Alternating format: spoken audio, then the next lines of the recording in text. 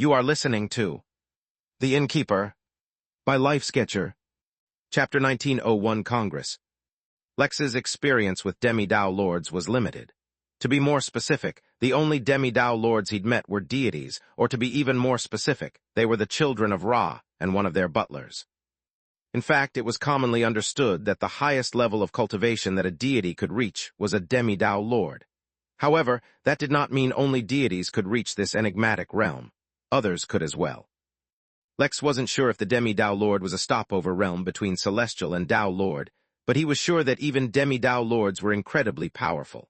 Their aura alone was enough to kill most, which is why he wasn't sure exactly how strong they were, but to him it didn't matter. After a certain point, it didn't matter how much stronger they were. Eclipse, who was looking at her obstacle course excitedly, heard Lex's words and blinked. She looked up at Lex, then down at the obstacle course and blinked again. "Oh, I forgot about them," she admitted, suddenly grabbing her chin as she began to think. "I suppose they are too big an obstacle for an immortal. I suppose I'll have them exit the mountain range, don't worry about it." She clapped her hands, and suddenly a miniature black poodle appeared beside her foot wearing glasses and wearing a blouse and a skirt. The poodle had no aura at all, and yet Lex had not even a modicum of doubt that it was infinitely stronger than himself. "Yes, madam?" the poodle asked, sounding distinctly French for some reason. "Harriet, be a darling and have the demi-Dao lords exit the network for a while," Eclipse told the poodle. "Also, while you're at it, temporarily withdraw the Tear of Eternix and close the portal to the edge of the void." Once she recalled what the level of strength an immortal was supposed to actually have, she realized that her obstacle course was just slightly too dangerous for them. It seemed like she would need to adjust a few things in the future. She turned toward Lex and explained, "Eternix is one of the oldest living Dao lords in the universe. That old fellow had some family troubles back in the day. I won't go into details. Respecting people's privacy is important, and cried a lot. I have one of his tears because it balances the various types of energies. The edge of the void is not really the end of the void. It simply refers to a tear in the void that leads to an unknown place. No one knows what's inside, but it's really fun to throw things inside the tear and watch them blow up. It's like firecrackers, but for Dao lords. Between you and me, I once saw another Dao lord throw in pictures of his ex-girlfriend in there. It was quite hilarious. Anyway, those two aren't really dangerous at all, but considering how fragile immortals are, I thought it would be best not to take any risks. Once everything is done, you should be clear to enter." Lex nodded as he struggled to retain his consciousness. He refused to faint once more, and just barely managed to hold on through sheer force of will. "Good, mentally prepare yourself," Eclipse said when she saw the focused expression on Lex's face. "The game will begin soon." Space. Midnight Inn. Wukong had managed to deter many Dao lords from entering the Midnight Inn, though a few still came and left the innkeeper their letters. Even then, Wukong did not stop causing minor issues. However, now he would have to stop. Sitting opposite to him was Kaken, the Governor-General of the Origin Realm, leader of the Henali in that realm, and ally of the Innkeeper. In fact, for the first time, even Mary showed up, though she had avoided the previous Dao lords. It wasn't that Kaken was too strong, no, he wasn't stronger than Wukong. It was that he was backed by the Henali, and provoking that race was a little troublesome. "While it has been a pleasure chatting with you both," Huron finally said after a couple of hours of lounging, "and it has been a great pleasure making your acquaintance, Lady Mary, I must ultimately get to the purpose of my visit. Due to the eruption of war, the situation has been tense lately, and I cannot be far from my post." "Lord Huron, your situation is completely understandable," said Mary politely, dressed as a character from Sailor Moon. "Please speak your mind." "I had originally hoped to meet the innkeeper directly, but I understand if he is occupied with other matters," he said as his mind wandered to the origin of the phenomenon he had witnessed recently. "Due to the situation lately, there has been a lot of scrutiny on my movements as well as the movements of my allies. For the sake of convenience, I was wondering if it might be possible for the innkeeper to host a few Dao lords in a discreet location, preferably even outside the Midnight Realm." Wukong smiled, for he could see why one might approach the innkeeper with such a request. His mastery over karma was only surpassed by his mastery over long-distance, seamless teleportation. The innkeeper left no traces of his work for anyone to find, which was truly incredible. "I will communicate your request to the innkeeper," Mary said politely. "On a matter this significant, I cannot speak on his behalf. I assure you, as soon as he responds, you will be given an answer." "It'll be troublesome if I enter the inn again," Huron said. You can send a message through one of my subordinates. An indirect letter for some other purpose, one that I can peer over by coincidence, will suffice. Mary nodded, and Wukong simply smiled, concluding that small yet significant meeting. The fact that such a thing had even happened was a clear indicator of how chaotic the situation was becoming. Space. Primordial Garden, Dao Congress. 36 Dao Lords sat in their various seats, 4 of them sitting in the panel right in the center of the Congress. Only one Dao Lord was missing, one who was supposed to sit at the panel, but that was okay. Everyone was already used to the absence of Harriet. The meeting has been called into session for one reason, and one reason alone, said one of the Dao Lords on the panel in the center. There have been changes made to the Primordial Garden by the fusion of the Crystal Realm, yes. But more importantly, the Mistress has found a new pet to play with. You all know what that means. Everyone needs to be on clean-up duty. We cannot have a repeat of the Acorn Realm incident. Collectively, all 36 Dao Lords let out an exhausted sigh. The Mistress is immune to all divination, and we cannot predict her actions or moods. Thus, it's impossible to predict what she may or may not do. We need to minimize the consequences of any games she might want to play. I have a message from Harriet, someone suddenly interrupted. The Mistress is at the obstacle course. While Harriet prepares the course, we have been assigned a mission to select something from the vault and place it at the end of the course to be the prize. Everyone in the room suddenly fell into a hush. Were they really going to use a treasure from Eclipse's vault as a prop in a game? It need not be mentioned that every item in that vault was a Dao-grade item. We cannot indirectly kill the game participant, another Dao Lord said. We have no choice but to use the belt as the prop. The other Dao Lords groaned. The belt, even touching it, was hassle.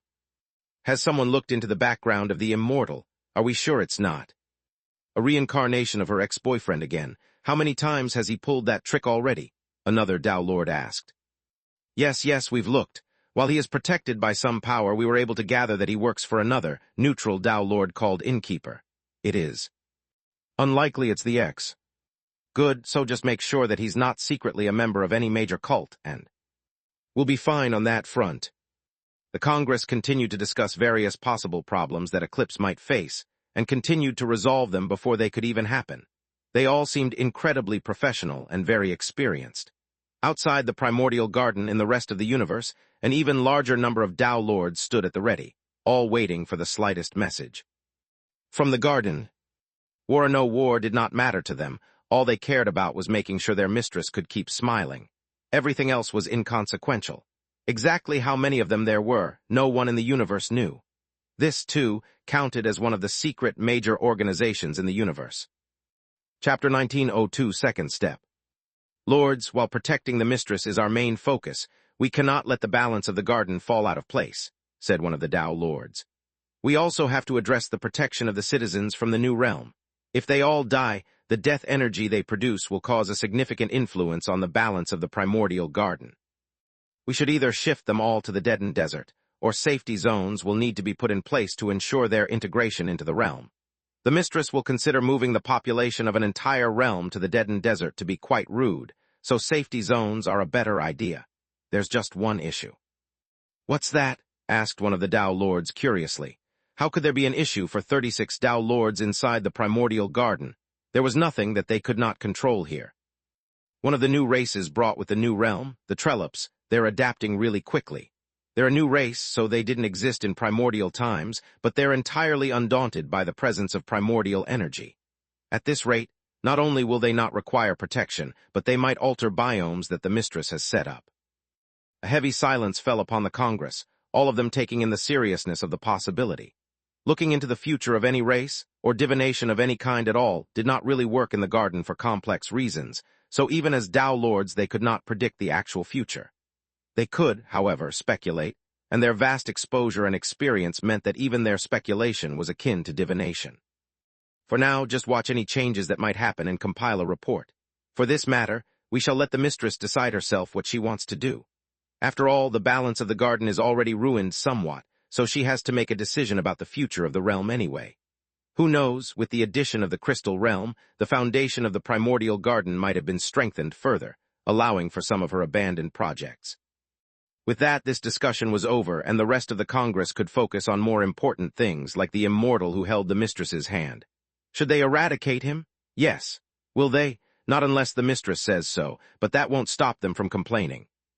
Cornelius stood still, looking out at the unfamiliar expanse in front of him, not reacting to the ongoing tribulation at all. Lightning fell from the sky, one after another, striking him as he rapidly approached the peak of the Earth immortal realm, but he could not be bothered. For hundreds of years, he led the humans of the crystal realm, bringing them from a small, insignificant force to a major power of the realm. But that was not enough. He put a stone on his heart and let them fight an endless war, all for the sake of improving them, of strengthening them, of creating a cultivation technique that can allow all humans to cultivate the true path. Most humans only cultivate one aspect of themselves, whether it be their body, their soul, or their spirit. But as a result, the chance for them to become an immortal drops drastically. Yes, he was not aiming for some great or grand ambition such as Tao Lord. For now, his goal was simply to create a cultivation technique most humans could practice until they became immortals. That was the first step, and it was the one he had been stuck on for so long. Having humans cultivate was easier said than done. Most of them weren't so talented and would reach their limit at the golden core. The elite ones could reach the nascent soul realm, and only those geniuses who had the backing of powerful organizations or resources already at the level of immortals could actually become immortal. Of course, there were exceptions, but Cornelius was working for the average fellow, not for the exceptions. Over countless years, he had already made tremendous progress, though he wasn't satisfied yet. That's when it happened. The crystal realm went crazy, to say the least. They all entered a new realm, and his nation that he had so carefully nurtured was lost. They were spread across the realm, far and wide, entirely out of reach. But that was not enough to overwhelm Cornelius. No, the reason he stood there, literally stunned, completely ignoring the lightning striking him from the sky, was because once he entered the primordial garden, he experienced what every other citizen of the crystal realm experienced. He underwent a baptism, strengthening him, enhancing him, setting him up so that he would not immediately die in the new realm. Such was the natural order of realms fusing with one another. So his body was enhanced to be able to tolerate primordial energy, enhancing him in ways he could have never even hoped for. When he, then, inevitably was exposed to the primordial energy, Cornelius underwent sudden enlightenment. He suddenly perfected the technique that had eluded him all his life, and achieved the goal he had been pursuing for so long. It came so suddenly. It came without warning. He used it again and again, yet no matter how many times he successfully ran it, he found it hard to believe. He had done it, he had done it. The destiny of the human race was changed forever. Lightning struck once more, and Cornelius completed his tribulation, reaching the peak of the Earth immortal realm. But this was no longer enough for him. With nothing holding him back anymore, he was ready to take the second step. Yes, this was merely the first step in the revival of the human race back to their rightful place. Grand ambition burned in Cornelius's eyes as he summoned his major tribulation, ready to become a heaven immortal. Space. Primary realm, ruins of ascension. The human race keeps going up. They've now moved up 130 places in a short time. This is incredible, marveled one of the primals. Who cares about that? The fanged sparrow race dropped 19,000 spots in the last hour as every single celestial in their race was slaughtered. If this trend continues, they may drop out of the immortal tier altogether soon enough. Said another. This war is terrible, said another primal as he mixed a cup of coffee for themselves. This is absolute madness. Hey, on the bright side, a lot of energy is being released back into the universe. Not to mention, every single immortal alive is a strain on the universal laws. With a lighter strain, the universe will be able to mature more easily. Another primal scoffed. What's the point of killing a bunch of immortals? Even a single Tao Lord is worth 1,000,000 immortals, if not more. If that's the purpose of this war, then why don't they try sacrificing a few Tao Lords to ease the strain? Most just rolled their eyes instead of answering the question, leaving only the original speaker to answer. You know, Tao Lords aren't easy to kill. Besides, who would be willing to sacrifice their own Tao Lords? They're too hard to come by, and each one of them is a major asset. Not to mention, it's not like the strain on the universe is a big deal anyway. We were just saying that with a lighter strain, the universe will mature more quickly, not that the universe is struggling under its strain. He had tried to defuse the situation, but it was too late. Once the topic of universal strain was touched, everyone had opinions to share. Nowhere in the universe was free of politics and political ideologies. Guys, pay attention to the rankings, one of the primals said. There's a new race that shot up the immortal tier. They've gone up by 300 positions. It seems they suddenly gained a whole lot of heaven immortals. Which race is it then? Why are you keeping the suspense? Another asked. The Trellop race. That's odd. They have a few celestial immortals, but not many. I think they're a fringe race that only exists in one realm or something. While all the races of the universe are suffering, these random races are benefiting, someone remarked casually. Well, someone note down the Trellops and remember to rank how much they rose or fell once this war is over. I feel like we'll need to create a whole new ranking once this ordeal is over. The whole host of primals groaned when they heard that. No one liked the idea of stacking up more paperwork. The humans are rising again. So are the Trellops. The giant race went up one rank. Did they gain a new demi-Dao lord? There's a beast race that's suddenly shooting up. They are a subbreed of rabbits. Good for them. The politically correct term is bunnies. Shut up. Chapter 1903 of Narn. Lex did some warm-up stretches as he got ready for the upcoming obstacle course. Mentally, he was also planning out exactly how much time he could spend on the course. He had 2 time-sensitive quests waiting for him. The first quest, with a time limit of 6 months, was to make a total of 10 taverns.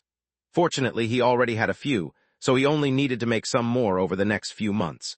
To expedite the process, he had Mary tell Orin to begin creating the foundation for the remaining taverns so that Lex could come and complete them. No time could be wasted. It was most certainly not considered cheating if he had someone else complete the quest for him. He was just being a good CEO and delegating tasks. His second time-sensitive quest was to accept a Heaven's puppet as a guest at the inn. He had no idea how to do that, so he had put up a quest in the Obsidian Club for a way to contact a Heaven's puppet. Although all of the system users in there were weak, they were still system users, so anything was possible. Simultaneously, he also told someone at the inn to start collecting the general knowledge about what was going on in the various realm wars that had started. It was fairly easy, since common knowledge could be bought from guests from a small amount of MP. Somewhere in the back of his mind, Lex knew that he could benefit from this somehow. He just wasn't sure how yet. It was at this time he heard a very familiar sound, the sound of a new notification. Lex was lucky that Eclipse had her powers sealed, or she might have heard it too. After all, if even Wukong could see Mary's hologram before she gained a commonly visible body, then Eclipse could most certainly see a lot more. Lex looked at the notification and almost fell over. New quest, a guest of great prestige has requested a service, and as the best inn in the universe, the Midnight Inn cannot disappoint. Host a Dao Lord tea party in a discreet location so that they can plot universal domination. Quest target, Governor General of the Origin Realm plus guests. Quest deadline, 1 year Origin Realm time. Disclaimer: real-time events may cause this deadline to short or lengthen without notice. Quest reward, subject to performance. Quest failure punishment, the inn cannot lose its prestige. Failure is not an option. Remarks: a primordial garden, a Dao Lord tea party, and an immortal system host. It's a romantic comedy waiting to happen. Lex read the quest once, and then read it again before dismissing the notification. It seemed he could not afford to lose in this obstacle course. The system had given him a pretty big hint, not that he needed one. The primordial garden was the perfect place to host the tea party, but getting permission to have one from Eclipse might not be so easy. If he could use that as the reward for completing the course, his chances of making it happen might actually increase. It was nice to see that the system hadn't threatened him with death for such a critical quest, but he had a feeling that the outcome of failing this quest wasn't going to be pleasant, and he didn't want to find out if he was right or not. All right, the Demi-Dao Lords have left the course, and we've sealed up all portals that might accidentally suck you in and throw you in some other part of the universe, said Eclipse as she walked up to Lex. But I have to warn you, the obstacle course is still not easy or simple. Don't judge things here based on their cultivation realm. Anything and everything primordial is powerful, and cultivation has nothing to do with it.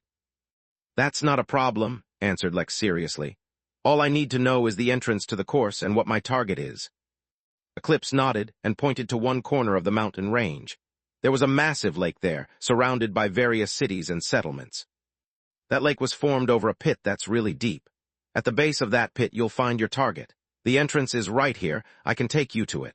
All you need to do is bring that belt outside that lake and I'll consider you having completed the obstacle course. During the obstacle course there are no rules. You can use any means to complete the course and I'll count it. By the way, if you encounter trouble, there's no need to hold back your strength or spare anyone on my behalf. If anyone fights, they have to accept the consequences. I don't purposefully throw people into the course, but I also don't ignore the law of the jungle. The primordial times were filled with death and survival, and that theme exists in my garden too. Death is not evil, and life is not holy. In here, the only thing that really matters is how you use the time that you have. Lex nodded. Eclipse seemed like a very nice person in general, but it was impossible for someone so strong to be a foreigner to death and survival. If there was no real risk in this obstacle course, then it wouldn't really be an obstacle at all. Don't worry, I understand what I'm getting into. Is there anything special I need to know about the belt before I begin? He asked. Oh yeah, good question. Don't put the belt on unless you want to use that as a reward for completing the course. That thing is called the Chastity Belt of Narn, and it contains a whole galaxy inside of it. Once you put that thing on, you most certainly won't be able to take it off until you become a Dao Lord, so think twice before accepting it as a reward. Of course, even if you do want it, I don't mind. The premise is that you can complete the course. Now hurry up and enter the course. I'll be watching. Chapter 1904 Narnil. Lex was so stunned he forgot to move when Eclipse told him to enter the course. Chastity Belt of Narn. To date, that was the third Narn accessory he had heard of, and also the third one that contained a galaxy, but a chastity belt. It was unbelievable. A lot of the respect and admiration he had towards Narn suddenly started to fade. Who is this Narn? Lex could not help but ask. I've encountered a couple of his accessories before. Not who but what, Eclipse corrected. Narn is short for Narnil, a magical realm from back in the primordial age. A lot of stuff happened back then, and well, it's best if I don't tell you, or instead of fainting you might just blow up. It's crazy that you've encountered multiple accessories. That's actually quite dangerous. The last time someone tried to collect multiple Narn equipment, even Dao Lords were killed as a consequence. Nowadays, most don't dare to collect more than one. Lex nodded once he got over the bout of dizziness. So collecting a single piece of equipment wasn't a bad idea, it would only get bad after one. Not that it mattered, he was not interested in a chastity belt, and he already knew what prize he was going to ask for anyway. Without further ado, he hopped through the opening in the crystal surface of the mountain range that Eclipse pointed at. He had glanced at the path from the entry point all the way to the lake, his final destination. The moment he fell through the crystal, the first thing he attempted was teleportation. Why walk when you can teleport? The answer, as it turned out, was because primordial space was infested with space monsters. As soon as Lex tried to select a destination for his teleportation, space seemed to open up all around him, releasing monsters. The monsters looked like sharks, except that segments of their body looked metallic, while others looked like they were made of stone, while others still were made of random third material. A dozen appeared out of nowhere, swam through space like they were in water, and attacked Lex. The space sharks, as Lex aptly named them, each radiated a powerful, primordial aura that made it tough to determine their actual cultivation realm, not that it mattered. Just like what Eclipse said, the only thing that mattered was that they were strong. Lex instantly understood what happened. By touching upon the space laws, he released a beacon announcing his location, opening himself to be attacked by the space sharks. He didn't know if more would appear if he tried to teleport again, and he didn't have time to figure it out. Unwilling to get bit, Lex punched the nearest shark, holding nothing back. Truthfully, he almost expected that his attack would fail miserably based on his experience ever since he arrived in the garden. Fortunately, that is not what happened. The shark was knocked aside, though the skin on Lex's hand also tore open. It wasn't that Lex's body was weak so he got injured, but that the body of the shark seemed to be made of constantly churning fragments of space. It was only because he was so strong that he merely tore his skin. Anyone else would have had their entire body sucked in on the slightest contact. Lex's eyes sparkled as he realized what happened. His developing Dao body was not without a certain strength of its own, and his tribulation seemed to have added a primordial element to him as well. Although he was neither fully a primordial, nor did he have a complete Dao body, even the fragmented presence of the two gave him a unique edge. With his strength proven, Lex had no more reservations. His hesitation turned into resolution as he unleashed domination on his surroundings. Fighting with his bare body was for scrubs and earth immortals. A heaven immortal had to fight with style. His primordial-tinged aura was not as effective on the sharks as it would be on others, but that was never Lex's goal to begin with. As soon as they made contact with his aura, a new string of karma connected them all. The karmic bead appeared in Lex's hand, which he dissolved in his aura, strengthening his command over the aura connecting him and the sharks. Then, he unleashed supremacy. The laws of the garden were too foreign and too powerful for Lex to affect for now. So instead he established a basic karmic connection strong enough to act as a conduit, and through that he established supremacy over them.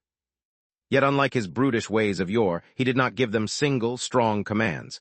The sharks themselves were too powerful for that. Instead, he implemented his supremacy with finesse. He altered their senses and muddled their minds, allowing them to act with free will otherwise. "Oh wow, that's so cool!" Eclipse exclaimed as she saw Lex just standing there with his arms crossed, surrounded by space sharks that were attacking and shredding each other to pieces. "Relational laws," Lex muttered as he thought of more complex ways in which he could manipulate laws.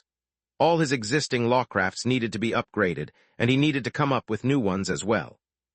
Studying the primordial garden was a good source of inspiration, so he activated the ability of his left eye and entered into the flow state. His left eye, which could see through everything, had been enhanced, allowing him to glimpse not only the secrets of the laws around him, but the laws that the sharks used as well.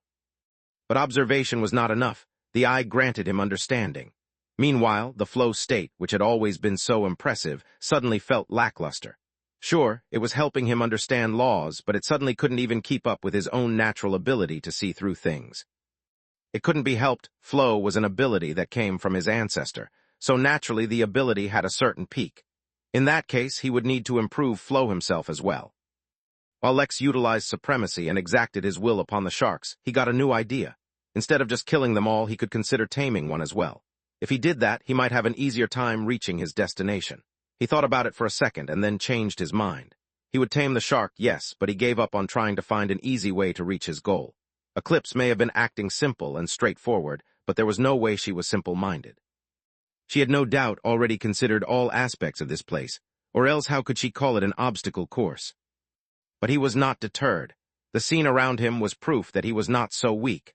This obstacle course could be just the thing he needed to familiarize himself with his abilities. Chapter 1905 Mouth. The space sharks weren't dumb. In fact, their level of intelligence could be considered far greater than a normal human. After all, how could someone at such an immensely powerful cultivation level remain non-sentient? The reason then that they attacked each other with such wild abandon was Lex. Sure, punching things felt nice, but his powers went beyond that. Yes, he was not a mere brute anymore. Through his supremacy, he forcefully caused them to enter a confused and delirious state, while making them view each other as their target. After that, all he needed to do was pose. Eclipse had warned him that he should be wary because everything primordial was strong. Well, that sorta included him now too. Once the dozen sharks were weakened enough from fighting, and instead, used supremacy in a different way. He weakened their spirit before invading their minds with his own spirit sense, ready to bind them. Yet it was at this phase that he encountered an unexpected amount of resistance. No matter what strategy he used or how he tried to subdue them, it was not possible. The amount of resistance they showed should not have been possible considering their weakened state, yet that affected nothing. Eventually Lex came to a certain conclusion. Primordials could not be enslaved. They could not be tamed. Maybe if he was much stronger he would be able to, but the resistance that they put up was far stronger than it should have been. At his current level he could not do it. But so be it, it wasn't like he had no other options. Lex chained up all the sharks using his spirit sense and the ability of his right eye to manifest formations and glyphs before restoring their sanity to them. "Greetings, gentlemen," Lex said with a warm smile. Yet instead of responding to his clearly amazing generosity and hospitality, the sharks bared their teeth at him, demonstrating their aggression even in their weakened state. "It seems you all are slightly upset with me, but other than that one fellow, I have not laid a single hand on all of you. In fact, you all were the ones attacking me, not the other way around. In truth, there is no reason for us to be enemies. I have a deal I'd like to propose. The 12 of you work for me for a bit, leading my chariot, and I'll set you free once I leave. How does that sound?" As Lex spoke, he did not forget to maintain his warm smile. Unfortunately, his hospitality was not appreciated. "I will feed your entrails to the dogs," one of the sharks said. It was clearly very angry, maybe because it was the one Lex had punched. Either way, the shark was ready to rain down a deluge of insults on Lex, but it never got the chance. Faster than thought, Naraka flashed and returned to Lex's spatial ring, all without Lex laying a single hand on it. The next moment, the shark that had insulted Lex split in two, a straight line cutting it down the middle. You know, back where I'm from, there's a very famous cuisine that consists of uncooked fish. It's called sushi. So, are you open to working with me, or do you want to contribute your strength in the form of shark sushi? I'll admit, I've never eaten shark sushi before. A heavy silence fell upon the region as the sharks glared at Lex. Outside, Eclipse sat on a rock and enjoyed the show. Lex had barely entered, and he was already putting on a performance. You know, I bet a reality TV show following him around the universe would be pretty popular, said Eclipse to Harriet. Harriet wanted to argue, but the scene of 11 space sharks willingly being chained up and getting latched to a chariot that Lex pulled out of nowhere forced him into silence. For some reason, this is not how he imagined one would traverse the obstacle course. Shall I cancel the Primoworms then? I doubt he'll be stepping on the ground, Harriet made an observation. Yes, even Harriet could not see the future here. Why? She asked, sounding genuinely confused. Just tell the worms to jump. Harriet was once again stumped. Well, it wasn't as if it was impossible. It was just that the last time the worms jumped, Eclipse slapped them out of the sky, questioning what kind of worms fly in the sky. Don't sweat it too much, Eclipse said, waving her hand. The worms aren't important. It's the spiders you should watch out for. On the way here, we passed the vanishing tarantula. I'd bet an arm and a leg that he's going to send his kids after Lex. Harriet sighed but said nothing. The last time Eclipse lost a bet where she bet an arm and a leg, she took them off the nearest baboon. He'd hate to see her lose, but the consequences of her victory, well, it was Lex's problem anyway. Lex, meanwhile, looked out into the distance with his hands folded behind his back, his hair flowing in the wind, his chariot being flown across the sky by 11 space sharks. Yes, why take shortcuts to his destination if he can fly there? If he stayed below the ceiling of crystal, but far above the troubles on the ground below, who could bother him? All he needed to do was strike a cool pose. Of course, in truth, he was doing more than posing. He was surveying the area around him, observing how all the many beasts and creatures down on the surface behaved and used their powers. He observed their power levels, their strengths, their weaknesses, everything. It just so happened that he was posing while he did all that. Thus, when the ground suddenly shook beneath him, Lex merely turned his head sideways to look down. What he saw was a hole. To be more specific, he saw a mouth. An open mouth. A worm's open mouth approaching him quickly. Chapter 1906, How Thoughtful. Lex looked down at the open mouth shooting towards him like a rocket. He still did not move, but instead summoned a lightning bolt beside him, a golden-colored one. Changing the color of the bolt was merely an aesthetic choice, since he had somewhat become fond of the golden color. What did have an impact on the lightning bolt, though, was that Lex kept strengthening it even as he changed its shape into that of a trident. All this he did without moving a muscle. When the worm finally reached close enough that it needed only slam its mouth shut, and Lex would be trapped inside its mouth, he spoke. You need a breath mint, but you'll have to suffice for this.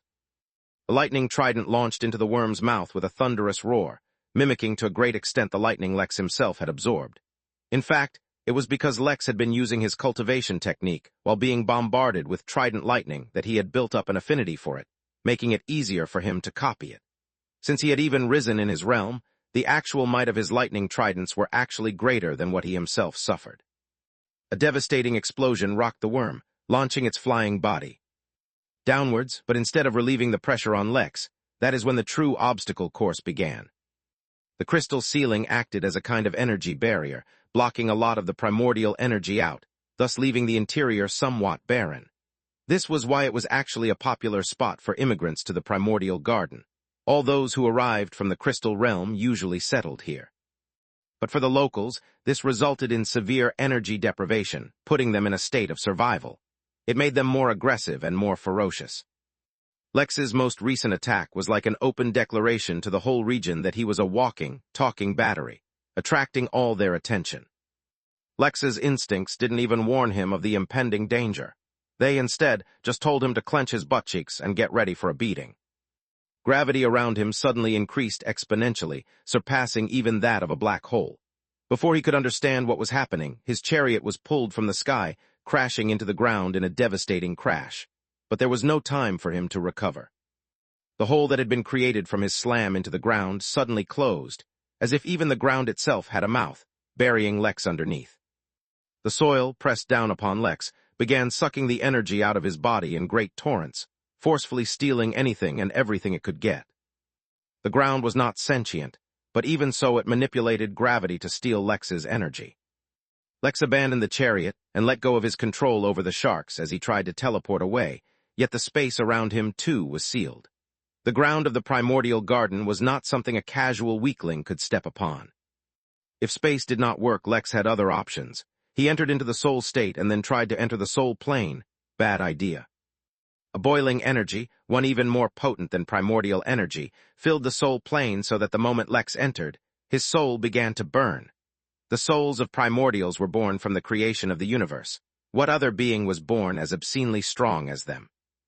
Lex switched, entering the shadow plane. The shadows beneath the crystal ceiling were especially rich and extremely old. They contained secrets and powers the light refused to shine on. When Lex entered, the plane wanted nothing more than to welcome Lex into its eternal embrace, turning him too into one of the secrets it hid. Blood hell, why is everything so intense? Lex exclaimed as he turned back into his normal physical form. Nothing was easy here, everything was hard. Lex simply had to choose the hard he preferred.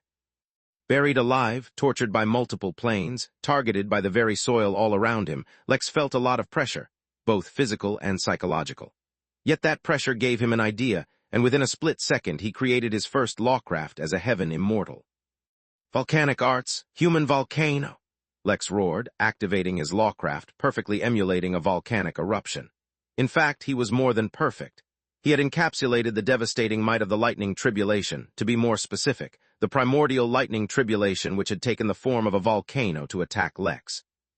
The ground around him erupted, creating a crater hundreds of times larger than before as Lex's body shot out of the ground.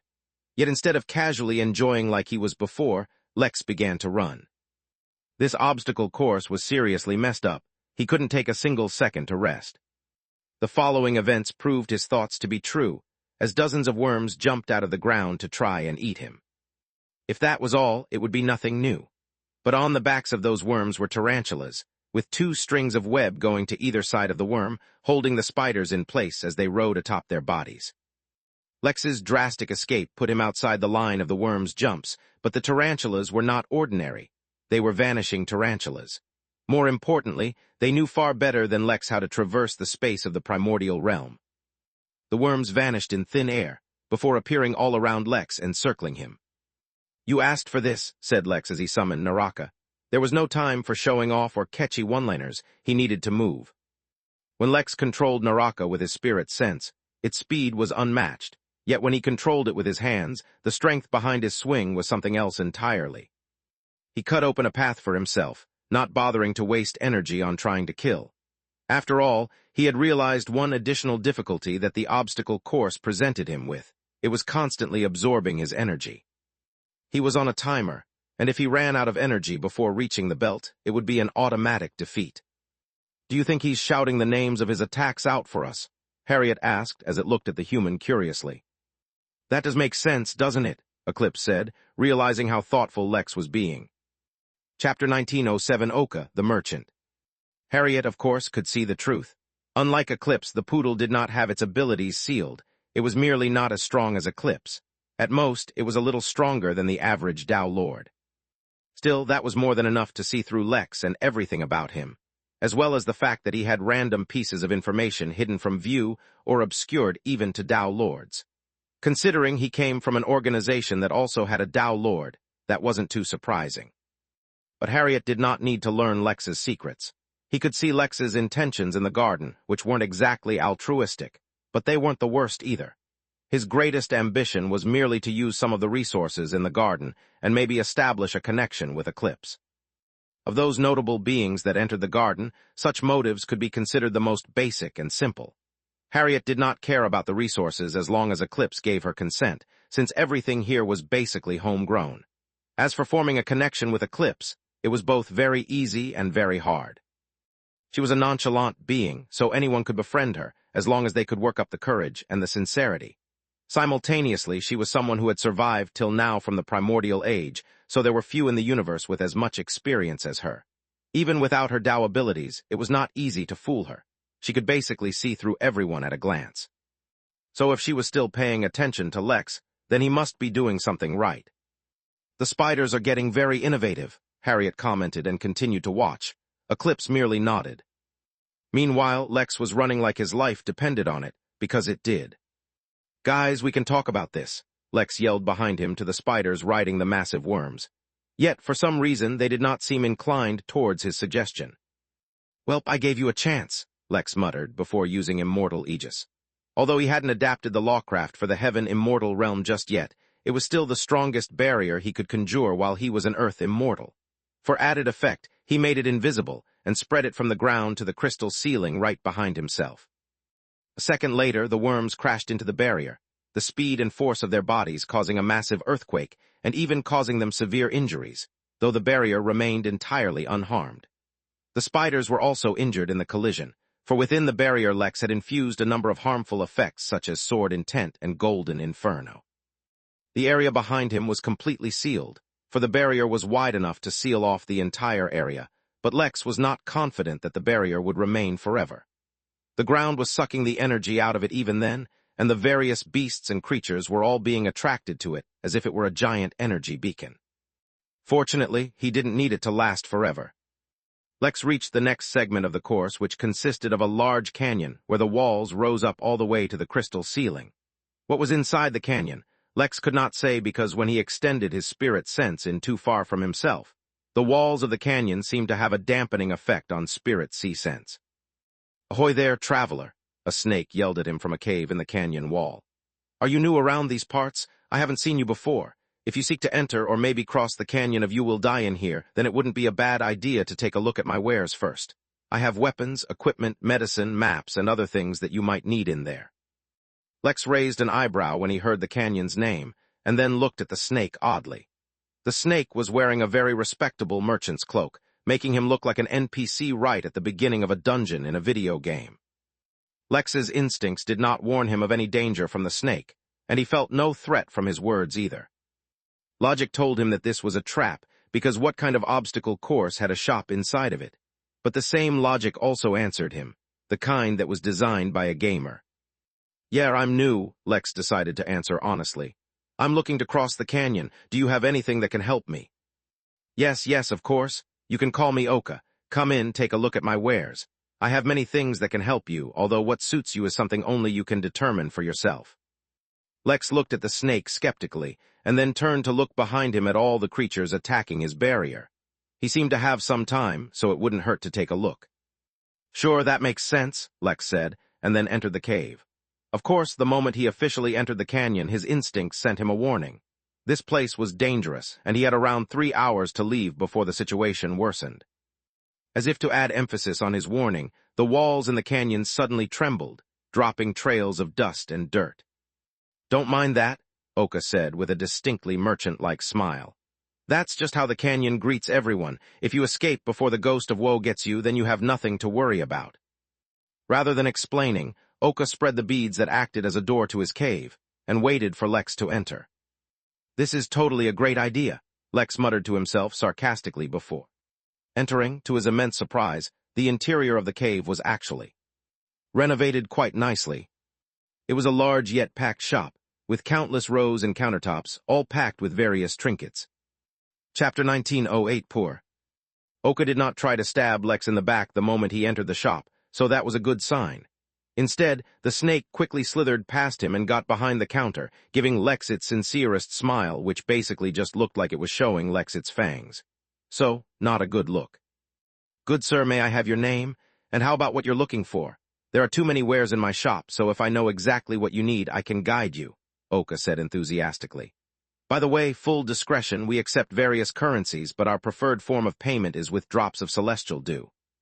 Lex was familiar with celestial dew. Basically, the energy that celestial immortals contained within their body was unique, tinged by the influence of the 8 ruling laws. So if celestials concentrated a large amount of energy and condensed it, it would form a drop of celestial dew. Celestial dew was more or less the same no matter which celestial immortal made it, and could be used for a number of various things. In fact, weaker immortals and certain beasts could even use them for cultivation. This basically meant that all celestials had an infinite money hack, except that making the dew took time and energy. It would be much easier to simply use their immense power to acquire wealth rather than waste time making dew. But that is exactly what made the dew so valuable, not to mention that it was a consumable form of currency, which meant there was never an overabundance of it. Lex himself did not have any celestial due on him, but since they accepted alternate forms of currency, he should be fine, hopefully. My name is Lex, and I need something that will help me get out of the canyon as quickly as possible. Maybe if you have something that can help me avoid or perhaps resist some of the dangers of the canyon. Maybe a list of what to expect in and after the canyon, Lex answered as he swept his gaze over the wares. Each one of them felt incredibly powerful. It was not every day that Lex felt someone was richer than him, but he got a feeling that Oka was close. If Lex didn't have amber chaos resin, he would probably qualify as someone poorer than him for sure. The snake merely nodded and waved its tail over the counter, summoning 3 items as he did, and then looked disappointed at the very wares he had pulled out. According to my tail, these are the only things in your budget, Oka said disappointedly. The compass will constantly point you towards the exit of the canyon on the opposite side of where you came in. The notebook contains a detailed list of everything you can expect in the canyon. The box of candy will allow you to resist the wail of the ghost of woe for a time. Lex raised his eyebrow, looking at the snake in surprise. The only thing I can afford? What do you mean? I may not have celestial due, but I am far from broke, he said, almost feeling challenged. Do not take it personally, Lex. This can't be helped. It is just the things are, my tale never lies. Lex did not feel like Oka was looking down on him, but he felt challenged. All right, what are the prices for these? He asked. The compass is worth 1 drop of celestial due. The notebook is 10, and the box of candy is worth 100 drops of celestial due. All right, so how much is that in spirit crystals? Lex asked. As he asked the question, he suddenly began to suspect why Oka felt like he couldn't afford stuff here.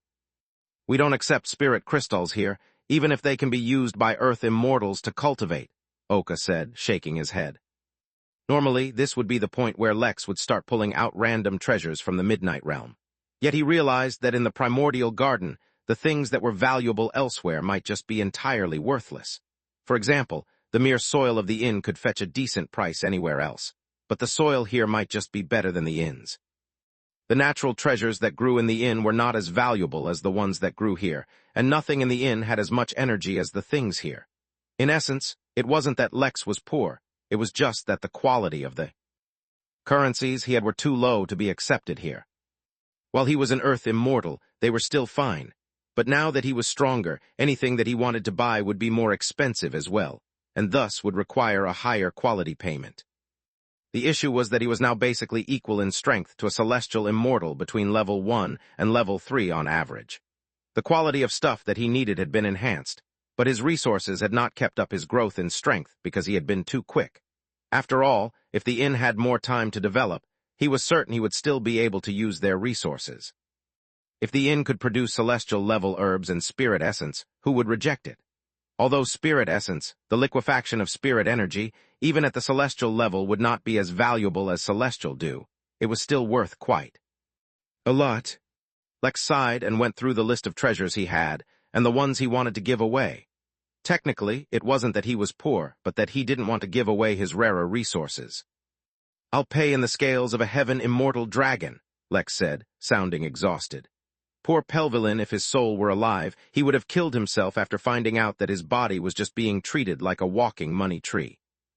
Excellent, that is something we can accept, Oka said with a smile. Now, if you can produce the scales, I'll have it appraised to determine the exact worth of the scales. Chapter 1909 Cheapskates. I thought we evacuated all demi-dao lords, Eclipse said with her chin resting on her hand. Why is Oka still there? Harriet sighed as he looked at the snake with exhaustion in his eyes. He crushed his Dao again, the poodle answered. He says he would rather not become a Dao Lord than become a Dao Lord with a Dao he does not approve of. That's stupid. He's the one coming up with the Daos. How can they be something he doesn't approve of? Eclipse asked.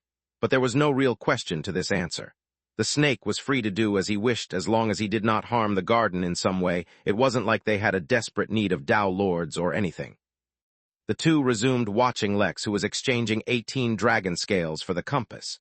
In truth, that conversion rate was pretty bad, but this was the primordial garden, so the value of heaven immortal materials wasn't all that great here. Lex didn't bother buying anything else or even inquiring the price of anything. He had entered the shop out of curiosity, not to get a reality check about his poverty. Turns out, even after owning an entire realm, a man could be poor. "Hey Lex, before you leave, please take this," Oka said, suddenly slithering from behind the counter and handing him a business card. "Since you're now an official customer of my shop, you can use this card from anywhere in the primordial garden to enter my shop and buy something. Trust me, we have everything you need, and even more of things you don't even know you need."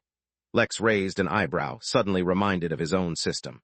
All guests who bought something could get a key to return to the inn. Was Oka a system user? The question seemed genuine, but Lex had a feeling that this wasn't the case. Instead, he felt like Oka was strong enough to achieve this on his own. Mary had once told him that he would associate anything and everything magical to systems. But when he grew stronger, he'd realized that stronger cultivators could do the same things on their own. It seemed like he was finally strong enough to get in touch with such people. "Thanks," Lex said and took the card. He stepped out of the shop and took a look at the compass, which was pointing him deeper into the canyon. He had less than 3 hours to leave the canyon, but he had no intentions of taking that long anyway.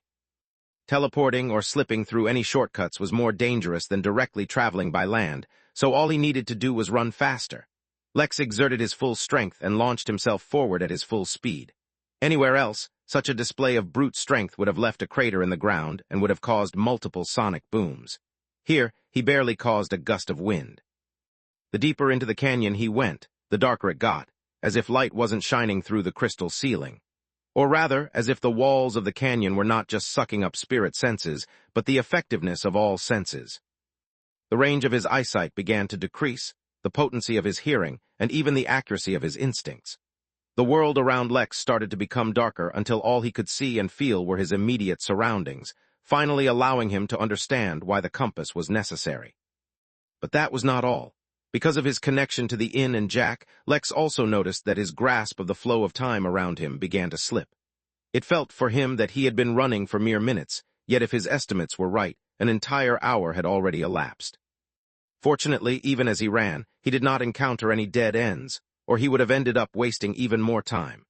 In fact, this deep in the canyon and this suppressed by its walls, Lex almost felt like he would have gotten lost entirely, even unable to determine where he was and which direction he wanted to go.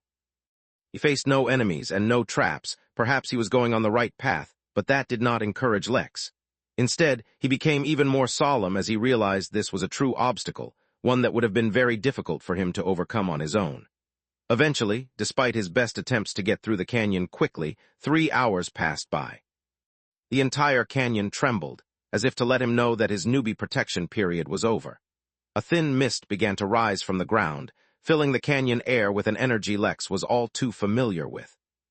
"Ghosts," Lex groaned as he pulled out Naraka. Ghosts weren't actually the souls of those who died, despite many cultures and faiths stating so. They were a distorted life form born from the energy of a soul when it collapsed, which is why sometimes ghosts looked similar to people who had died. Ghosts, much like the creatures of Abaddon, craved souls and the energy from which souls were made, for that is what allowed them to grow. The reason why Lex didn't like them was simple. They were all cheapskates. The Midnight Inn had accepted guests from all kinds of races, even ones who Lex would have honestly preferred to avoid, such as the Gelati, a race of slug-like creatures who were annoying as heck. But ghosts were the cheapest of them all, who did anything and everything to get free things without having to pay anything even if the service was genuinely worth it. A very important point to note was that ghosts and spirits were not the same. For example, if a guest paid all their net worth to the inn to avail their beyond-the-grave service, they would be transformed into spirits. That allowed them to continue to exist, but in a different form and tied to the limits of the inn. A ghost, instead, was always a new entity, even if it inherited some of the memories of the soul they had been born from. Chapter 1910, Sin City Eye. As Lex ran through this mist, his senses suppressed so much that he could not even see the walls of the canyon beside him anymore. A hand suddenly rose out of the mist and grabbed his thigh. "This is why I hate ghosts," Lex groaned as he used domination to incinerate the ghost hand away. "They're all perverts who like grabbing legs. How can a whole race have foot fetishes?" Outside, both Eclipse and Harriet looked at each other. The truth was that ghosts most often grabbed legs because their most common attack tactic was to hide underground and then emerge unexpectedly, grabbing their target as quickly as possible. As such, it was natural that they would grab legs and feet, the closest things to the ground. Yet, what if that slight bit of logic was just a cover to hide their fetish? Both of them obviously knew that this wasn't the case, and yet, it was much more entertaining to treat it as the truth anyway. "Oh my, how scandalous," Eclipse said as she chuckled, covering her lips with her hand as she did. "I always knew that there was something wrong with ghosts," Harriet commented, his tail wagging in the air. He didn't care what the truth was, as long as Eclipse liked it, that was the truth. Lex continued to run, but he disliked being so vulnerable. So the next time a ghost tried to cop a no, as in, the next time a ghost tried to grab his leg, Lex grabbed the ghost first and yanked him out of the ground. Then Lex slapped the ghost a couple of times to establish some karma between them, before fusing the karmic bead with the ghost. Clearly, everything here was related to ghosts, so he wanted to deal with them once and for all. Instantly, Lex could see hundreds of thousands of karmic strings emerging from the ghost and spreading all across the canyon, though Lex focused on the largest one. Once the connection had been established, Lex grit his teeth and used a bit of brute force. Through the application of his supremacy and his deep understanding of karma, Lex did something genuinely impressive for his level. He swapped the position of the random ghost in his hand with the ghost who had the strongest karmic connection using only their karma. "Whoa," exclaimed the ghost of Woe as he experienced something unexpected. Unfortunately, or rather, to the woe of the ghost, that was merely Lex's opening act. Furious flames shot out of Lex's mouth as he unleashed Golden Inferno on the ghost, strengthened both by Lex's domination and his new cultivation level. A loud, resounding scream echoed through the canyons as the ghost suffered serious burns, suddenly reducing the oppression on Lex by the canyon. The ghost tried to disappear, fading into the mist, but Lex firmly held onto its karma, not attacking directly but channeling the attacks through the strings of karma. This meant no matter where the ghost went, or how far it escaped, it could not run. Once, the Innkeeper had used a mere butter knife to attack through the karmic strings across an entire realm. What Lex was doing now was merely a pale imitation of that. "He's not bad," Eclipse commented as she saw Lex attacking through karma. "Back in the day, I used to use karmic strings similar to that to craft my web. That's how I was able to trap my first husband." "Mistress, please stop referring to Eternix as your first husband already. His actual wife dumped him because of that. He still hasn't gotten over it even after they eventually got back together," Harriet said, feeling troubled. "How else was I supposed to get his tears?" Eclipse asked seriously. "Also, I'm a very conservative woman. If a man has lived on my web, he must become my husband. Cohabiting with someone of the opposite gender on the same web without a proper relationship is highly uncouth." Eclipse was speaking very seriously, even waving her finger at Harriet, as if teaching the poodle an important life lesson. Harriet sighed and said nothing else, as long as the mistress was happy. Lex, meanwhile, kept burning the ghost again and again until, eventually, the ghost of Woe personally opened a portal out of the canyon for Lex, throwing him out. But since the ghost was feeling a little vindictive, the portal opened directly to the gate of Sin City. Seeing the exit before him, Lex allowed himself to be pushed through. In the end, he didn't need the compass to exit the canyon, but Lex genuinely believed that it helped him avoid a lot of trouble, so he didn't regret the purchase. As for the karmic bead, Lex had no trouble recalling it. That bead permanently resided in Lex's karma, which meant that as long as Lex or even Jack existed, the bead would be available to them. Only if they died would the bead become an independent, unowned treasure that others might covet. As soon as the portal closed behind him, Lex took stock of his surroundings and noticed that he seemed to be inside a regular city. Of course, there was nothing regular in the primordial garden, so the first thing Lex did was try to exit. He failed. That's when he read a board placed right next to the entrance. "What happens in Sin City stays in Sin City. Whoever comes into Sin City stays in Sin City." Basically, the city just takes but never gives back the mayor. What kind of a slogan was that? Yet based on the number of residents and the casual attitude they all maintained, it seemed the situation here was not too bad. He just needed to find a way out. After all, this, too, was an obstacle for him to overcome. "Harriet, did we ever get around to making an exit for that city?" Eclipse asked, suddenly remembering one of the things on her to-do list that she forgot about. "No, mistress. No one has exited that city since you created it," Harriet answered truthfully. Suddenly, for reasons he did not understand, Lex started to get a bad feeling. Chapter 19, 11 Sin City II. "Shall I quickly whip up a secret exit?" Harriet asked. No, let it be," Eclipse answered as she observed Lex. "For a human to attract my interest, there has to be something special about him, and if that's the case, how will I ever discover his worth if we hold his hand?" Harriet opened his mouth to argue, but then shut it again. What did he care if Lex was able to overcome the obstacle or not, as long as the mistress was happy? Also get rid of all the ghosts near my dwelling. I can never look at them the same, Eclipse continued.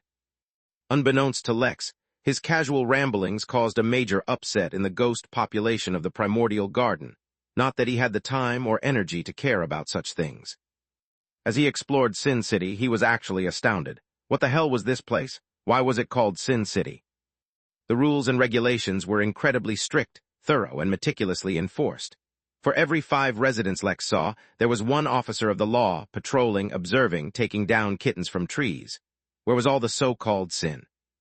"Hello, sir, are you new here?" one of the residents, an earth elemental in the shape of a short golem, asked. He reached about Lex's waist and had a youthful energy about him. "Yeah, I just came in fact," Lex said. "The place seems very different from how I imagined it based on its name." "Oh yes, sir, that is to be expected. My name is Galu Galu. For one Earth affinity treasure at the celestial level, I can act as your tour guide and share all the laws of the city with you. Trust me, if you break any laws, you're going to have a bad time, so this is a really good deal." Lex looked at Galu Galu with sorrow on his face, and he didn't even need to pretend. A celestial-level Earth affinity treasure? He did not have something like that. "I would pay you, but the ghost of woe stole my main spatial treasure," Lex lied without the slightest hint of remorse. "I have a few things, but they're all around the Earth immortal level or below." Galu Galu shook his head, as if distraught by the news, and placed a hand on Lex's shoulder. "That's really bad news, man. I've heard of the ghost of woe. He specializes in taking his target's most valued possessions and items, hence the name. Who knew he would take your whole spatial treasure? That's just too bad. I feel a little bad for you, so I'll help you out anyway. Don't forget this favor in case we become neighbors." Galu Galu burst into uproarious laughter once he was done speaking, patting Lex on the back as he did, while Lex struggled to understand which part was supposed to be funny. With a small chuckle, Lex tried to move on to the next topic. "Thank you a lot, Galu Galu, but I'm not really planning on staying here long. Do you know how to exit this place? I have an important appointment." The elemental looked at him in shock. "Oh, you don't even know? Poor fellow. Oh, such a poor fellow. My friend, no one leaves after entering Sin City. Literally since the founding of this city, not a single soul has left its boundaries." Galu Galu looked at Lex's dumbfounded expression and burst into laughter once more. Come, let me take you to the mayor's office. He likes to meet each new resident himself as a way of keeping his popularity high. Sin City has democratic leadership, so popularity is very important. After all, these are the people we have to live with for eternity. It would suck if they started to hate you." Galu Galu started laughing again, his energetic voice resounding across the city suburbs, filling the air with a light, jovial mood. Of course, all the locals were already used to it, but even Lex couldn't help but relax a little around the extraordinary joyous fellow. "All right, I'll chat with the mayor," said Lex as he accompanied the Earth Elemental. Someone of status would likely know the situation with the city better anyway. "Can you tell me a little about the city while we go? Why is it called Sin City if it's so peaceful?" Ha, that's not how it started out," Galu Galu said with a smile. "It's the greatest joke of the century. This place was originally made to be a place of indulgence. A heaven for the hedonistic, a red light distract for those who wanted, a gambling den for those with too much money. Hundreds, thousands of such souls entered the city to sate their cravings and give in to their indulgences. After all, what they did here didn't matter, right? They could just go back to their lives and pretend it never happened, right? No one would know, right? Turns out they were wrong." Galu Galu spent another couple minutes laughing before he could continue, his laughter itself so funny that even Lex cracked a smile. "Oh man, it was so awkward. Everyone acted however they wanted, assuming they would never see each other again. Turns out they were stuck together for eternity. The guy you fought with yesterday. Now he's your neighbor, the lady who entertained you the night before. Neighbor, the random stranger who you randomly revealed embarrassing secrets to while drunk. Neighbor, they all became neighbors. H-A-H-A-H-A-H-A. Cough, cough." Galu Galu started coughing because of how hard he laughed, causing a bewildered Lex to have to pat the elemental on his back. Anyway, ever since everyone realized that they'd be forced to live here forever. And since the population was fairly low back in the day, they all decided to turn this into the opposite of a Sin City. Since everyone knows everyone, they all treat each other well, have built a strong community, and created a safe environment for everyone. As such, over the years, many people immigrated over, increasing the population. Chapter 1912 Bark Elemental. The increase in population is actually the second biggest hurdle faced by Sin City after the inability to exit the city boundary, Galu said, continuing his explanation. The size of the city is fixed, but the number of residents is variable. We can go high up until the crystal ceiling, and below the ground until we hit the obsidian layer, and we can only go as far as the boundary of the city. Over the years, with the residents having kids and new residents coming in from outside, the issue of space has become a critical one. Sin City can't even trade effectively with others, and is at the mercy of those who come to our borders to trade with us. Such a situation naturally resulted in a resource shortage which is hard to overcome, but eventually, overcome it we did. With Celestial Dew as our main export, and a number of dedicated trading partners such as the Merchant Oka, combined with a strict hierarchy and rules, the city became a functioning, even thriving metropolis. But as a result, the continued thriving status of the city is contingent on all the residents adhering to the laws of this place. It helps everyone involved, so for the most part we face no issues. New residents often are the ones who cause the most problems, and a few old ones who might be suffering from frustration at being unable to leave. Sometimes they cause major issues, and sometimes they cause minor inconveniences. Either way, if they break the rules and threaten the flourishing existence of Sin City, they will be punished. Punishments vary in severity, but death sentences have been carried out 3 or 4 times in the history of the city due to the intensity of the crimes. But for the most part, punishment means hard labor, as in, making Celestial Dew for the city. Oh, there's also a rule that new residents have to pay a higher tax for the first 50 years due to the fact that they could have brought additional resources from the outside. Also, you're not eligible to buy property for 100 years. Galu continued to share random yet interesting facts about the city as they walked, occasionally bursting into laughter as he did. In truth, Sin City was quite big. The city covered more area than some small countries in Europe, so one couldn't say that they lacked for space. But after centuries of accumulation, the number of residents had also increased so much that it seemed like they had a space shortage. In fact, apparently just a few decades ago, the latest mayor had enacted a one-child policy which was really popular among the older residents. Although what Lex was truly interested in was the geographical history of the place, he didn't mind the interesting facts about the city itself. It was not every day one encountered such a unique situation, so learning about how they handled their problems was quite educational. The funny thing was, because of how strict the rules here were, the life expectancy was actually greater than other parts of the garden, which is why they had such a high immigration rate. Besides Celestial Dew, Sin City had managed to create a unique plant that only their city knew how to grow, and it was a main ingredient in many medicines. As such, the city was actually quite wealthy. Lex, due to his in-depth knowledge of logistics and city planning from the inn, saw certain signs of good management that even Galu had probably never noticed. Eventually, though, their chat ended, and Galu brought Lex to the mayor's office. The mayor, as it turned out, was also an elemental. He was a bark elemental, meaning he had immense control over wood. He was one of the oldest residents of Sin City and an even older resident of the garden. His seniority, as well as his excellent leadership, were both the reasons that he maintained his status as mayor for so long.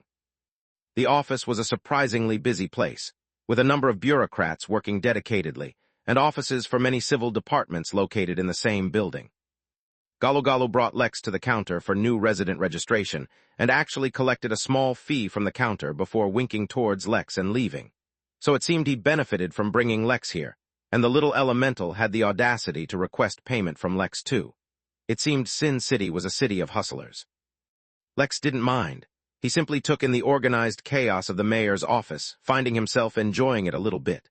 Compared to the previous obstacle, this one was a lot less stressful, but it might end up being a lot more dangerous.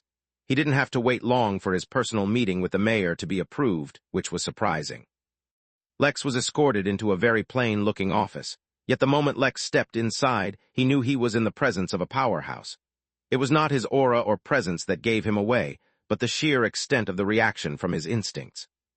Their feedback was pretty clear.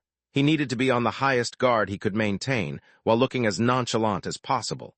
The being in this office was more than capable of endangering Lex's life. While Lex studied the mayor studied Lex as well, and Lex noticed a distinct sense of disappointment when the mayor noticed him. "Welcome, resident, to Sin City," the mayor spoke, his voice gradual and deep, almost causing Lex's hair to stand on end. This was a very dangerous man, he could tell. I normally don't take the prerogative to ask such questions, but in this case I cannot help myself, so please do not mind my curiosity. Are you a foreigner to the garden? Lex did not show a visible reaction, but immediately he could sense that he was being looked down on. It seemed that foreigners from the realm were not looked upon favorably. Chapter 1913 Regal Embrace. Chapter 1913 Regal Embrace. Lex studied the mayor. Unlike Galu Galu, who appeared like a golem, the mayor was an elemental that was floating in air, appearing like some kind of array character. In fact, Lex was fairly confident that his body formed the array character for Bark itself. He had no eyes per se, but his gaze was evident nonetheless. His body was different from all bodies Lex had seen, but Lex could read his body language nevertheless. He was amiable, and it was clear that he would not be rude to Lex, but there was an air of arrogance ingrained in him that was a very part of him, and as such he would look down on Lex even if he didn't show it. Innate arrogance, but a level of amiability, and the fact that he had run Sin City so well all influenced Lex's decision to not bother the mayor too much. Although he didn't like others being arrogant in front of him, sometimes it wasn't worth the distraction of dealing with it. Yes, answered Lex as he walked deeper into the room as if he did not sense the hidden danger. You can call me Lex, no need to call me resident. I do not intend on staying within your city for long. I only came so that I can understand more about the city from you and hopefully find a clue as to how I can leave. If there are no clues, then I'll just figure something out on my own. The mayor chuckled upon hearing Lex's request, as if an elder was laughing at the random words of a little child. All right, Lex, sure. I'll tell you about our city. You're not the first to doubt the city's ability, and you won't be the last either. This is a place that has corralled primordials, let alone those who came after. It is not something that can be just overcome, though I wish you the best in your endeavors. Maybe you will succeed where millions of others have failed before you. Lex raised an eyebrow but said nothing. The mayor had a lot of sass, but Lex had already decided to not bother with him much. Yes, he was a patient guy. He was all about patience. Barrier around the city is continuous, and is more than just a seal on the city. In fact, it also protects the city as well. It allows those who mean no harm to enter, but any attack or enemy will be stopped at the gates. There is no weak point, no core, no dependencies. The entire barrier is entirely self-sufficient, so much so that the barrier is practically a law. We predict that in a few million years, the barrier will become a permanent law that exists within the primordial garden. Perhaps it was meant as a prison for the worst, or perhaps its formation was an accident. No one knows the truth behind it, but countless primordials have studied it. In fact, even I myself have spent many hours studying the barrier both from within and from the outside before I entered. A brief of everything I learned about the barrier is mentioned in the barrier brochure as a part of our barrier tour. You can find a copy outside at the reception. While you're getting that, I also recommend grabbing the brochure for the orientation program for new residents for when you give up trying to leave. There's a club dedicated to finding a way out of the city made up of some of the most powerful primordials in our city. You can sign up for their newsletter so you can stay up to date with the progress of your betters on how to exit the city. Lex raised an eyebrow, looking at the elemental with a slight hint of surprise. Was this guy supposed to be amiable? He was supposed to be a politician. He just seemed like a closet elitist to Lex. Primordial, you seem to have a lot of opinions to share for someone whose life's greatest achievement was being born into fortunate circumstances. Normally, I would say a few words back to put you in your place, but there's no point in defeating an opponent who has already given up on himself. Enjoy staying in Sin City for 1,000,000 more years. It seems like a really nice place. Lex turned out and left, no longer bothered to deal with the mayor. The moment he heard that what was sealing them inside this place was a protective barrier, he lost interest in hearing anything else. If there was one thing he was confident in, it was in his defense and defense-related abilities. In fact, Lex was sure that if his tenet had been defense, he would have rocketed through the immortal levels even faster than he already had. But supremacy suited him a lot more. Regardless, Lex's confidence in leaving had increased drastically, regardless of whether there was some other, secret way that the owner of the garden had meant for him to take. The mayor did not mind Lex's words, nor did he take them too seriously either.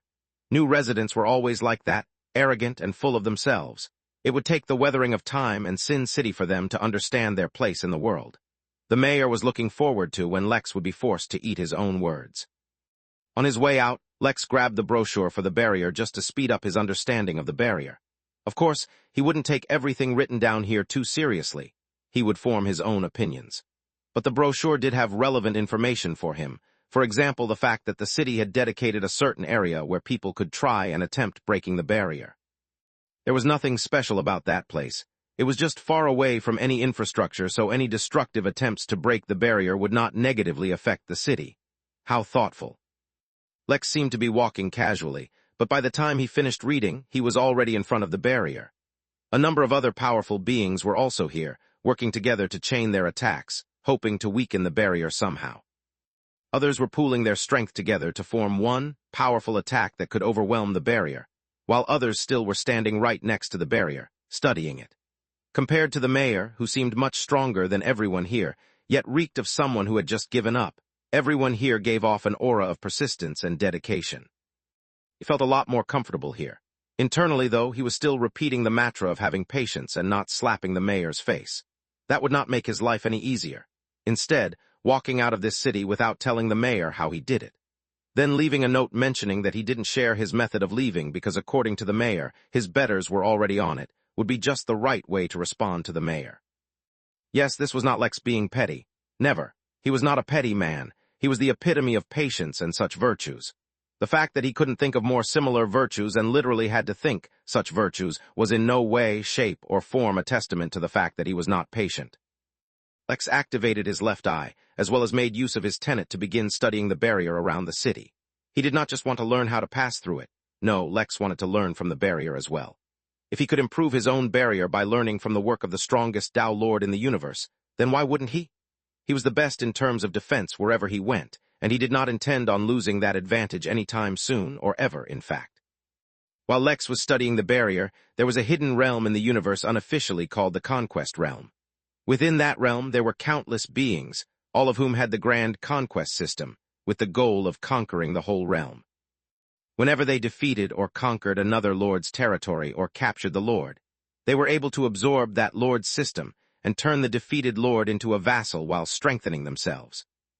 Somewhere in that realm was a man, a human, who had once expressed his distaste for the Midnight Inn and had dreams of conquering it and using it to rule a realm. Now he needed the inn no longer. Now he had the grand conquest system. When he had first come to this realm, he had been afraid and hesitant, but the longer he lived here, the more his inner animal came to bear, the stronger he became, and the larger his empire.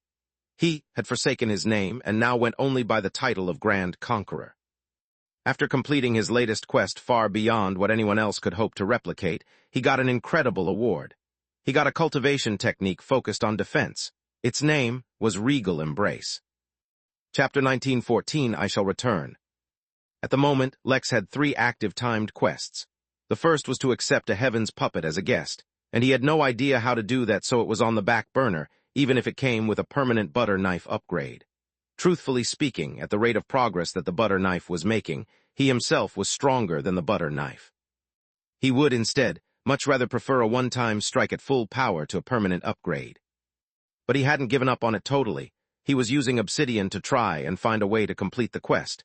His main priority, however, were the next 2 quests. He needed to create a network of 10 taverns in 6 months, and he also needed to host a tea party for Tao Lords within a year. The problem with these 2 quests were that there wasn't enough time for him to make so many taverns on his own, and that the time frame for the second quest could drastically reduce at any moment, depending on how the situation developed universally. Considering that Jack himself was stuck in a major realm where there was a war ongoing, Lex was fairly up to date with the situation, at least with that realm. War was chaotic, so it wasn't as if that allowed him to predict how things would go, so he wanted to complete that quest quickly too. That was why Lex was in a rush, but his current obstacle couldn't be overcome by rushing. The unique environment under the crystal ceiling created an environment with energy scarcity, which was one of the reasons for the elevated worth of celestial dew. Ironically, however, Sin City did not suffer from energy scarcity despite being so packed. Perhaps that was another reason why the city was so popular. While Lex studied the barrier, he understood that the top and bottom of the barrier were connected to the crystal ceiling and obsidian layer down below, both of which contained boundless energy. As such, not only did the barrier have a limitless energy source, it filled the area contained within with energy. In a way, Sin City became the largest producer of celestial dew in this entire region, becoming rich off of their unique circumstances. Of course, the fact that countless celestials needed to be trapped here to make it happen was just the price of such dominance. Putting that aside, Lex was in a rush to understand the barrier so that he could escape. His time was short. That did not mean he rushed his study of the barrier itself. No, he was the paragon of patience. Something as powerful and sophisticated as the barrier deserved his full respect and attention. So he stood there, silently studying the barrier in great detail. All the various primordials attacking the barrier, or stimulating the barrier in various ways, actually helped Lex increase his understanding of it even more. In fact, Lex entered his state of flow, and activated all sorts of treasures and abilities to help him increase his comprehension as much as possible. For some odd reason, since he had begun studying this barrier, there had been a subtle change in Lex's karma. He felt that there had been some change in his comprehension regarding defense, and Lex couldn't understand what or why that was. It had been too long since he gave up on regal embrace, and even when he cultivated it, it was during the lower, more basic levels. Ultimately, its influence on Lex was limited. Even so, Lex did not want to give up the foundation it had built for him. He did not want to forsake the status of having the best defense in his level, which was another reason he was taking so much time to understand this barrier.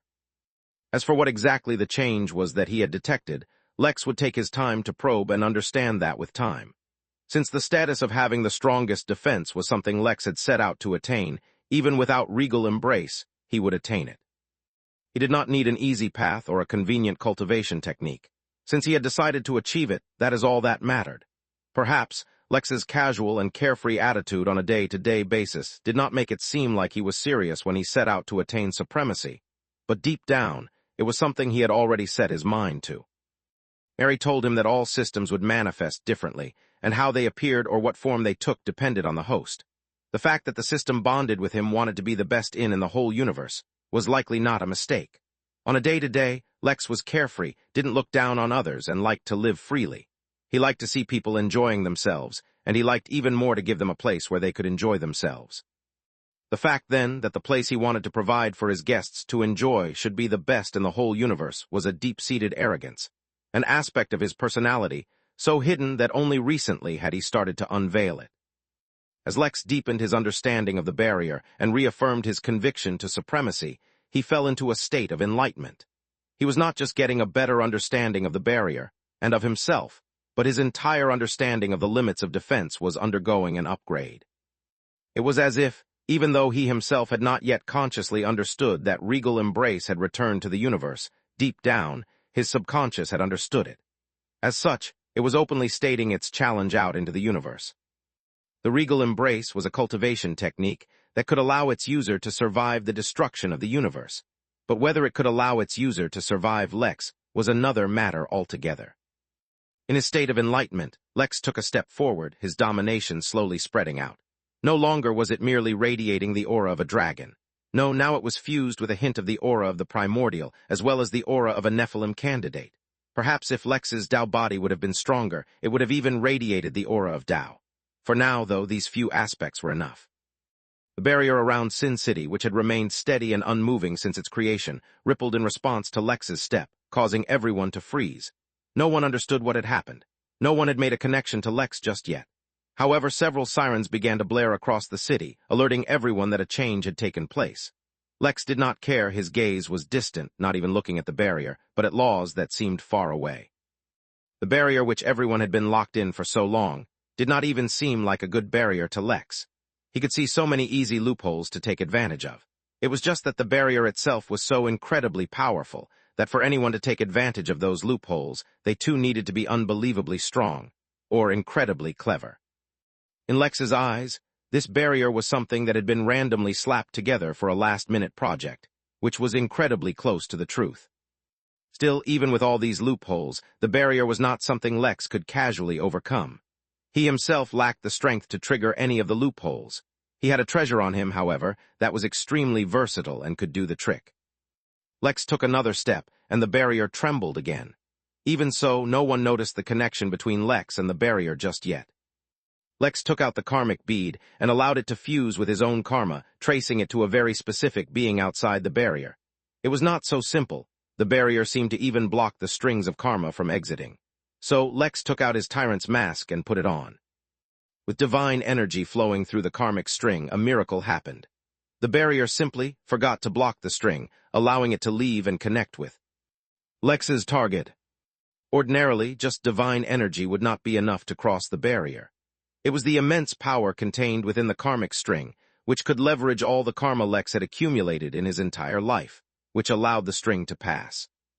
Somewhere in the canyon, the ghost of Woe, who was nursing his burns, felt an incoming danger. Before he could respond, however, the ghost of Woe swapped places with Lex. "Woe," he exclaimed, as his gaze fell upon the massive barrier of the City of Sin.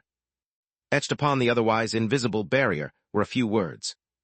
"I shall return in 1,000,000 years to ask the mayor what progress my betters have made. Lex." Chapter 1915, Uncovering a Secret. Interesting, how interesting, Eclipse mused again and again as her gaze was fixed on Lex. Even after stepping out of Sin City, he remained still since he was in a state of enlightenment. That is not what she found interesting, or even the fact that he had exited the city. What was interesting to her was that, even in his state of enlightenment, he had not forgot to taunt the mayor.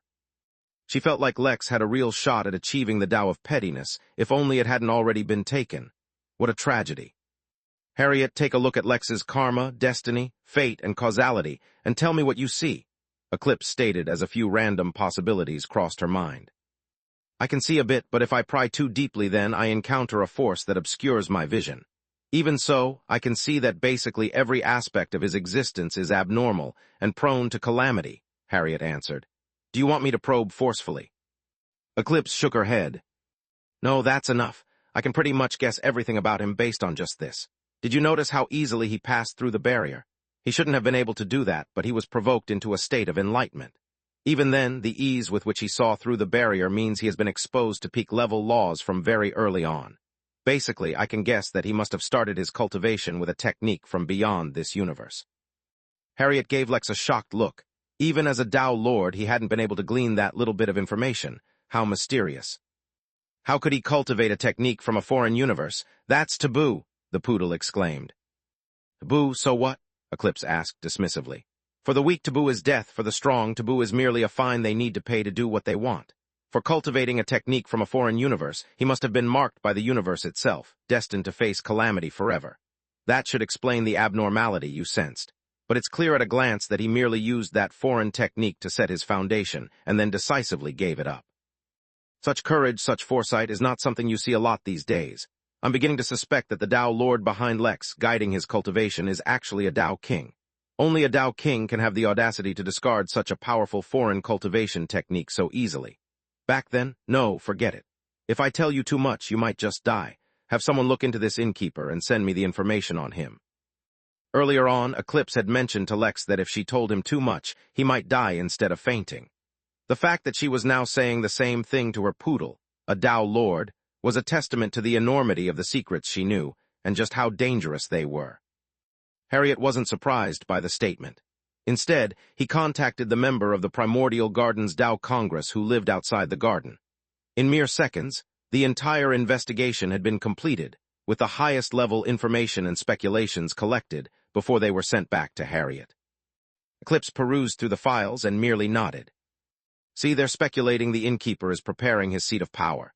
Definitely a Tao King. I'm really curious about what he's planning. As someone marked for taboo by the universe, it'll be incredibly hard for Lex to become a Tao Lord. Then again, he had managed to collect some heaven's favor.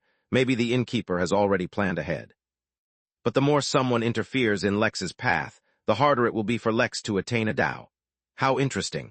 Who knew that the universe was turning into such an interesting place? I'm getting more and more tempted to take a stroll outside my garden." Harriet looked at his mistress with an expression of exhaustion and wondered if he should remind her of some of her obligations. After a little hesitation, he decided to casually mention them. "Mistress, the primals have invited you to the primary realm many times to take a look at the primordial pool. If you leave the garden, but go to the Innkeeper instead before visiting the primary realm, it might cause some misunderstandings again. After all, it has been a while since you took a new husband." Eclipse flashed Harriet an odd look but did not comment.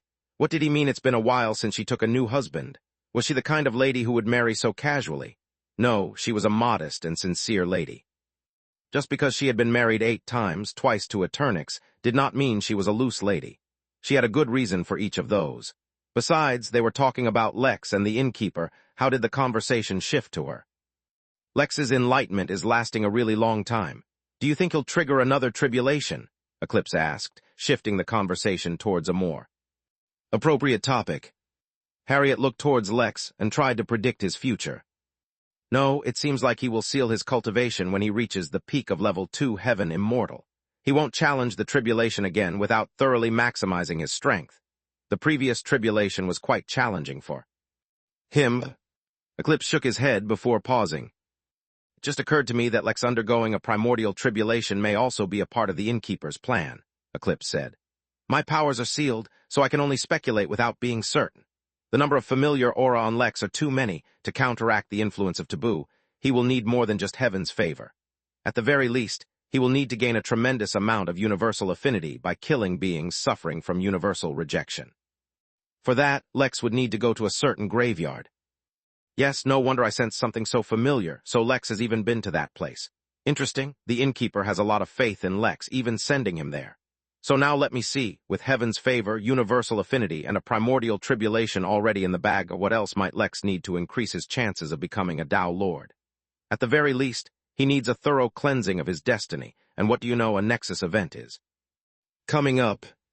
Clip suddenly sat up straight as she felt like she had caught onto a huge secret. How many secrets were there left in the universe that she did not know? Very few. For a new one to walk right into her garden and catch her attention, perhaps even this had been planned in advance by the Innkeeper. Yes, definitely a Tao King, Eclipse muttered as her gaze sharpened onto Lex. Once more. Chapter 19:16 Multi-Talented. While Lex was stuck in his enlightenment, and Eclipse was pondering the many methods the Innkeeper was utilizing to carefully and meticulously craft Lex's cultivation path, the residents of Sin City were losing their minds. While at first no one had connected Lex's steps to the trembling of the barrier, too many had seen him so effortlessly slip through the barrier, while another took his place. They all tried to copy him. So many tried everything in their disposal to use that moment of weakness in the barrier to escape, to no avail. As hope eventually turned into despair, they finally focused on the words left on the barrier. The fact that the only person to exit Sin City had left behind his name did not surprise anyone. Who wouldn't want to leave behind their legend? What did surprise a lot of people was the message that followed. It wasn't complicated, and the meaning was clear enough. It was blatant and obvious sarcasm, as well as a pointed remark left towards the mayor. Whoever this Lex person was, he had been insulted by the mayor, which is probably why he didn't share the method of leaving with everyone else. The aforementioned mayor arrived on the scene mere seconds later, rushing in response to the sirens, only to freeze when he read the massive message left on the barrier. No, this shouldn't be possible, the Bark Elemental muttered, shocked by the sight he was seeing. No, this must be a hallucination. Denial, disbelief, refutation. Several other synonyms for denial. All of them described the mayor's state of mind at that moment, yet the feeling did not last long. A strong sense of danger woke the mayor up, alerting him to his surroundings. The citizens of the city were glaring at him with murder in their eyes, the area around them turning red due to their immense killing intent. This is a misunderstanding, the mayor tried to state, but he was forced to run due to the onset of a stampede as the citizens of the city competed to clobber him. Impeach him, someone yelled from behind. Turn him into sawdust, yelled another. Vote for Galu Galu in the next elections, yelled a third. The peaceful environment that had lasted so long in Sin City had been broken as countless citizens raged. An opportunity had come to escape, but their mayor had squandered it. Guys, listen, this is a misunderstanding, the elemental yelled, but no one listened. Waving a pirate flag with a skull and bones wearing a hat, the citizens marched to depose their leader who had reigned endlessly on this city. Meanwhile, Lex's enlightenment was finally broken when a sense of danger erupted from within him. Without hesitation, Lex sealed his cultivation, preventing it from rising any further. He would maximize his gains at each level before triggering a tribulation. While a tribulation in the primordial garden was extremely useful for him, he needed to survive it first to enjoy the benefits. Since the tribulation would increase in difficulty in each level, he was not yet ready to ascend to level 3 just yet. Lex took a look at his surroundings and found himself back in the canyon. Using the compass once more, Lex rushed towards the canyon exit.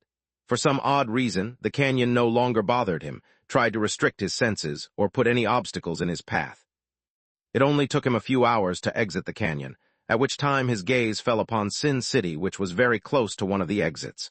Even from afar, he could see the chaos that had gripped the city, which kind of made Lex feel a little guilty. But a few seconds later, the guilty feeling disappeared. He hadn't done anything wrong. Even if he told others how he left, it wasn't like they could imitate him. Regardless of what happened, his departure would have caused unrest. At least he gave them a viable option to vent their frustrations on. This way, the city would soon regain its peace and return to the sanctuary it once was. Yes, venting feelings every now and then was important. Lex was merely helping the overall mental health of the city. He had not done anything wrong. With that little round of brainwashing himself over, Lex quickly departed. So far, his journey had been really hectic, but he still had a lot of ground to cover. Running at full speed while he digested his gains from his previous enlightenment, Lex put on a great show for Eclipse to watch. One after another, he overcame the many obstacles in his path, some which Eclipse had purposefully created, and some which had formed organically over the years. The only commonality between all of them was that each and everyone pushed Lex to his limits. Time and time again, Lex was pushed to the brink of his ability, but time and time again he succeeded. The reason this pattern continued was not because Lex was suddenly becoming stronger after facing each obstacle, but because he was unfamiliar with his own new power and abilities. Only by pushing himself to his limits was he able to unlock or discover what he could do. For ordinary heaven immortals, this was a process that lasted centuries of millennia. It wasn't that they were lazy or didn't push themselves to the limits, but because the environment in the garden was just too unique. Combined with the diversity of Lex's skills, it became an inadvertent crash course in understanding his own abilities. The higher up one ascended in their cultivation path, the less and less they relied on simple and straightforward means of combat, such as fighting with their physical bodies. Since Lex's ascension to his levels was too short, he was still influenced by his habits as a mortal, which limited his understanding of the abilities of immortals. In truth, there was no set or standard way for immortals to fight because the possibilities were literally endless. This experience simply allowed Lex to unleash all that he had learned. From the most mundane to the most prestigious skill or ability, everything came to bear, and everything was polished. Meanwhile, the more Eclipse saw, the more she believed in her theory. Lex was just too versatile and multi-talented for his progress to be random. The Innkeeper had been guiding him of that, she was now sure. The only thing left to ascertain was the extent of the Innkeeper's ambitions.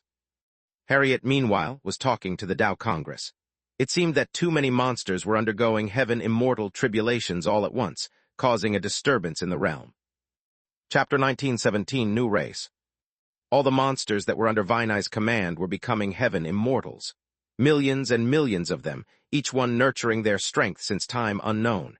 In fact, Vinai himself was undergoing a tribulation, although his was a little different. He was not undergoing a tribulation to become a heaven immortal. Rather, he was bearing the universe's punishment for forsaking his role as a deity. Just like when diviners and oracles, who foresaw a future that they should not have seen or revealed, were punished through a tribulation, many others who earned the ire of the universe suffered as well.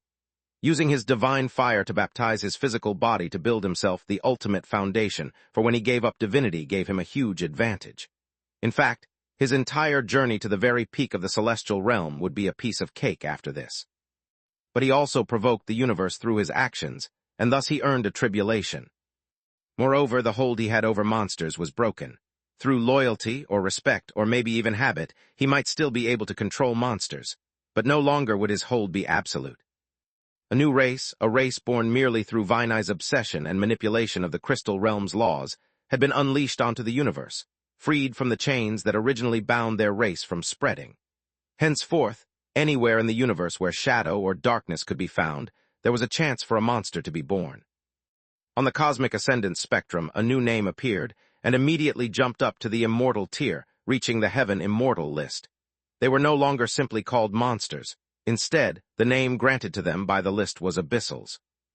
Originally, they existed only to support Vinai's mythology and lore.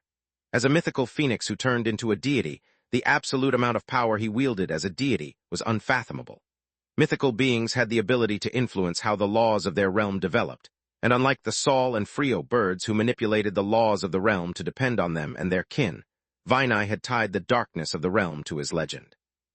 According to his myth, the monsters born from the darkness owed him absolute allegiance since they were born from the traces of energy that leaked out from his body. By staying longer and longer in the darkness, they could grow independently, absorbing energy from the realm. That is why all monsters were born weak, and took millions of years to grow strong. In theory, Vinai's mythology was not too strong, his ability still within the confines of what was possible. But allowed to accumulate and grow infinitely, the monsters that had been born pathetically weak had become true nightmares. Now freed from the chain that linked them to Vinai, they did not cease to exist. Instead, the universe corrected the flaw in their laws, allowing them to become a race of their own. What Vinai had accomplished was no small feat, and it clearly could not have been done by accident. Something like this would require immense foresight and meticulous planning over a period of many years. Then again, Eclipse thought the Innkeeper was a Tao king, so who was to say what was real? The Tao Congress couldn't care less. A new race? They were born every day in the universe, and every day another race went extinct. Such things didn't bother them. The only thing that mattered to them was how this was affecting the climate in the primordial garden. Some of the plants and herbs here required very specific climates to continue their growth. Meanwhile, Lex finally reached the final portion of the obstacle course. It had only taken him a total of 11 days.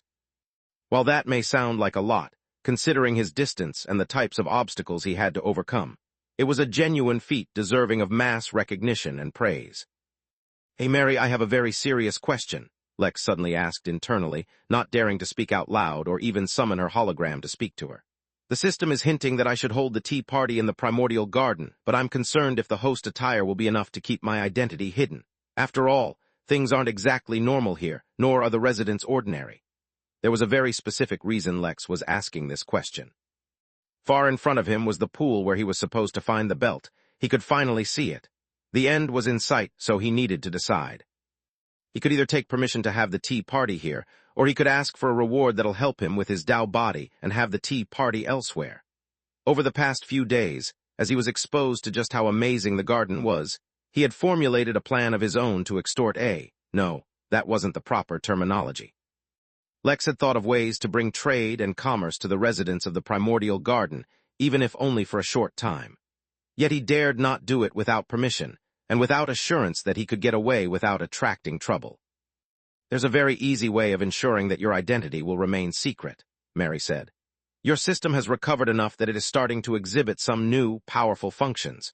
If you can upgrade your system once, you will likely unlock the means to hide your identity even in the garden. By the way, before accepting the system upgrade, I recommend you upgrade your butter knife once as well. It'll be worth the investment." Lex pursed his lips. "To upgrade the inn, I just need to make a number of new taverns, which is not easy, but it's not hard either. The butter knife is the issue. For that, I need to accept a heaven's puppet as a guest of the inn. How am I going to achieve something like that? Besides, is a regular upgrade to the butter really worth the distraction and extra effort? If it were a full-powered attack, it would be totally worth going for it first. But the way I see it, a regular upgrade is not worth the extra effort of squeezing it in my already tight schedule." "Hey, it was just my suggestion," Mary defended herself. "If you think your time is tight and it's not a priority, then you don't have to do it. At the end of the day, you are the one who has to bear the responsibility of the inn and the system." Lex nodded, but clenched his jaw. Time was tight, yes, but if he rushed, maybe, would it be worth the risk? Maybe if he planned things correctly, it might work out. Mary had rarely led him wrong, so he was inclined to trust her advice. "Well, even if I want to go get a heaven's puppet as a guest, where would I find one?" Lex didn't mean to ask Mary. He hadn't expected her to know the answer. Yet almost immediately, he noticed a hint of hesitation in the silence that followed. "Do you have a suggestion?" he asked. "Well, it's kind of obvious, isn't it?" Mary asked hesitantly, unsure if it was a good idea to say this. But then again, it was already too late. Heaven's puppets will reside in heaven, you just need to go there. Chapter 19:18 Anticipated Clash. "Yeah, I'll just hop on over next time I send them a delivery," Lex said sarcastically as he rolled his eyes. But a second later, he thought of a way he could really go there. "Even if I do find a way to go there, will it be safe?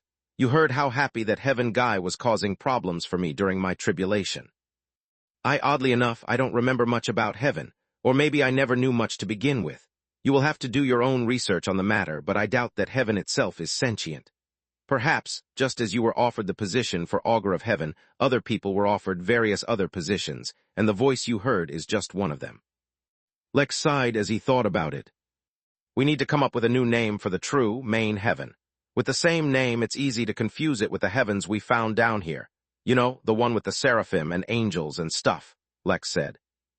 If they have the same name, it's surely by design. Aren't you getting a little sidetracked? Is this really what you should be wondering about right now?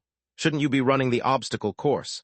Mary asked, feeling confused by the timing of this conversation. Yeah, you're right, Lex admitted.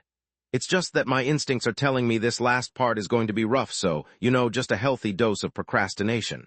Not like I look forward to getting beat up or anything. As amazing and unlikely as it was, both Jack and Mary rolled their eyes simultaneously, despite their different realms and flows of time.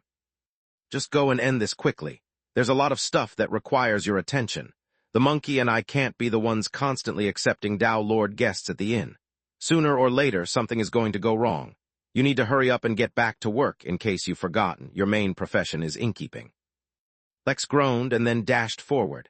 Whether it was a coincidence or by design, right in front of the massive lake deep within which was the belt Lex was searching for, was a massive, walled city. Well, depending on the direction from which one approached the lake, there were different things, but in Lex's path, there was a walled city. The entire city, as well as the wall and its residents, were all made of a brownish-gray stone.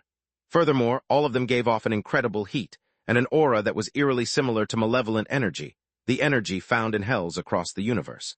Many people considered malevolent energy to be the opposite of divine energy instead of profane energy. Lex considered it to be a pain in his behind because. The ground trembled underneath Lex's feet, not because of the tremendous force with which he was hurtling forward. Instead, it was because an army of statues was marching out to meet Lex. The final obstacle, or at least the seemingly last obstacle, was just a small, teeny-weeny army to block his path. It wasn't like Lex hadn't fought armies before, but an army of primordial statues. At this point, it wasn't even worth it to ask or consider anyone's cultivation techniques anymore. Lex had discovered that compared to the general populace of the garden, or at least the beings under the crystal shield, Lex was stronger. When faced with fighters and such, Lex still maintained somewhat of an advantage. Yet against the army that was lining up in front of him, Lex had a sneaking suspicion that he was about to get an arse whooping. Far behind the army, standing at the very back atop the city wall, stood who Lex assumed to be the commander of the army. His instincts were very clear about the fact that the commander was far stronger than Lex. As such, his plan was clear. Lex summoned Naraka and put up a valiant expression as he ran directly towards the army, gathering more and more energy as he did. It was obvious at a glance that he was going for a massive frontal crash. Outside, Harriet and Eclipse gave each other an amused look before turning back to the scene. Lex was running, the sword was out, the aura was rising, the army was waiting. The momentum, the suspense, the anticipation were all building and building. At first no one noticed anything as they were all waiting for Lex's arrival. But after a few minutes of waiting, when it became blatantly obvious that despite running, Lex wasn't actually getting any closer, the army finally realized what was happening. "It's an illusion," someone exclaimed in shock. How realistic were Lex's illusions that they had fooled the entire army for so long? The commander shot out an attack towards Lex which not only destroyed the illusion, but created a respectable crater in the ground. Considering how tough the garden was, even damaging the ground was considered a big deal, let alone leaving a crater. To the city's right, Lex, who was silently hauling himself across the terrain under the cover of various illusions, was finally revealed. From the very beginning, he had no intentions of fighting at all, after all. This was an obstacle course, not a fighting challenge. The army and even the commander, enraged by how easily they were fooled by such a simple trick, attacked. As primordials, and especially as an army of primordials, they had never come across an enemy they could not defeat. Unfortunately, they had never been tested for catching up to an enemy, because Lex was absolutely not in the mood to be overwhelmed by an entire army of statues. While teleportation was out of the question, Lex drew inspiration from Eclipse and jumped, leaping through the air even faster than he could run. He did not try to actually fly, because as he had learned, flying would attract the attention of certain spirits, and he didn't need that right now. So the much-anticipated clash had suddenly turned into a somewhat comedic chase as countless soldiers ran after Lex, hurling taunts and insults as they ran. Chapter 1919, My Permission. "Stop that, human!" yelled a statue in the shape of a jaguar as it drove through the terrain. It was, for some reason, in the shape of the car, not the animal. Lex did not have the mind to care about why these statues were taking the shape of vehicles from Earth. All he cared about was running. "Don't worry, I'll stop running as soon as I lose you guys," Lex yelled back as he dodged a javelin someone threw ahead. Then the javelin opened its eyes and glared at Lex. Lex, too busy to care, glared at the javelin back and then leaped forward. "Cease this nonsense," the commander roared, losing his patience. While teleportation was off limits for Lex, the commander stepped through space and appeared in Lex's path. Avoiding the army was a part of your own skill. It can be considered as a successful clearance of that obstacle. But if you wish to reach the pool, you must attain my permission. Lex stopped and sighed. "Why must you do this? Isn't it better to let things go naturally, if we—" The commander slashed his sword through Lex, only to reveal that he once again was facing an illusion. Lex had somehow bypassed him once more, irritating the commander once more. Yet instead of revealing his anger, he smiled. "Good, very good. Keep it up and maybe you'll really manage to trick your way into the lake," the commander said, his voice echoing through the land. By now, the army had stopped chasing, realizing that they couldn't catch up to Lex. As such, instead of chasing him, they started to take out recliner seats and picnic blankets, sitting down to watch their commander fight their target. The commander appeared in front of Lex once more, and this time instead of talking, he attacked directly. Lex sighed. Why did everyone like fighting? He was a lover, not a fighter, but since the fight had been picked anyway. Naraka clashed against the commander's attack. The attack was not a punch, or a beam, or anything of the sort. Instead, Naraka cut through the influence affecting the laws of condemnation that were bearing down on Lex. "Do you think I was running for my own sake?" Lex asked, his gaze landing on the commander. "No, I was just sparing you the embarrassment of failing in front of your soldiers." While he spoke, Lex began to analyze the situation in detail. At the Heaven Immortal realm, a fight was no longer a competition of sheer strength, skill, or ability. Instead, it was about ingenuity, at least as far as Lex could tell. The strength and vitality of a Heaven Immortal was much greater, making it very hard to kill them. Moreover, the means available to them were almost limitless. Not only did you need to anticipate how the enemy may attack, you had to outsmart them in defense and offense.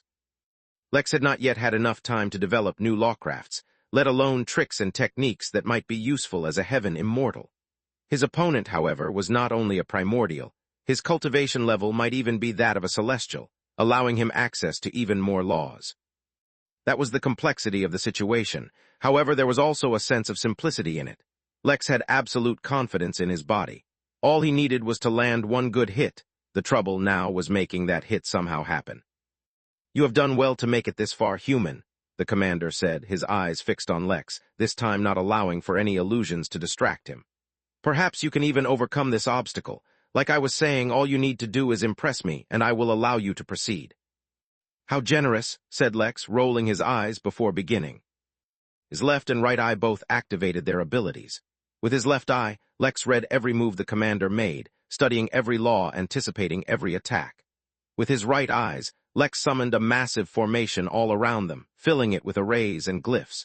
Since the environment in the primordial garden was special, it was even more receptive to the influence of the characters from the Book of Changes. In an instant, their battlefield was set. They were in a cage fight, and above them tribulation clouds were gathering, or at least what looked like tribulation clouds. Using his arrays and formation, Lex recreated the tribulation he himself experienced, or at least recreated an attack that was similar in appearance and power. That earned a reaction from the commander, but the lightning trident forming overhead was merely a distraction, though if Lex got lucky enough that the attack landed, he would not complain. The real attack would be hidden amongst the numerous assaults that Lex himself initiated. Instantly, they both launched themselves into battle. The commander was clearly not used to having to rely on his body in a fight, not that he was weak by any means. Through causality laws, he interfered with the aim of the formations targeting him, and through laws of echoes, he multiplied his own attacks. Lex was immediately pressured in the fight, and was on the losing end, but he was also learning a tremendous amount each moment of the fight. For one, he noticed that the commander used laws a lot more straightforwardly than Lex expected. He lacked the ingenuity and slyness Lex had learned from Cornelius, the human king. Instead, he walked the path of brute force. Since he was a primordial, he could through brute force get the laws to bend to his will.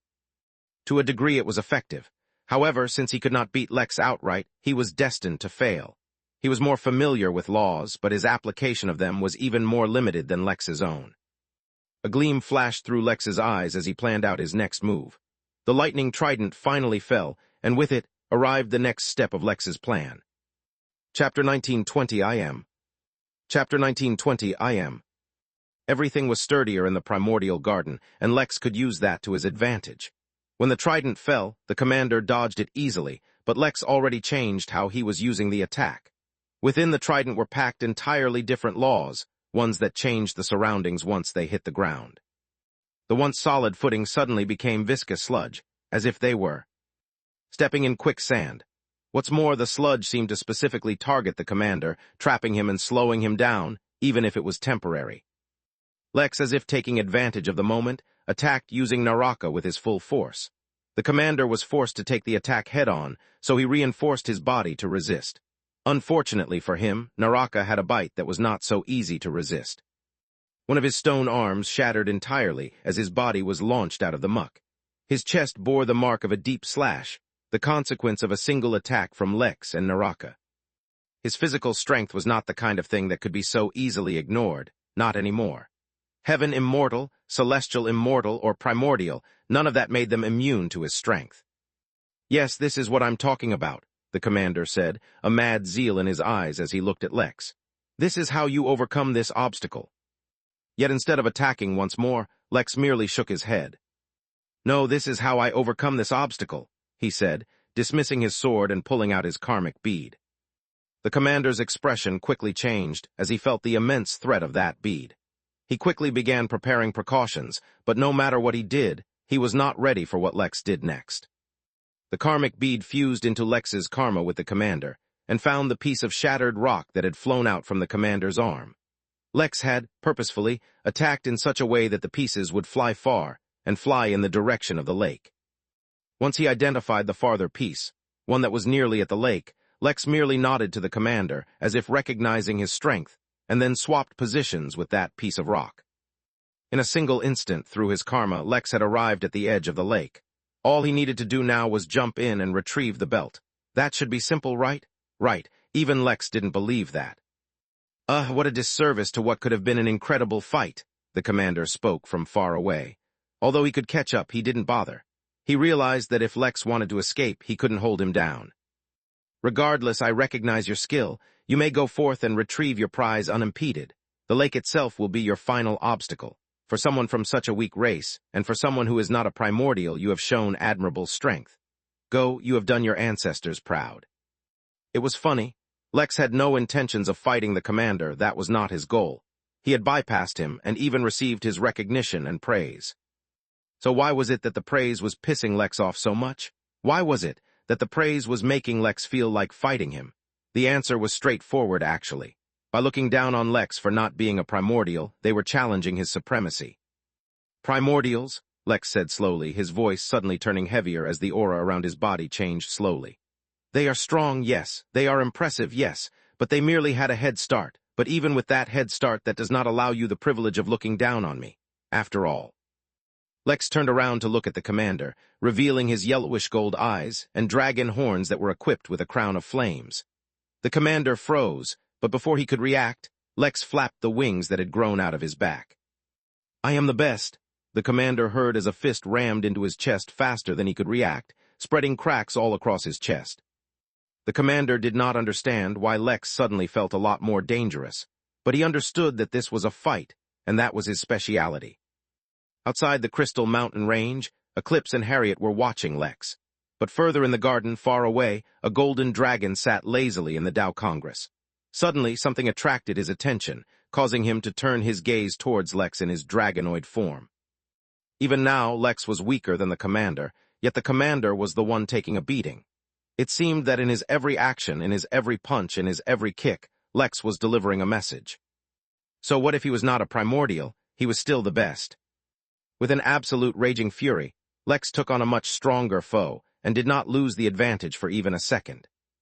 "That arrogance is truly worthy of a dragon," the golden dragon muttered with a satisfied smile. He did not care for Lex's strength, his ability, his race, or his origin. If dragons cared about that stuff, they would not be famous universe-wide for sleeping with any race that caught their fancy. Among dragons, besides strength, the thing that mattered most was their arrogance, and Lex was oozing it.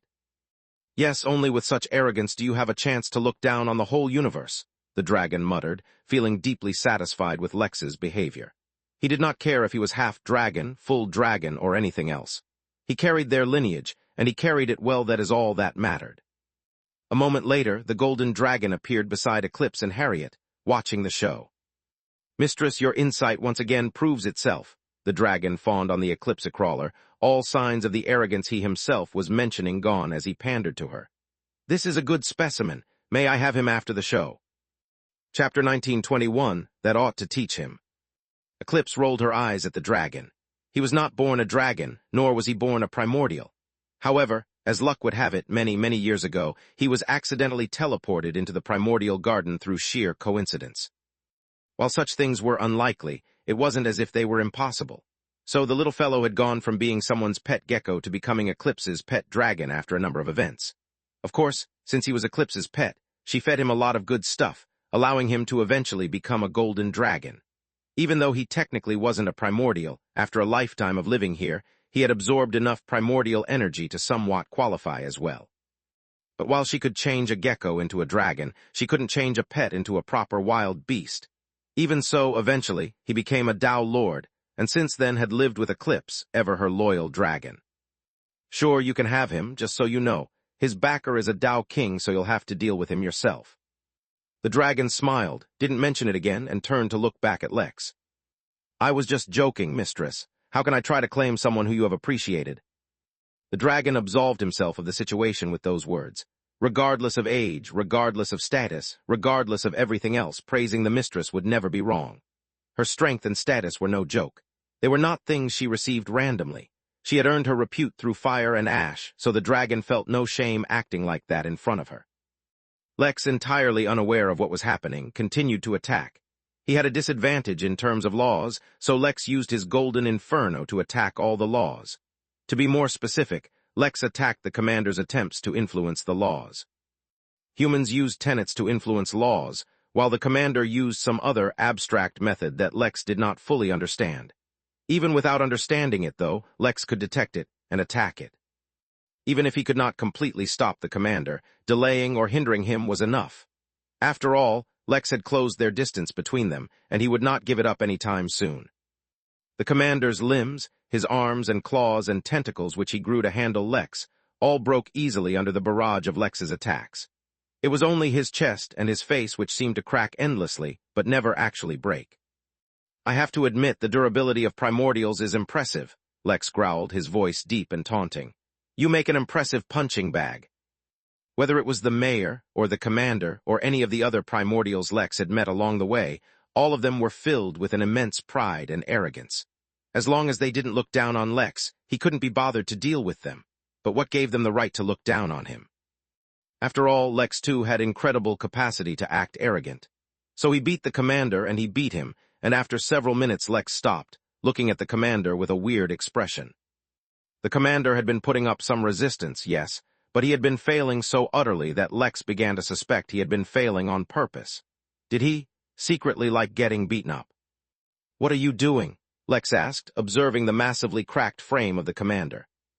"I already gave you the go-ahead to enter the lake. My job is done. What do you want me to do?" the commander asked in a complaining voice. "I could fight you properly, yes, but that would only drain me of more and more energy.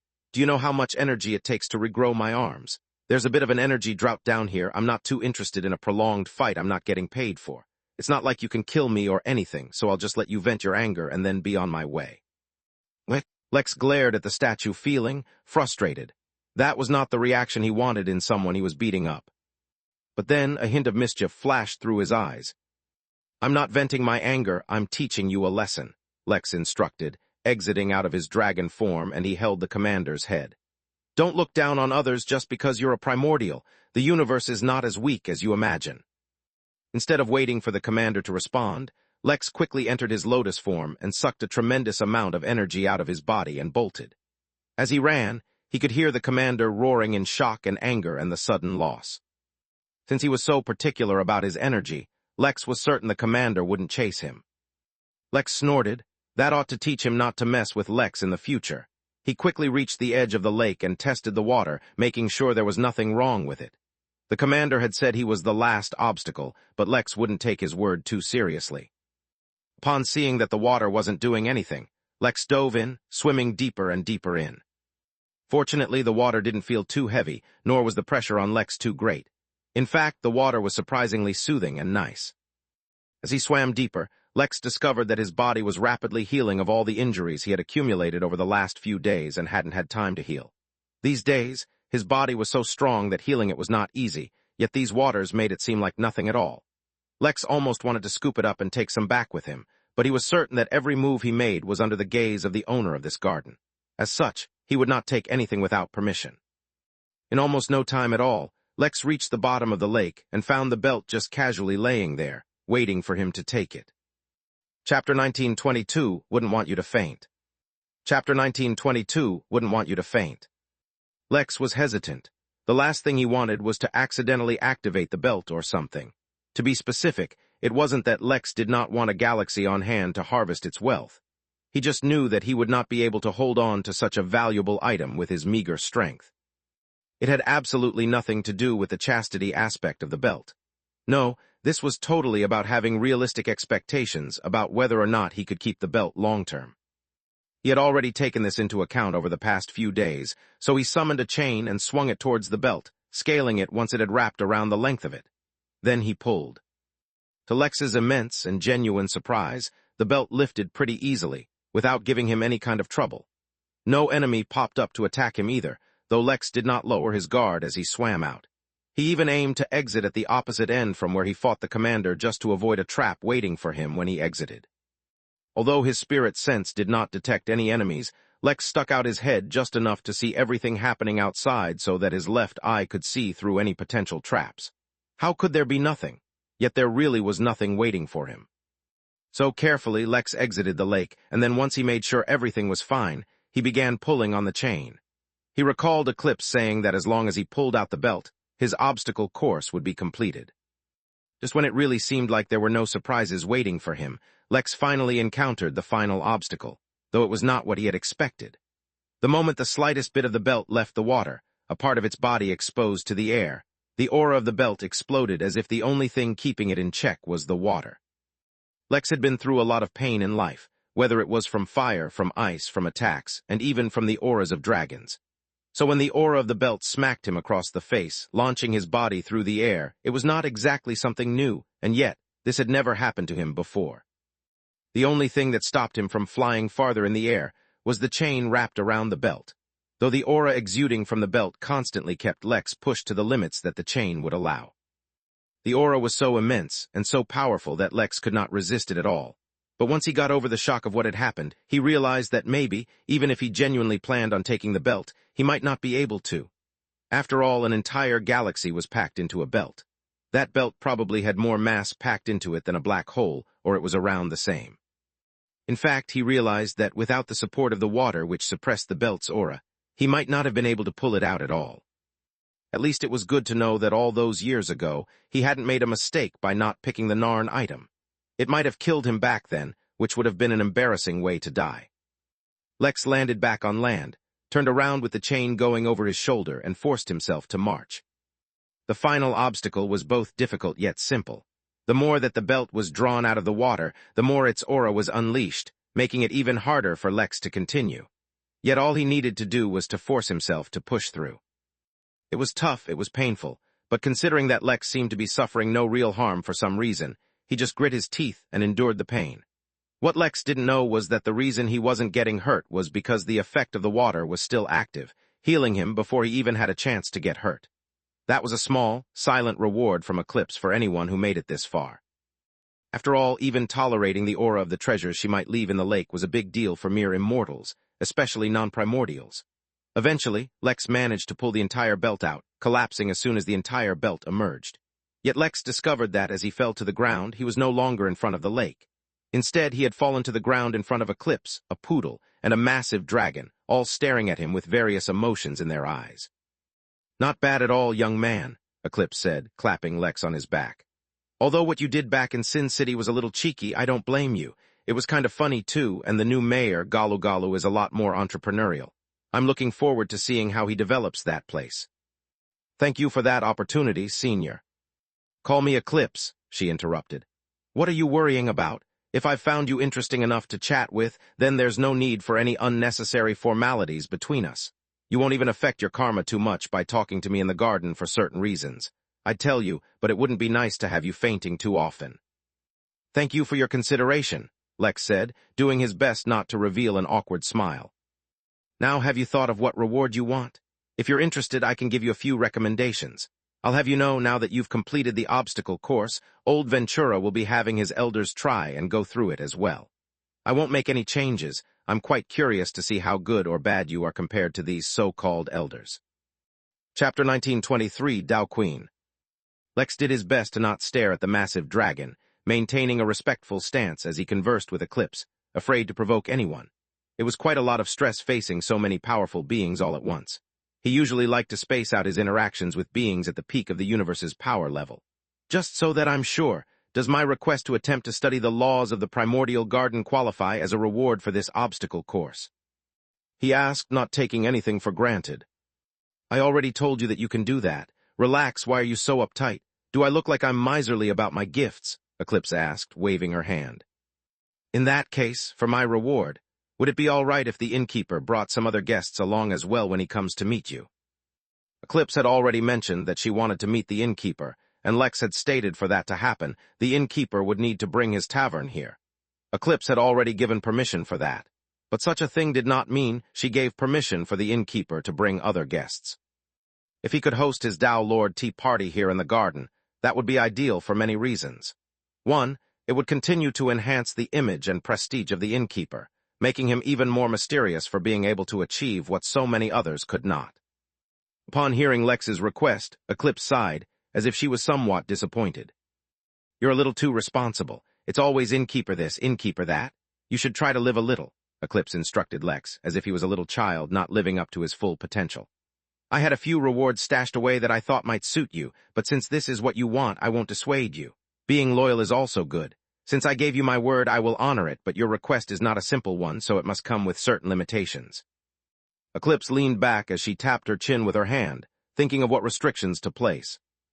First and foremost, guests can come to my garden, but if any of them try to harm my garden in any way, they're dead, she said very casually, as if she was merely stating a fact instead of giving a threat. Maybe in her mind that really was what she was doing. Secondly, since the innkeeper is bringing some guests, then I'll invite a few as well. It'll be a party. Thirdly, this is a one-time deal for the innkeeper. I have yet to decide, but I can't be having guests over in the garden too often. Trust me, it's for their own good. Lastly, each guest must bring me a fitting flower to add to my garden. That includes the innkeeper. It need not be a primordial flower, but it must be able to endure the environment here. Once she was done stating her conditions, her expression turned back to Lex, a faint smirk on her face. Those are my conditions. If they can be fulfilled, the innkeeper may bring guests over. If they're too much, the innkeeper can visit on his own. I'm still interested in meeting him. Thank you for your generosity, said Lex as he nodded to Eclipse, understanding that perhaps even these requirements were very lax and easy. Nothing good came easy, so it was only right that to host some guests in the garden, the innkeeper needed to work for it.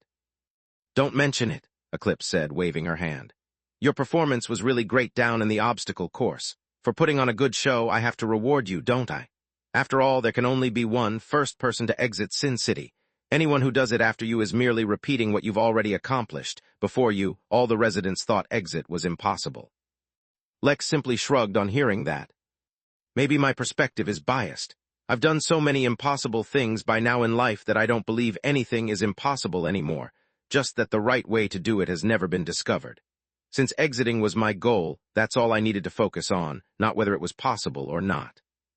Ha, Eclipse chuckled, as if she found Lex's words hilarious. The fact that he was so serious while saying something so arrogant made it even funnier. Little child, be careful before making such big statements. There are genuinely things that are impossible to do, and there's not just one of them.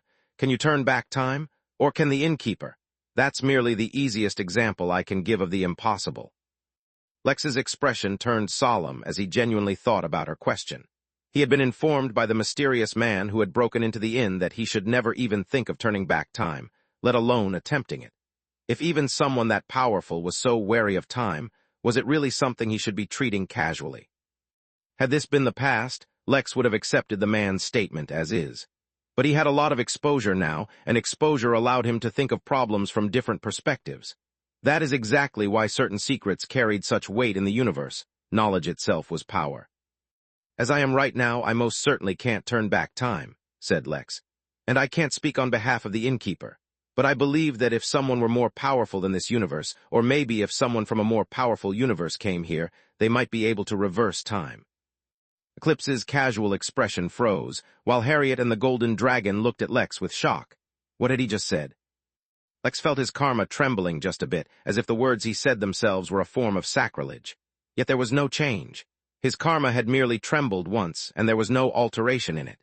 Even his instincts told him that his words had not invited some great trouble towards him, just that they were words he should not repeat too often. "Tell me, little Lex," Eclipse said, her voice absolutely filled with intrigue and curiosity. "Are those your own thoughts, or are they the thoughts of the Innkeeper? Have you ever heard him say something like that? Or has he ever commented on such topics before?" The moment Eclipse asked the question, Harriet and the Golden Dragon disappeared. They were not courageous enough to listen in on a conversation about a Tao King's potential secrets, especially since they had successfully piqued the interest of a Tao Queen. Chapter 1924 Strain. Lex understood, let alone trying to reverse time, even talking about it seriously, as if it were a possibility, would attract the wrong kind of attention. The consequences of it were not measurable yet, but he believed that if kept talking about how it was possible given the right circumstances, he would get in trouble. Lex did not know if what he said was accurate or even possible. He only theorized based on his limited information. In this universe, the flow of time was an irrefutable constant, one that ruled all of reality. By that logic, if a being or entity stronger than this universe appeared, it should be possible for them to reverse time since they would be strong enough to resist the strength of this universe's laws. Or instead, the universe would be destroyed. He had no way of knowing, but it was a decent theory, one that anyone with even a little bit of imagination should have been able to come up with. Yet the reaction of Eclipse and the others told Lex that the words he had so casually said had a much greater weight than he imagined. "It's just a theory I came up with on the spot," Lex stated truthfully. "It's not like I've ever envisioned trying to reverse time, nor am I interested in such a thing. Of course, my understanding of the universe may be too rudimentary to properly understand what I'm saying wrong. I was just stating an overly simplified possibility." Eclipse smiled at Lex, though her smile seemed to carry a hidden meaning Lex could not grasp. She tapped Lex on the forehead, and though he felt nothing change, his instincts told him that he was being protected from something. "Do you know that there is a record of every single event that has ever happened in this universe?" Eclipse asked him, her tone changing subtly from her previous casual demeanor to one of a teacher or instructor. "And I really mean every single thing, whether it be the actions of a living being or the random movement of the particles in the air, to the division of various cells, all of it, all across the universe, is being recorded every single second. This has been going on from the moment of the universe's creation." Lex opened his mouth to answer, but he had no words. He felt like he just heard something way beyond him, but he did not feel like he was about to faint. Maybe he was being protected from fainting so that Eclipse could talk to him. "Don't take me wrong. I don't mean there's a bookworm somewhere in the universe recording everything. I mean the very state of the universe itself at this moment is a result of every single action that has ever preceded it. Thus, the very existence of the universe is a record of everything that has ever happened. So do you know how much energy the universe consumes each second? How much energy it creates, destroys, manifests, converts every second?" Lex wanted to answer but didn't. Obviously it was a rhetorical question. How could anyone know that? It should be impossible, right? "A lot," he ended up answering, though his answer, for some reason, caused Eclipse to burst into laughter. "Yes, you are right. The answer is a lot. All of that creates a certain strain on the universe, and that is a mighty big strain if I do say so myself. Such a strain is not necessarily a bad thing. That strain is, to a large degree, what keeps the universe functioning properly. But it is undeniable that such a massive strain is not easy to manage. That is why the universe gives a lot of importance to rules, to functioning ecosystems, to laws, and most importantly, to precedent. Whether you call them laws or rules or anything else, they make managing that universal strain easier. Imagine you had the weight of an entire realm on your shoulders, and you had to walk. You would never deviate from the existing footpath. The weight you carry would not allow you to deviate, for that would make the strain even greater. You would take the path of least resistance," Lex said, suddenly thinking of electricity or flowing water or so many other examples from his mundane life prior to cultivation. Yes, that's a good way of putting it. The immense strain of the universe causes the operation of the universe to take the path of least resistance. Laws facilitate that, and so does precedent. Whether you realize it or not, what you said has a much deeper reasoning behind it. A thing is only impossible until someone discovers a way of doing it. Let's say, for example, there is a certain material called titanium glass, and across the universe, for the entire history of the universe, it's well known that titanium glass cannot be broken. Then one day in a random realm, someone finds a way of breaking it and creates precedent. Do you know, the moment that happens, all across the universe, even without that method being shared, titanium glass will start being broken using that exact method. That is because a precedent has been set, a blueprint for something created, and the universe will never hesitate to follow that blueprint. She paused, observing Lex, who seemed to have gotten lost in thought. Is that why you were so sure that you could create a primordial garden? Lex suddenly asked. Because since primordial energy had been created once by the universe, all you needed to do was recreate the method by which it was formed. Eclipse grinned widely, her smile almost meeting her eyes as she looked at Lex. He was looking like an adorable grandchild asking even more adorable questions. Yes, exactly. No one else in the universe even dared to consider such a possibility despite the obvious precedent. But since I wanted to do it, I went and found a way to do it. Even Ventura, that old fossil, did not bother trying to copy me. Only the Innkeeper has ever tried to copy my garden, which is why I am so curious about him. But put that aside. The important thing to focus on is, the first time a thing is done, the universe takes note of it. Such a thing has such profound ramifications that you currently cannot even conceive it. So, in a way, you are right. A thing is only impossible until it is done. Reversing time will only be impossible until one day someone manages to do it for the first time. But the moment it is achieved, anyone will be able to do it. Lex's expression subtly changed as he tried to imagine a universe where any and every Tao Lord could reverse time. Would anything ever remain constant? Surely it must, for even if time reversal became possible, it should not be easy to achieve. That is why, Eclipse continued, the very act of attempting to reverse time is punished by the universe with the full weight of the strain that the universe endures. Thus, whoever they may be, once they attempt time reversal, even before they can achieve a result, they must endure the strain of the entire universe. If they cannot, then they will perish, and the consequences of that go far beyond just personal death. It spreads to anyone and everyone even remotely connected to whoever attempted it. After all, that strain spreads through karma, through causality, through everything and anything, leaving only destruction in its wake. But just as you said, if someone is stronger than the whole universe, they may be able to tolerate that strain. In that case, they may really achieve time reversal. Your theory is not wrong. Chapter 1925, I'm too sleep-deprived to think of a title. Chapter 1925, I'm too sleep-deprived to think of a title. Lex's eyelids dipped while his eyes began to roll upwards, yet some force seemed to prevent him from collapsing. Such a state continued for a few minutes before he finally overcame it, at which point Lex finally had the available mental capacity to deliberate on the things that he'd heard today. Eclipse had truly broadened his horizons and introduced a few very important concepts to him. The concept of precedent was not one he had even ever pondered, let alone that there may actually be forces in place to actively prevent certain precedents from forming. He'd done many seemingly impossible things, and for creating precedent the benefits he got were far greater than what anyone after him could get. However, while that was a good thing, maintaining a habit of accomplishing the impossible may not be a good thing. Certain things may have remained impossible not just because achieving them was so tough and complicated, it was because certain forces actively tried to ensure things stayed that way. The example of time and universal strain were merely a convenient example to explain this concept. Speaking of which, universal strain itself was a brand new concept for Lex, and it was one that the knowledge of seemed to have no actual consequence in his day-to-day life, but Lex was certain he could somehow use this to his advantage. As soon as he reached that thought, Lex fell into a state of enlightenment, one that was far stronger and profound than any enlightenment he'd experienced before.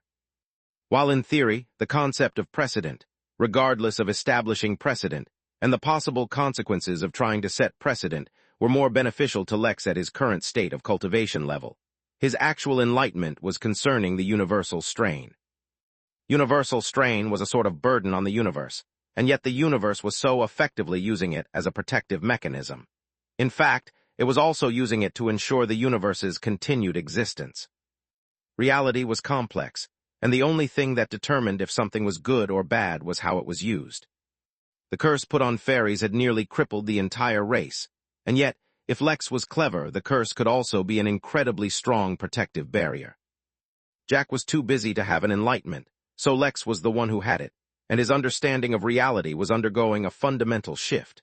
The entire concept of traditional good and bad was overturned, leaving behind in its place only a concept of how anything can be best utilized. Eclipse looked at Lex oddly, unable to shake the feeling that the lesson she had been trying to teach Lex might not be the lesson that he was learning. Not to mention, why had he entered into enlightenment in the middle of their conversation? Was she now supposed to wait for him to finish to resume their conversation? That sounded like an unnecessary additional step for her to take, and yet leaving mid-conversation was also quite rude, and Eclipse was quite particular about her etiquette. Meanwhile, Lex continued to have completely ludicrous and absurd realizations about how to use a race curse to his benefit. Perhaps others might not have been able to pull off such a feat, but Lex, with his karmic bead, could do many incredible things. That naturally translated to Jack as well, since they were one and the same. The enlightenment lasted 4 days, which was not really a long time for Eclipse, but it was a tremendous amount of time for Lex, considering that he was on a time limit. Also, enlightenment usually lasted a few minutes to a few hours. Lasting days was not really a common occurrence. When it ended, he found Eclipse sitting there, waiting for him to finish. "My apologies, I didn't mean to interrupt our conversation," said Lex as he ignored his system notification telling him that the primordial garden had successfully linked to the inn while he was going through enlightenment. He also wanted to begin the real law replication, but he dared not start it right in front of Eclipse. "It's no bother at all," said Eclipse, waving her hand casually. "I believe we were in the middle of a conversation about precedent. Now, while I have already shown you how your theory might be correct, let me take this topic deeper by a level. After all, the universe is complex, so how can a concept as sophisticated as precedent be simple? Certain things are impossible until they are achieved and a precedent is set, with time reversal as an example. Yet sometimes, when a precedent is set, the laws of the universe change as a result of the existing strain as well as the new precedent, making the same action impossible all over again, but for a whole new set of reasons. This is another level of protective mechanisms." Eclipse slowly stopped talking when she realized that Lex had, once again, entered into a state of enlightenment because of her words. "I give up. I'll talk to the kid next time. I still have primordial tribulation energy that I need to process." With those words, Eclipse left Lex alone, though no one came to bother him. Fortunately, this time his enlightenment did not last more than a few hours. When Lex woke up this time, he found a small note stating that Eclipse had errands to run, and that she would catch up with Lex some other time. The note filled Lex with both relief, as well as a little bit of disappointment. Conversing with Eclipse was a roller coaster, but Lex had gained much from talking to her. Yet the mental pressure of talking to the strongest Tao Lord in existence was terrifying. He sighed, wondering if it was even possible to recover from any contamination he might have suffered. Then again, she did that he wouldn't be affected by her much. Shaking his head, Lex finally used realm law replication, allowing his system to study the laws of the realm to see if they were possible to replicate. More specifically, he focused on the laws associated with the creation of the primordial energy. He almost expected to see a notification informing him it was impossible. Instead, he only saw a notification informing him that the law replication feature had been activated, with results pending upon completion of the analysis. Considering how even the system itself wanted to absorb primordial energy, Lex honestly refused to believe it would be so easy to copy. If even the legendary owner of Ventura was helpless, then Lex could deduce that even with the existence of precedents, this was not an easy feat to accomplish. With that, it seemed his tasks at the garden were temporarily done. He had no way of reaching Vina and the rest, though he could try to kill all the Craven. However, unsure if Eclipse would find such a thing offensive. He could try to find out, but he had too many things to do. He had a tea party to plan, some taverns to build, and a butter knife to upgrade. He also had not forgotten that in the Origin realm, he sensed some more clones of Moon that had somehow survived his previous search efforts. Oh, there was also the small issue of many Tao Lords visiting the inn, leaving their letter of intent, all of whom he needed to meet. Lex was suddenly almost overcome by the desire to just ignore everything and go to sleep. Unfortunately, he knew better than to do that. "I'll be back," he whispered to the primordial garden, He had not even begun to uncover all that this place had to offer. He recalled Eclipse's advice about being careful when he left the garden lest he ripped a hole in space and fall into the void. That was not an easy warning to forget. He completely withdrew his aura and paid special attention to himself before triggering a teleportation back to the Midnight Inn. It felt like a long time since he had returned there, even though in truth he had been there just a short while ago. What he was not aware of, despite being connected to the inn and Jack, was that there had been a development in the news articles related to his kidnapping of a realm, and some poor, innocent Ventura students. Lex returned to the inn, taking in a deep breath and feeling the burden his body was putting on the space of the inn. Ordinary space was not designed to handle primordials, and the realm needed to be highly developed before accommodating them. In Lex's case, he was not really a primordial, merely someone who had been through a primordial tribulation. Even so, that was enough to make him a strain on the space of the realm. Feedback of the system let him know exactly what to expect any time he entered a space that wasn't supported by a system. Chapter 1926, all according to plan. Space was not a living thing. Sure, there were living planets, and items, and rocks, and wind, and ghosts, and projections, and many more of such unexpected examples, but Lex had yet to encounter living space. Even so, his presence had an effect on space akin to causing space to groan. For some reason, he was heavier for the space around him, even though he was far from the strongest being inside the inn. Being affected by the primordial tribulation had made him something more solid or distinct than everyone else for reasons Lex could not comprehend. It had nothing to do with power, and yet the consequences were very real. Perhaps Lex would understand this much later. After all, Eclipse would have mentioned the exact reason for it if she had thought Lex could handle it. After all, she had been very open about sharing other random bits of information with him. He tested out the reaction of space a little more by slowly unsealing his aura, and discovered that the aura of primordial on him was far from enough to actually shatter space, even if the strain of his presence was there. However, it was likely that if he continued to face primordial tribulations, and the primordial aura on him kept increasing, then he might reach a level where his mere presence could shatter space in a weaker realm. As a result, he would be cast into the void, and Eclipse had already warned him that all things primordial seemed to have a strong reaction to the void. At the very least, he did not want his body to turn into a realm. That was what he took from the Acorn story. He continued his tests by attacking a few times to see if his increased energy output affected the strain, but it did not. It seemed that the only thing that affected space was his hint of primordial aura, and only unleashing or restraining that would cause any reaction. With his tests done, Lex turned his attention to the next series of matters he had to handle. The tavern, yes. The improvement in the butter knife, yes. All the letters of intent from the various Tao Lords, also yes. But the most pressing matter for him currently was sorting through the fallout of the arrival of Shireen and her 11 sisters. Back when he had visited the Seraphim Resort, Lex had run into Shireen and her sisters, who were not actual siblings but partners as Valkyrie. Of their generation, the 12 angels were the most hopeful to become Tao Lords, thus the qualification as Valkyries. However, it was that status exactly which made them valuable political prisoners. In exchange for a continued peace, the angels who partly controlled Eden had to give up their Valkyries as prisoners, while the Seraphim did the same. This all happened long ago, ages ago in fact, around the time that the humans lost their final Tao Lords. It was around that time that the angels and devils had to give up on their plan to birth a Nephilim. Yes, the very same title Eclipse had given Lex. The Nephilim pertained to a secret of the cosmic ascendance spectrum, which is exactly why the angels had been targeted. If Lex's status as a Nephilim candidate was revealed, he would be in a world of trouble, which is also why he needed to understand more about it. Conveniently, the very people who mentioned the Nephilim to him for the very first time were also those political prisoners, Shireen and the rest, and they were inside the Midnight Inn at this very moment.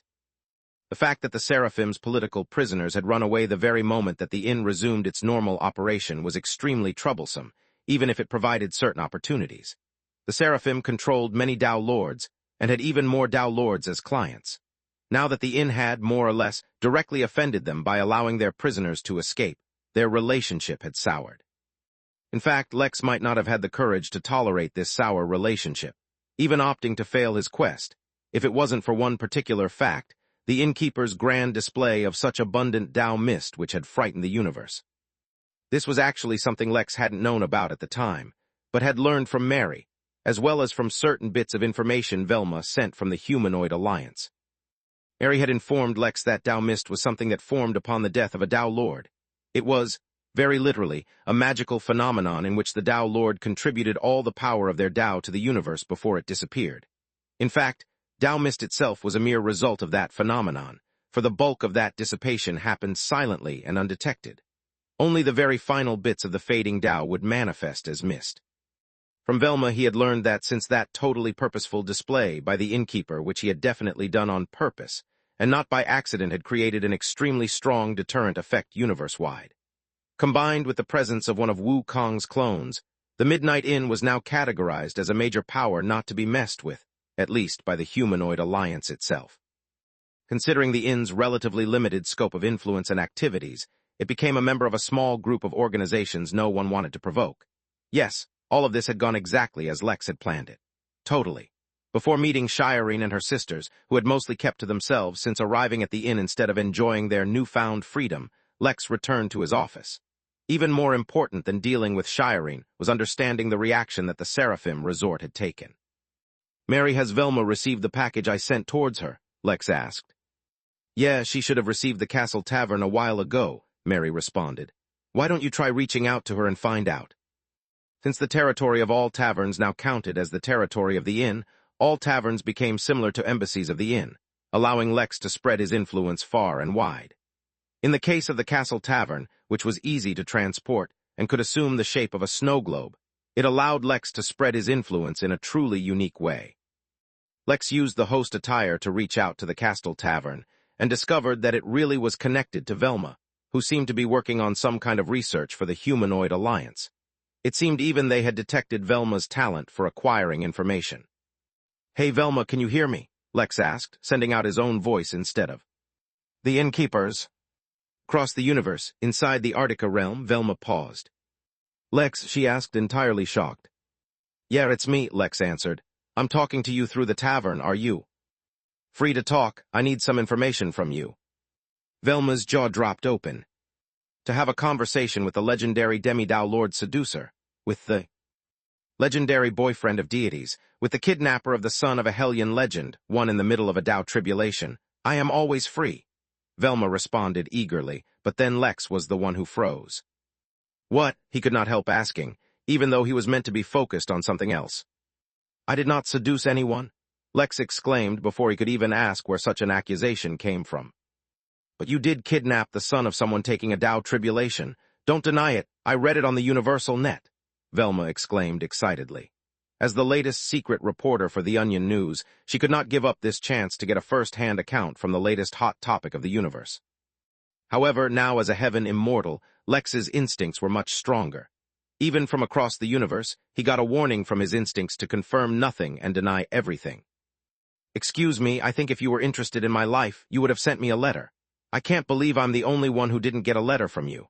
I feel so left out," Lex said, trying to change the subject, already putting the Seraphim resort in the back of his to-do list.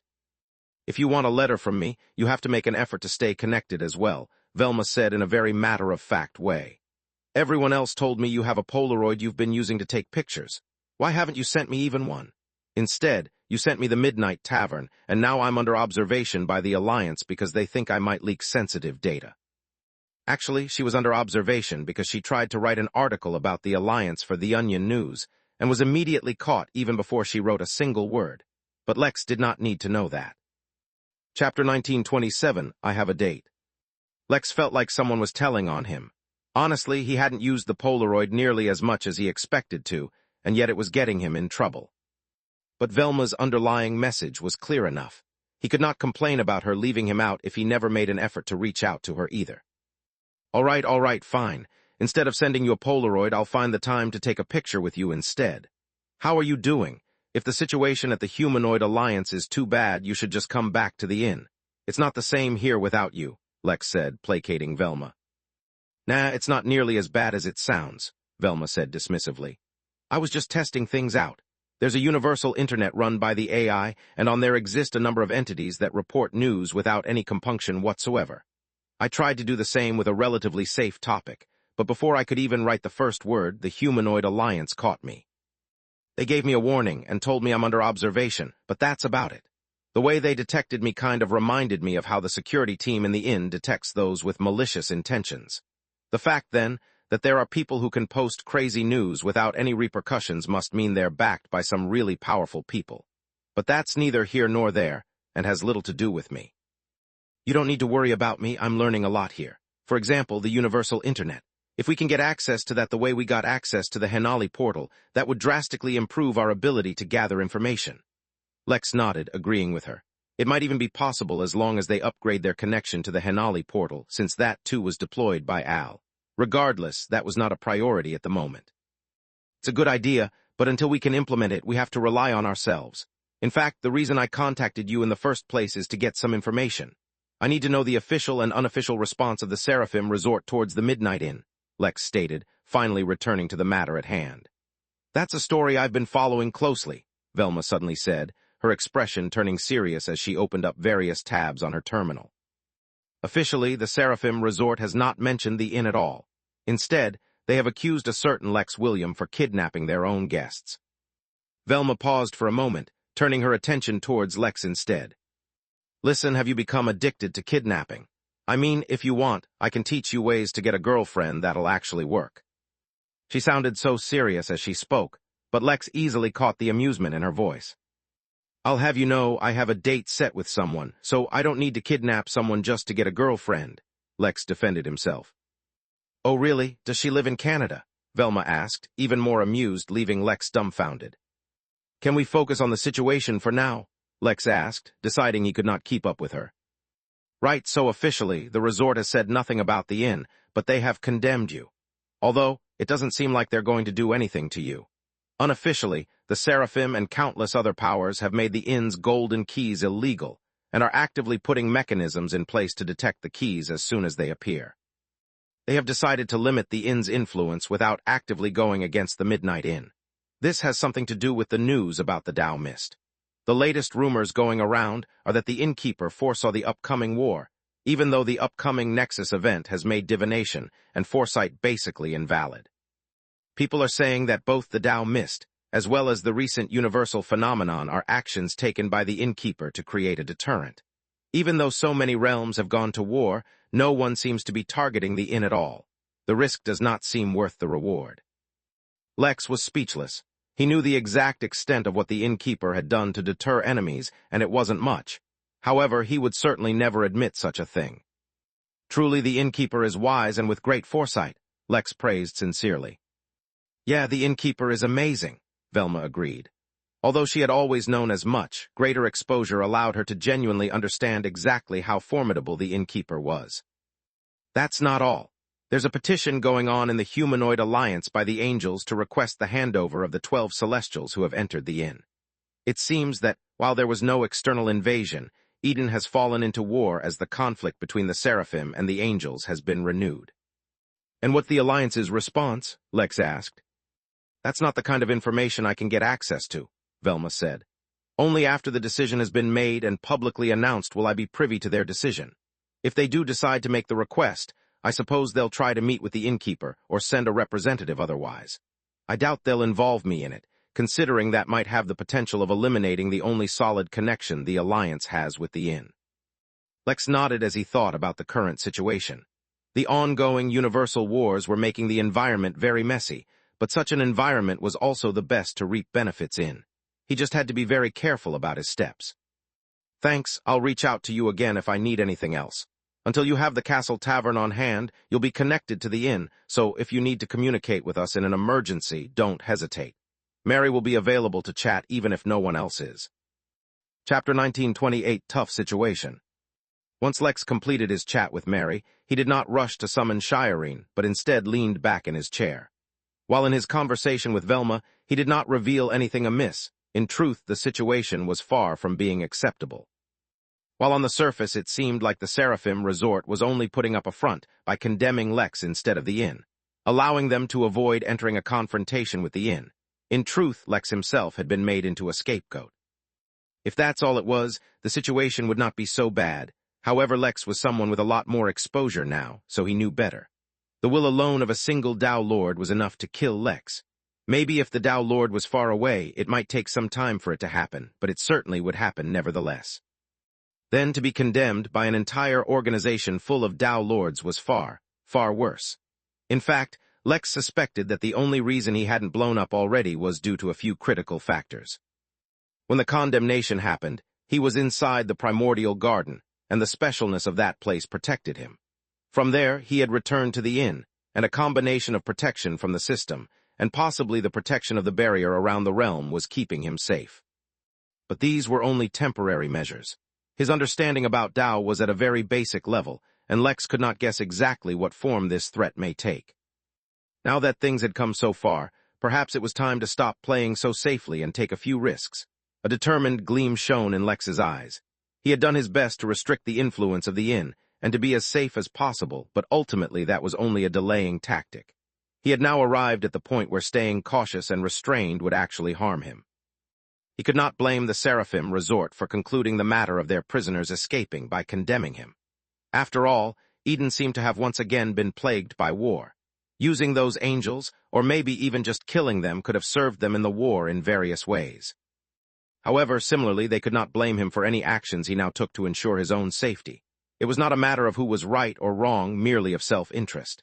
It was in Lex's self-interest that he not die, so first he needed to find a way to protect himself. Then, well, Lex was always one to get his revenge, even if he had to wait for it. Since they had condemned him, they must bear the consequences. But all things in due time. Lex sat back in his chair, formulating a plan. He did not let the stress and anxiety of impending doom shake him. That had been his state of existence since he stepped into the cultivation world. The first thing he needed to do was ensure his protection. One way to do that was to improve the defensive barrier surrounding the Midnight Realm, but another way was to get personal protection from an actual Tao Lord so that any possible influence against him was countered. While he was making his own plans as well, Lex decided to consult someone who had a better understanding of Tao Lords. "Mary, any thoughts on the situation?" Lex asked out loud. He did not need to elaborate. She was a smart woman. She knew what he meant. Mary appeared in front of him, wearing a t-shirt with a print of abs on the front and a pair of jeans. "I think, well, there's a lot of things I can say to you, but only one will truly help you in this and future problems. You should hurry up and become a Tao Lord." Lex rolled his eyes. "If becoming a Tao Lord were up to my will, I would have been born a Tao Lord. I'm not even close to the celestial realm, let alone that. Not to mention, even if I reach the peak of the celestial realm tomorrow, I won't be able to rush into the Tao realm anytime soon. Let's focus instead on things I can actually do." Mary chuckled. "You're worried about the condemnation, right? Actually, your situation isn't nearly as bad as you may think it is," she said, smirking at Lex. "What do you mean?" he asked with a hint of doubt in his voice. "Isn't it obvious? You have the condemnation of a bunch of Tao Lords over your head, which is truly bad. But you also have heaven's favor. Did you think that was just a fancier title for karma?" Mary asked as she stretched her legs and placed them on Lex's table. "For now, all you need to know is that heaven's favor will protect you from the condemnation until it is used up, but that's a huge waste. So, in truth, you do need to come up with better ways to protect yourself. The way I see it, there are only a couple of risk-free things you can do, and one relatively risky thing. The first is to raise your strength. I know you joked about not being able to reach Tao Lord soon, but you must make cultivation a priority. From this level on out, cultivation will probably slow down for you. Unless you actively make efforts to continuously raise your cultivation level, it will take you too long. You remember Ragnar, the human general. He is considered a genius because he is averaging 1 heaven immortal level each century. Even if you're already many times faster than him, the comparison should allow you to understand that the gap between levels will become harder and harder to overcome." "All right, fine," Lex said, waving his hand dismissively. "I'll pay attention to my cultivation. Let me guess, the second thing I can do is improve the inn, and the third thing I can do is get the protection of a Tao Lord." Mary crossed her arms and frowned. "If you want to say all the answers yourself, why are you even asking me? Yeah, those are pretty much your options.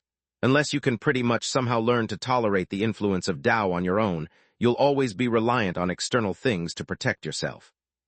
Lex raised an eyebrow at the last thing Mary said.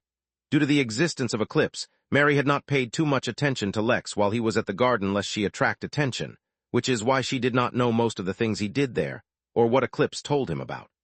That basically meant she had no idea about Lex trying to form a Tao body, so her last statement could have been sarcastic. Little did she know, Lex was already trying to do just that. Chapter 1929, Candid Talks. Truth be told, Lex was slightly wary of fully forming a Tao body. His lack of knowledge on the subject, and even the nature of Tao, made it so that he could only speculate. He had a certain level of faith in his own cultivation technique. Combined with the fact that he already had some level of Tao body, he felt like he could increase the percentage of it. He just wasn't sure if he should push it all the way to 100%. That, however, was an issue for later. Right now, he wasn't even close to 1%. All right, thanks for your help, Lex said, standing up. I should go talk to Shireen now and get that over with. Not a problem, Mary said casually. By the way, there is another thing I may have already mentioned, but as the system recovers, so too does my soul. As my soul recovers, I am starting to recover some memories I didn't even know I had lost. If you do decide to go after the Heaven's puppet, be very careful. I don't know why exactly, but I've suddenly started to get a bad feeling about going to heaven ever since I suggested it. I'll keep that in mind, said Lex. To start with, even if I do go there, I wasn't intending on being lax regarding my own safety. Once he was done with Mary, Lex teleported to the small village that Shireen and her sisters had rented. After renting the place, they had kept the entire village sealed and remained within, not interacting with anyone, even the inn staff. Lex was not going to intrude, he was going to knock. After all, he already knew what they were doing inside their village, a small perk of owning the entire inn. They were preparing to be attacked. The ideal situation would have been if the Midnight Realm directly allowed them to attempt a Tao tribulation. It wasn't like any of them were ready, but if they were going to die anyway, might as well die in the tribulation. But to their surprise, no one had attacked them yet. No one had come for them, nor had anyone tried to evict them. After spending a majority of their lives, actual, literal ages worth, they found it unbelievable that they could just leave the resort and there would be no fallout. True to their expectation, the much-anticipated knock came. Yet instead of an eviction notice, the knock was followed by a familiar voice. Welcome to the Midnight Inn. If I had known you guys were coming, I would have prepared a little something to properly welcome you all here. As things are, I'll just have to settle for greeting you all properly, said Lex from the boundary of the village, his voice spreading through the village itself. Shireen, slightly doubtful about the situation, stepped out anyway. This could very well be a trap, but if Lex truly wanted to harm her, she believed he would have more direct ways than to ask her for admission into her village. Not to mention, based on her understanding of their abrupt exit, their actions may have caused Lex some issues, and yet he was smiling casually and warmly. It felt improper not to respond to him given all that. Lex, it has been a while, Shireen said as she allowed for the gates of the village to open. Really, I thought to you it would have felt like a very short period of time. Even so, I cannot deny that a lot has happened since we last met. How are you all doing? Lex asked, appearing entirely normal and natural, completely as if he was meeting someone whose actions hadn't caused him to be condemned by a bunch of Tao lords. We have been better, Shireen answered as she led Lex back into the building where her sisters were residing. But we have also been worse. It feels good to be free of the oppression of captivity. Well, it's not like you're completely free, but yeah, unless you break the rules here, it's not like you have much to worry about inside the Midnight Inn. Shireen nodded, though her demeanor was not nearly as relaxed as she made it out to be. In truth, their situation was precarious, and this meeting with Lex should serve to bring them some clarity about their future. It wasn't like these former Valkyries were fearful of death. They had lived long, even if they had lived in captivity, and they had never hesitated to fight even in the face of death. However, being in a situation where they had absolutely no control over their outcome, regardless of their strengths or any efforts they may make, was unsettling. Your arrival here is at a fortuitous moment. We could do with some clarity about our situation here, and any expectations the inn may have of us. I understand that our actions may have put the inn under some pressure, and so we are willing to work with the inn to create a remedy for the situation that favors everyone, Shireen said, directly speaking her mind. Lex chuckled. Shireen was always so serious, but then again, that would only make his job easier, so he appreciated her for it. Have you kept up to date with what's happening outside since you arrived here? Lex asked Shireen. Not really, Shireen answered. We have maintained our isolation since we arrived, despite a few attempts by some angels to contact us. In a new environment, it is not so easy to ascertain who may or may not be reliable. It would not do to get pulled into new problems without addressing our old ones. All right then, I can bring you up to date on what's happened since you arrived here, Lex began. Then we can discuss some other business. I'll be candid, you've caused me quite a few problems, Shireen. Although Lex's smile did not waver and his warmth did not fade, Shireen suddenly got goosebumps. Chapter 1930 Mild Sarcasm. As a celestial immortal, Shireen's danger sense was extremely sharp, and from Lex she sensed a certain type of danger. It was not lethal, nor did it feel like he had any harmful intentions towards her. Even so, she could feel that he had set his sights on her. What bewildered her, especially, was why she would get chills even if Lex really was targeting her. He was a mere heaven immortal, and she was a peak celestial. Shireen paused and turned to look at Lex. Not only was a heaven immortal, but he was at level 2. Congratulations on your rise in cultivation, she said casually as they walked, as if she was entirely undaunted by his claim that she had caused him some problems. Ultimately, she decided the threat she felt from him was due to his influence over the inn. There was nothing a mere heaven immortal could do to her. Thank you, I'm trying to take things slow, but recently someone told me I need to focus on my cultivation more, Lex said randomly as he secretly studied Shireen's karma. In fact, as they entered the building in which the other angels were housed, he studied all their karma and discovered some unsettling things. Back at the Seraphim Resort, he'd studied their karma as well, and had discovered that their karma was intricately linked to that of the Edgar Temple, a certain portion of the resort reserved for their most exclusive non-Dao guests. Now, with his understanding of karma much stronger than before, as he studied them further, he discovered the reason why. An understanding flashed through his eyes, an understanding of why the poor former Valkyries never seemed so imposing to him, and why the angels might have been okay with leaving them as prisoners. It's good to see you all again, Lex said to the dozen angels, his voice suddenly a lot more empathetic. It is good to see you as well, answered one of the angels. But our life is too full of uncertainty at the moment. Have you been sent by the inn to inform us of the terms for our continued existence here? Lex looked at the angels oddly, and then at Shireen. Don't you know that already? You just need to pay sufficient MP, and you need to follow the rules. As long as you do that, you're free to stay here as long as you wish. Lex walked over to the lounge, which had a lot of seating, and took a scat, indicating the others to sit as well. The angels looked at one another, clearly communicating secretly. Obviously, they found Lex's claims hard to believe.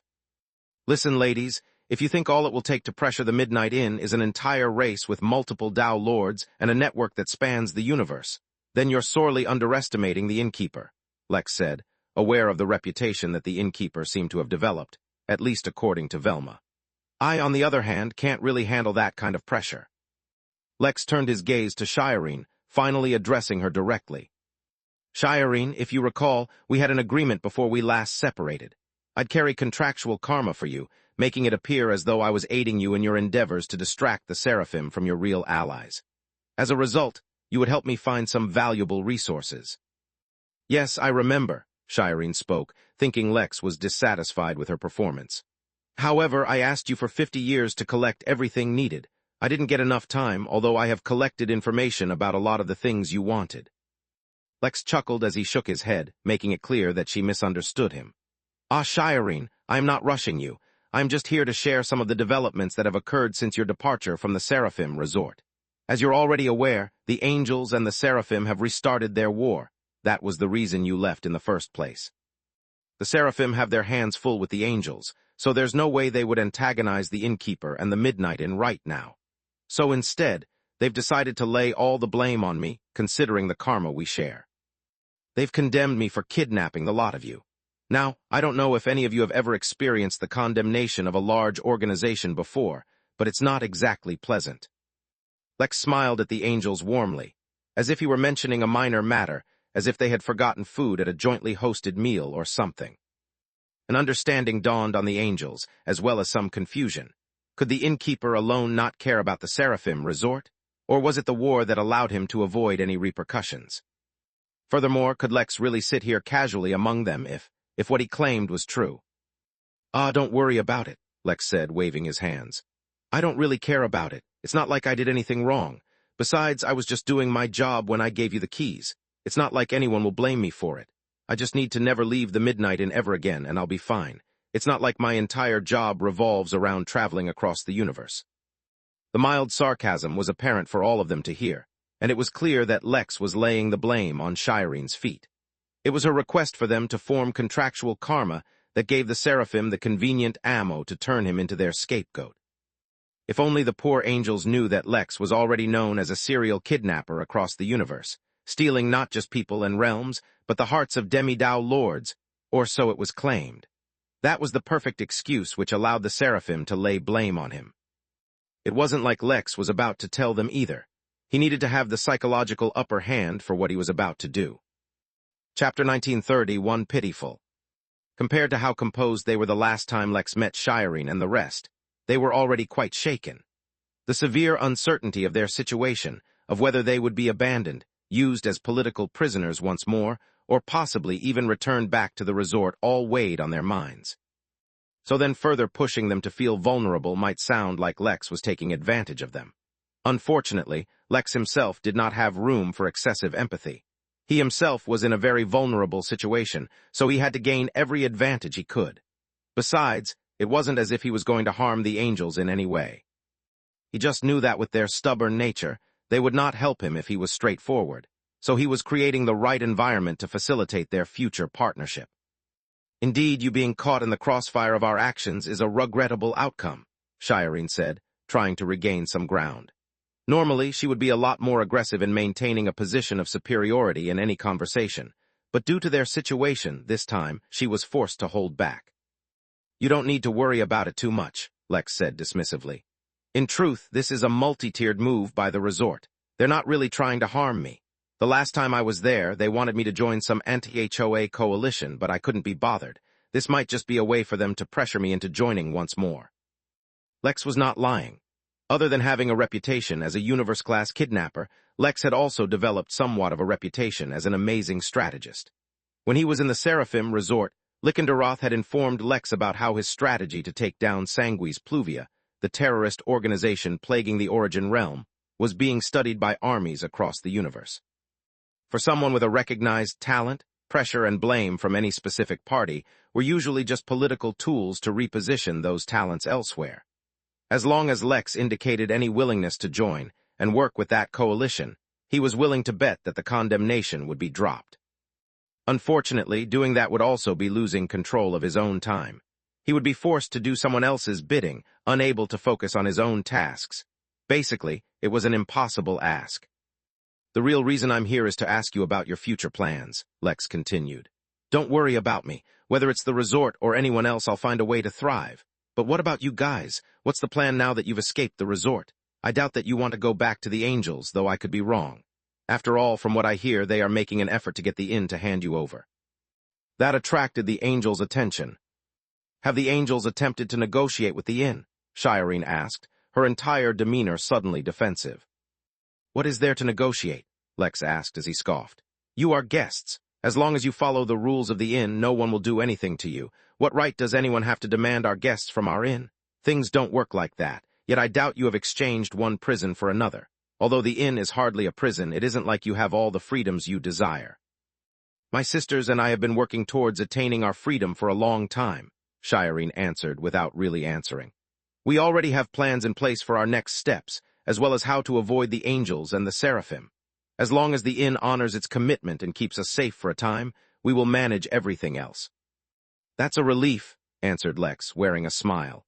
So you've already figured out a way to recover from the drain that Edgar Temple has imposed upon you. I thought it might be tough for you to hide from the search attempts of two separate Dao-level entities, but I'm sure you have everything planned. Silence. Shireen did not say anything, nor did her sisters say anything either, as they looked at Lex in confusion. Yet they sensed from him that he had not spoken casually. Speak directly, Lex, Shireen finally said, her character unable to keep her on the back foot for so long. What exactly do you want, and what exactly do you mean by the drain? Lex sighed, his expression becoming a lot more subdued as he did. He looked at the angels with a hint of pity. If I tell you, you might not believe me, Lex said. Why don't you allow me to show you first instead? Let's spar. It will be a lot easier that way. Shireen looked at Lex oddly. A spar? What does that have to do with our discussion? Lex stood up from his seat and motioned for the angels to follow. You will see as long as you agree. Don't worry, a spar is merely a spar. You won't be in any danger. If you wish, all you 12 sisters can spar with me. Together, that statement seemed to provoke some anger from the angels, who felt like Lex was looking down on them. Fine, I shall humor you with a spar, Shireen spoke directly. Afterwards, refrain from speaking in unnecessary riddles and keep your speech free of sarcasm and metaphors. Though our position is not ideal, our dignity is not something that can be so easily offended. The more Shireen spoke with pride, the more a sense of pity filled Lex's eyes, and he didn't even need to act. The more he studied their karma, the more he understood exactly what had been done to them, and the more pitiful he found them. Right in the center of the village, Lex summoned a traditional sparring ring. For two immortals, such a ring was too small a stadium for them to demonstrate their abilities, but Shireen did not complain as she took her place on one end. Don't hold anything back, said Lex as he walked to his position. Fight with everything you've got. The more he gave such advice, the more pissed Shireen got. Instead of explaining, Lex simply took his spot opposite to her in the ring and simply tied his hands behind his back. With a simple count of 3, the spar began. Shireen immediately unleashed her full force, the force of a peak celestial who had also earned the title of Valkyrie through her efforts in real war. In response, Lex calmly spoke a single word. Kneel. Space itself rippled under Lex's newfound authority, as if it too was trying to kneel. After all, Shireen, the peak celestial, the former Valkyrie, was kneeling right in front of Lex, who was whole realm below her in cultivation, a bewildered expression on her face. Chapter 1932, False Reality. What is happening? Shireen muttered absent-mindedly as she looked around the world in a daze. Even on the battlefield, facing impossible odds, she had never kneeled. And yet here she was, rendered feeble and helpless before a human at the utterance of a single word. Lex, meanwhile, was pondering about the newfound power in his supremacy. He had just discovered that the hint of the primordial aura that he had gained gave his supremacy a tremendous boost. There was something about the primordial that was inherently superior to everything that Lex found bewildering and confusing. If the primordials were truly, genuinely superior, then they would not be so few in number. Even if one argued that primordials had all killed one another, just the mere ants born in the primordial garden should be enough to dominate entire major realms. Yet that was not the case. Heck, even Lex himself had managed to subdue primordials. So it definitely wasn't that they were more powerful, but there was something about them. Lex just couldn't figure out what. Now wasn't the time for that, though, as he turned his gaze from Shireen to her sisters, who all seemed to be kneeling as well, despite not being targeted by Lex. This little experiment had shown him all he needed to see. Lex loosened the hold of his word as he held out a hand for Shireen to take, as he helped her stand once more. Shireen, the Seraphim resort is owned and operated by the Seraphim who have many Tao lords. Did it not seem strange to you that they never attempted to stop you from planning your escape? Or that you escaped the resort so easily without them trying to prevent you from breaking the key? Even if they couldn't stop the keys from teleporting you, couldn't any casual Tao lord have stopped you from using it? In fact, they could have simply taken the keys from you all before you even got an opportunity to use it. They could have foreseen your departure and done any number of things to prevent it, yet they never did. Simultaneously, if the angels could see that war was coming, they could have done any number of things to assist you in your escape, but at least as far as I know, they never did. Haven't you wondered why? Even as Lex asked Shireen that question, he could tell that she hadn't. How could she, when there was so little left of herself at all? The very fact that she could still speak and maintain some semblance of a self and ego were a testament to how tremendously strong she must have been once upon a time. Shireen was stunned, and Lex's questions did not really help her improve her state of mind. It was for that reason she did not even notice when her 11 sisters only stood up when she did, and that their state was just as bad as hers. Her state did not last long, though, as she refocused on Lex, her gaze filled with all the same power and confidence she always showed. You have made your demonstration. Now explain, she demanded. What just happened? What does this have to do with our escape and our treatment at the resort? Well, I cannot claim to know the exact details, said Lex as he extended a tendril of his spirit sense to Shireen and her sisters, showing them all exactly what he saw when he looked at their karma. But it is clear to see, especially now that there is no interference from the resort itself. You were political prisoners, yes, but your imprisonment was not nearly as harmless as they made it seem. Over the years, you have been drained of everything. Your powers, your drive, your egos, your convictions, your talents, your luck, your everything. Yet they didn't do it all at once. Instead, they did it gradually, and they did it in the most ingenious way ever. They imprisoned you within the Edgar Temple, but they did not free you of the requirement to pay rent for your stay. Instead, the payment was automatically harvested by the temple. For every day that you stayed, every service that you used, every hint of expenditure that you incurred, you and your sisters paid with your very selves. This continued for so long that you have been left as barely shells of what you once were. The changes were so gradual that you yourselves did not notice, until it came to the point where you all were unable to notice. Eventually, there came a time where you all simply became symbolic prisoners at best. The angels did not find you worth redeeming, and the seraphim did not find your imprisonment worth fighting for. After all, you all are now a mere imitation of the warriors you once were. In all the time I have known you, your 11 sisters have not even spoken once, leaving you to answer for them. Is that because you are their leader, or because they no longer have voices to even use? That last question clapped in Shirene's ears like thunder as she quickly turned to look at her 11 sisters. Her glorious sisters, her warriors, her fellow prisoners, her fellow sacrifices. What injustice they had suffered for their valor she could not even fathom. Or perhaps once, when she accepted this imprisonment, she already knew to expect this. It was just that she could no longer recall it. Suddenly, all the gaps in her memories made sense. She always thought that the angels had wiped her memories so that they could not be extracted by the seraphim, but now she thought otherwise. Though she had lost many memories, a few remained with her. Her glory, her prowess, as she stood at the precipice of attempting the Tao tribulation. How strong she was back then was exactly how feeble she felt now. Her reality was crashing down all around her, as she realized everything was not as she had thought it was. Chapter 1933, Spreading Chaos. In true reflection of all that they had lost, the 11 angels stood behind Shireen, just as they always had, silently. They communicated with each other through their spirit sense, yes. After all, they had not been turned completely into puppets, nor were they dead. They were simply a pale reflection of what they had once been. But just as the actions of the angels were a reflection of their new reality, Shireen's reaction too was a reflection of the strength of her character. She was beaten, weakened, distraught by her new reality, but she let none of that truly overwhelm her.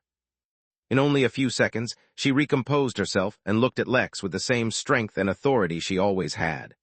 A lot had been stolen from her, but she was not entirely crippled just yet, far from it. I may need to reassess the suitability of all our previous plans, Shireen admitted frankly. However, I feel that I should anticipate a proposal. Forthcoming from you as well. Perhaps you merely sought to enlighten us of our situation, but I feel like you have more in mind. Lex smiled, admiring Shireen's resilience. It was not for nothing that she was the leader among her sisters. I have a few things in mind, but the level of our cooperation is entirely up to you, he said casually. In truth, although you have lost much, it's not as if you have lost everything. Now that the issue has been identified, you can slowly work on recovering your strength and yourselves. Your intel network that you built at the resort might be compromised and unreliable, but your experience is still valid. If you did it once, you can do it again. You do not need a pitch, Lex, Shireen said with an even voice, even now holding on to her dignity.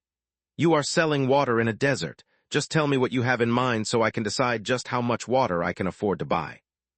Lex found Shireen's resilience very admirable. The truth was, he could have given his proposal right from the start, and that he could have explained her circumstances in a less brutal way. The reason he chose to do things this way was not because he was cruel, but because he needed all the leverage he could get, while Shireen and the rest needed to truly understand their situation. I'll tell you what I want from you and how you can help me. If you agree, we can come up with some kind of understanding between us. There's no need to consider any trouble I may have to face from your prior actions. That will all be in the past. But if you're interested, I have another deal I can offer you. However, like I said, that's for later. In truth, what I need from you is simple. You once told me that the angels and devils discovered some secret of the cosmic ascendance spectrum, and it was related to giving birth to a Nephilim. I need your help in finding out more about what the secret was, or at the very least, I need you to tell me as much as possible about the Nephilim. Shireen shook her head, as if she had been asked an impossible task. That concerns secrets that only Tao Lords should know. How can I learn a secret like that, let alone share it with you? I have no connections anymore, for even the contacts I did have are now suspect. Lex studied Shireen's expression for a moment. Even now, she showed no defeat in her eyes. Do not be so quick to dismiss this task, he said. Right now, the universe is at war, It's not just the angels and the seraphim. Many major realms have been invaded simultaneously, and this is merely the beginning. For such a massive invasion to happen entirely undetected means that this has been planned for a long time. Chaos will spread, and things will get a lot worse before they get better. Chaos, however, also brings a lot of opportunities for those looking. Surprisingly, at least as far as I know, war has only spread to major realms. The minor realms have been left largely untouched, or even if they are attacked, it's more by opportunists than anything else. But even those are weaker minor realms with weak backing. Realms like the Midnight Realm with solid backing have little to fear. That means that from a relatively safe point we can take advantage of the chaos.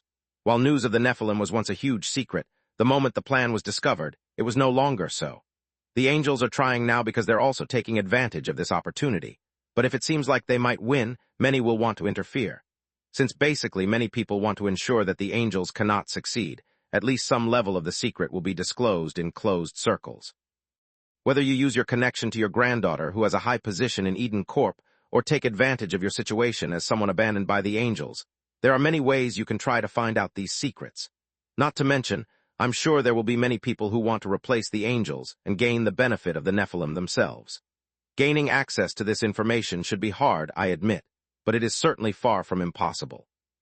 Shireen took in Lex's words and reflected on them, finding that his words were reasonable. But his request was far from simple. If she accepted his offer, then that would be basically cementing her broken relationship with the angels as a whole. Then again, what was left to break anyway? Shireen's gaze fixed on Lex once more as she studied him. I've already heard rumors that the Midnight Inn is trying to create a heaven and a hell inside its realm, she stated, as if she had guessed his motives. Even if you succeed, you won't be able to get your hands on the Nephilim. Such a thing requires 2 full major realms, with one being a heaven and another being a hell. But instead of being unmotivated by her words, Lex merely chuckled. See, you're already sharing new information with me, and it wasn't even that hard. I'm sure if you keep trying, you'll find this an easily achievable goal. Chapter 1934, Impossible is Nothing. Shireen looked at Lex, his casual smile, his nonchalant demeanor, and searched for signs of arrogance. She searched in his eyes, in his voice, in his body language, of signs of him looking down on her or her intelligence. Yet she found nothing. All she found was sincerity, which was somehow even more bewildering. How could he, with genuine sincerity, ask her to discover secrets that determine the rise and fall of powerful races, and treat it as if it was merely a matter of making a small effort? She did not understand. What do I get out of this deal then? Are you offering me something? She asked, moving on from the impossibility of the task itself. Yes, of course, said Lex. I can offer you many things. I can help you recover from your current situation.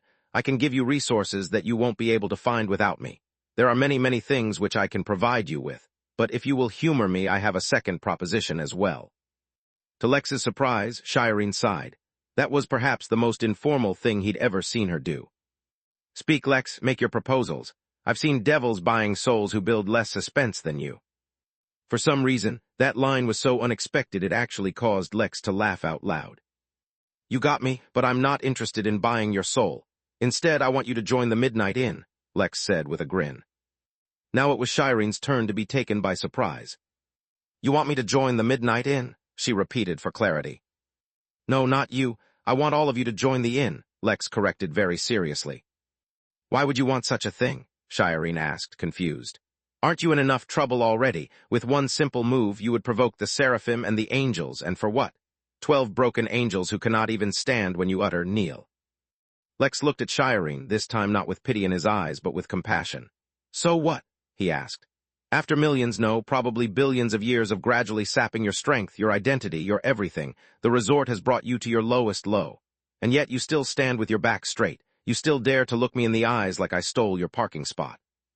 What parking? Shireen uttered in confusion, but Lex didn't stop talking. Shireen, you and your sisters are in a bad state. Maybe we don't even realize the full extent of the loss you've suffered. But you're still alive. One step at a time, you can recover your strength. But even if you do, I do not invite you to the inn with the hopes that one day you might regain the strength you have lost. It's the strength you have now, the resolve you have now, that makes me want to invite you into our fold. Your experience, your knowledge, your skills, even diminished, can contribute to the inn. Your knowledge of heaven and hell, your experience leading armies, the mark you've left on history, all of those make you a valuable asset that I would be insane to overlook. In return for joining the inn, you would get the inn's security, the inn's backing, and a place to call home without having to worry about having to escape or run away. Yes, the inn may not be a major realm, and you won't be able to take your Tao tribulation here, but are you even ready for that right now? Once you're ready, the innkeeper will naturally find you a suitable place to take your tribulation. Shireen did not respond. No, she just looked at Lex, unsure of what to feel or how to respond. In the end, she chose to be truthful. Lex, after what's been done to us, I don't think we can ever recover, she said, her voice softening just a bit. I can understand that, even if I find it hard to accept. But I took an oath of a Valkyrie, and even if it means nothing now, I am not ready to accept someone's pity or charity. Freedom from the resort does not necessarily have to be freedom to live a new life. It can also be freedom to choose an end I find suitable. Lex looked in Shireen's vulnerable eyes and found, for the first time, that she had no guard up. You think I'm making this proposal to you because I'm pitying you? He asked incredulously. You said it yourself, I have plenty of experience. Even if I've forgot many things, I have not forgot everything. This is just a basic strategy, give a trauma victim a target, a goal to work towards. Help them rebuild their lives, refined meaning. Giving us an impossible task to motivate us, inviting us into the sanctuary of the inn, you have a charitable heart, Lex. But we are warriors, even if we have not fought in a long time. Not one of us fears death, and we have already lived an empty life. We will not settle for another quiet life, even one of comfort and peace. Lex blinked a couple of times, in genuine and thorough shock, before suddenly transitioning into a massive grin. You're right, I am incredibly charitable. It can't be helped, I just have such a good heart. The secret capitalist lamented, the universe, as of yet unaware of his upcoming scam to rip off countless Tao lords under the protection of his system. But I'm afraid, in this case, you've mistaken my intentions. Lex was already standing, but for some reason he suddenly looked taller, his aura growing larger as he spoke.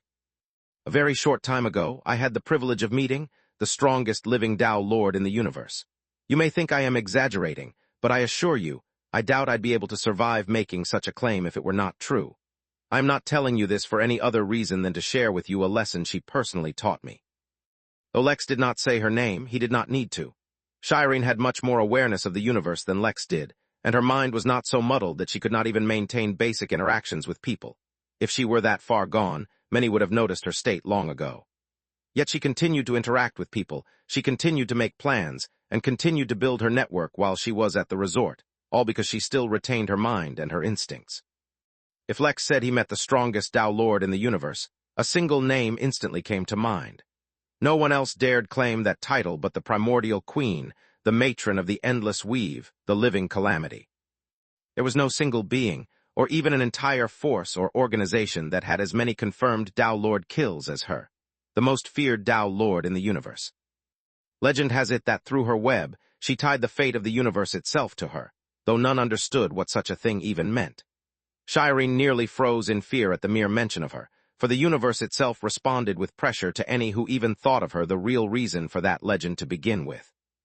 Little did she know, in Lex's mind, the Grand Butcher of Tao Lords was a friendly spider granny who played games with Lex, and invited the innkeeper to tea the chillest Tao Lord he had encountered to date. Lex did not seem to notice Shireen's state. In fact, he did not even seem to feel the pressure that arrived with merely mentioning her. Why would he? Eclipse herself had told him to use her name, and had even protected him from universal pressure so she could discuss time reversal with him. There is no such thing as impossible, Lex said with the surety of having this confirmed by the friendly Eclipse who had a small poodle as an assistant and a cool golden dragon as a pet. Perhaps it was a testament to just how immune Lex was to absurd things that he never found any oddity in any of that. Then again, it was that very immunity that gave him the courage to approach Eclipse and ask her a question, which is what started everything. Lex looked in Shireen's eyes before he spoke again. There is no such thing as impossible, merely things that have never been achieved yet. Why are you so sure that you can never recover? Is it because you genuinely have lost hope, or because you don't even dare to try? If you do, Shireen, if there is even the smallest spark of belief in your heart that you can not only recover but surpass your previous height, then the Midnight Inn is truly the place for you. For our guests, this is a refuge where they can rest. But among the staff, the Midnight Inn is a place for anomalies to gather. We do not care to learn the norms of the universe because we never adhere to them anyway. This is not an opportunity that comes knocking twice, Shireen. Getting Nephilim, impossible secrets, external pressure, we don't care about such things here. After all, this is the Midnight Inn. Chapter 1935, let's get to work. Chapter 1935, Let's Get to Work. Shireen looked at Lex slightly stunned. Part of it was because she was still reeling from the casual mention of the primordial queen, but a significant portion of her shock was due to the, quite frankly, amazing sales pitch that Lex gave her. Part of her wanted to believe that Lex was exaggerating what he had said, but somehow it seemed impossible. Lex's own notable achievements, the ones she knew of, were themselves a testament to just how extraordinary he was. Since last meeting him, Shireen had done some research on the rest of the Midnight Inn as well, and had discovered a few others who seemed extraordinary as well. If nothing else, just how common a time-related bloodline was in the Midnight Inn was absurd. Last time she met Lex, she told him that if something was too good to be true, it definitely wasn't real. Lex's description of how amazing the inn was while offering her a job was exactly the kind of thing she was referring to, and yet she found herself wanting to believe. After so long, she could see a glimmer of hope once more. Her experience told her it was too good to be true, that even a glimmer of hope was too much after the kind of drain they had suffered at the hands of multiple Dao Lords. But in her heart, she found herself wanting to believe. Shireen looked away from Lex and at her sisters, using her spirit sense to get their opinions. She had told Lex that they weren't afraid of dying, for they had waited long for the freedom to choose their death. In that case, was the pursuit of such a dream a worthy cause to risk their lives for? Her heart said yes, but too used to being rational, she could not make a decision from her heart, so she held a moot among her sisters. They discussed, they debated, and compared this option presented in front of them to their prior plans. Truthfully, there was an element of risk even in this, but there was nothing in life without risk. Lex waited patiently, even as minutes turned into hours. The celestial immortals had lived far longer than anyone else that worked at the inn. Their concept of time was surely skewed, unaware of the urgency that each second held for Lex, yet he did not rush them. This was a critical moment for Lex. He wanted, he needed, these 12 angels working for the inn, regardless of how weakened they were currently. The ways in which they could help the inn were too many to count. Their understanding of the universe at large was far greater than anyone else at the inn at the moment. They had fought in actual universal wars. More importantly, they had lived countless years inside the Seraphim Resort, so their understanding of hospitality over long periods of time far outstripped anything Lex could think of. For example, the inn could offer services or service packages that lasted months, years, maybe even centuries or millennia. Lex could even think of those packages himself. Yet having never experienced such long periods of time, his imagination would be limited compared to someone who had. Lex had learned from the resort, and as per the requirements of a quest he got, implemented 3 changes from the resort inside the inn, making it better. As a result, he got the reward called Burgundy Violin, an exceptionally powerful tool that can imbue music with certain laws permanently. But since Lex could not really find a use for it himself, and since Gerard liked music a lot, considering he often went to play the piano in the manor in his free time, Lex gave it to him. Gerard had loved the gift, claiming that he would use it to immortalize the inn through a musical magnum opus. It was nice to see that the improvements he made to the inn had brought about positive change, but he was certain that the angels could suggest even more amazing ideas with a perspective that only time could bring.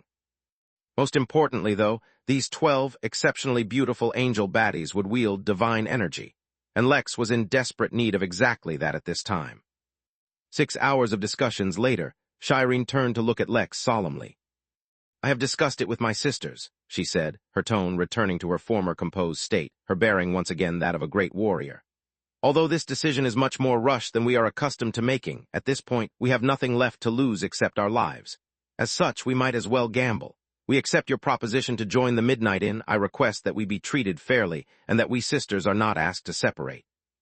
Lex clapped his hands as he jumped forward, summoning 12 platinum keys, which could be used to take a test to join the inn. Lex almost never skipped the requirement to go through the inn's test to hire employees. After all, it would take a single self-serving person, a single bad egg, metaphorically or literally depending on the sentience of the egg, to ruin the harmony of the inn.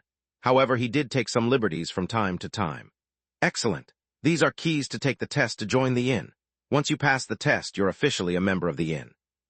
However, considering the urgency of the situation, I am going to exercise my privilege and grant you 6 months of probationary worker status, since we can't afford to waste time right now. If you have anything you need to do, I suggest you quickly do it, because we have work to get to." Shireen was taken aback by Lex's urgency. "So quickly, what's wrong? Are we being invaded?" she asked, instantly referring to the inn as we without realizing it. Haha, not at all, Lex exclaimed as he began to give out orders in his mind to various workers. It's just that the inn is brand new and we still have a lot of things we need to do. Don't worry, you'll get used to it, and with time you'll learn to love it. Things are always either really peaceful or really happening at the inn. Now come on, if you have nothing to do, I'll introduce you to our resident deity and blacksmith. We have very little time and a lot of work left to do. The angels did not know how to feel about Lex's urgency, but since they were already considered probationary workers now, they took their task with the seriousness of an army command. Instantly, the 12 angels who had been confining themselves to their village were ready to step out and face the world once more. Chapter 1936, Unreliable Boss. The crystal volcanic forge wasn't ready yet. It would take many years for that to finish its setting process. That didn't mean that Orin was taking it easy.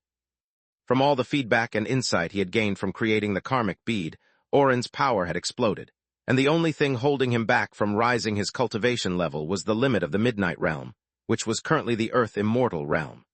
Even so, the insight he had gained had increased his forging level, making him a better blacksmith and forger. Such improvements would be wasted if he had nothing good to forge. Fortunately, Lex always found him impressive in challenging tasks. They needed to create multiple unique and powerful taverns, all within 6 months. Orin would have cursed at Lex for giving him such a short working schedule if he wasn't too busy forging. Fortunately, Lex at least had the good sense to have the inn provide him with incredible materials. In fact, the guild room was filled with countless requests for valuable materials, not to mention that the inn had also issued various trials to procure specific valuable items and ores that Orin would need. Unknown to most, even Obsidian was working towards procuring the materials needed to make all these new taverns. Combined with all the amazing resources available inside the inn itself, Orin had a shortage of nothing except time. To help him, Lex had assigned the former Drake, now Earth Immortal Dragon and weapons manufacturer Xeon to be Orin's assistant. That helped, but not nearly enough, so Orin asked a lot of the staff at the inn if they could lend a hand. Many had shown up, but still time was too short. Orin would need a miracle to finish all the taverns in time. No sooner had Orin had this thought that Lex appeared in front of him with 12 celestial immortal angels behind him. Shireen Elharkin, meet Orin I of the Vivatil Mines, deity of hammers and personal blacksmith of the Innkeeper. Orin, meet Shireen, former Valkyrie and latest member of the Midnight Inn. Shireen merely nodded at Orin, acknowledging his titles and achievements, while Orin merely grunted, not taking a second's break to stop hammering away. You came just in time, Orin said, his focus still mostly reserved for his task. With our previous experience in working together, this will speed up production by a lot. Combined with the help of these angels you've brought, we might just make the deadline. Oh no, I'm not here to work, Lex said, waving his hand. I'm only here to bring Shireen. I have my own tasks set out for me. I'm on my way to heaven, like the main heaven, the one that encompasses the universe. I really need to come up with a different name to differentiate it from the more mundane heavens, such as Eden and Valhalla. The reason Lex said that out loud was mostly just to let Shireen know that while he had brought her here to contribute, he would not be slacking either. He had real, equally difficult tasks that he needed to handle. His attempt seemed to work, for Shireen suddenly looked at Lex with a solemn expression, quite aware of just how difficult and dangerous a task was probably before him. Then again, she expected nothing less from someone whose previous task had him meeting the primordial queen. For a split second, she wondered what the innkeeper even had Lex doing, going to all of these random places. Then she thought better of it and tried not to pry into matters beyond her. How about Arch-Heaven? Z offered from the side, holding a molten metal bar with a pair of tongs.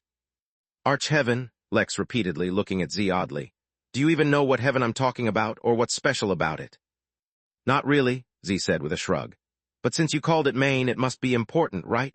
So Arch fits in well. It's just like archangels are like cooler angels, arch-nemesis are more serious enemies, archdukes are like more important dukes. You get what I mean. Shireen looked at Z with a slightly irritated look, since she did not really qualify as an archangel, but said nothing. The argument itself was ridiculous, but the premise, to her dismay, was not incorrect. Lex paused for a second. Normal heavens, like the one they were trying to build at the inn, existed all across this level of the universe. Smaller heavens existed inside many realms, and bigger heavens encompassed entire major realms. But from Lycandaroth, a seraphim, Lex had learned about another heaven, one that overshadowed this entire level of existence that had voids and realms. It was a place where even Tao Lords could die easily, or so he had been told. The strange voice that had invited him to be an augur was from there, the very same voice that had increased the difficulty of his tribulation. Even though, at least according to Lycandaroth, no sentient beings were supposed to be born there. That was the place Lex needed to go to so that he could find a heaven's puppet. Calling that place Archheaven sounded silly, but then again, it got the job done. All right, well, Archheaven it is. Anyway, I have to go there to invite a very special guest to the inn, so I won't be able to help out here. Shireen, you can let Orin know exactly how you can help him with his deadline. If I get done with my task in time, I'll come back to help.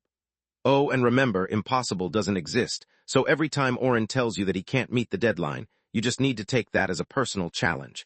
After all, you're also trying to achieve the impossible. If you get overwhelmed, you can let Z help, he knows the ropes. With that said, Lex teleported away, leaving the 12 angels standing there in the awkwardness. Z, on the other hand, simply sighed. He knew it. His unreliable boss had found him more work to do. Chapter 1937, What is Absurd and What is Normal. Shireen had raised her hand, almost as if to stop Lex from leaving, yet it was too late. She was left there, standing with her arm raised and mouth open, frozen. Among all the people working there, for some reason, she was the only one who seemed taken aback by how Lex just assigned them work and then disappeared. What was even more astounding was how Lex had told Z to look after her if she needed help, and the young boy had actually responded as if a bunch of work had been dropped in his lap. They were angels. Not only were they able to wield divine energy, allowing them to create miracles, but they were celestial immortals as well, capable of harnessing tremendous power. That did not change the fact that they were being looked down on. Shireen turned her gaze towards Z, who was working fastidiously, yet had a very exhausted expression on her face. Don't take it to heart. It's not Lex's fault, really. Generally, he's a well-rounded person. It's just that sometimes he judges everyone else according to his own standards. He forgets that we're not all secretly suppressing our cultivation. The last line Z murmured under his breath meant only for himself, yet naturally everyone heard him. A few of the workers nearby chuckled.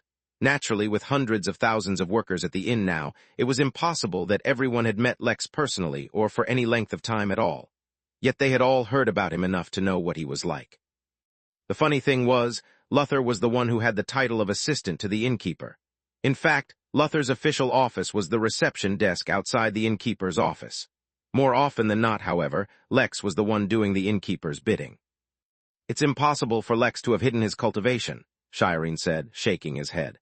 He was a guest at the Seraphim Resort, where his cultivation was checked by Tao Lords. If his cultivation level was higher than he stated, the perks and benefits he received by the resort would have been different. Z raised an eyebrow, looking very much like Lex when something aroused his interest, and looked at Shireen with a hint of amusement in his gaze.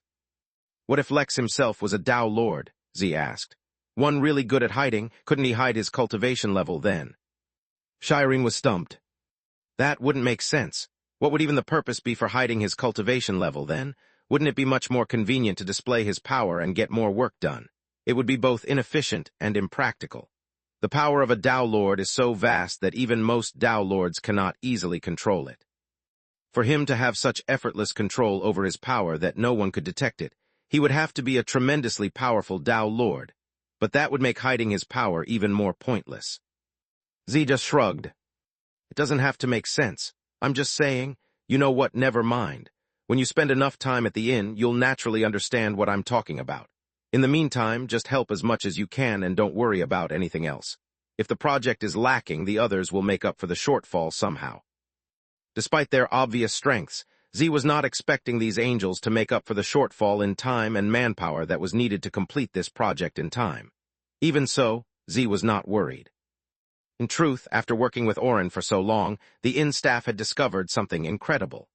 The Regalia Bloom bloodline, which allowed the user to channel energy through any tools or equipment they used, made them amazing swordsmen, archers, etc. But even more than that, it made them excellent forgers.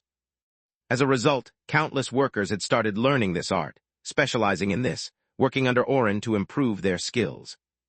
None, however, could control their bloodline as effectively and precisely as Gerard. Although the man was much too busy to dabble in forging, he was expected to come and help with this project soon. When that happened, Z was sure they would be able to complete this seemingly impossible task easily. Shireen could see the similarity between Lex and Z, as well as the other workers. The casualness with which they treated difficult tasks was actually an incredible mindset. It was one they specifically nurtured in soldiers so that they would not cower in the face of a formidable foe. While she was admiring his mindset, Shireen's eyes suddenly expanded as she looked at Z in shock. I recognize your bloodline. No, wait, your bloodline seems to be different, but you are from the line of Zerk, the human king. How is that possible? Shireen exclaimed. Z himself was surprised that Shireen was able to recognize the connection. It was not something he mentioned to most, even if he still occasionally inherited the memories of that ancient king. It's not a big deal, Z said casually. If anything, it gets in the way of my work more than anything else. How could you tell, though? What do you mean it's no big deal? The bloodline of all human kings was severed long ago. I fought in war alongside the descendants of Zerk, so I can recognize them anywhere. If you can find your way to the lost city of Berail, you could acquire the legacy of the human king. Shireen was stunned. She was looking at someone who could inherit the legacy of a deceased Dao Lord, and a genuinely powerful one at that. Such a thing was incredibly rare, and yet Z looked the least bit interested. She could not help but recall Lex's words. The Midnight Inn was full of anomalies who could not be enticed by secrets or legacies. Was this what he meant? Z just shook his head when he heard Shireen's words. That sounds like a lot of unnecessary work, Z said. I'd rather use my free time to hang out or maybe play an instrument. A legacy sounds like it would take up all my vacation time for years on end. Shireen resisted the urge to drop her jaw at how serious Z was. Was this some kind of joke? Did the Midnight Inn secretly have an even more powerful legacy than the literal human kings who brought humanity to its peak? She had lived long and seen much, but the way Z was treating her was as if she was a bumpkin getting shocked and surprised at every lamp post and light in. The big city. All right, that's enough chatting, Orin said over the sound of his hammer beating down on ore. You angels can wield divine energy, right? I need you to start working instead of yapping. We're going to use divine energy to decrease the amount of time these ores need to rest after refinement before they can be used. One of the taverns we're working on will be a 3-story house with a 3,287,956 square mile internal space. So the external frame needs to be extremely solid and preferably made of high-grade void wood. Z nodded and turned towards Shireen. In case you don't understand those units, that's roughly the size of 1.19 billion football fields, 2.8 trillion grand pianos, or equal to one Brazil. Shireen opened her mouth to tell Z that she understood none of those metrics, but then closed her mouth. At this point, speaking more would just continue to make her look bad, so instead she should focus on work. The 12 angels stepped forward and began to work under Orin's guidance, using their divine energy in the most absurd way that it had ever been used. But they no longer questioned it. What was absurd and what was normal was a distinction that was difficult to make inside the Midnight Inn. Space. While the angels were working on the taverns, Lex had shown up in front of the one-in staff member who could help him enter Arch-Heaven. He had shown up in front of Zagan, the monster who had been in the process of undergoing his heaven-immortal tribulation for years. To be specific, he had actually already completed his tribulation some time ago, and had already achieved the heaven-immortal realm. However, his spiritual tribulation had been special. Just as the Faram had shown up in Lex's spiritual tribulation, they had shown up in Zagan's spiritual tribulation, causing him to see endless, realistic illusions. As a result, despite actually having passed the tribulation and becoming a heaven immortal, Zagan was under the impression that his tribulation was still ongoing, and treated this as an illusion as well. Back when he had joined, Lex was both fearful and excited. A heaven immortal was a big deal for him back then. With Zagan under his control, the inn would have been a lot safer. Instead, this monster had just spent years and years just sitting there, doing nothing. Well, technically he was doing stuff, but well, it didn't matter anymore. Zagan was finally going to contribute to the inn in a meaningful way by helping Lex enter Arch-Heaven, even if that meant increasing the difficulty of his next tribulation, which Lex would help him induce. It would be fine, probably. Zagan, wake up, Lex said calmly, though his voice echoed in the monster's mind, waking him up from his deep meditation. Zagan was under the impression that he was caught inside his spiritual tribulation, and that everything that was happening was an illusion. All he needed to do was keep his heart calm and face everything with a steady mind. As long as he did that, in a few million years, his tribulation should be complete, and he could finally enter the heaven-immortal realm. Chapter 1938, Illusions. Zagan lazily opened his eye and looked at Lex, realizing that he was now a heaven-immortal almost instantly. The monster resisted the urge to roll its eye. This spiritual tribulation was becoming increasingly unbelievable. The last time he saw this human in his tribulation illusion, he had been a weakling who had been requesting Zagan's help to contact one of his subordinates. That, at the very least, was a believable illusion. How could the human already be a heaven-immortal in the span of a single nap? Ridiculous. He could already foresee that the illusions he would see from now on would stray farther and farther from reality, yet his heart was firm. He would not waver or give in to the ludicrous dreams this tribulation conjured up. You know, when you left the crystal realm all those years ago, you became one of the first monsters to gain an opportunity to surpass the earth-immortal realm. Now, you're in limbo while the rest of your kind has already moved on. There should already be millions of monsters in the primordial garden now, Lex said, trying to provoke some kind of emotion from him. Yet the monster was entirely indifferent. Do you need anything? Zagan asked through his spirit sense. Otherwise, I believe I am still on break until I complete my tribulation. Lex looked at Zagan and sighed. At his level, a mere glance was all it took for him to read through his thoughts, which gave him a slight headache. Since Zagan was convinced that he was in an illusion, convincing him this wasn't an illusion would be tough. In fact, the more that Lex convinced him that this was reality, the more that the monster would believe that this was, in fact, not. So Lex made the very simple decision to play into his fantasy of this being an illusion. He would make things more dramatic, larger than life, and do his best to not get the monster killed along the way. Yes, Zagan, said Lex, his voice turning solemn and filled with the weight of purpose. The Innkeeper has given strict instructions not to bother you until you are done, but there is a matter of utmost urgency that requires your help. The fate of the inn itself hangs in the balance, and only you can save us. Thunder roared in the sky as lightning flashed in particularly menacing patterns above head, as if an ominous indicator of the task ahead. Zagan almost sighed. Such things almost never happened in reality. Why would the weather coincide with a random chat? Well, this chat didn't seem to be so random as it was pertaining to something important, but it was still too fake. Zagan could have seen through the illusion even with his eyes closed, let alone now that he had one eye open. If it were up to Zagan, he would do nothing and let the illusion pass, but that would probably cause the tribulation to fail. He needed to maintain a strong and clear heart, his purpose unwavering, for him to survive this obstacle. Nor could he hide from the occurrences of the illusion, lest he develop the heart of a coward. Tell me how I can help, and I will be of service, Zagan said, finally standing up for the first time in a long, long time, at least for the surrounding guests. He was the Ocean King, master of the water and lord of the depths. While he may not be the strongest monster out there, he was by no means weak. The task I have for you is dangerous and could possibly risk your life. Think carefully before agreeing. Do not let the weight of the consequences of inaction guilt you into helping out. You must be certain this is something you choose of your own free will, Lex said heroically, as if even in the face of possible disaster he did not want to force Zagan. I will not shirk from my duty, human. I am a noble monster, not a feeble Frio or Saul bird. Come, tell me my mission, he proclaimed with confidence. I must bring you to a place where you will have to endure a second tribulation immediately. But that is far from everything. In the middle of your tribulation, you will need to rip open a portal in the tribulation clouds themselves, leading to the fabled arch-heaven where I must enter promptly. However, opening that portal is not something you will be able to do on your own. I will have to aid you, but if I do that, the difficulty of your tribulation will multiply. You must be certain of your actions. As a reward, however, once you complete your tribulation, you will skip Heaven Immortal Level 1 and directly become Heaven Immortal Level 2. The massive monster with its body towering over Lex did not show an ounce of hesitation. Internally, he scoffed. Level 2? Ridiculous, yet externally he showed nothing. Let us not delay this matter, Zagan said, urging Lex to hurry up. The quicker they got on with this, the quicker he could return to his slumber. Lex did not drop his act. Instead, he nodded towards the monster, as if appreciating his noble decision, and teleported the both of them out of the Midnight Inn. He felt bad for making use of Zagan like this, but at the same time, at least he was awarding him an opportunity to rise in strength.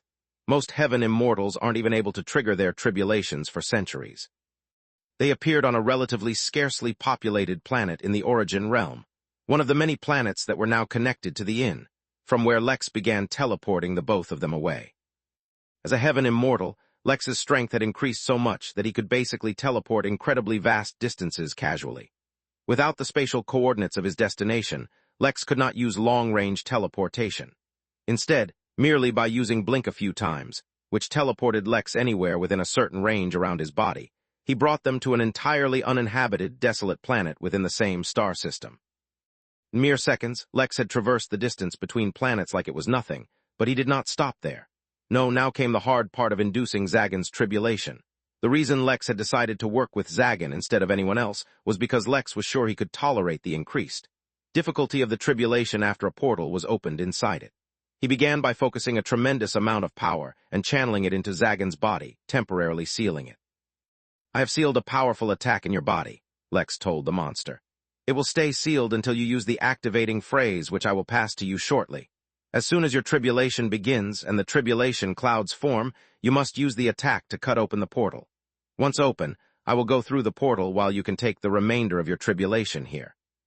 You do not need to follow me, you won't be able to help, and your tribulation will continue on even in Arch-Heaven if you come, which will attract unnecessary attention. This single act will be a tremendous contribution on your part." Zagan merely nodded, so Lex began with the tribulation induction. Through Vina, Lex's understanding of monsters had increased tremendously. Through his own experiences, he had understood tribulations tremendously. Unlike humans, who needed to further their understanding of laws or the application of their tenets or meet such criteria to trigger a tribulation, monsters were more straightforward.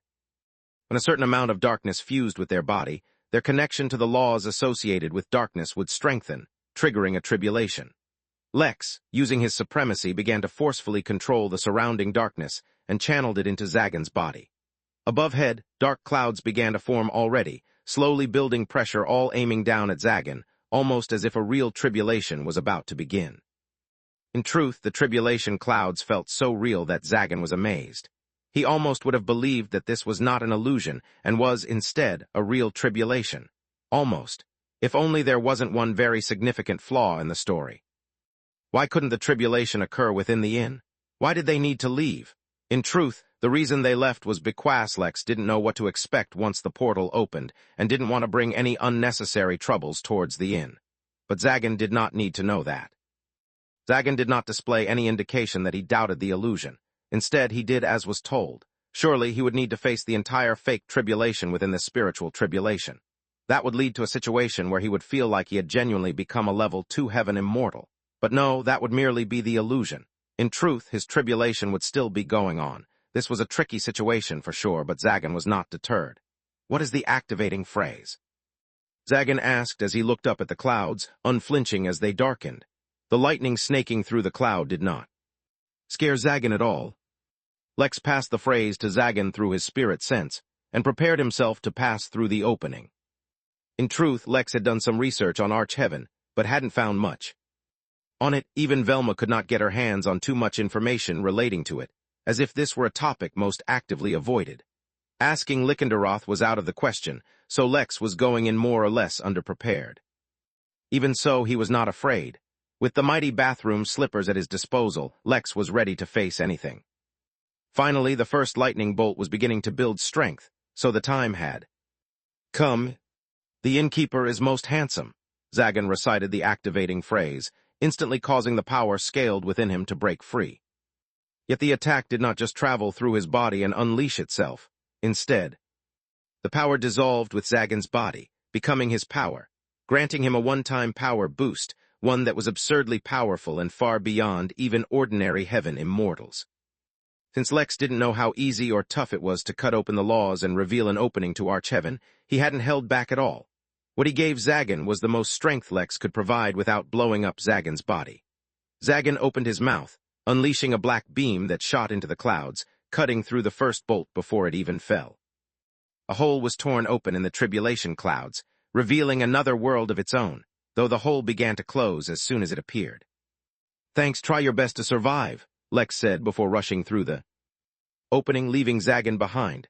Lex was certain that Zagan was strong enough to survive a strengthened tribulation. As for any severe injuries he might suffer afterwards, well, as long as he was alive, Lex would eventually heal him. Zagan, meanwhile, looked at the clouds solemnly. The increase in difficulty, wasn't it a little too much? Was this spiritual tribulation messing with him? How was he supposed to survive this? Then it occurred to him, this was merely a spirit tribulation. That meant no matter how badly he was wounded, he wouldn't actually die until he gave up mentally. All he needed to was maintain a strong state of mind. In that case, he was ready. Meanwhile, the moment Lex entered Archheaven, a man and a woman who were resting inside a cave within Archheaven both opened their eyes and looked at each other with surprise, as if they had both sensed the same thing. "Lex," the woman muttered, confused. How could he be here? Chapter 1939, Strings of Karma. A few things happened the very instant Lex entered through the portal, instantly arriving in Archheaven. First, his heaven's favor became palpable, as if he was radiating a warm and welcoming aura, soothing his surroundings. It was as if the aura was communicating with the realm itself, telling it that Lex was a favored one and was welcome to these lands. Second, Lex felt his power weaken. If ordinarily Lex could demonstrate 100% of his power, then now he was suppressed to around 1%. But measuring it in terms of percentage was not accurate, for even 1% of Lex's power was tremendous, and yet here he suddenly lost the ability to fly, causing him to fall through the air as he exited the portal. The bathroom slippers did not seem to block any harmful environmental damage, so the suppression of power clearly wasn't due to that. Lex tried a number of ways to stop himself from falling, yet the suppression of power extended to everything he used as well. Fortunately, the height he was falling from wasn't too great. It was as if he was falling from a 6-story building, which was something Lex could easily survive, even in his weakened state. Or, at least, he should have been. The crash into the ground was loud and strong, kicking up a small dust cloud from the shattered ground beneath Lex. It seemed that while his strength had been suppressed, his weight had not. After such a massive disturbance, Lex would have ordinarily picked himself up quickly, checking his surroundings for any signs of danger. This time, however, he did not, for the fall had disoriented him, his mind struggling to function after the heavy concussion he had suffered. Fortunately, even weakened, his body was extremely durable. Eventually, Lex groaned as he tried to get up, only to discover that his body had created a hole in the ground the shape of his body, making it really awkward for him to move. After a couple of minutes, once Lex had properly recovered from the effects of his fall, he frowned. This was a peculiar place, and not just because of the strange suppression he was feeling. No, there were a few other issues he had noticed, but before dwelling on them, he forcefully pushed himself up and climbed out of the hole. It had been a long time since he struggled to do a push-up, the downside of gaining a tremendous amount of weight. That is not what he focused on, though. Lex, nursing genuine bruises on his body and what felt like a sprained face, took a moment to look around. He seemed to be on the outer edge of a wild oak forest, with the number of trees beginning to grow sparse. Once he was sure that there was no immediate danger, Lex took some time to sense the suppression that was weighing on him. He could feel that, in truth, the suppression should have been much worse than it actually was. His heaven's favor, as well as the hint of primordial aura that he had gathered, were both aiding him in alleviating the extent of the suppression. Immediately, Lex thought of what such a thing insinuated about Archheaven. If everyone who entered was suppressed so badly, that would explain why even Tao Lords faced a greater possibility of actually dying here. Furthermore, instead of one's actual strength, the extent to which one's suppression was alleviated might play a bigger role in determining who reigned supreme here. Lex did not blindly assume that only heaven's favor and primordial aura were ways in which the suppression could be reduced. He suspected that there were a number of ways in which the suppression could be reduced. His instincts told him as much, for they were urging him to figure those ways out. Lex could sense that despite the apparent serenity of the place, there were many dangers lurking within.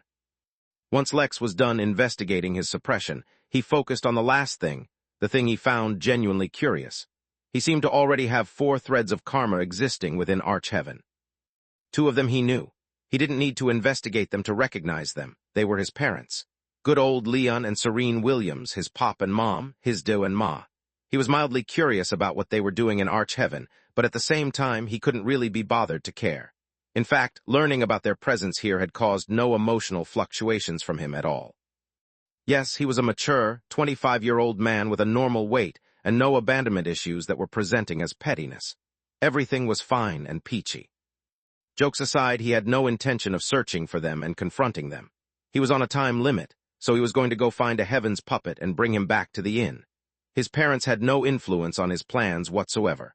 Although, maybe that was because just by looking at the karmic strings, he could see that they were already coming towards him. Much more interesting than his parents were the remaining 2 strings of karma. One of them went out into the distance, connecting to whoever it was that had made his tribulation harder. Yes, that insufferable voice that had messed with his tribulation was not some powerful manifestation of the universe's will. Instead, it was a living, breathing being who existed somewhere here in Arch-Heaven. Compared to his parents, learning about that guy got a pretty serious reaction from Lex. He even considered taking a small detour to go beat up that guy's behind, but eventually he dismissed the idea. He was in a time crunch. The last string was also quite interesting. To be specific, the karmic connection was Jack's, not his. When Jack had been exiting the river Styx in the folklore realm, he had exited through a portal. As it so happened, the very same portal was used by a mermaid who jumped through the portal and into the river to avoid the crowd of creatures chasing after her. Jack had been accused of being her accomplice by those creatures despite not knowing her at all, which is why he remembered that incident so clearly. He could not help but wonder how that mermaid went from being in the river Styx to arriving at Arch-Heaven. It must have been an interesting journey. Yet just as with the other 4 strings, Lex could not be bothered to actually go find her. He had to figure out where to find a heaven's puppet. Chapter 1940 Limits. Author's note: for Priv readers, I redid chapters 1937 and 1938 to fix some mistakes I made. Please clear cache and read again. Thanks for understanding and sorry for the mistake. Once he went through understanding his basic surroundings, Lex focused on the flow of time. After careful comparison, Lex determined that the flow of time here was the same as that of a major realm, which was fortunate. If the flow had been too slow, he might not have actually had enough time to complete his quest. "Mary, can you hear me?" Lex asked, checking in on his system. "Yes, I can," said Mary as she appeared on his shoulder in her tiny form, observing his surroundings. For once, she was not wearing an unusual outfit, opting instead to stay in the Midnight Inn's uniform. Perhaps it had something to do with the dreadfully serious expression on her face. "What's wrong?" Lex asked, noticing the obvious oddity in his assistant. Mary scrunched her brow as she observed their surroundings, as if trying hard to recognize the place. "I'm not sure," she responded slowly. "I don't have any obvious holes in my memory, yet the moment you came here, I couldn't help but feel that I had forgotten something very significant. I feel like I might have very important memories related to this place. Perhaps if I see something, my memory will be triggered. Or perhaps I need to recover more before I can remember anything." Lex merely nodded, accepting that Mary did not have much to add. The reason he contacted her to begin with was to ensure that the system was working fine. His exit plan was to use the golden key to return to the inn, so it would be kind of a bummer if the system wasn't working. Lex started walking towards the clearing, intending on exiting the forest. He now had to find a heaven's puppet, and while he had no idea how or where he would find one, exploring the surroundings could only help. It would also allow Lex to fully test out the limits of his abilities here. Even at 1% of his power, a simple fall should not have been enough to harm his body.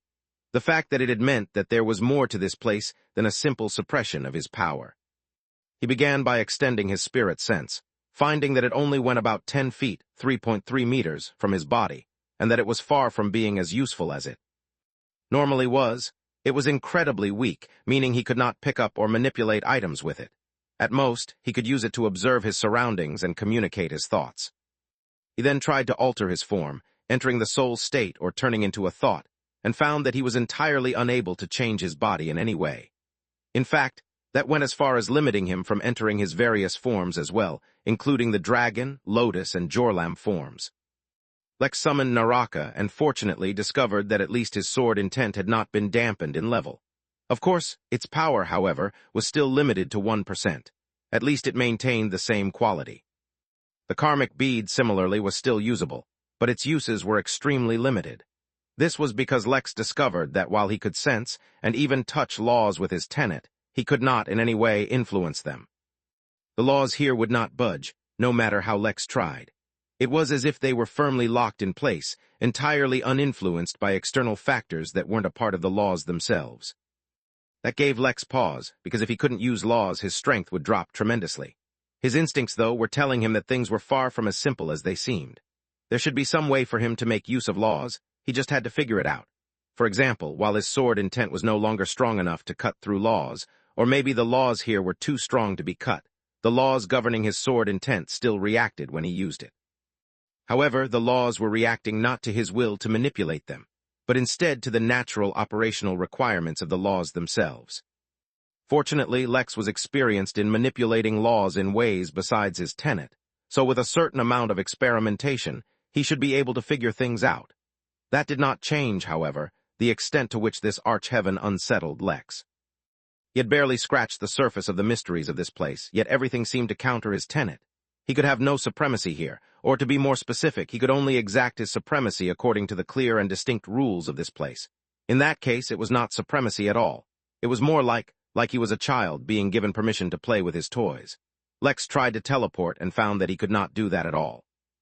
After some experimentation, Lex discovered that the suppression was very thorough, and yet had subtle nuances.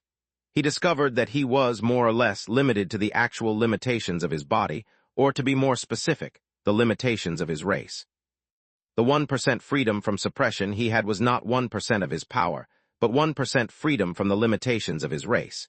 If that was the case, the human race was severely restricted here, whereas stronger races would have much more freedom. But for some reason, Lex felt that even his new insight into the arch-heaven was lacking.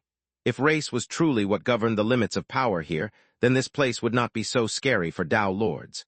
After all, most Tao Lords were actually from stronger, more well-established races. While considering the extent of the limitations, Lex suddenly thought about his physiques. Technically, he had 2 physiques the last time he checked, something which in itself was abnormal. He had the Soulforge Unity and the Empyrean Resonance physiques.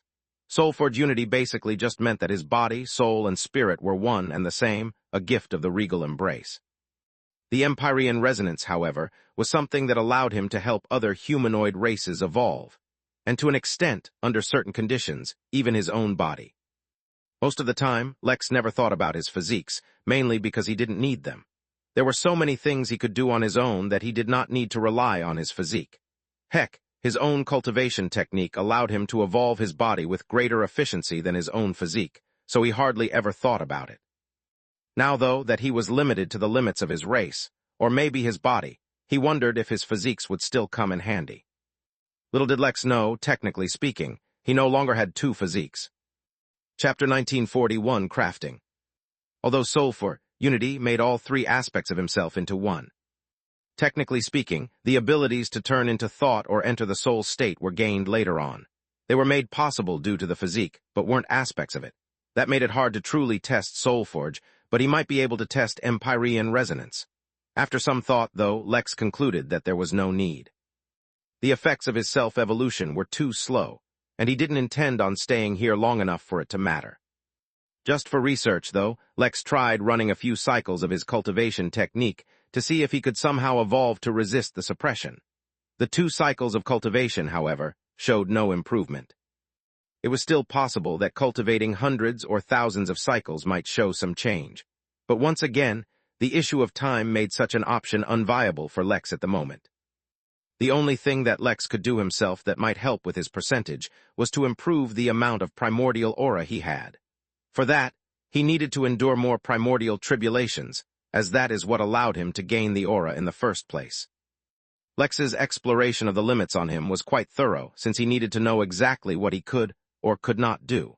It would be quite awkward if he faced a dangerous situation, but failed to react in time because he just figured out he couldn't teleport. By the time Lex was done testing his limits, he had finally walked outside the forest and finally got a good view of his surroundings. The forest was on the border of a mountain range, spreading as far as Lex could see. On one side he had a dense forest, and on another a series of mountains covered in tall bushes and rocky outcrops, with no signs of any kind of habitation or sentient life. Yes, though there were technically trees behind him, each of them felt like the trees from back on Earth, without any ability to cultivate or show signs of intelligence. All vegetation was as such, including the strange, cotton blobs floating above the forest. Calling them blobs was inaccurate since they all came in distinct shapes, but that didn't change. There was floating cotton above the forests. Lex concluded that they were likely part of some ecology he had never experienced, and didn't question it too much. After a quick survey, he decided to climb the mountain as that would give him better visibility of his surroundings. Considering that the mountains were of a relatively normal height, and not impossibly tall, it only took Lex half an hour of continuous jogging to reach the top, though that had left him sweaty and out of breath. both sensations he had not felt from exercise in a long time, neither of which he missed. Yet the climb had been worth it. Besides the picturesque views, he discovered that he was actually on a large island, situated atop a massive purple crystal that was gently floating over a stream of sparkling something. No, upon closer observation, it seemed that there was a long stream of sparkling lights, or maybe they were something Lex wasn't familiar with, that was gently traveling across the sky. A few other such streams were clearly visible from where Lex stood atop a mountain, and each one of those streams seemed to support a few islands with a base of purple crystal. Hundreds of thousands of feet below, an even larger expanse was visible which seemed to be the main landmass of Arch-Heaven. At least, from where Lex stood, that is what he concluded. It was entirely possible that what he saw was merely a larger island, or perhaps a continent among many. Regardless, it seemed that his chances of finding other living or sentient beings, or maybe the heavens puppet, would be far greater down below than up here. Given that Lex could no longer fly, and his powers and even arrays did not grant him that power, he would need to do something he hadn't done in a long time. He climbed down the mountain, approached the nearest tree, looked at it fondly, and then punched it. Anyone and everyone who had ever played a crafting video game knew that to begin the crafting journey, you had to start with wood.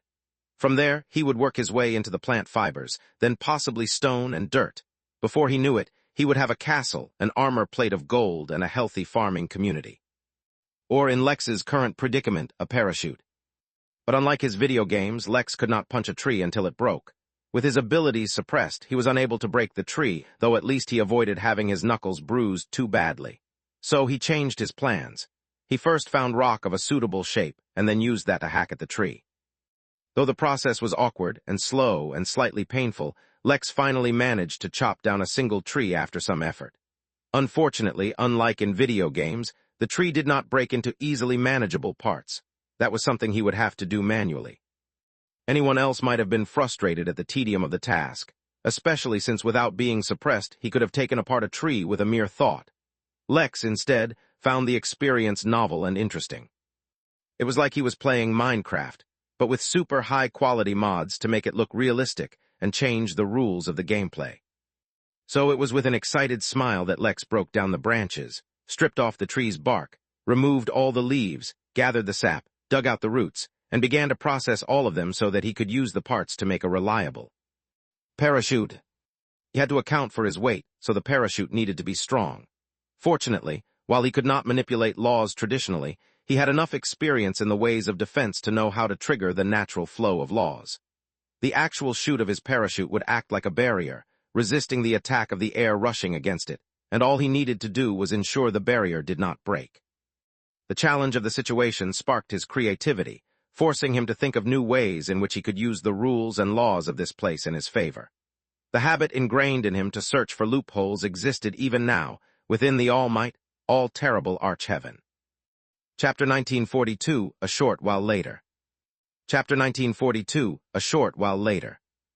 Lex had spent many years studying, furthering his understanding of the universe, whether it related to the mundane world of mortals or the extraordinary world of cultivators. What that meant for Lex, in his given circumstances, was that he knew well how to use various materials to craft anything, from basic to complex items, as per his requirements. Of course, there was the possibility that the harvested materials here in the Arch-Heaven had different properties. Thus, everything required some testing. Fortunately, while he was suppressed, his abilities weren't entirely restricted. Through the use of severely weakened arrays and abilities of his own, he not only tested everything he gathered, but processed all of it so that it would be useful. It took a few hours of work, but he went from having nothing to having a number of working parachutes. Of course, he didn't truly have nothing, for there were many things in his spatial ring. It was just that Lex preferred to use local materials since they were acclimatized to this place. Also, he didn't have any parachutes in his ring because he never imagined he'd ever need them. Once ready, Lex climbed the mountain once more, and after donning the parachute jumped off a height he was sure he could survive. The parachute worked just fine, fortunately. If items such as Icarus, wings which could be bought from the system shop worked here, he wouldn't have needed to put in this effort. Unfortunately, that was not the case. Lex conducted a few more tests before eventually venturing towards the edge of the island. In truth, this was his greatest obstacle at the moment. Although called an island, the landmass he was on was massive and confined to travel with his own 2 feet, it would take Lex days to reach the edge, which is why instead of running, he began crafting his second item, a paraglider.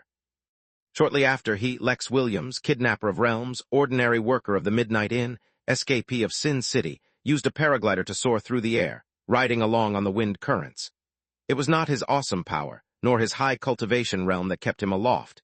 Instead, it was a recently crafted tool made of wood and bark and large leaves, reinforced in many ways. Despite how incredibly sturdy the glider proved to be, this was actually quite risky because Lex did not know what obstacles Archheaven might produce. However, he had no choice but to take risks. Thus, after going through what seemed like a number of side quests, Lex reached the boundary of the island and looked at the base of purple crystal upon which the island sat. Looking down, Lex felt like he was standing at the edge of the starter village of a video game, and that only after leaving this place would he encounter the true face of this place. Of course, all such thoughts were merely in his mind. The Archheaven surely did not conform to the starting setting of modern video games. Surely not. Lex conducted a few more tests, dropping various materials onto the crystal to test whether it was harmful or if it had any reactions or not. Seeing that there was no reaction, he conducted another test by barely touching the crystal before retreating, yet nothing happened still. Once he was sure it was fine, Lex stood on the crystal and dropped some rocks off the edge, making sure they were strapped to the parachutes. After conducting various tests to ensure that nothing unexpected happened to anything leaving the island, he prepared to leave. Just to sate his curiosity, Lex tried to break off a piece of the purple crystal for himself, but he was unable to do so. Eventually, he gave up and instead looked down. If his parachute failed, a drop from this height in his suppressed state would surely kill him. But he didn't think about that. All his tests had confirmed that nothing happened. Sure, the difference between a living and non-living thing leaving the island might result in a different outcome. It was still a risk he had to take. Filled with a mix of excitement, anticipation, and the slightest bit of anxiety that his famous good luck would kick in, he jumped off. Some time later, Lex would come to learn that the purple crystal he was standing on was a Tao-level ingredient of the highest order, rare in both the Archheaven and the rest of the universe as well. At that time, he would greatly regret not trying harder to grab some. For now, though, he was falling through the air at an increasingly greater speed, putting some distance between himself and the island before deploying his chute. He was also slightly concerned about the sparkly lights below him, but since they hadn't done anything to the various rocks that had parachuted down, Lex hoped they wouldn't do anything to him either. Even so, he was doing his best to fly away from them, yet he would not be able to avoid them completely. Once again, a short while later, Lex would learn that those sparkly lights were a powerful enchantment, the likes of which could not be encountered even if one wished to. Even Tao lords would wish to bathe in the very lights Lex was actively trying to steer away from. Despite his best efforts, Lex still ended up going through the lights at the very edge of the stream. The lights were absorbed into his body, yet nothing happened, and he seemed to suffer no consequences, so Lex temporarily put it out of his mind. When he returned to the inn, he would conduct a scan of his body to make sure nothing fishy had happened. Now free of everything he was worried about, Lex deployed his chute, greatly decreasing the speed of his descent. At the same time, he took a good look at the terrain beneath him, looking for signs of anything prominent that might give him hints as to his mission. Chapter 1943, Courageous. Archheaven was somewhat confusing. The spiritual energy was abundant, yet the resources were not necessarily all treasures, at least as far as Lex could tell. The soil and rocks were normal, and the trees were far from extraordinary. If he hadn't used arrays and his many means to strengthen his chute, his weight would have been enough to tear it apart, showing that the materials on the trees were far from resilient. Yet everything was clearly superior to items Lex had brought from outside Archheaven in a way he could not quite understand. It was similar to how having a primordial aura made him heavier to the laws of space of ordinary realms. The weight was not his, but of his aura. In this case, everything here was ordinary, and yet superior to things from outside. For example, Naraka seemed just fine, and could even be strengthened using his sword intent. Yet Lex's deep understanding of the weapon allowed him to notice even the most minute changes. When he tried to use the sword to cut the tree, not only was the recoil on the sword far greater than it should have been, but the cut on the tree started to revert. Yes, revert. It did not heal, but instead returned to how it was previously, as if the sword did not have the authority to harm the tree. Yet the rock, which was duller and weaker than the sword, made quick work of the tree. Much more interesting was that, while using Naraka, he could not create any karma with the tree. It was truly as if the sword did not even properly exist within the structure of Archheaven, and all its causality would be negated. Once more, Lex's mind went to the idea of suppression. Only by playing according to the rules of this place and reducing the restrictions on him would he be able to actually do more. Since there was a long way for him to descend before he reached the ground, Lex had plenty of time to let his thoughts wander as he aimed towards a tall, white tree seemingly made of marble or some other material that looked remarkably similar. The reason why Lex guessed the tree only looked similar to marble was because its branches, bare of any leaves, waved gently with the passing wind. More important than its peculiar appearance, though, was a hole at its base that looked like an open door, or perhaps an opening into a cave. More important than the actual opening were the signs of heavy use, with a clear dirt path in a field of otherwise tall grass, making it an easy target. While descending, Lex also decided that rather than searching blindly, if he could not get any clues regarding a heaven's puppet, he would go search for the guy who wanted Lex to be an augur. Since the puppet appeared in Lex's tribulation, and that guy clearly provoked Lex's tribulation, then the chances of him knowing something about the puppets was the greatest. While he descended, Lex did his best to study all the land he could see, searching for signs of any living being, yet beside that one tree with an open door, he found nothing. Archeheaven was either truly so massive that the few residents in it were few and far between, or there really were very few beings here. Considering how difficult it was to get in, Lex wouldn't have been surprised if only he hadn't encountered signs of people within Abaddon. How could a place as secret and cursed as that have an elder race as well as members of the Gone race? Yet the Archeheaven, which was, relatively speaking, more well-known, have no one. It took a few more hours for Lex to reach the ground, by which time he had noticed that in the sky, instead of a sun, there was a large, round structure. Although the appearance might be similar to a star, a single glance was enough to tell that it was not something as mundane as a star. Instead, if Lex's gut feeling was right, it was some kind of palace. However, it was far too high for Lex, who could not even fly, to reach. Throughout his descent, Lex saw various interesting sights and new forms of nature, such as bubbles made of granite flowing through the air or plants made of smog bathing in sunlight. At least his descent was pleasant and enjoyable. However, once he reached the ground, the hairs on the back of Lex's neck stood up as if he had entered the sights of a formidable predator. The feeling disappeared as quickly as it arrived, yet Lex did not think it was some kind of mistake. He surveyed his surroundings, ready for a fight, yet no fight came, nor did the nature of the danger he was facing reveal itself.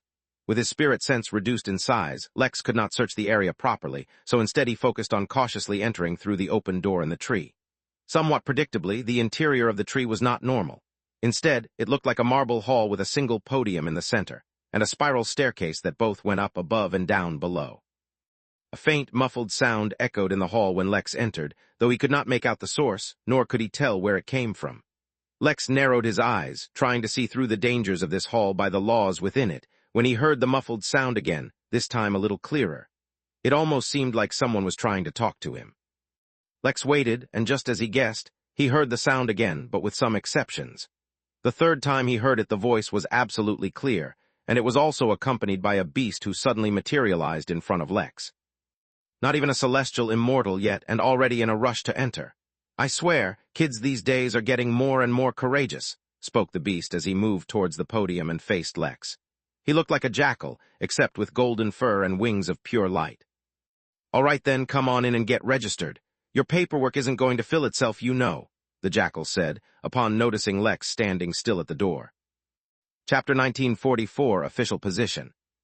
Lex did not enter the room, instead choosing to stand at the door peering in. From the jackal, Lex could not sense his cultivation realm at all. Instead, he sensed the extent to which his suppression was alleviated, 4.5%. This was a very peculiar situation, because the difference in their suppression seemed to matter more than their cultivation realm. If that was the case, why had the jackal mentioned Lex's realm? The jackal, upon noticing that Lex wasn't moving, sighed. "You're one of those, huh?" he asked in an exhausted voice, and moved from behind the pedestal, approaching Lex. "Let me guess, you accidentally tore open your tribulation and thought it was a good idea to enter, or are you being hunted and felt like you had nowhere else to go so you came here instead? Do you even know where you are?" Lex raised an eyebrow, imagining such scenarios. He supposed it was possible that many people accidentally stumble into Archeheaven or come here as a way to escape. That would be quite funny, actually. He focused on the jackal, trying to judge its power and intention. Lex could not sense his cultivation level at all, though that could merely be due to Lex's own suppressed senses. Much more important was whether or not the danger he sensed came from the jackal or not. "No, actually, I came here on an errand," Lex said honestly, finally stepping into the room, a warm smile on his face. What kind of inn owner would he be if he couldn't even trust his judgment of people? According to his judgment, this jackal was not nearly as interested in harming Lex as he was in registering Lex. "Although, admittedly, I'm still not too familiar with the rules of this place. What is it exactly that you want me to get registered for?" The jackal walked up to Lex and placed one of its paws on Lex's shoulder, shaking his head as if lamenting Lex's situation. "My guy, this place is both a paradise and a proverbial hell," the jackal said, sounding depressed. "It really depends on your situation, honestly. Take me, for example. I was a peak celestial immortal for about a total of 7 years before I was forced to come here. I barely got to enjoy my status. Then the war started, and to be honest, I didn't mind the war so much, but while fighting an opponent, I followed him through the portal to this place. Now I've been stuck here for I don't even know how many years, doing a menial job in the hopes of reducing my limiter." Lex raised his eyebrow as he understood the implication. His capitalist senses were tingling, letting him know that he could possibly gain a monopoly on the market in Archeheaven if he linked it to the inn. "Is it difficult to leave this place?"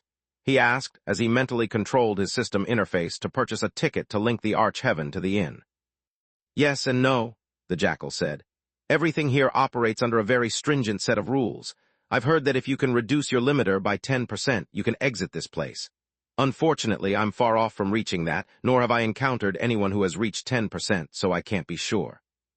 The jackal paused to sigh, as if he was deeply disappointed by his circumstances. "Anyway, that doesn't matter," he said, promptly recovering from his morose state. "You asked what I'm getting you registered for. Well, as you've probably noticed, your power has been greatly limited since you came to this place. There are many ways of reducing that limitation, or limiter as I call it. Registering is one of those ways, and getting an official position and working is another of those ways. Actually, those are the only 2 ways of decreasing the limiter that I've discovered so far." Lex froze not because of the jackal's words, but because of the notification floating in front of him, though the jackal's words also weren't too reassuring. New notification. Error. Cannot connect in to current location due to system rank insufficient. Please improve system rank to unlock new features. That was the first time he'd ever seen his system outright be unable to perform one of its normal functions due to its rank being low.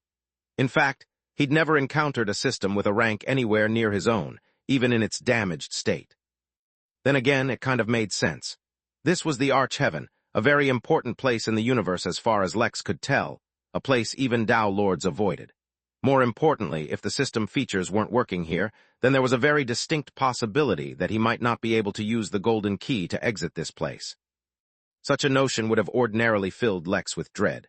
Something along the lines of, oh no, he was trapped without being able to return to the inn once again. But he had been through that enough times now that he was no longer daunted by it. In fact, he could already think of one way to leave, the mermaid with whom he was connected to by karma. He had no idea how this mermaid came here, but he had heard that there was a special mermaid bloodline that could allow them to travel anywhere in the universe where there was water. Even if this mermaid lacked that bloodline with the help of Lex's physique, the mermaid could gain it. "Damn, only 2 ways, huh?" Lex asked, returning his focus to the jackal. "That sounds rough. Hasn't anyone else been able to figure out a better way?" The jackal shook his head once again. "Maybe they have, but the number of living beings here are few and far between.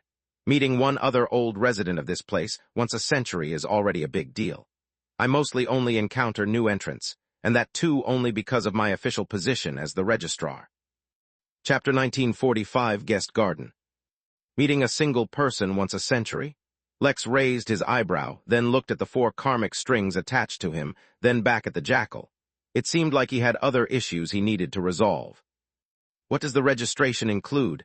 I don't want to take up any obligations while I run my errand or spend too much time here. Also, would you happen to know a quick way to move around this place? My teleportation doesn't seem to be working too well," Lex said very casually. He didn't outright reject the registration, but he was now aware of the karmic consequences leaving behind any trace whatsoever.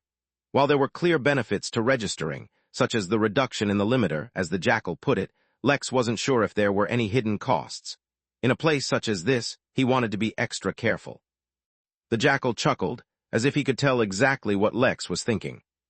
"You remember when you stepped in here? Did you hear a muffled sound before eventually hearing me? You should have heard it twice, the jackal said knowingly.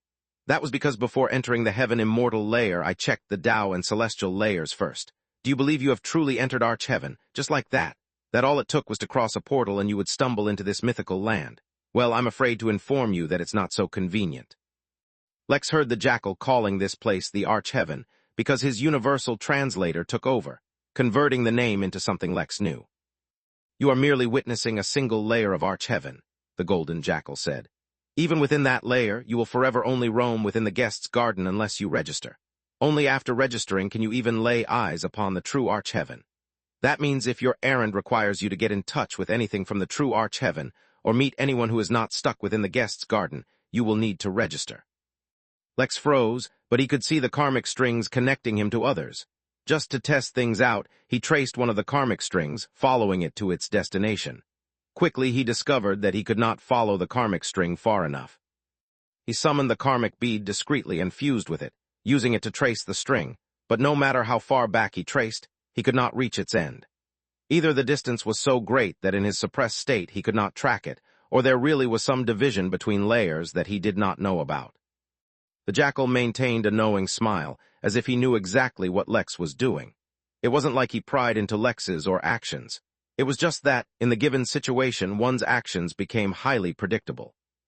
If you wish to take your time and enjoy the scenery, feel free to go out, he continued. You can come back any time.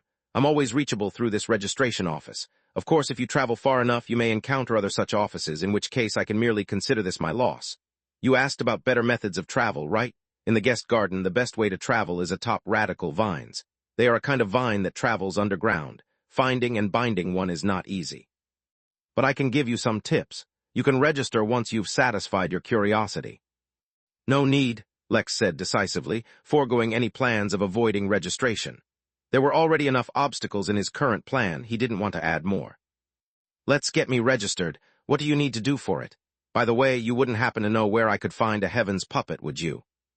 The jackal happily trotted back to his podium and began shuffling through some papers as he spoke. Never heard of a heaven's puppet. You might want to try finding others who live in Arch-Heaven, they might know. As for your registration, you need to only enter the testing platform and let yourself be scanned. As long as you're from this universe, there should be no problem in your registration. Though the jackal spoke casually about being from this universe, that was merely something he needed to say for his job. He'd never heard of anyone from another universe, and he'd never heard of anyone having any problems during the registration. Lex raised an eyebrow, but showed no hesitation as a small platform rose out of the ground for him to stand on.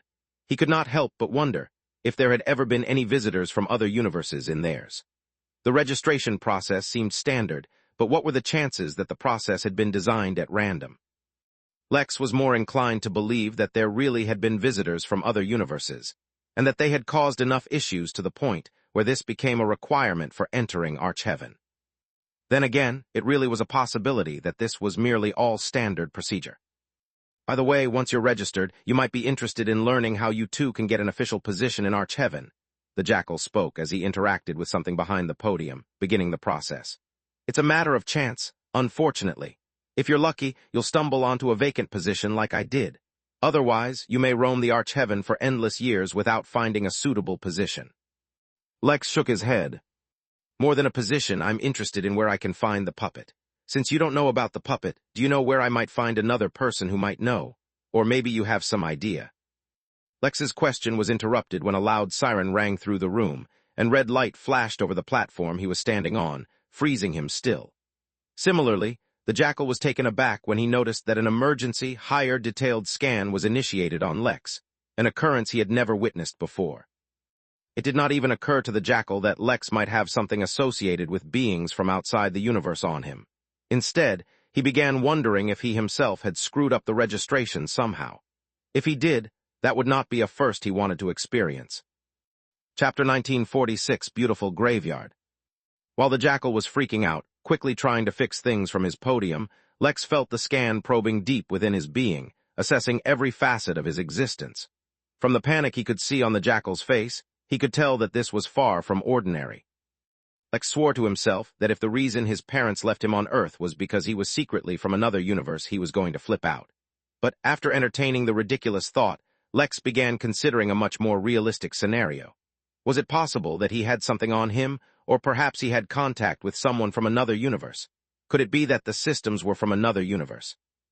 But that didn't make sense, especially considering how strictly his system warned him about it not associating with universal rejection.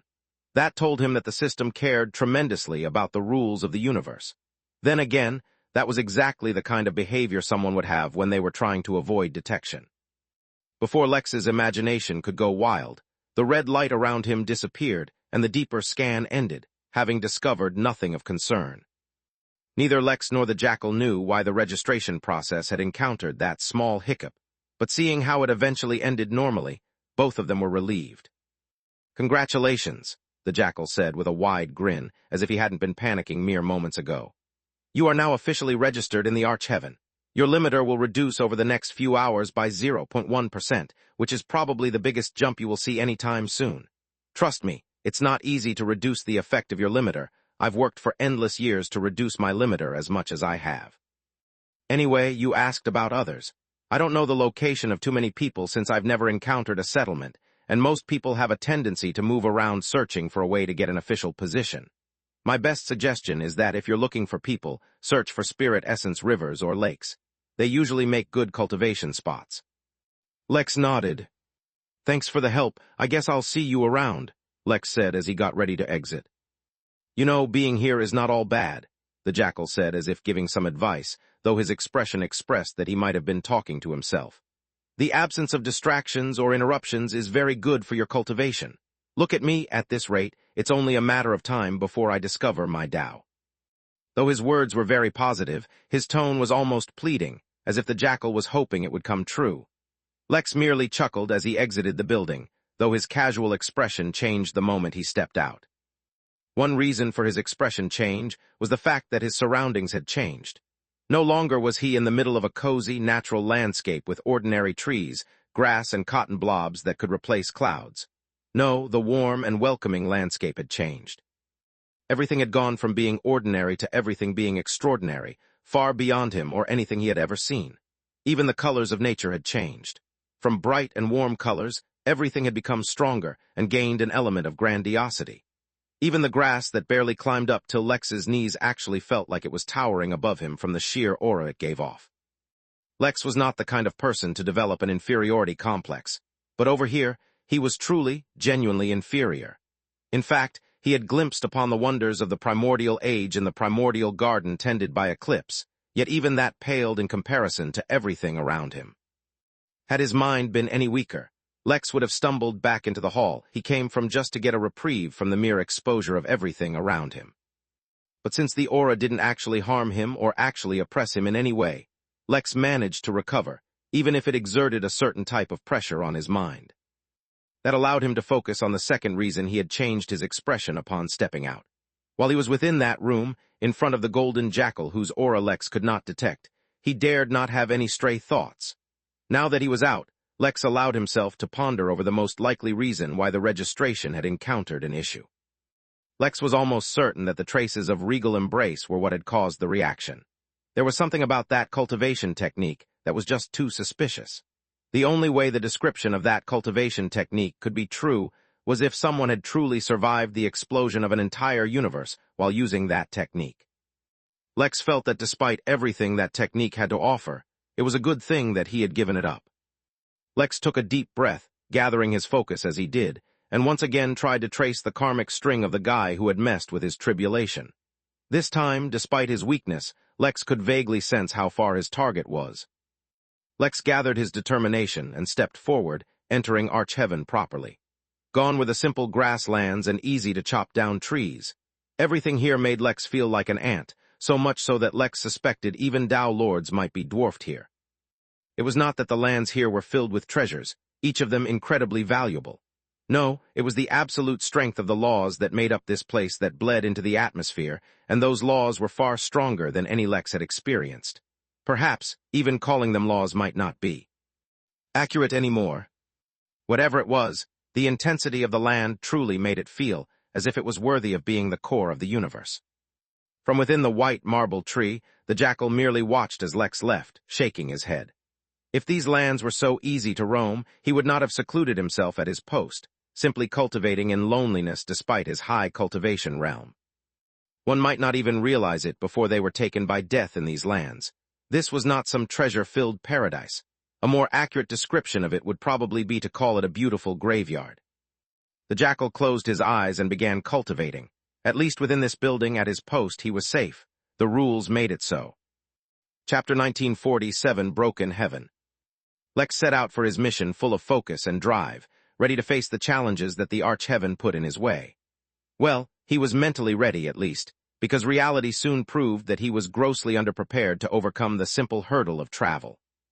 It wasn't that his legs didn't work or that the path was blocked. No, the damn Arch-Heaven, despite its grandiosity and all the promise that it held, was broken as hell.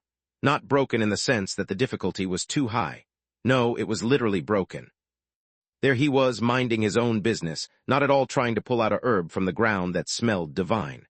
Perhaps, by accident, or through some strange twist of fate, the herb was pulled out of the ground and fell into his hands. What would normally happen after that? Not much. Being a humble yet resourceful person, Lex would obviously make use of the herb. That bit wasn't the issue. The issue was that once the herb was removed from the ground, the loose soil would normally fall in to fill in the gap left behind by the herb. What actually happened was quite different. The awesome, intimidating, overbearing laws of this place, the very ones that were rigid and unmovable, were not complete. Something about removing the herb, something about the herb leaving its spot in the ground caused a situation that the laws hadn't accounted for. As a former programmer, Lex was actually quite familiar with the concept. While designing an application, or perhaps even a single feature in an application, it was actually quite common to overlook the possibility of certain action. A very simple example was if a program requested the user to input a color, but the user instead input a number. Since the program wouldn't be designed to handle the number since it was overlooked, the program or application might crash. This was a very basic and simple example, and it was also very easy to fix. For example, the user might be restricted from entering numbers, or inputting irrelevant information may cause a prompt to appear requesting that the user put in the requested information. In this overall example, the issue presented was small, the consequence of it was not significant, and it was easy to fix. Now one may wonder what would happen if the laws that governed all of reality were incomplete, or were faced with an unprecedented situation. Others may wonder this, but Lex never had, because that would be absurd. This was real life, not a program. How could reality be akin to programming, and how could reality be left with obvious and simple flaws? In the case of a program, such a situation might cause the program to crash, so was reality also supposed to crash if such a thing happened? Preposterous, or so he thought. The herb being removed from the soil somehow presented a situation that the laws had not accounted for, and while fortunately that did not cause Arch-Heaven to crash, it resulted in what Lex could only describe as a lawstorm. Every law in existence, despite already being so overbearing that the very environment of Arch-Heaven weighed under them, entered a wild and abnormal state. Suffice to say, reality lost all meaning at that point. There was no ground underneath his feet, no air around him, no sky above him. Colors existed only because they were screaming, and spiritual energy was the oil in which reality was being deep-fried. The small, insignificant herb which had caused this entire debacle was ground to dust, while Lex, inadvertently, took a beating from every law in existence, all at once without being able to resist in any way. In fact, his existence itself was resistance, which is why while the laws of the Arch-Heaven raged, they sought to pulverize him as well. Their flaw was being corrected by means Lex could not fathom nor sense because, very genuinely, in a split second he had been brought to the verge of death, unable to even process the situation, let alone respond. But once again, as always, Lex's insane durability proved its worth. His body, which was stronger and tougher than even that of Celestials, bore the chaos of the lawstorm for the absolute tiniest microsecond, long enough for a protective barrier to appear around him. Vaguely, as his mind faded into the darkness, Lex recognized the barrier to be from the same origin as the red light that had restricted his body during the registration scan. Then he fell unconscious, entirely unable to control his body or even sense it in any way. Jack, who was already in a terrible mood, trembled and nearly fell to his knees. It felt as if his soul had been ripped to shreds, leaving him weakened and severely injured. For a few seconds he genuinely thought that Lex had died, and that thought filled him with as much shock as it did terror. Fortunately, the sensation lasted only a few seconds, for through the agony that was a soul injury, he sensed Lex already beginning to heal. It was already no longer a simple thing to kill a normal heaven immortal, let alone Lex, whose resilience far exceeded the norm. How is one even supposed to watch out for that? Jack could not help but mutter.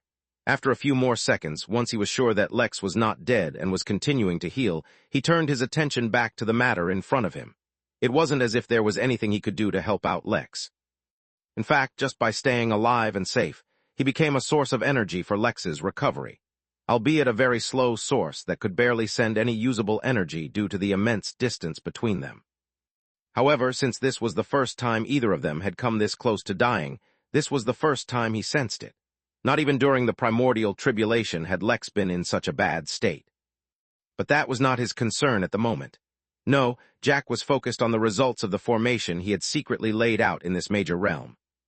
The Nexus event was approaching, and it was coming much faster than he had originally expected.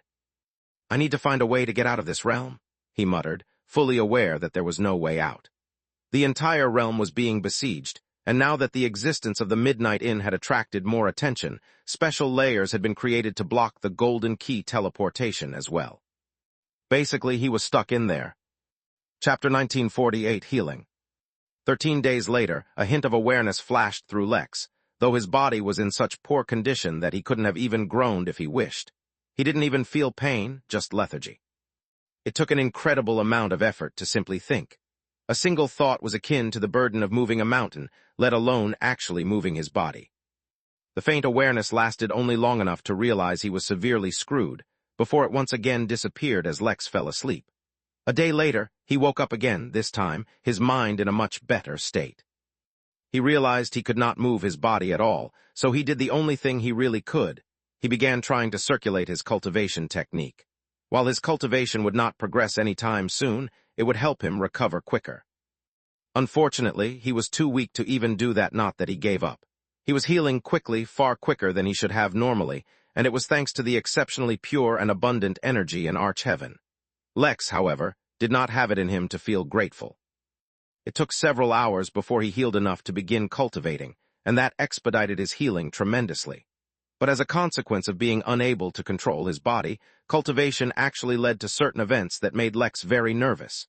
As his body healed, it began absorbing the materials around him into his body, whatever they may be. He was not in any condition to stop his body from absorbing things, but he had become extremely paranoid considering past events, so he was thoroughly observing any changes that happened in his body while he cultivated. That's when he learned something interesting. While his body was absorbing any and all things around it, as soon as they entered Lex's body, they just turned into ordinary spiritual energy. It was as if everything inside the Arch-Heaven was made of energy, and that its actual appearance was a deception. Lex continued to study the energy, searching for even the slightest signs of any abnormality. This was the worst he had been injured since back when he was in the void and turned into a meatball. Fortunately, he was not nearly as injured now as he was back then. It took 2 continuous days of cultivation before he could finally extend his spirit sense and observe his body, as well as his surroundings. His arms and legs had survived, though his hands and feet had disappeared, as if incinerated. Alongside them, he had once again lost all the skin on his body, leaving him as a bloody sight. His bones had suffered severe burns, yet fortunately none of the injuries went further than that. Actually, close to his dragon heart, the injuries were actually the lightest, as if his heart itself had mitigated some of the damage. All around him was a small puddle of his own blood, coating what looked like a smooth rock inside a small hole. Around the hole was dirt and grass, making it likely that Lex had absorbed all the dirt into his body while healing. That also meant he had been unable to absorb the rock passively. Either the rock was special, or it was much more densely packed with energy, making it hard to absorb. Lex did not want to test out his theory, so he left it as it was. Lex sighed mentally, of course. He had suffered a lot, but the damage was much more than that. His clothes had been incinerated, as was the norm, but so had most of his equipment. His spatial ring, given to him by the governor of the Origin realm, which used to contain 2 hearts of Jorlam, was the only thing that had managed to survive, though even that looked like it had suffered some damage. Fortunately, the ring seemed to have a very basic self-healing feature, but it was unknown how long it would take for it to heal. Until then, the ring and its contents were unavailable to Lex. Naraka, which he usually kept in the ring to soak in the heart's blood of a jorlam, also became unavailable to him. This was one of the worst injuries Lex had ever taken, and the worst thing about it was the absolute lack of warning. His instincts had not acted up at all, giving him no warning about the chaos his actions would unleash. Speaking of which, Lex could not help but recall the barrier that had saved his life. At the time that the storm had erupted, he hadn't had enough time to realize what was happening. Now, though, it was easy for him to understand. There was a reason he needed to register to enter Archeheaven properly. The registration process marked him, providing him with safety in the event of a storm such as the one Lex had survived. In fact, it was entirely possible that the registration would protect him from even more things. That begged the question of what exactly was so dangerous that even Tao Lords could not survive it, especially considering the protection that the registration provided. Or maybe Tao Lords didn't get the protection, or maybe the protection only existed for a limited period of time. Lex had too little information about this place, and unfortunately it was not so easy to get it.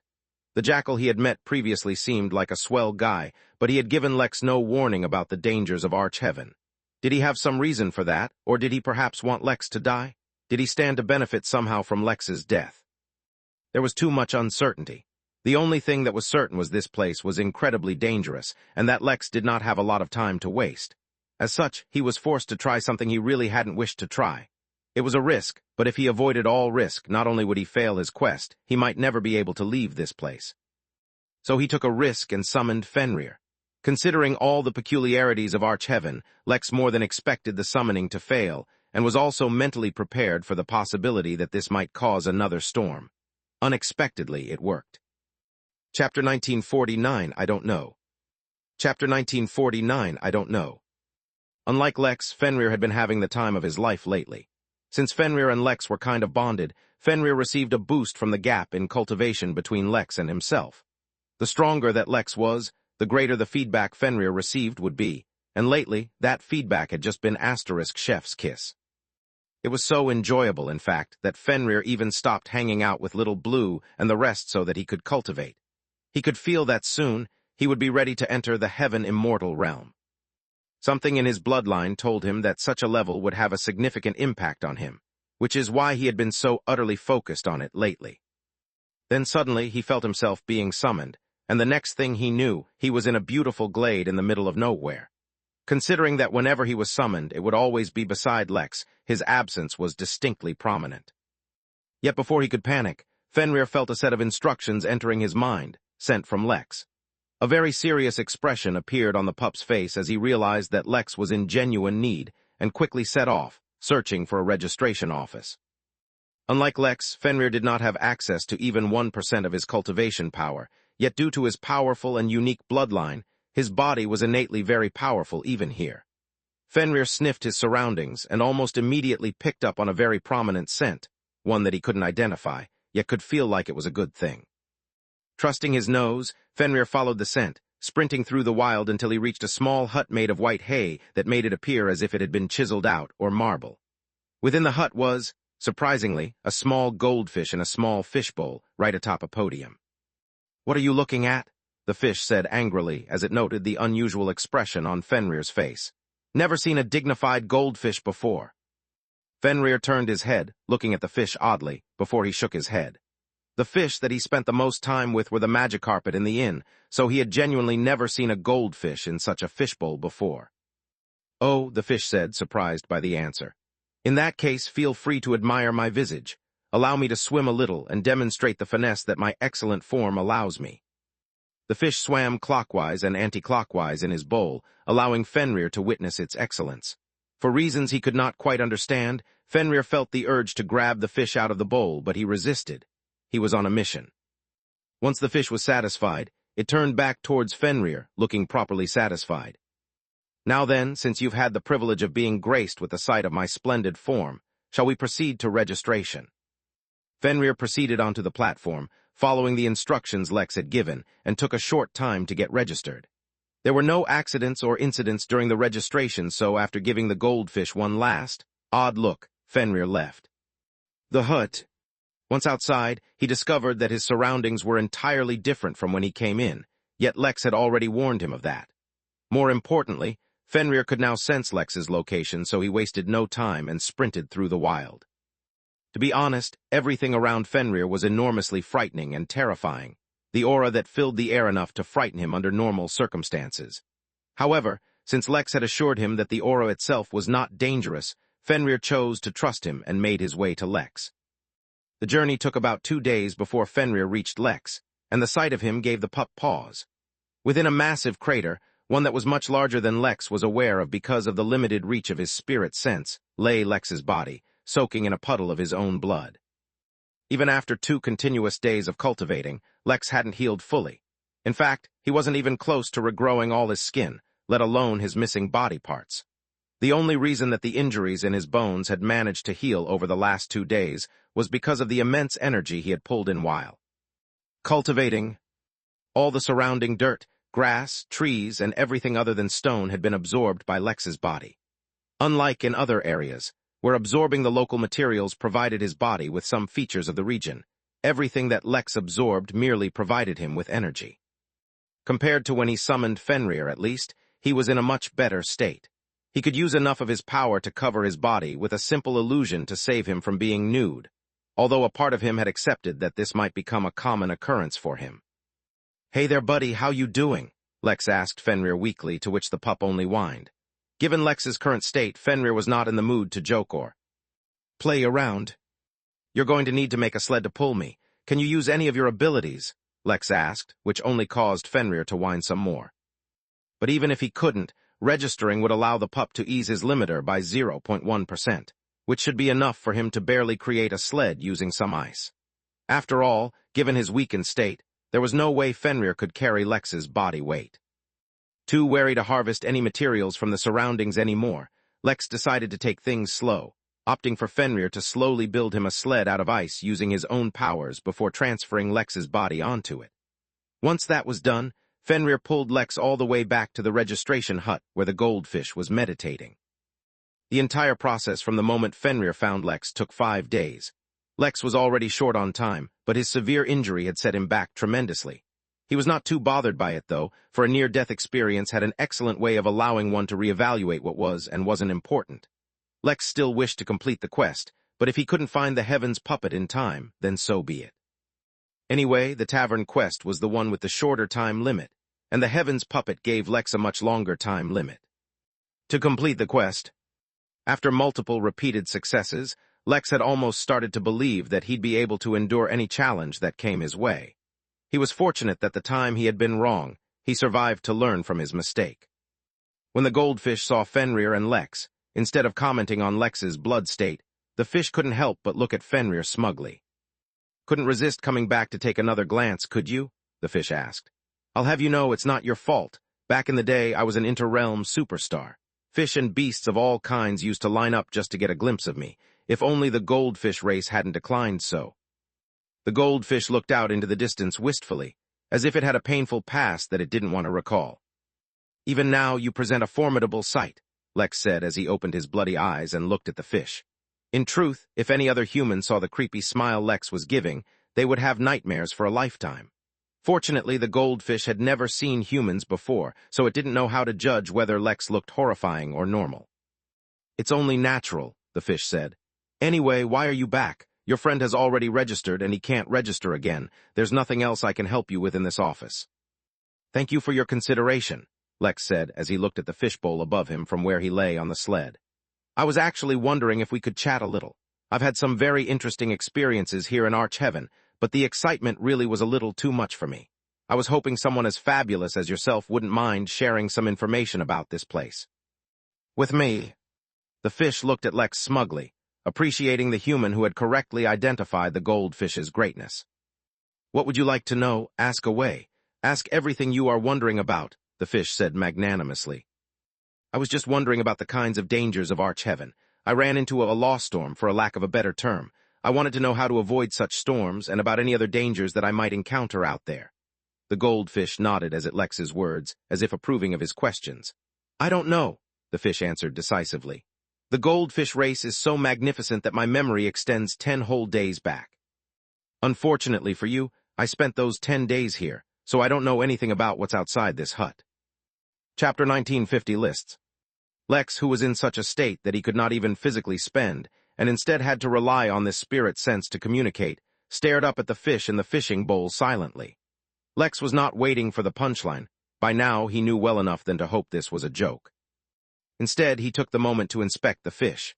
Unlike the jackal, who had only 4.5% of his limiter removed, the fish, remarkably, had approximately 39%. For some reason, Lex had a feeling that the fish had been in this very hut for a long, long time. It was just that due to its immortality, and the fact that it couldn't remember anything beyond the last 10 days, it had no problem staying here endlessly. While Fenrir was stunned, looking at the fish in the bowl oddly, Lex spoke again. 10 whole days. Wow, that's incredible, Lex said with seemingly genuine wonder in his voice, no indication of any disappointment detectable in his speech. But you know, that probably explains why I was sent here to deliver a letter to you. Unfortunately, due to the law storm I recently experienced, most of my belongings were destroyed, including the letter I was supposed to bring you. The Fenrir and the goldfish both looked at Lex with curiosity and confusion. What now? A letter for me? Oh, I've never gotten a letter, the goldfish said morosely. Too bad the law storm destroyed it. I can smell the remnant aura of the laws on you. It must have been bad if it could destroy a letter addressed to me. Lex nodded, or well, he tried to nod to agree with the fish. Yup, it was a bad one. Actually, the only reason I'm probably even alive is because of how much power was packed in the letter, which ended up saving my life. So actually, I should thank you. The fish pointed its head up high slightly, as if basking in applause for himself. Yes, well, count it as your good fortune. Too bad I won't get to read the letter now, though, the fish said. Actually, I know what the letter was about, Lex said. The letter was from the Innkeeper, the owner of the Midnight Inn, who was writing to accept your application as the Archeheaven Guardian of the Midnight Inn. Archeheaven Guardian? The fish asked, turning its head down to look at Lex, hoping that he would elaborate. Yes, of course, Lex said as he sent a nudge to Fenrir through his spiritual sense, causing the pup to begin nodding his head, as if he too was aware of this. News. Naturally, not everyone is as grand and powerful as yourself, Lex praised. For us ordinary folk to traverse Archeheaven, it is a huge risk, as can be seen by my state. But with your escort, naturally the guests of the Midnight Inn would be much safer. Everyone can recognize that. The fish nodded, using its entire body.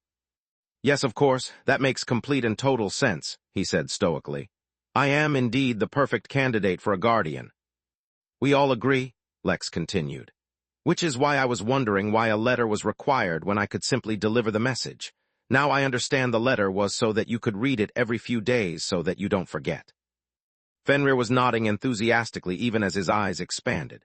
Every time he ventured out with Lex, he learned new and important life skills such as hunting, annoying your target, and now this. How to use every situation to your benefit. Indeed, that makes perfect sense, the goldfish said, before whipping out a yellowish-orange scale that looked like it had once been a part of its body. On the scale, Lex could see, were a number of reminders written. Some unusual powers stopped Lex from actually reading the content, but he could clearly see that the fish had noted down important things on that scale. Yes, I can see it written here that I am expecting an important letter, the goldfish said, turning from the scale towards Lex. It seems the letter was from the Innkeeper. Well, it seems I have a new role now. Let me just quickly add it to the scale. Lex said nothing, though he shared a glance with Fenrir as they both watched the goldfish add some scribbles onto the scale before swallowing it. All right, I've noted it down. The name's Mango, and I guess I'm your new Archeheaven Guardian. What do you folks need? As your guardian and probably superior, I can't have you dying on me. Lex looked at Fenrir while the pup stared back at him. Then, together, they turned towards Mango, the goldfish guardian. Well, for now, I need to find a certain fellow. I have a karmic string connected to him so I can find him, but getting through Archeheaven is going to be an obstacle since I don't know what dangers to expect, Lex stated honestly and directly. Mango sighed, causing a few bubbles to float up to the top of the fishbowl. Well then, it seems I have no choice but to escort you all through Archeheaven. I am your guardian after all. Come on, pick up my fishbowl and place it on the sled. It will be your extreme privilege to have my company in your journey, Mango said haughtily. Lex nudged Fenrir once more, who woke from his stupor and quickly hopped on over to the fishbowl. Once again, he was hit by a sudden urge to fish the fish out of the bowl and chomp it down, but it resisted. By the way, Mango said as Fenrir placed the bowl right next to Lex's face, since you know the contents of the letter, would you happen to know if it mentioned the Tao affirmation list, or maybe the Tao bounty list? Not really, Lex said after a moment. Why, what are they? If you want, I can find out about them if there's something you need to know. According to my scale, the Tao affirmation list is a list of most likely candidates to become a Tao Lord, and the Tao bounty list is a list of Tao Lord criminals. The scale said not to leave the hut until my name is off both lists. I hoped the letter was going to tell me that my names are off the list, Mango said cheerily, ignoring Lex's stumped expression. To be fair, with his face still recovering, it was hard to detect his expressions. Anyway, how can your name be on both the Tao affirmation list and the Tao bounty list? Lex asked hesitantly, wondering if this small prank by him was a good idea. No, wait, this was not a prank. He was simply acting according to the innkeeper's wishes, and no one could prove otherwise. I have no idea, Mango said excitedly as Fenrir began pulling the sled out of the hut. I'm not quite sure what a Tao Lord is anyway. Lex had the urge to scratch his head, but that would require movement, so instead he opted for maintaining an awkward silence. There was a question he wanted to ask, but he had a strong feeling he knew what answer Mango would give. Do you by chance know what your cultivation level is? He asked. To be fair, cultivation level didn't matter in Archheaven, only the percentage of the limiter that had been reduced. Still, it wasn't as if cultivation was totally insignificant. I don't remember, Mango stated, oblivious to Lex's internal battles. The only thing that my scale said about cultivation was that I shouldn't really worry about it. Of course, said Lex, as if that was the most natural thing. One as glorious as you would surely not need to worry about cultivation. Mango nodded, using his whole body as if such a thing was naturally natural. Internally, though, Lex contacted Mary. Is there any chance you can try to get your hands on the Tao affirmation list? He asked Mary. I'm sure someone is selling it if that list is public knowledge. I'll get on it, but I have a feeling that's not the kind of thing you can get simply by asking about it. You can say that again, Lex muttered as he looked towards Mango. After a brief moment, he decided it was best to gather more information about the situation he had gotten himself in. By the way, is there anything else on your scale that you need help with? If you tell me some of your tasks, maybe I can help you with completing them, Lex said, as if wanting to be helpful. The scale does not say much, really, Mango said as he observed the world outside his hut for the first time in endless years. Mostly a bunch of personal information like my name, place of birth, etc. There's also something about knowing a secret so great it caused the end of an age, and a race-wide curse that caused all goldfish to become forgetful. But it doesn't really elaborate, so it might as well not even be there. It's just taking up space on the scale. Chapter 1951, Deeper. Lex nodded as if everything the great and fabulous Mango said was true, but Lex did not take it too seriously. As he knew the full details behind the so-called agreement between Mango and the Innkeeper, he could imagine situations and scenarios where people had taken advantage of Mango's well-meaning and well-intentioned attitude, unlike him, who was simply helping Mango network a little and explore the universe outside his hut. Yes, Lex had only the best intentions. Regardless, the important thing was to take Mango's claims with a grain of salt. You know, since I have stepped out of my hut to act as your guardian, I may as well help you along on your quest as well, Mango said as he sunbathed for the first time in his memory. Why don't you show me that karmic string you're following and leave the rest to me? Lex gave Mango a dubious look as he glanced between the fish and the karmic string. Do you know what a karmic string is? Lex asked, doing his best not to sound too hesitant. Absolutely no idea, Mango said as he changed positions to let the sun hit his scales differently. But don't you worry, I'm a quick and intuitive learner. I'll know what to do once I see it. Lex rubbed his head, but decided to humor Mango.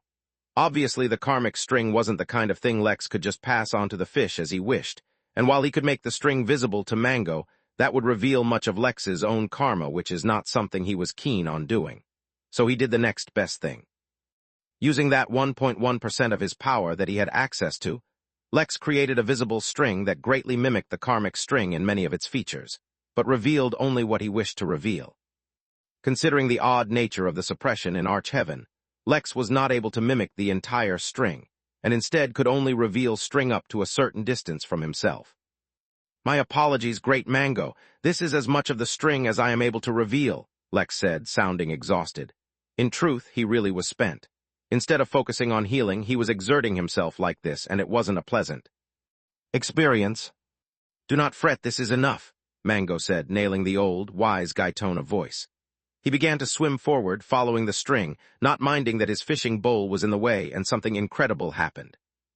Even though Fenrir was already running, following Lex's instructions, they began to move even faster. In fact, the sled began to move faster than the pup until he eventually found himself sitting on the sled beside Lex, looking at him oddly. Instead of explaining, Lex simply closed his eyes. This was, generally speaking, one of his least pleasant outings. Not only had he not regrown his skin yet, he was being made to work, and even his pup was being shown up. In Fenrir's defense, it was not easy pulling Lex's weight, even with the allowance of having a 100% pure mythical bloodline. But they were moving faster, so Lex wasn't going to complain. Instead, he divided his focus on keeping the string visible and on healing. Mango, perhaps relieved to have company, or perhaps simply because he had a ridiculously positive personality, started to chat as he swam through Arch-Heaven. Mostly, he was simply elaborating on how incredible he was as a goldfish, and seeing how neither Lex nor Fenrir negated him, he felt pretty great. Several hours in, Lex snapped his eyes open because he sensed a familiar chaos. There on their horizon, the perfectly normal landscape suddenly turned into abstract chaos. Colors lost meaning, space ceased to exist in the way it normally did. Loud explosions like thunder and grating stone could be heard from even this far. What was truly incredible, however, was that the chaos was completely contained within a specific segment. Right beside the exploding chaos, even the grass and flowers on the ground remained undisturbed, while within the region filled with chaos, nothing ordinary remained. "A law storm," Lex muttered, chills running down his spine. "It's nothing to be too concerned about, it'll pass," Mango said as he continued to swim. "Do you know why they happen, or how to avoid them?" Lex asked, clearly noticing how casually Mango treated the devastation. He suspected that even though the fish didn't remember such things, it might subconsciously remember them. Or perhaps it had developed an instinct for how to avoid and deal with such things in heaven. Lex had no idea how old the fish was, but to achieve a magnificent 39% reduction on its limiter, it had to have spent a lot of time here. The fish looked towards the chaos for a few seconds, as if studying it for a bit, before turning back towards the karmic thread. "There's some flaw in that region which needs to be corrected," Mango said vaguely. "Everything here is not as simple as you assume. A passing blade of grass may actually be a realm, and a random rock may be a law. This is not a place that was made for the living, so don't judge it by its appearance. The only safe places here are the white buildings. If you want to be safe, don't leave them and get an official position." For someone who was supposed to have no memory past the last 10 days, Mango sure knew a lot of random things. But based on the confusion Lex detected with its eyes, he suspected that even Mango himself did not know why he knew those things. Once again, Lex was left to speculate on his own, while the fish went on a tangent about how white and its own magnificent golden were the only colors it had seen, until Lex and Fenrir showed up. He suspected getting an official position afforded residents more information. Unfortunately, until he found someone else to ask, Lex could only speculate. So, while listening to the fish speaking, and while cultivating and hoping that the fish could help them avoid trouble, Lex went deeper and deeper into Arch-Heaven. You could tell they were going in deeper, because the already intimidating presence of laws only kept getting stronger and stronger. Chapter 1952, 10 Days. For 10 days they journeyed, meaning that eventually they reached a point where Mango had known Lex and Fenrir for as long as it could remember. Normally, Lex would argue that 10 days was not a lot of time, but in this instance, he would have to admit otherwise. Within these 10 days, their group had ventured deep into Arch-Heaven, crossing the point where the terrain was simple and recognizable. The ground was no longer made of soil, and grass no longer grew. There were no trees or clouds or mundane things of that nature. No, deep in Arch-Heaven, everything was unique and made of materials that could be found nowhere else in the universe. Everything was a physical manifestation of laws themselves. At that point, everything changed. Travel became a ritual rather than an actual journey. Space was merely a notebook within which the universe wrote with the ink of creation. All things that existed did so in every single one of their forms. If Lex thought that the law storm was deadly, then the things he saw in those 10 days changed his perspective entirely. At a certain point, Lex had to seal his senses, not allowing him to know anything about his surroundings whatsoever. At that point, he had just left the journey in the fish's capable fins. Lex no longer had even a single speck of doubt about Mango's greatness, because this journey was not something he could do even at his peak.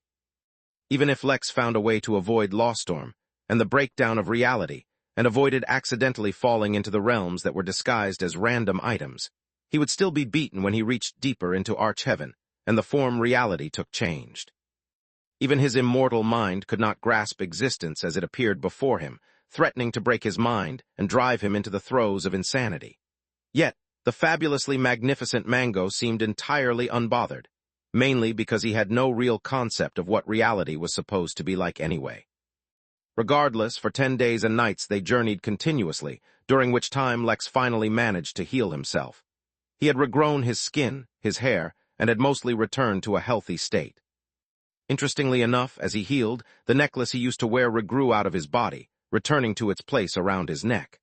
The very same necklace that was made from the divine ore that Jack had sent, and the one that Lex had fused a bit of his heart with.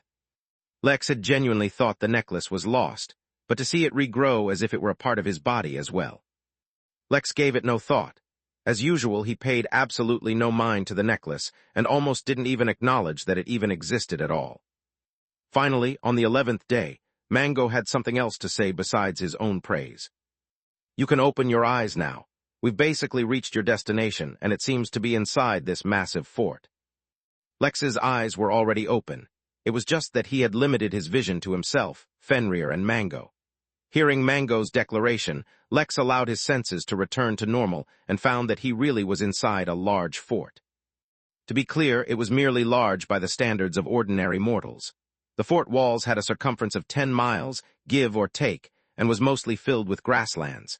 The actual interior was divided into 4 clear sections. One looked like a massive farm, one looked like a ranch, one looked like it housed a lot of workers and farm hands, and the final section looked like it housed lords and nobles, for the houses were grand and luxurious. The main headquarters of the fort was also within this section. Even so, most of the land within was uncovered, as if there was more yet to build on this land. The odd sense of stability that this place gave off, in contrast to what the arch-heaven had become prior to this, was because the entire fort was built out of white rocks, oddly resembling marble. Clearly, this entire fort counted as one of the structures that was protected within arch-heaven. Cautiously, Lex stepped off the sled, almost anticipating some unexpected threat or danger, yet nothing happened. The white buildings, as Mango promised, were all relatively safe. The only danger in them came from its inhabitants. Lex saw that the string, predictably, went towards the nobles section. Somehow, Lex could easily match that voice which had mocked him to some pampered lordling. "Shall we proceed?" Lex asked Mango, relying on the fish to guard them. After all, he was their guardian, and he had proved it over the past few days. Lex could not imagine how anyone survived in arch-heaven outside the white buildings and without the support of someone like Mango. "Yes, but there are rules here," Mango said. "Like there were rules in the registration building, there are rules here as well." "How do you remember the registration building?" Lex asked, considering it had already been 10 days since they left. "I am a registrar. I don't need to remember, for I will always know my job details." "Isn't that obvious?" Mango asked, looking at Lex as if he had asked the most ridiculous question. "Good point," Lex said, coming to the conclusion that adopting an official role here imbued a person with specific knowledge. "So do you know the rules of this place?" Mango looked at Lex very seriously. "Of course not," he said. "All I know is that this place has rules too." Lex took a deep breath and sighed before turning to survey their surroundings. He had to see if he could figure out the rules. "We've entered the farm," Lex said, observing their surroundings. "Let's see if we can find a farmer. He might be able to help." Considering the land within the fort was not level, it was not easy to see all of it in a glance, so the 3 of them began to explore, careful not to step out of the farm just yet. If Lex had learned anything by now, it was to take the rules of arch-heaven very seriously. Chapter 1953, The Kid. A nude man covered in illusions for clothes, a pup, and a goldfish in a fishbowl began to explore the farm inside the super heaven that was probably the core of their universe. There was no punchline because Lex's life itself was a joke. "What is this crop?" Mango asked, looking at the neat rows of some unknown plant buried in the ground. "I'm not sure. I've never seen them before," Lex answered. He no longer needed something like the fancy monocle to identify items. Not that he had the monocle anyway, as his own memory was vast enough to record any and all general information he came across. In a sense, his own eyes were much more effective versions of the fancy monocle. So the fact that he could not recognize the crops meant that they were a type that he had never encountered before, which was kind of fitting. It would be slightly disappointing if they were farming turnips in heaven. Taking note of the odd plants, the group moved on, searching for any signs of life or activity in the farm. For a brief moment, it seemed like they wouldn't be able to find anyone and would have to figure out the rules of the place on their own. Fortunately, Fenrir's keen nose picked up an unusually familiar scent and led the group towards its source. Seated comfortably in a small dugout hole in the base of a small dirt hill was, unexpectedly, a human. To be more specific, it was a teenager, and he was busy watching something on what looked like a tablet, clearly ignoring the work he should be doing on the farm. Lex had never been happier to see a kid avoiding work. Finally, something that made sense. "Hey there," Lex called out as they approached the kid. "Excuse me, we're new here and don't know the rules of this place. I was wondering if you could help us out."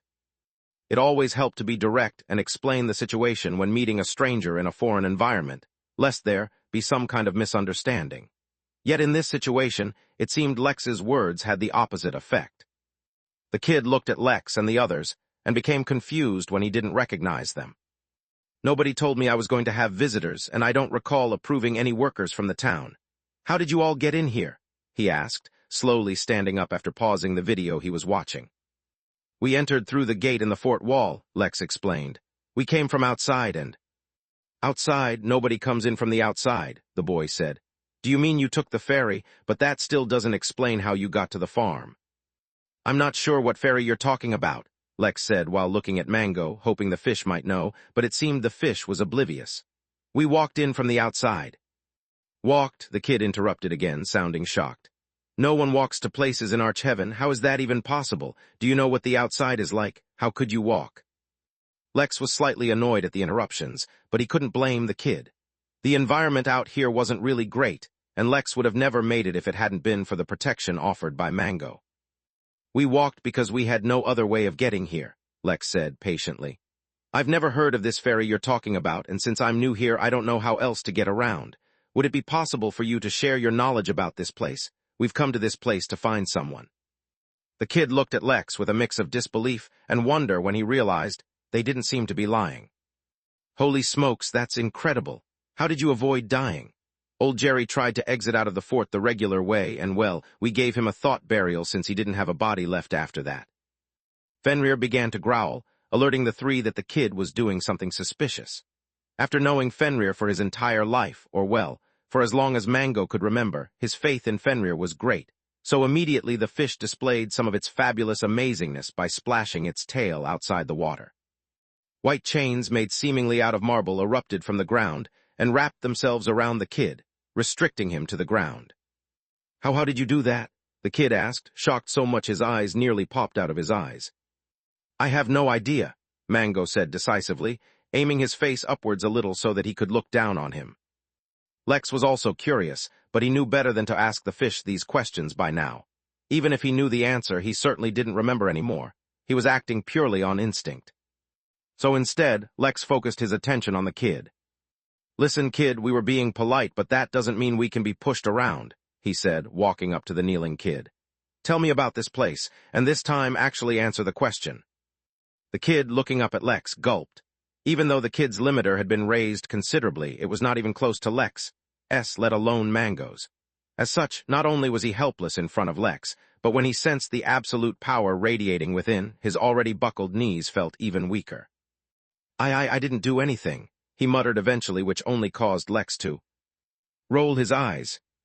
"Yes, I know you didn't do anything," Lex said sarcastically, "but you better answer my questions before I do something." That little bit of intimidation seemed to do the trick. This is the Roja's fort," the kid began to tell Lex. "There's very few of us stationed here, and the town is usually empty. But ever since I got the official position of farmer, the value of the fort increased drastically." Chapter 1954, Blessing Stones. Lex did not interrupt, though he had many questions. It was obvious that those who inhabited this place did not travel by walking the distance manually, and used some other means, the ferry being one of them, whatever it was. Such news actually made sense to Lex, for he could not understand how anyone could survive the randomness of Archheaven. It was even more devastating than Abaddon. The mention of the fact that the value of this fort, a bastion of safety in the otherwise chaos-prone landscape of Archheaven, could very either meant that there were a lot of such structures available, to the point that the inhabitants could pick and choose which ones they wanted to inhabit, or that there were very few people in Archheaven. It could also be both, or neither. He would just have to continue listening to find out. Besides me, there are only a few others here who have official positions, the farmer boy said. There's the rancher, the town mayor, and the lord. I don't know the lord's actual position, but he's really powerful. He is the reason the others have left this fort alone, despite the decent conditions here. Lex immediately suspected he was searching for this so-called lord, especially considering that the karmic string was traveling towards the main headquarters of the fort. But he did not do anything just yet. It was best to wait and listen. Most newcomers to the fort arrive in the town, through the ferry or the cathedral. Once there, they need to pay the town mayor if they wish to rent a residence. Without a residence token, it is not possible for them to roam the fort freely. Since we arrived through the fort's gate, do we also need to get a resident-s token? Lex asked the kid. Did we get anything when we entered? The second question was from Mango, who was the one to bring them in. The fish merely shook its head while maintaining a state of looking down on the farmer kid. I don't know. I've never heard of anyone entering through the gates before. Technically, you're not even supposed to be able to enter the farmlands without me finding out. Since you already did, maybe you can enter the rest of the fort as well, the kid answered, looking both anxious and confused. And what exactly was it that you were trying to do when when we detained you? Lex asked. I was informing the mayor. He is supposed to manage the fort for the Lord. Ever since I started to plant the effervescent spirit bulb, the fort has experienced a few raids, so we need to be careful, the kid said, looking incredibly nervous. It seemed that he wanted to add emphasis to the fact that he was the one planting the bulbs, as if to demonstrate his importance. What's the effervescent spirit bulb?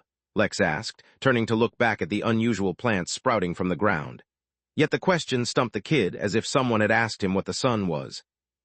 Who are you people? The kid asked. How can you not even know the basics of the basics?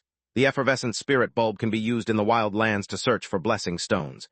In case you don't know what blessing stones are, they can be used by people to reduce their limiter. It's the only form of currency that exists in Archheaven, and it exists in a permanent state of scarcity because of how dangerous it is to go search for them outside the security of the marble structures. The fact that only one stone can be used every 100 years is probably the only reason there's a supply of it to begin with. Otherwise, it would all be used up. Lex nodded, not commenting. Finally, things started to make sense here. There was order, structure. There were safe zones and valuable materials, resources that were in high demand and served as the basis of trade.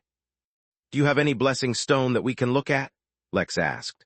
Though the kid looked reluctant to answer honestly, the chains that bound him seemed to add some kind of compulsion, forcing him to answer. I have some. I am saving it so I can buy my way out of this cursed place, so please, don't take it. It took me a long time to save this much. As he spoke, the kid produced a handful of small blessing stones. They were barely the size of pebbles, and shone with a bright orange light, making them look like tiny suns in the palm of the kid's hands. Lex could feel his body being slightly attracted to the stones, but not much. Mango seemed most interested, but the fish could not lower itself to steal from a kid. And you can buy an exit from Archheaven using these stones? Lex asked curiously. Yes, there's a rumor that if you can gather a ton of them and travel to Marble Sky Palace, the Overseer can grant you an exit. It's just a rumor as far as most are concerned, but it's not like I have a choice. It's not like I want to live here. Forever? Lex nodded. It seemed that there were many in Archheaven who wanted to find a way to leave, but it was easier said than done. All right, tell me more about this fort. I'm looking for someone, and that person is in the noble section of this fort. Are there any rules I need to follow to move from one section to another? I mean the rules of the fort itself, not of the mayor or the residents. Seeing that Lex did not seem too interested in the stones, the kid sighed in relief and quickly put them away before answering. Most people who come in need the permission of the area owner to enter, and a resident token helps in getting that. Considering you were able to enter the farmland without alerting me, I have no idea if that still applies to you. Maybe you could go out and come back into the fort from the other side. That way, you might be able to enter any section you want. Beside the town and the noble area, there is only the ranch, where the rancher lives. Usually, anyone who wants to travel outside the marble structures will need a transport animal, and the rancher can help with that. Mango snorted, as if looking down on the need for a travel animal. Why did they need a ride when they had the magnificent and noble goldfish leading the way for them? Chapter 1955, Awesome One-Liner. Lex looked from the farmer kid to the other sections of the fort, and then at Mango. One reason they could enter so easily could indeed be that there was a special allowance for those entering manually. Another reason could be Mango's insanely high limiter reduction. What percentage of power has the town mayor unlocked? Lex asked the kid. And what about the Lord? I've never personally met the Lord, so I cannot say, the kid stated. The mayor, however, is at 11%, which is why he can lead the town. Lex nodded. Just as he suspected, compared to Mango's 39%, the mayor was at a much lower level. The Lord, too, should not be nearly as high. It seemed that in Arch Heaven the limiter mattered far more than anything else, which didn't make too much sense to Lex. His 1% and a Tao Lord's 1% should not be anywhere near the same. Whatever the case, he hoped he wouldn't have the privilege of finding out the details anytime soon. All right, well, thanks for the help. We'll be moving on, don't worry, we won't hurt you, Lex said as he karate-chopped the kid's neck, knocking him unconscious. After asking Mango to withdraw the chains, they started to move towards the noble section. From what he understood, instead of being punished for transgressing, they would just not be allowed to enter the new zone if the rules were operating normally. However, if they had the special privileges Lex was thinking that they had, it would not be an issue. "Oh, great and fabulous guardian Mango," Lex exclaimed. "I suspect that your incredible percentage on the limiter has allowed you to be recognized as a special personage. I think that moving through the zones should pose no issue to us." "As it should be," Mango said. "After all, it was every goldfish's right to be treated as such." Feeling good about himself, the fish once again led the sled towards the nobles section and got through without so much as a hiccup. Lex couldn't even tell there was some barrier or division. Without so much as the slightest hindrance, they proceeded to follow the karmic string which led them towards, surprisingly, not the largest structure in this region, but towards a grand mansion instead. Unlike the farmland, however, the noble area was not uninhabited. Guards stood outside each structure, each one belonging to a different race. For the most part, they were incredibly casual, chatting amongst themselves or reading a book or watching a video. Yet as soon as someone tried to approach a building, the guards would block them and ask to prove that they had permission to enter. Lex felt slightly nervous considering he didn't want to start a fight, but the closer he got to the guy connected to him by this karma, the more agitated he became. The agitation was not for any other reason than because Lex thought of a cool one-liner and didn't want to spoil the opportunity to use it. After all, what was life except a series of opportunities to act cool? When they approached the mansion, as expected, two guards stepped in front of the door.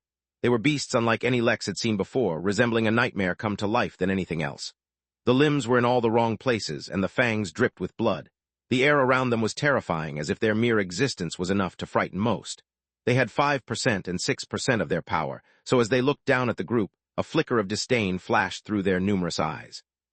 Mango, feeling absolutely offended that their height made it impossible for him to look down on them, once again flapped its tail fin out of the fishing bowl, releasing its own genuine power. Two inverted fishing bowls appeared atop the two beasts, trapping them within. The sudden appearance of the bowls startled them, yet their voices and cries were blocked in. As they tried to attack the bowls, they discovered that all their attacks were reflected onto them, injuring them. Not waiting to see how the situation developed, Mango led them into the building. Entering this building, for some reason, felt like entering a minor realm, as if it was an entirely new space. Regardless, Lex could feel his target extremely close to himself now, and so couldn't restrain himself anymore. He walked forward with purpose, only glancing at the magnificently decorated halls and extravagant paths to check for any traps or pitfalls. In only a few moments, he walked through a double-door entrance into what looked like an office, with his target hunched over a table, working. It was a strange being, one whose body seemed to be made of a dark cloud, with specks of shining light within mimicking stars and distant galaxies, almost appearing like the night sky from back when he was on Earth, except his body's shape was still humanoid. Hearing the doors open, the being turned around, his face without any features save the stars within, though Lex could tell instantly that he was shocked to see. "Lex, you," he exclaimed in an all-too-familiar voice. "Yes, me," Lex said, walking in with his back straight and his chest pushed forward. "I'm glad you remember me.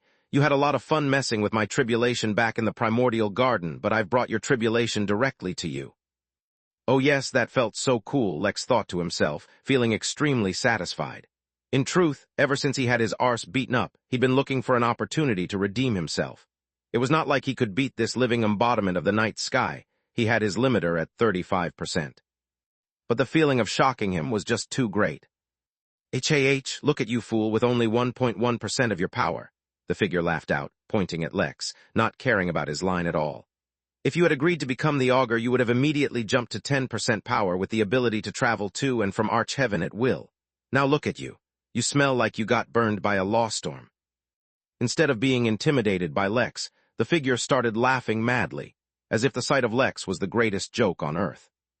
To make things worse, even Mango chuckled along, though he didn't know. Why?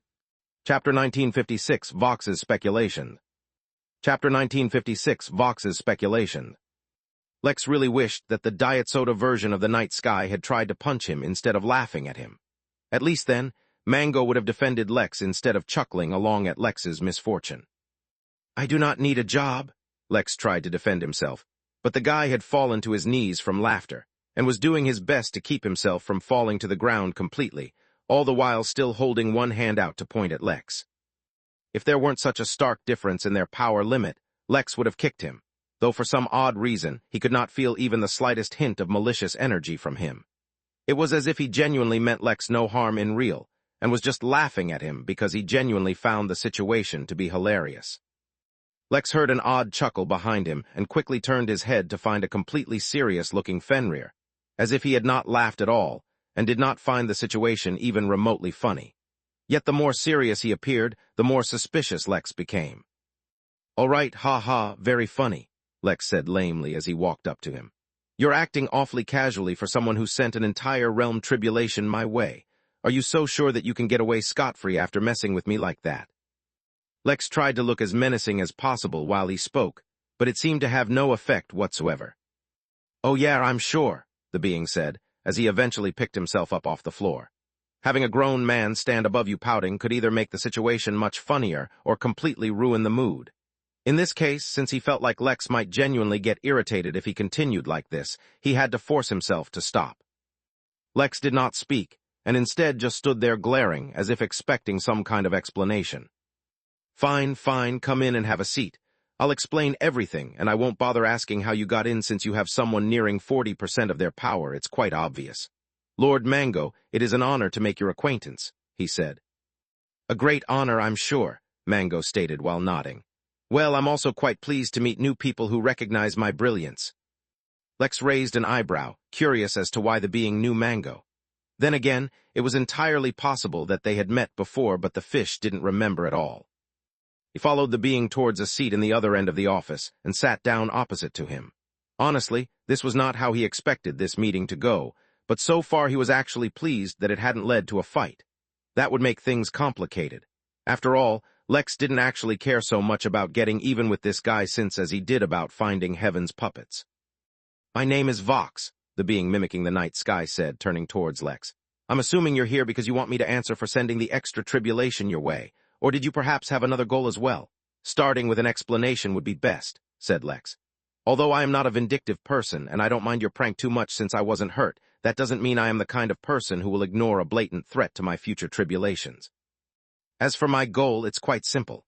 I'm looking for a Heaven's puppet, preferably the one who appeared during my own tribulation, but if there's one nearby at a convenient location, that will work too. Yes, of course, I got it, Vox said, nodding. I've already introduced myself to you, so now let me introduce my official position in Arch-Heaven as well. I'm a minister of Arch-Heaven, and I will refrain from specifying my exact position. Official positions in Arch-Heaven, in case you did not know, allow the person to get various benefits, such as increased available power, some rights and perks in Arch-Heaven, and more. Through my position, I am privy to a few secrets of the universe, so when I sensed that you were undergoing your tribulation, I intervened. Of course, I am not so petty to go after you just because you refused a perfectly good job offer, making my life slightly harder, but more importantly, losing out on great benefits yourself. No, the reason I did that was because, for one, I could see that the chances of you benefiting from the tribulation were actually far greater than of you suffering from the tribulation. Secondly, it was because I wanted to further my relationship with you, and doing that by offering you some nice benefits seemed like a good way to do that. In case you're wondering why I want to develop a relationship with you, it's because I believe that you can provide me with a lot of help in fulfilling my duties. Even if you chose not to become an augur, the fact that you were offered in the first place marks you as someone special, and I'd be a fool to miss out an opportunity to build a connection. Lex pursed his lips. He was unable to tell if Vox was telling the truth or if this was just a convenient excuse. Having his power limited was a real handicap in such situations. "What's the deal with these official positions anyway?" he asked, diverting the subject a little. "Do they offer any real benefit besides raising the power percentage, and how do they help Archeheaven?"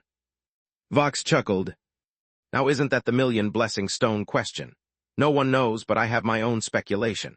I believe that these positions exist because the Archeheaven, or perhaps the universe itself, treats these jobs as pathways to streamline its existing functions, allowing them to be performed more efficiently and utilizing less energy than it would if things occurred ordinarily.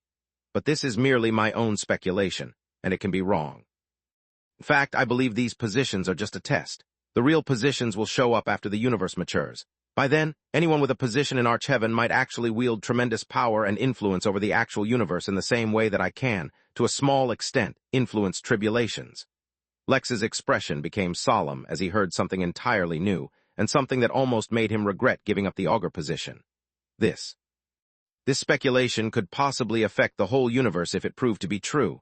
That was not a small matter, and definitely not something Lex could ignore.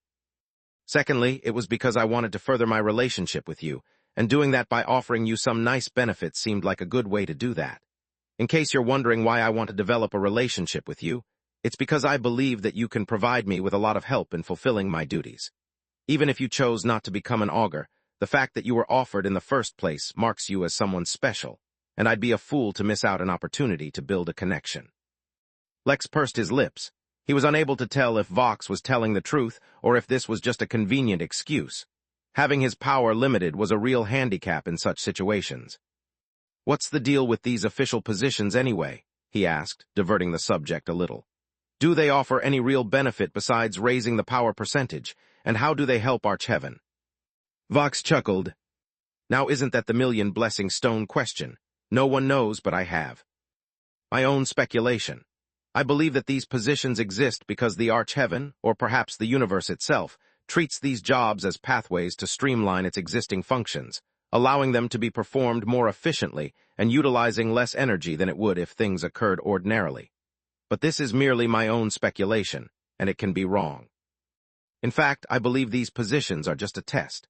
The real positions will show up after the universe matures. By then, anyone with a position in Archeheaven might actually wield tremendous power and influence over the actual universe in the same way that I can, to a small extent, influence tribulations." Lex's expression became solemn as he heard something entirely new, and something that almost made him regret giving up the augur position. This speculation could possibly affect the whole universe if it proved to be true. That was not a small matter, and definitely not something Lex could ignore. Chapter 1957, A Favor for a Favor. After considering it for a moment, Lex found it hard to believe. If it was really possible to manipulate the actual universe through various official positions in Archeheaven, then most major powers across the universe would be trying to nab these positions. Archeheaven would not be as empty as it appeared to be. Then again, how could he really know what they were doing in secret? He wasn't even that familiar with Archeheaven. All the major powers really might have secret members with official positions, and Lex would be none the wiser. It wasn't like major powers had billboards stating their plans posted around the universe for people to see. If that was the case, it would be in the inn's best interest to possibly invest in the Archeheaven as well. Lex turned sideways and glanced at Mango. The goldfish was actually an incredible candidate. He just needed to watch out for whatever possible baggage and history the fish might have. Besides, it's not like they needed to advertise the relationship to the whole universe. As for getting a position himself, yes, Vox's speculation that the official positions in Archeheaven might grant great influence in the future was alluring, yet Lex would not prefer that path unless he was at absolute wit's end. This place, the very nature of how it operated, repulsed Lex far more than even Abaddon. That might not make sense to others since Abaddon was a cursed place, but even so, he had freedom. He was being hunted so that his soul could be harvested, but at least he could resist that as he pleased. Over here, the rules of Archeheaven were an absolute restriction, going against his tenet of supremacy. Lex had no idea if his tenet would one day have anything to do with his Tao, or if that's how this worked. Even if it didn't, though, his supremacy was not something he was willing to give up. In fact, if anything, the existence of Arch-Heaven and its overbearing ways motivated Lex to grow stronger quickly and see the day he could exert his supremacy even here. There was also another reason behind why Lex was satisfied to invest in Arch-Heaven through external members. Even if this place granted privileges in the future, Lex did not think it would be too major or too decisive. The nature of this kind of benefit was such that such a major secret could not possibly be kept. If that were the case, the war being fought for major realms would instead be fought for official positions. Sure, Tao Lords might not want to die, and so they might not enter this place themselves. That did not mean there was any shortage of heaven or celestial immortals to enter in their stead. On average, if Lex considered that there was one heaven immortal per galaxy and one celestial for every 50 galaxies, then the origin realm alone could produce trillions of them. Honestly, Lex had no idea how many galaxies there were in the origin realm, and it didn't quite matter. He was only using that as an example. With so many immortals in the origin realm alone, he could not imagine how many there were in the whole universe, so the point remained valid. So if you have such a prestigious post, and have so much influence now, set to gain even more, what could you possibly want with me? Lex asked. He did not believe in getting free help, nor did he think he was so handsome that people would start helping him out of the goodness in their hearts. Not all positions are equal, and not all of their requirements are fulfilled easily either, Vox answered. I need help both in Arch-Heaven and outside it, and you look like a great candidate for both. Just look at you. How long have you been in Arch-Heaven? Not long, I'd venture, yet you're already at 1.1% power. Your affinity for blessing stones must be immense. If you can use your power percentage, then you can help me with some tasks here, and in exchange, I can offer you some benefits. Similarly, you can do some tasks for me out in the universe as well, and the deal remains the same. So much faith in me, simply because I got offered to be a heaven's augur? Lex asked, finding it hard to believe. Of course, Vox stated. Do you know how often an unaffiliated augur candidate shows up? There hasn't been a single one in my living memory besides you. An augur has a very significant role in Arch-Heaven, so it is not a position offered to those unworthy. Unfortunately, because augurs are so greatly favored, they are also a lot more likely to be assassinated by others. Arch-Heaven is not a nice place, don't let the name fool you. 99.99999% of beings here belong to the strongest powers in the universe, and each one has a clear and strong agenda, and each one will kill anyone not firmly within their own camp. Lex nodded, as Vox's explanation seemed to fit in well with his own speculations. He didn't bother telling Vox that Lex hadn't actually tried any blessing stone yet, though he made a mental note to try some when he got the chance. If your goal is to find a heaven's puppet, you're in luck. I have very strong jurisdiction over tribulations, so I can directly have the puppet who appeared during your tribulation summoned here. It'll take about 20 days for him to arrive. But in exchange, I need something from you, and it's not going to be easy or pretty. What I can say, at least, is that none of the tasks will make you do something you'd be unwilling to do. Vox's candid utilitarianism actually put Lex somewhat at ease, though he didn't lower his guard just yet. I can't agree until I know the task you want me to do, Lex stated. Vox nodded and led Lex to the table he had been hunched over when they had arrived, showing a massive parchment filled with endless names and associated numbers, though none of it made any sense to Lex. You see this guy? Vox asked, pointing at a random name. Dear Salive, a human. More importantly, he is in the midst of acquiring a position with authority that would overlap with mine, restricting me. I want you to kill him, or at least prevent him from getting that position. Don't worry, I'm not sending you after some random guy. You and he should be connected in some way, and it's not positive. I can't see the exact details, but I can definitely see that you both are in opposition to each other. Chapter 1950, ain't nothing to see here. Lex frowned, and he didn't hide his dissatisfaction, but Vox did not seem bothered by his feelings. In fact, from exactly how easily he had become cooperative with Lex, promptly giving him an explanation and offering to help him, Lex felt like Vox was actually quite anxious. He likely was facing a lot of trouble, and he saw Lex as a way to reduce some of his burdens. That made him into somewhat of a shady guy, and that was Lex's assessment of Vox before he asked Lex to kill some random guy. Then he claimed that this deer was in opposition to Lex somehow, something Lex doubted since he had no karma with the guy. That raised another important point. Lex felt slightly uncomfortable with how easily Vox seemed to be able to peer into secrets regarding Lex. So far, this was a rarity. Oracles had trouble foreseeing Lex's future, and even Tao Lords could not peer into his origins, yet Vox could tell vague details about him. That was not normal. Yet his discomfort was not enough to make Lex turn him into an enemy outright, especially since he could help Lex. That did not mean Lex was going to go around killing people for him. Even if Deer was somehow in opposition to Lex, whatever that meant, it was not enough of a reason to kill him. Lex was not a dictator ruling a third-world country. He would not just kill anyone who dared stand in opposition to him. Fortunately, Lex could also settle for just stopping him.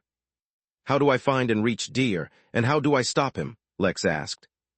"I'll provide you with transport." "Wait, that's a good question. How did you guys reach this fort?" "I would have been notified if you arrived through any of the official means," Vox said, finally revealing that he was not all-knowing. "We walked in through the gate, of course," said Mango, who was feeling kind of left out of this conversation.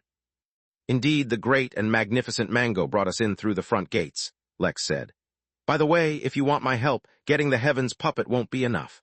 I need blessing stones enough for me, the great and fabulous Mango, and for my little pup as well." "You will be well compensated for your efforts," said Vox, summoning 3 blessing stones the size of the marble balls Lex used to play with as a kid. "If you wish to use them now, I can provide you with private rooms. In the meantime, I can arrange for a ferry to take you to your destination.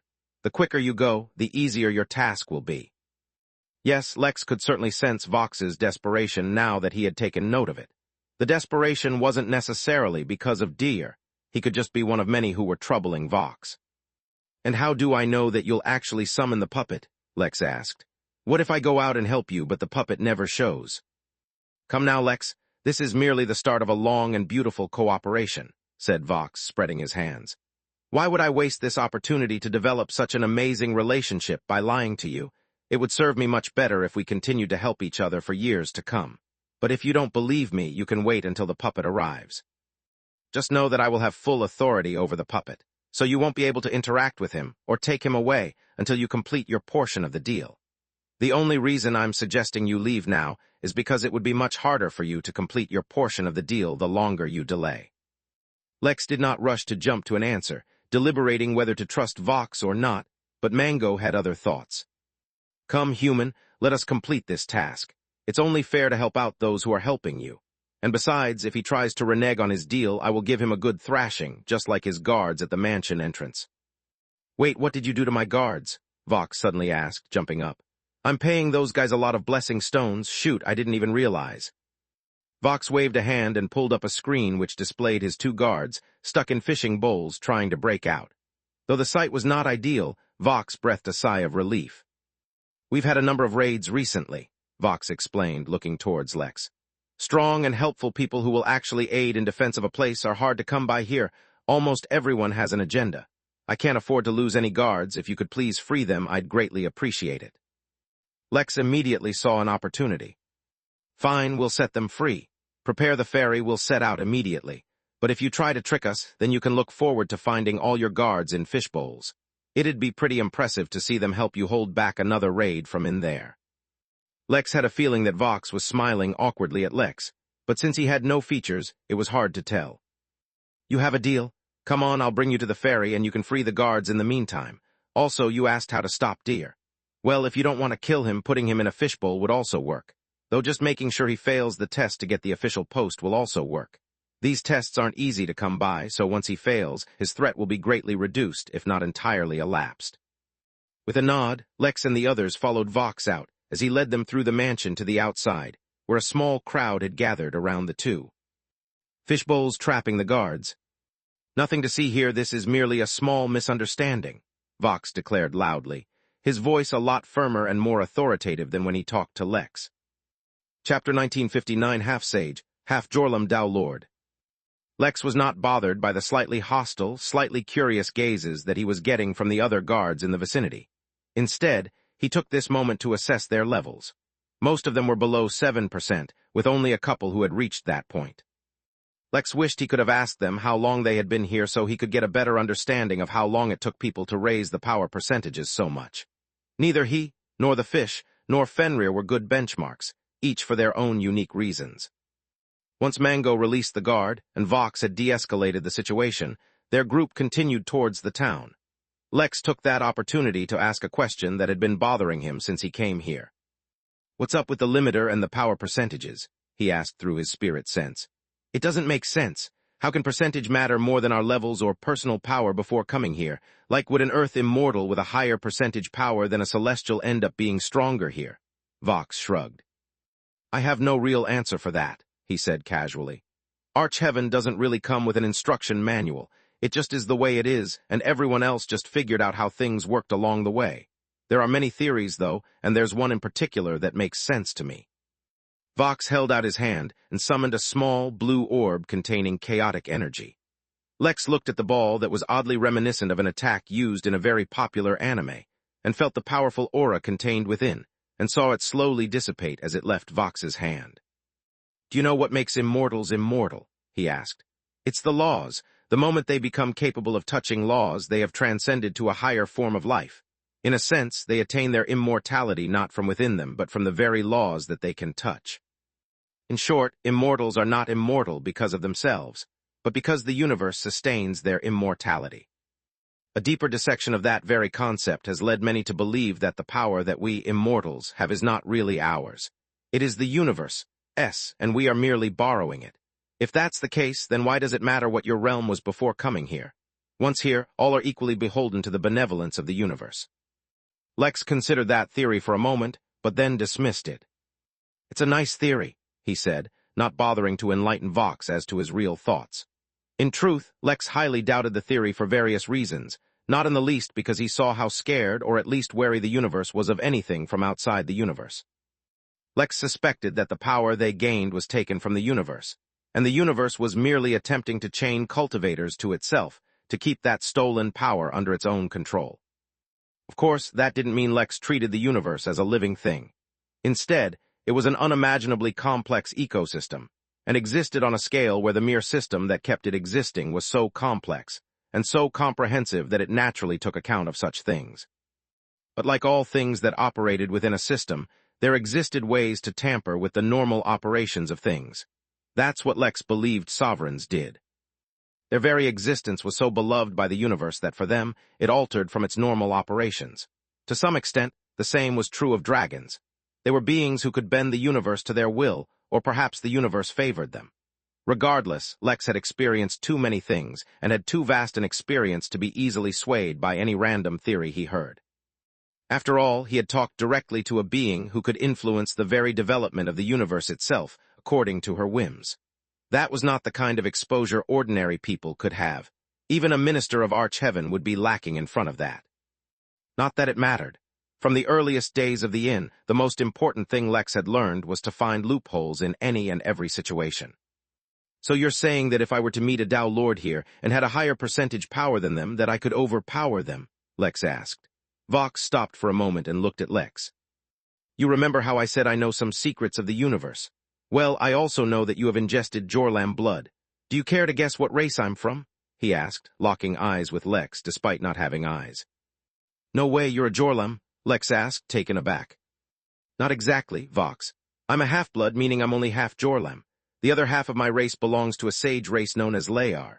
So I am a half-sage, half-Jorlam Tao Lord who has lived most of his life in Arch-Heaven because the moment I leave I'll be killed, taking help from a human who has 1.1% power. So understand this, Lex. In Arch-Heaven, not even high percentage power is enough to grant you true power, because the waters run deep, and even the secrets have secrets. If you want to overpower anyone here, or maybe even just survive, there are only 3 lifelines for you: official positions, white marble buildings, and the rules that make them special. Vox was quite casual about revealing his background to Lex, yet in his words Lex could detect an unspoken message. If Lex had suspected Vox of being desperate before, now he was certain that Vox was beyond just desperate.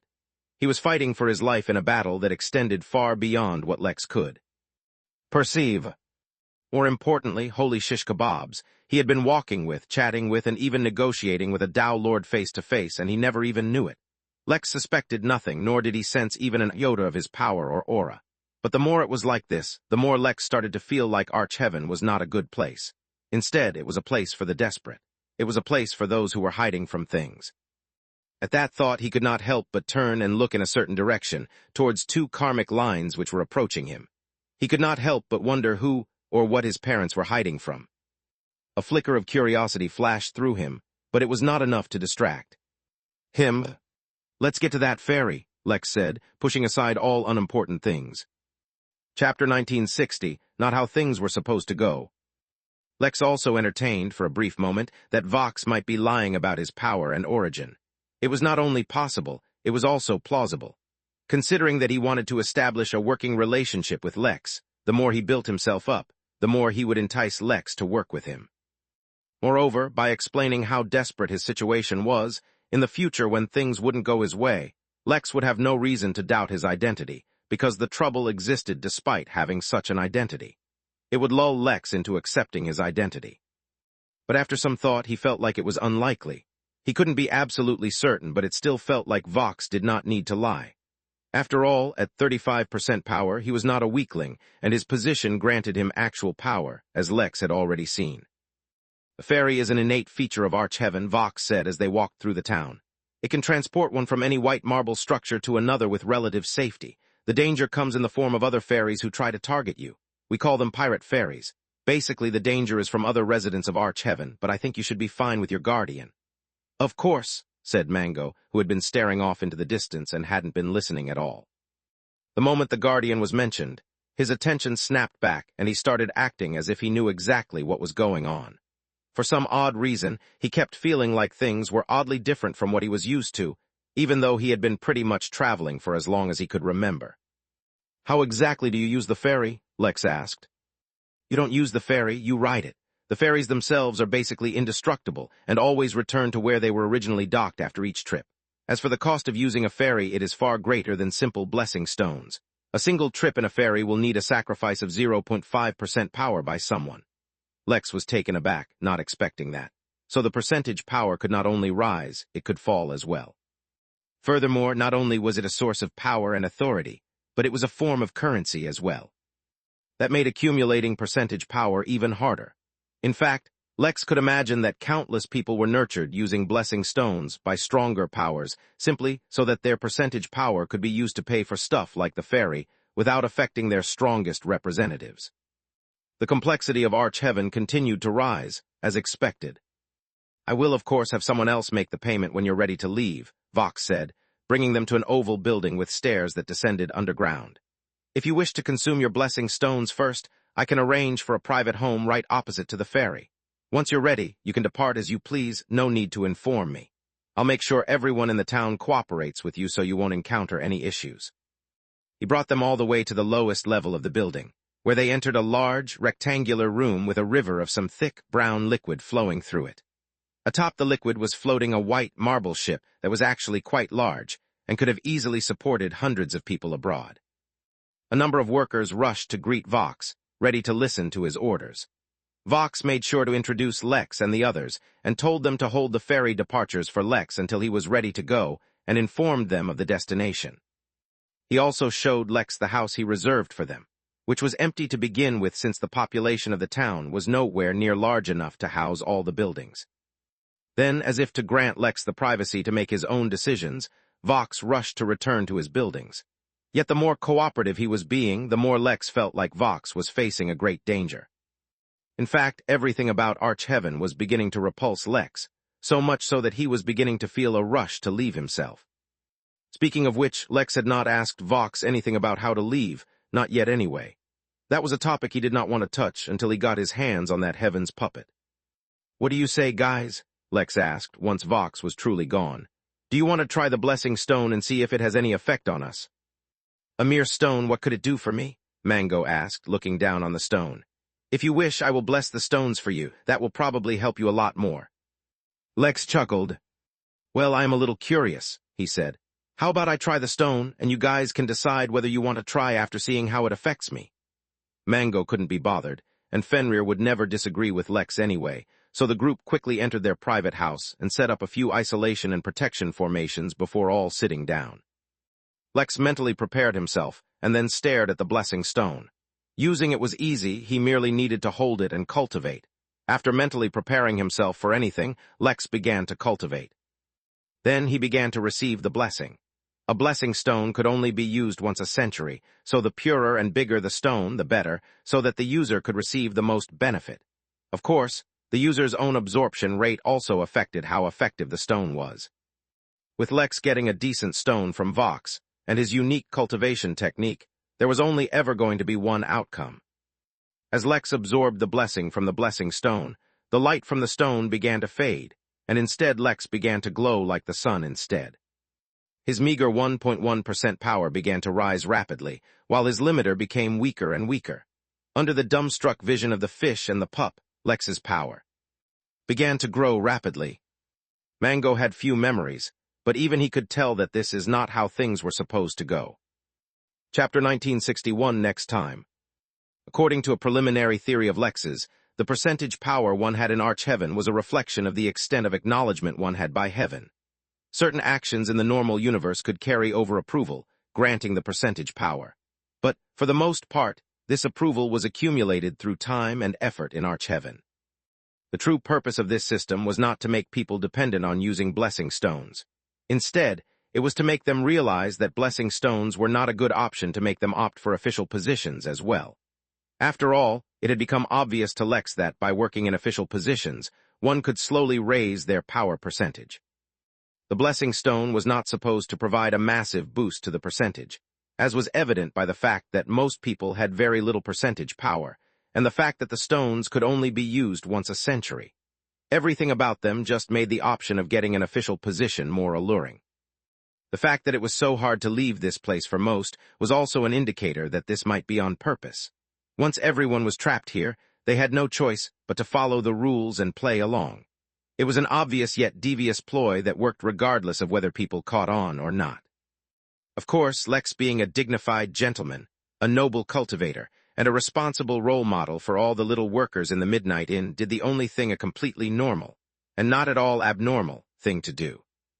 He decided that since he didn't want an official position, then he also didn't need to adhere to the common sense, which dictated that the effect of blessing stones was limited.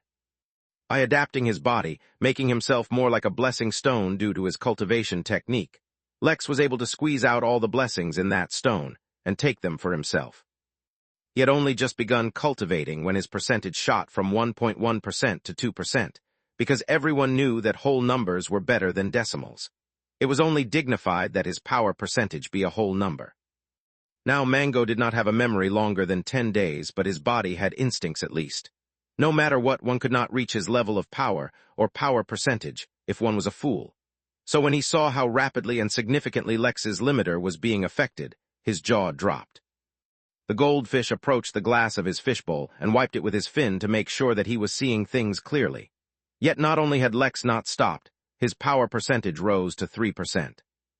Fenrir, too used to Lex's shenanigans, just looked on normally, as if this was the most ordinary thing in the world. Fortunately, they had set up some formations around to keep Lex's aura from spreading, or the whole town might have descended on them just to find out what was happening. In a matter of minutes, Lex reached 4%. Yet as admirable as his progress was, Mango quickly noticed an issue. The blessing stone in his hands was draining quickly, to the point where it was already half faded. As your great and fabulous goldfish guardian, I suppose it is my duty to sacrifice for you, Mango uttered, maintaining a cool and calm expression as he tossed his own blessing stone into Lex's hands. Although the blessing stone rule said that only one could be used once a century, that was just a generic interpretation. In truth, it was more akin to one absorption session per century, which is why there was no specific limit on the blessing stone size required. Most people just gathered as many as they could, which is why the second stone in Lex's hand had no issue contributing to his growth. When his percentage power hit 5%, Lex felt a change. It seemed he had reached some kind of threshold. He seemed to have unlocked some level of authority among the white marble buildings, now able to exert some of his power on them and use them if he wished. Moreover, Lex could innately feel that the quality of professions or positions available to him had improved. Before this, the type of positions he could have taken were restricted to more menial and basic roles, but now he could be granted some more important posts, not that he had any interest in attaining them. Fenrir, seeing how the fish had donated its stone to Lex, decided to follow suit and threw in his as well. After all, between Lex and Fenrir, there was a strong bond. Whoever was stronger would naturally pull up the weaker in strength, and so Fenrir could feel that he would naturally begin to unlock his power percentage due to Lex's influence on him. Now, with 3 blessing stones in hand, Lex's percentage power continued to rise at a stable rate, Yet what Mango had not realized was that this new power was not Lex's greatest gain, nor was it the new unlocked authority. Instead, with his body taking on a faint aspect of the blessing stones due to his cultivation technique, he would be able to slowly accumulate the power of blessings, or more accurately, steal the power of blessings from some unique structures. But at the moment neither Lex nor Mango knew that. They all just watched silently as Lex's percentage grew. In only a few minutes, all 3 stones were nearly drained, and Lex, who was glowing like the sun, finally touched 10%. At that point, he seemed to unlock even more authority and even better options for official positions. Lex once again ignored them and finished up the blessing stones, bringing his final percentage to a total of 11%. Lex opened his eyes and felt his power returning as a deep and terrible aura began to rise out of his body. Yet instead of feeling pleased, he felt even more dissatisfied. It was a stark reminder that here, everything about him was being controlled by Archheaven. As Lex clenched his fists, the popping of his knuckles rolled out like thunder, shattering the formations and spreading across the town. For one more century, he would not be able to use blessing stones, but if he gathered enough the next time, he could directly reach 100%. He'd like to see what would happen then. Chapter 1962, I'll make it up to you. Chapter 1962, I'll make it up to you. Serene and Leon were quickly making their way through Archheaven using a method of transport that was not as safe as the ferry, yet offered them far more freedom. They were riding albino demon eagles, which were also a part of the rules of Archheaven since they were mounts specifically nurtured by someone with a relatively high official position. He's left the Rojas, said Leon, sensing a change in Lex's position. Based on the speed and movement patterns, I'd say he's taken a ferry. This son of mine is unusually active for someone so new to Archheaven, Serene said with a hint of annoyance in her tone. Finally, they'd gotten a lead on Lex, who had seemed to disappear from the face of the universe. Before they left the Origin Realm, they were somewhat constrained in their movements, but they had done the best they could at the time to find him. Yet he was nowhere to be found. Perhaps it was a strange twist of fate, or simply circumstances that resulted in such an outcome. Regardless, now that they had sensed him, they would not give up this opportunity to reach him. Their task, however, was not made any easier by their son gallivanting all across Archheaven. Didn't he know how dangerous this place was? Maybe he did, but just like them, he had his own difficulties. Since it's a ferry, he might use it to return to the fort. I say we continue heading towards there and wait for him to return. In case he does, then we can follow him from there. We might even be able to learn why he went to the fort while we're there, Leon said. Serene sighed. Why do I get the feeling that this won't be so easy? She asked, a hint of anxiety creeping in her voice. Since when have we let easy or hard determine our path? Leon asked softly. The two had been through a lot together in their lives, and none of it was simple or easy. I don't care. Leon Williams, if my son gives me a hard time, so help me I will give up this accursed family name you've attached to mine. Leon just smiled awkwardly, unable to argue against her. It couldn't be helped. His own father and the rest of their family had given them a lot of trouble in their early years of marriage. Who said being born in a rich and powerful cultivation family was great? Definitely not Serene. In the long run, things will be fine, even if he is upset at us for now, Leon assured her. Once he understands our situation, he will eventually let go of any resentment he has.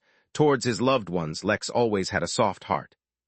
Serene did not argue anymore, but the anxiety in her eyes did not fade.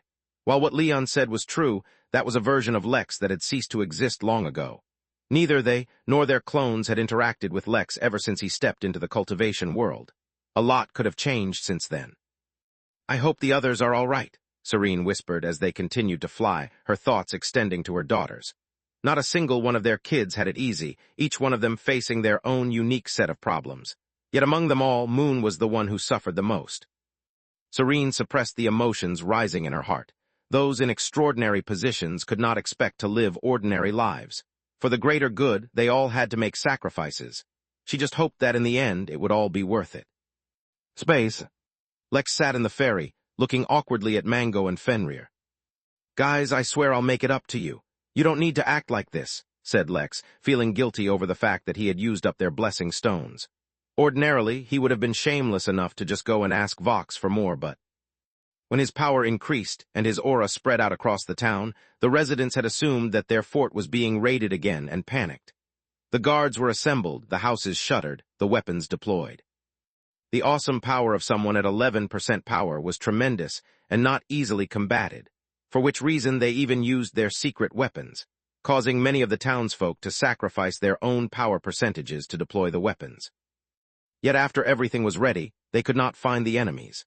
Lex, feeling too embarrassed to explain the situation, so he silently just boarded the ferry and quickly departed. He honestly felt kind of bad for the guys who sacrificed their percentages due to the misunderstanding, and told Mango and Fenrir that he was thinking of compensating them with blessing stones. Yet that was not such a good idea, because Lex hadn't even realized that he had used up their stones too. The talk of compensation made them feel like they deserved some too, since they had sacrificed so that he could benefit. Yet instead of thanking them or trying to make it up to them, he was talking about compensating others.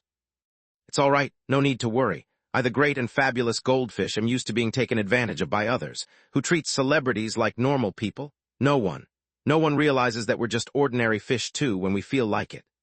Lex smiled awkwardly, not realizing that his expression looked very much like his own father's at that exact moment. "Look, guys, I promise I'll make it up to you. I'll get you double the blessing stones you guys gave me, I swear," he exclaimed. Yet his promises did nothing to Fenrir's pout. "This is going to be a long journey," Lex muttered to himself as he looked at the two of them. "Oh, now he has an attitude," Mango said. "Come, Fenrir, we should know when we're not wanted." Chapter 1963, I Never Cause Trouble. The ferry flowed over the river, which kept changing color every so often, but not once did he see any living being inside the river, nor did he see any plant or signs of nature down there. On either side of the river, instead of an ordinary riverbed, Lex merely saw the cosmos. For the most part, he didn't question it. After all, this deep in arch heaven, logic had stopped logicking. Instead, he spent a few days trying to improve Mango's mood. The fish was not actually upset, but it certainly liked the feeling of getting all that attention, so Lex humored him. Eventually, even Mango gave in and stopped pretending to be upset with Lex. But after that, there wasn't much left for them to do, so Mango took out his scale and began to review it once again. Lex glanced at the scale, but even with his newfound percentage, he could not see through the veil that hid the scale's secrets. He did not pry further into Mango's personal matters. Instead, he turned his attention towards trying to understand Arch Heaven more. He even used his left eye to study it from time to time, making sure not to overexert himself. Lex kept feeling like this place was evil, like it was luring people under the guise of giving them power, but making use of them instead. Now, he wanted to understand more about why he found it so repulsive. Was this an instinctual reaction, or was he being influenced by something to feel this way? After all, rarely would Lex have such a strong feeling about something so random. "I really need to get myself a freaking valet," Lex muttered to himself. That was the first quest he ever failed, and to this day he hadn't gotten around to doing it yet. For the most part, he made do without one. But this business of going around the universe, while thoroughly entertaining and interesting, could also be a pain. More importantly, there was the issue of the countless Tao lords who had sent him letters of intent. The reason he hadn't responded to any of them yet is because he had an idea, a business idea. One that, if worked, would make him probably the richest, or at least one of the richest immortals in the universe. It was also a tremendous risk. But a true capitalist does not only target easy money. No, it's that big, risky money that scratches a kind of itch nothing else can touch. "Do you know any interesting stories?" Mango suddenly asked while Lex was in the middle of contemplating. "Huh," he uttered, not expecting such a question. "Any interesting stories?" Mango repeated himself. "If we're going to be here for a few days, we might as well share some interesting stories. Don't tell me you were going to spend all this time just sitting and thinking." Lex almost admitted that was exactly his plan. It was only a few days. He could easily spend that time sitting in one spot contemplating difficult subjects. Then he realized how abnormal that sounded, at least by mortal standards. Moreover, to someone whose memory only lasted the last 10 days, every single day was an immense amount of time. It was better not to waste it. Previously, while they were traveling by foot, Mango never said anything, probably because he was focusing on traveling. Now that they were passengers, though. "Oh boy, do I have a story for you," Lex said with a wide smile. "So this one friend of mine decided to date a devil. Are you familiar with devils? Wait, are you familiar with dating?" Yes, I have a short memory. I'm not dumb," exclaimed Mango, rolling his eyes. "Dating is what's used to determine the age of a thing, and a devil is a type of derogatory term that, oftentimes, in modern colloquialism can actually refer to something good." Lex raised his finger but froze. Mango wasn't wrong technically, but he wasn't right either. So yes, your friend decided to search up how old the term devil is. A story about etymology is not what I was expecting, but I suppose not everyone has lives as exciting as goldfishes, so this will have to do, Mango said, sounding like he was bored of the story before it even began. Lex sighed. This was going to be a long trip. The journey to their destination took 7 whole days, and when they arrived, Lex was somewhat taken aback. He had been told that the ferry would take him to white marble buildings, like the fort or the white hut Mango used to stay in. He just assumed it would be more of the same. He was realizing now that maybe Vox had meant white marble structures instead, because when the ferry docked, Lex found himself at the base of a massive city that seemed like it was carved into the side of a single, large piece of marble big enough to be a mountain. What's more, the entire mountain city was teeming with various people, unlike the relatively empty fort he'd come from. "What is this place?" Lex asked the moment he got off, which earned him a strange stare from the guard standing to oversee new arrivals. "You took a private ferry here but don't know the destination. This is Pinktop Mountain, the largest open trade bazaar in this vicinity of Archheaven," he said, looking at Lex curiously. "Kid, through my vast experience of guarding this town, I can tell at a glance whether or not someone looks like trouble, and you look like trouble. Let me give you a word of advice. The head of this market has a 51% limiter, so don't go causing him problems, all right. Just follow the rules, don't cause any problems, and you'll be fine." Lex froze. 51%. That was the highest percentage he'd come across, far higher even than Mango. "Don't worry," Lex said as he flashed him a smile. "I never caused trouble." Chapter 1964, Destiny Devourer. The guard, yet another kind of beast Lex had never seen before, looked at Les skeptically. "Look, man, it's none of my business," he said. "I was just giving you some advice. What you do is ultimately up to you. I won't stop you. I was just letting you know what you should know." "Yes, and I assure you that I won't cause any trouble," Lex said sincerely. "Just so that I'm extra sure, why don't you tell me all the rules of this place so that I don't accidentally break some?" The guard took a step back. "Look, man, I'm just doing my job here. Why don't you go ask someone else? They'll be sure to tell you exactly what you want to know." The more that the guard wanted to avoid Lex, the more Lex became interested in him. Lex had genuinely come here without any intention of causing problems. He honestly didn't know how he was going to handle Deer yet, and there was the possibility that he might not do anything at all. So when this guard, who by all means should have been the one doing the intimidating, was intimidated by Lex, it aroused Lex's curiosity.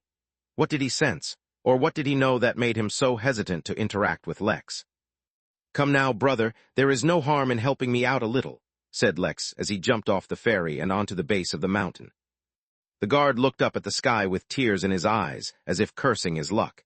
He was just a regular guard. He only had a power percentage of 4%. What could he even do to this walking calamity with 11% in front of him?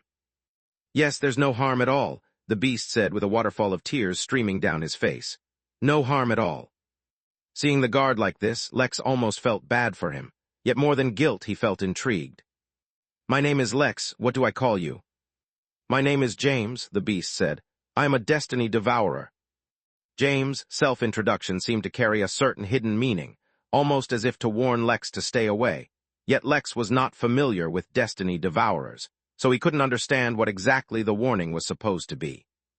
"Nice to meet you, James. Like I said, I'm new here, so you mind telling me the rules of this place?" Lex asked as he wrapped his hand around James' neck. The Destiny Devourer was like a blend of an ostrich and a weasel, so there was more than enough neck for Lex to hang onto. "Basically, this is a bazaar," James said reluctantly as he wiped the tears from his face. "A lot of things are absolutely necessary to survive for most here, but there's more to life than just survival. This is a place where the residents of Archheaven sell their skills and creations, all hoping to enrich themselves and each other's lives. As long as you can prove that you have a genuine interest in selling something, you can get a storefront for free here." "That sounds, well, I was going to say it sounds dumb, but considering the number of people here, clearly it seems to be working," commented Lex.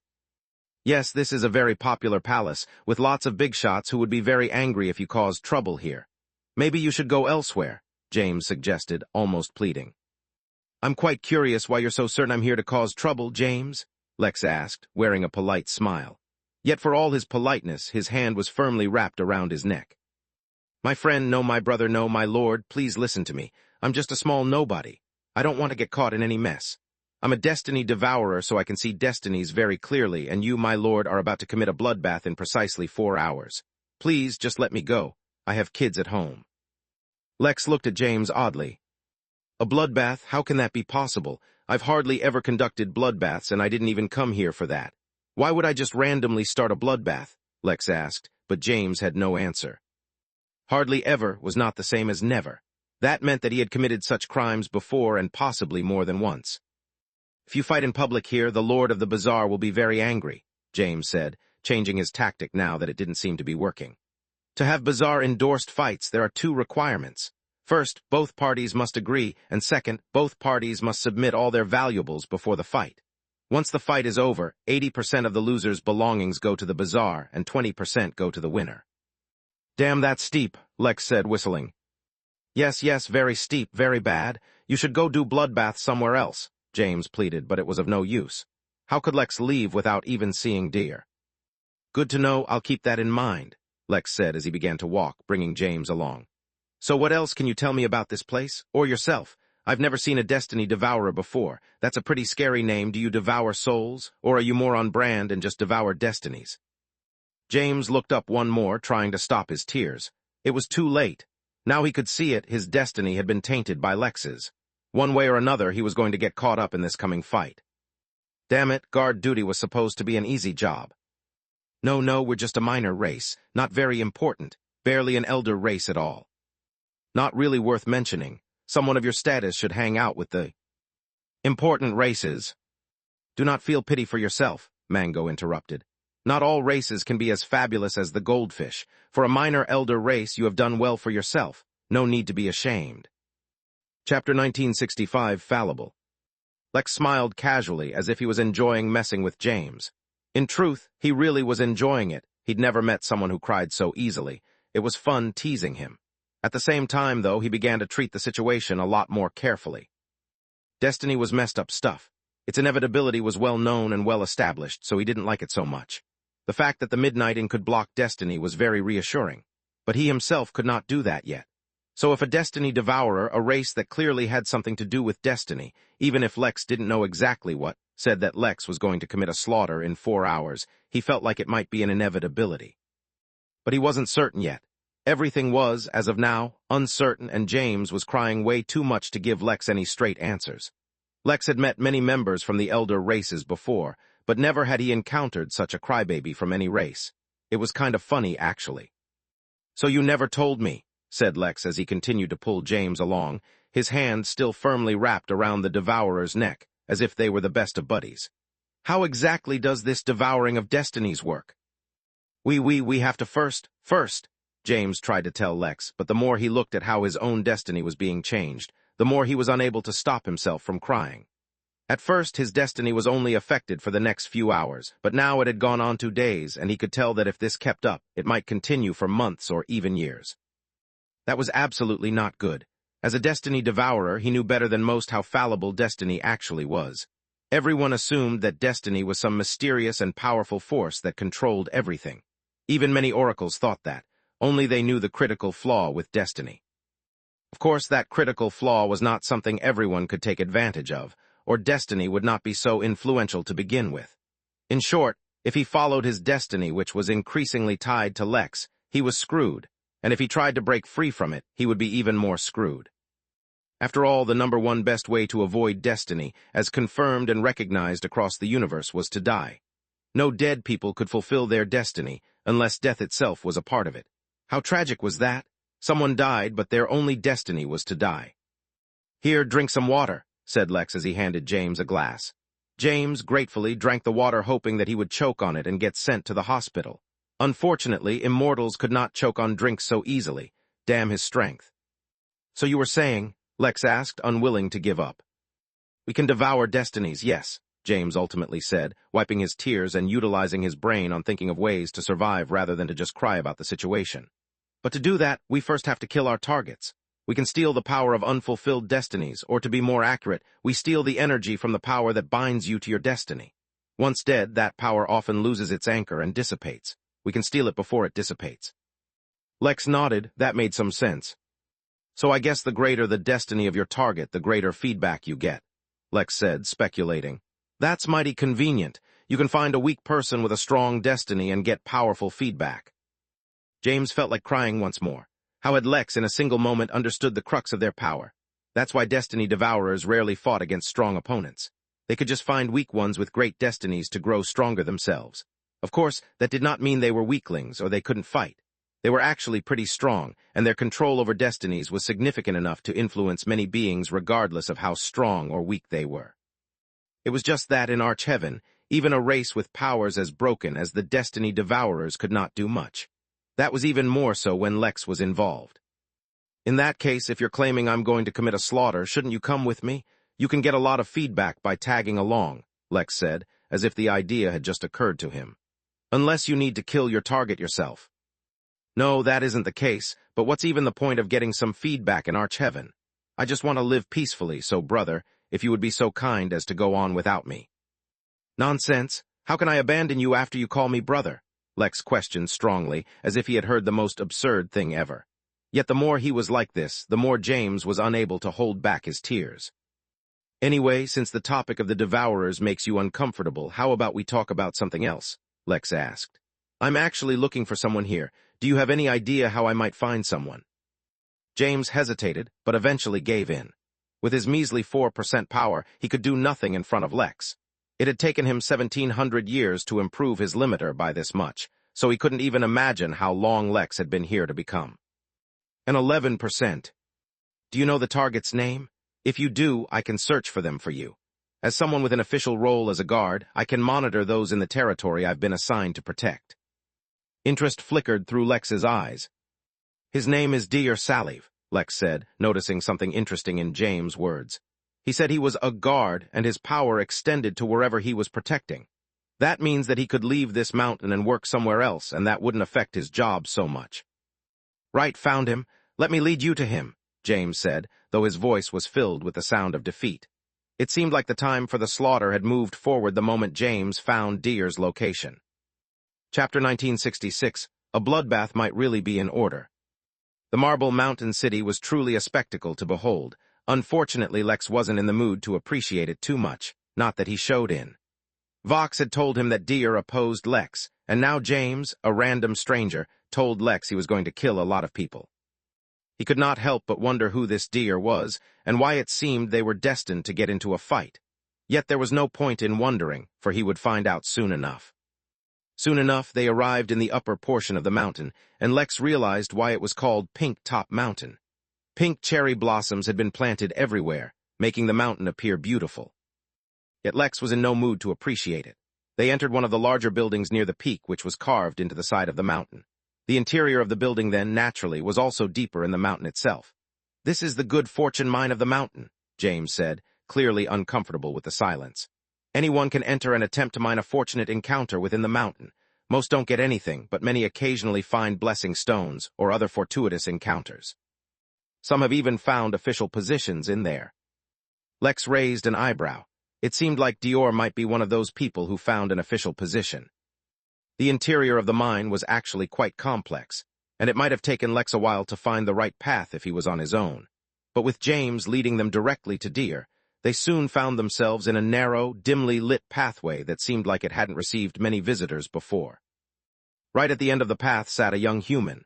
He looked East Asian, which was incongruous with what Lex expected considering his name, but that hardly mattered at all. Lex sensed Deir's percentage and found him to be at 14.8% and slowly approaching 15 at that very moment. Besides his power percentage, Lex couldn't sense anything about him, such as his power or what his origins might be. Ordinarily, no one would cultivate out in the open like this, but perhaps reassured by the strictness of the rules, Deir cared little for his surroundings and focused entirely on his task. Lex suspected that he wasn't actually trying to get 15%.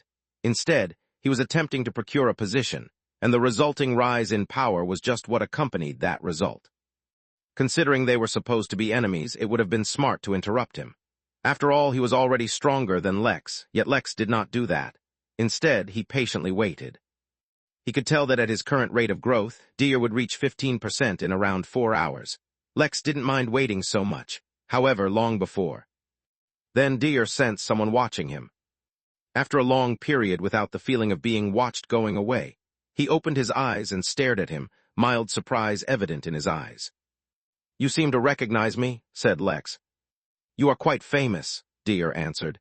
"It is only natural that I recognize someone of your reputation." Instead of continuing his meditation, Deer stood up, his gaze fixed on Lex's body. "You're making me blush," said Lex as he flashed a smile. "Unfortunately, I am unable to recognize you. Have we met before?" "Such a convenient excuse," Deer said, sarcasm leaking into his voice. "You show up right in front of me but claim not to know me. Shall I guess that you were searching for something else in these caves? Perhaps you were searching for love." "No, it's true," Lex said while smiling awkwardly. He had a feeling that even if he himself wanted to resolve things peacefully, Deer would not allow him. "I am not here because I recognize you, but because someone sent me on a task. If we could have a chat, we might be able to resolve this situation peacefully." Deer laughed mockingly, his 14.8% power flaring as he did. "Peacefully? Why would I want to resolve things peacefully when I have the option of dealing with you once and for all?" Deer exclaimed, his voice echoing through the tunnel. Lex sighed and shook his head. "All right then, before I whoop your arse, mind telling me why you hate me so much," Lex said as he stretched. He found it interesting that Deer ignored Mango and James. Then again, it was probably because all fighters needed to agree beforehand so as to avoid breaking the rules. "I am Deer Saliv, priest of Her Holiness Sekhmet. Is that not reason enough to slay you, vermin? Come, accept my duel if you dare. Prove to the world that you don't only have guts while you hide behind the Henali." Lex's casual smile slowly faded, and he finally understood. "Ah," he said, and took off his coat and began to roll up his sleeves. "I take back my words. It seems I won't be stopping at kicking your arse. I accept your duel." The mighty marble resonated with Lex's words, and a light blue projection appeared around the both of them for a few seconds, as if they were being marked by the bazaar. As soon as the light faded, Deer attacked. Within Arch-Heaven, Lex hadn't had an opportunity to test what his strength was like against an opponent, so he didn't know how significant a difference of a few percentage points was. He was about to fight out, though. Sekhmet was not someone Lex could forget, and her subordinates did not get much love from Lex either.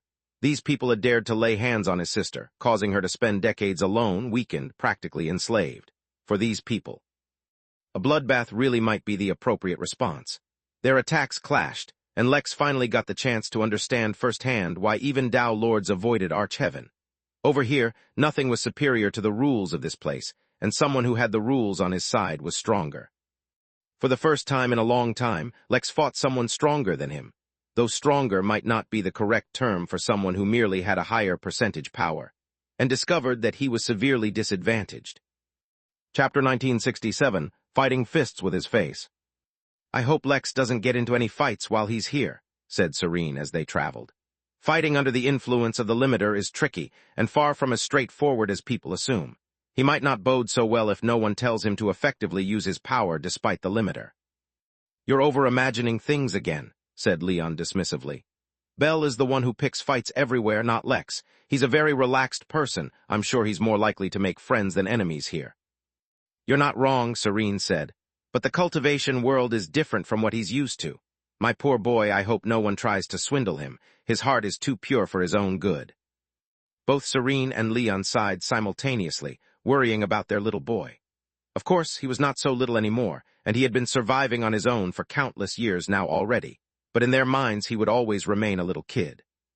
Meanwhile, in Pink Top Mountain, Lex was using his face to beat Deer's fists. Or was it the other way around? "Goddammit, what the hell are you made of?" Deer exclaimed as he pulled back his bleeding hands, but he was too slow. Lex headbutted his hand once more, nearly turning it into minced meat. Lex normally would have taken this opportunity to infuriate his opponent to death, but he was himself too irritated to do so. Fighting someone with a higher power percentage than him turned out to be a whole lot more complicated than Lex anticipated. Sure, he knew it would be hard. In fact, he fully expected that Arch-Heaven would grossly side with Deer. But was it really so necessary to add so much math into the equation? Both of them only had a certain percentage of their power, yes. Theoretically, though, even with a lower percentage, Lex should be more powerful than Deer if his base power was greater. That meant that Lex's 11% was stronger than Deer's 14%. This was not complicated so far. The issue was that for every percentage point that Deer was higher, the effectiveness of his power against Lex grew exponentially. That meant that if Deer had an advantage of 1% point, the effectiveness might be raised by 5. Yet if he had an advantage of 2 points, instead of the effectiveness being 10, it was more along the lines of 12. In short, even though Lex was technically stronger with a weaker power percentage, effective application of that power was being limited. Fine, Lex could accept that Archheaven was rewarding a higher power percentage with benefits. It would only entice its residents to strive for greater power percentages, thereby furthering Archheaven's own agenda willingly. What irritated the heck out of Lex was that the application of his own 11% power was not even across the board. Meaning, he did not have 11% of his total strength, and 11% of his total defense, and 11% of his speed, and so on. Instead, all his power was considered one whole, and of it Lex got 11%. As it happened, now that he was actually fighting, he realized that the 11% he actually got was how tough his own body was, with scarcely any strength to back it up. In essence, Lex was a walking, talking, indestructible punching bag. In fact, due to just how tough he really was, Lex did more damage to Deer by letting Deer punch Lex than by actually attacking himself. Thus, against this insane, brainwashed cultist, Lex ended up facing the most frustrating fight of his life. What was absurd was that the enhancement Deer got was actually working against him, because the harder he hit Lex, the more damage Deer himself suffered, while Lex remained entirely unharmed. "What's the matter? Why are you running away?" Lex yelled as he chased Deer and his bleeding fists. "Come on, attack me one more time." "Get away from me, you freak!" Deer yelled as he ran, feeling even more frustrated and helpless than Lex himself. This was not how the fight was supposed to go. What was even more frustrating was that the longer he spent fighting Lex, the greater the chances that he would fail in his trial to attain an official position. For a brief period, they reached an impasse with Lex unable to catch Deer, and Deer unwilling to face Lex directly. But it did not last long. Lex noticed something peculiar happening. Deer's power percentage dropped by 0.5%, yet the structure of his power changed. Just as Lex had all his power concentrated in his body's toughness, Deer must have had his power stuck in some areas that were unuseful. Yet as it underwent a change, Lex detected divine energy beginning to fill Deer. At that point, he finally turned around and faced Lex once more. This time, with the blessing of the deity he worshipped, he attacked Lex, and a miracle happened. Even though he was nowhere near strong enough to harm Lex's body, his attack managed to injure him. "You see, you sacrilegious vermin, the might of the lady is beyond your fathoming, and your meager abilities will not help you now," Deer yelled as he launched a deadly counterattack, leaving numerous traces all over his body. Yet Lex was not worried about failure just yet. Instead, all his focus was on studying Deer and understanding what had just happened. The meager pain he felt from Deer's attacks was not enough to seriously harm or worry him. This led to an unusual result. Deer was the one attacking, and Lex was the one suffering, yet Lex's unwavering stoicism and complete lack of regard for his injuries made the situation weird. In fact, Deer started to even feel a hint of fear. No matter how he cut, how he injured, how he faced Lex, Lex did not slow down or even seem distracted at all. The more it was like this, the more Deer began to fear Lex, and when the fear appeared, Lex noticed something. Some of his powers seemed to be working fine, as if they had not been suppressed by Archheaven at all. His ability to accumulate divine energy through fear and the spread of his legend was one of the abilities that seemed unaffected by Archheaven. He simply didn't notice before since it seemed invalid. Now, though, Lex had a few more ideas he wanted to try. Chapter 1968 Freeze. Death by 1,000 cuts was a concept made famous on Earth by movies and shows that used it to demonstrate how painful and brutal death could really be. Also to build up a villain, so that the main character looked cooler after defeating him. For a normal human, it was definitely a painful way to die as they bled out from the numerous cuts on their body. For an immortal, it was just painful. Deer had not yet realized it, but he would never be able to kill Lex. Yes, his divine energy allowed him to create a miracle and harm Lex, but that kind of damage could never kill him even if he just stood there and let the attacks fall. Yet that's not what Lex did. No, he resisted as if Deer had gained a decisive advantage, keeping Deer dedicated to attacking him. His purpose was simple, really. He was using this fight to test out his theories and expand his understanding of the universe. When Deer began to fear Lex, Lex felt the feedback for his tyrant's mask. Even though he was not wearing the mask right now, it still benefited from any fear that Lex induced, especially if the object of that fear was himself. The feedback for his mask was when Lex realized that Arch-Heaven had not canceled pre-existing rules that existed in the universe. They may override them, or maybe they take priority. He wasn't sure, which is why he was running tests. One by one, he was using every single ability available to him, and seeing how the universe reacted. If he summoned the tyrant's mask and butter knife, he'd get the ability to use divine energy. He had gathered that much. Moreover, those two were not blocked from being summoned. But that was not enough. The thought form and soul state were still blocked, so were a majority of his other abilities. Yet as he cycled through his powers, he realized that his paladin powers also weren't affected. They were suppressed down to 11%, sure, but even that was already far better than all his other abilities. Furthermore, his arrays and formations were suppressed, and there. Suppression was far more complex than his regular abilities, but that could be a good thing.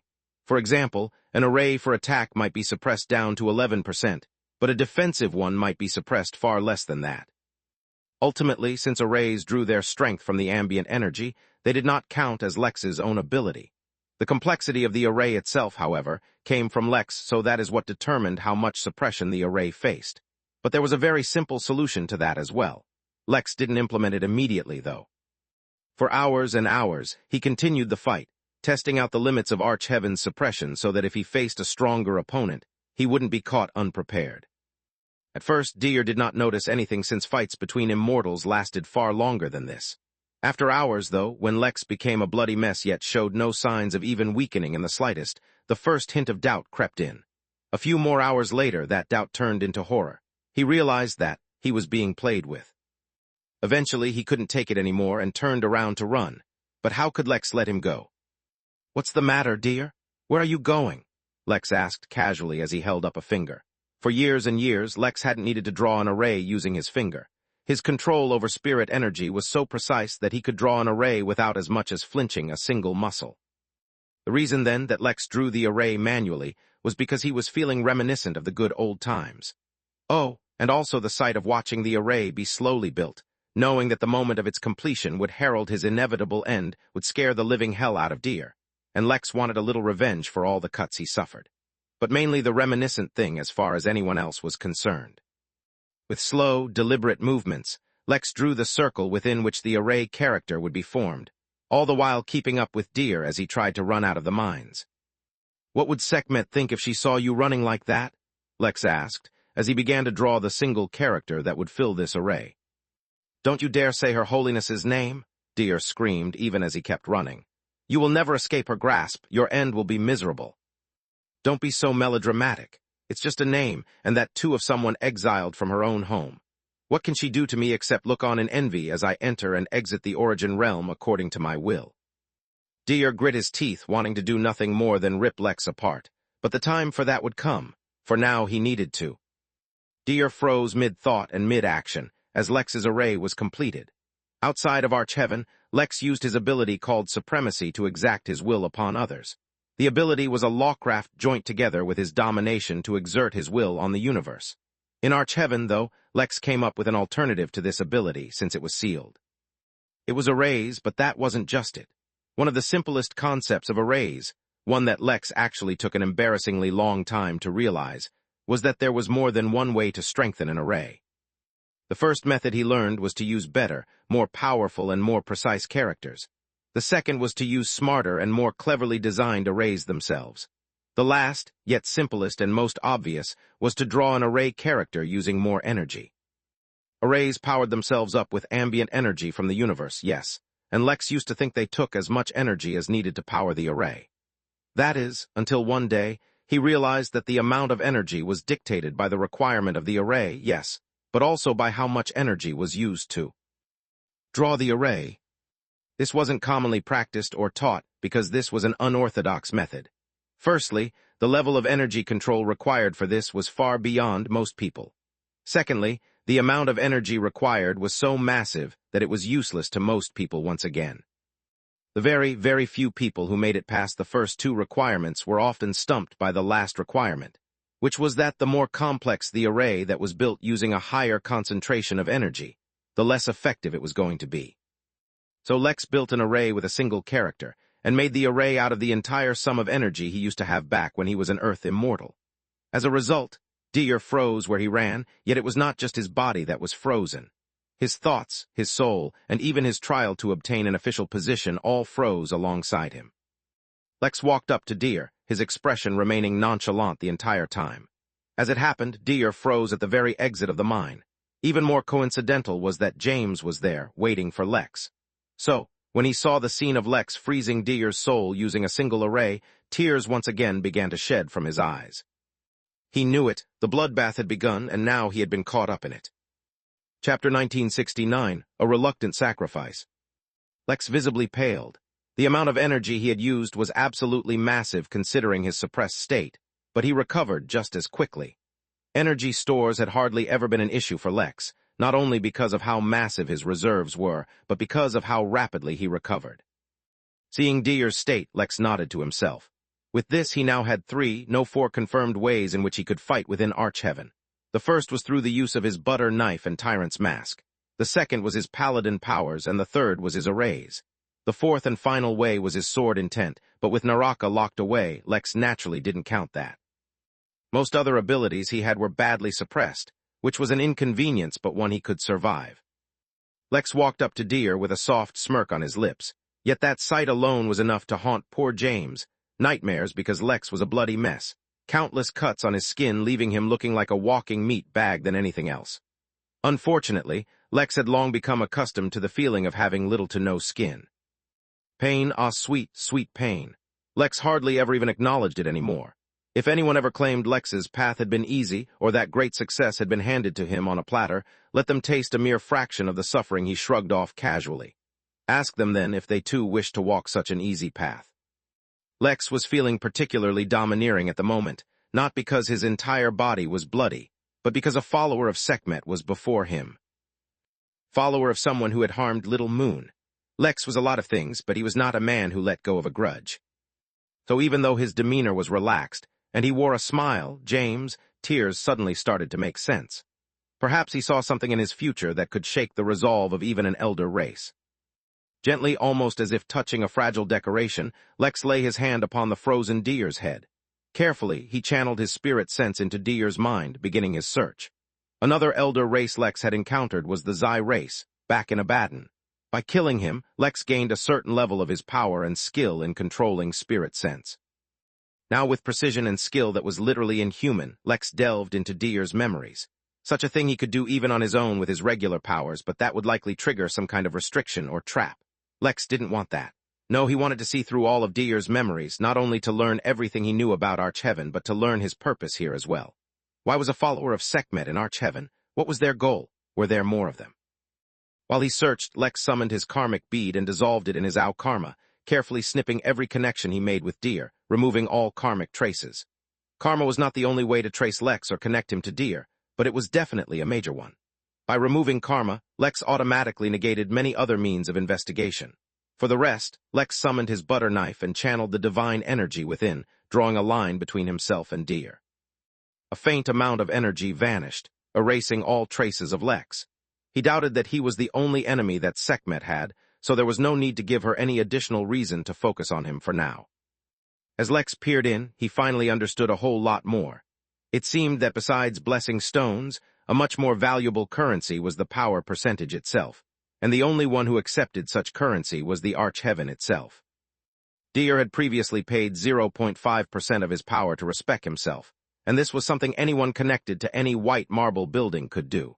Since Lex did not have such a connection, either in the form of an official position or a residence token, he could not do the same. At least now he understood the situation, though. But that was far from all.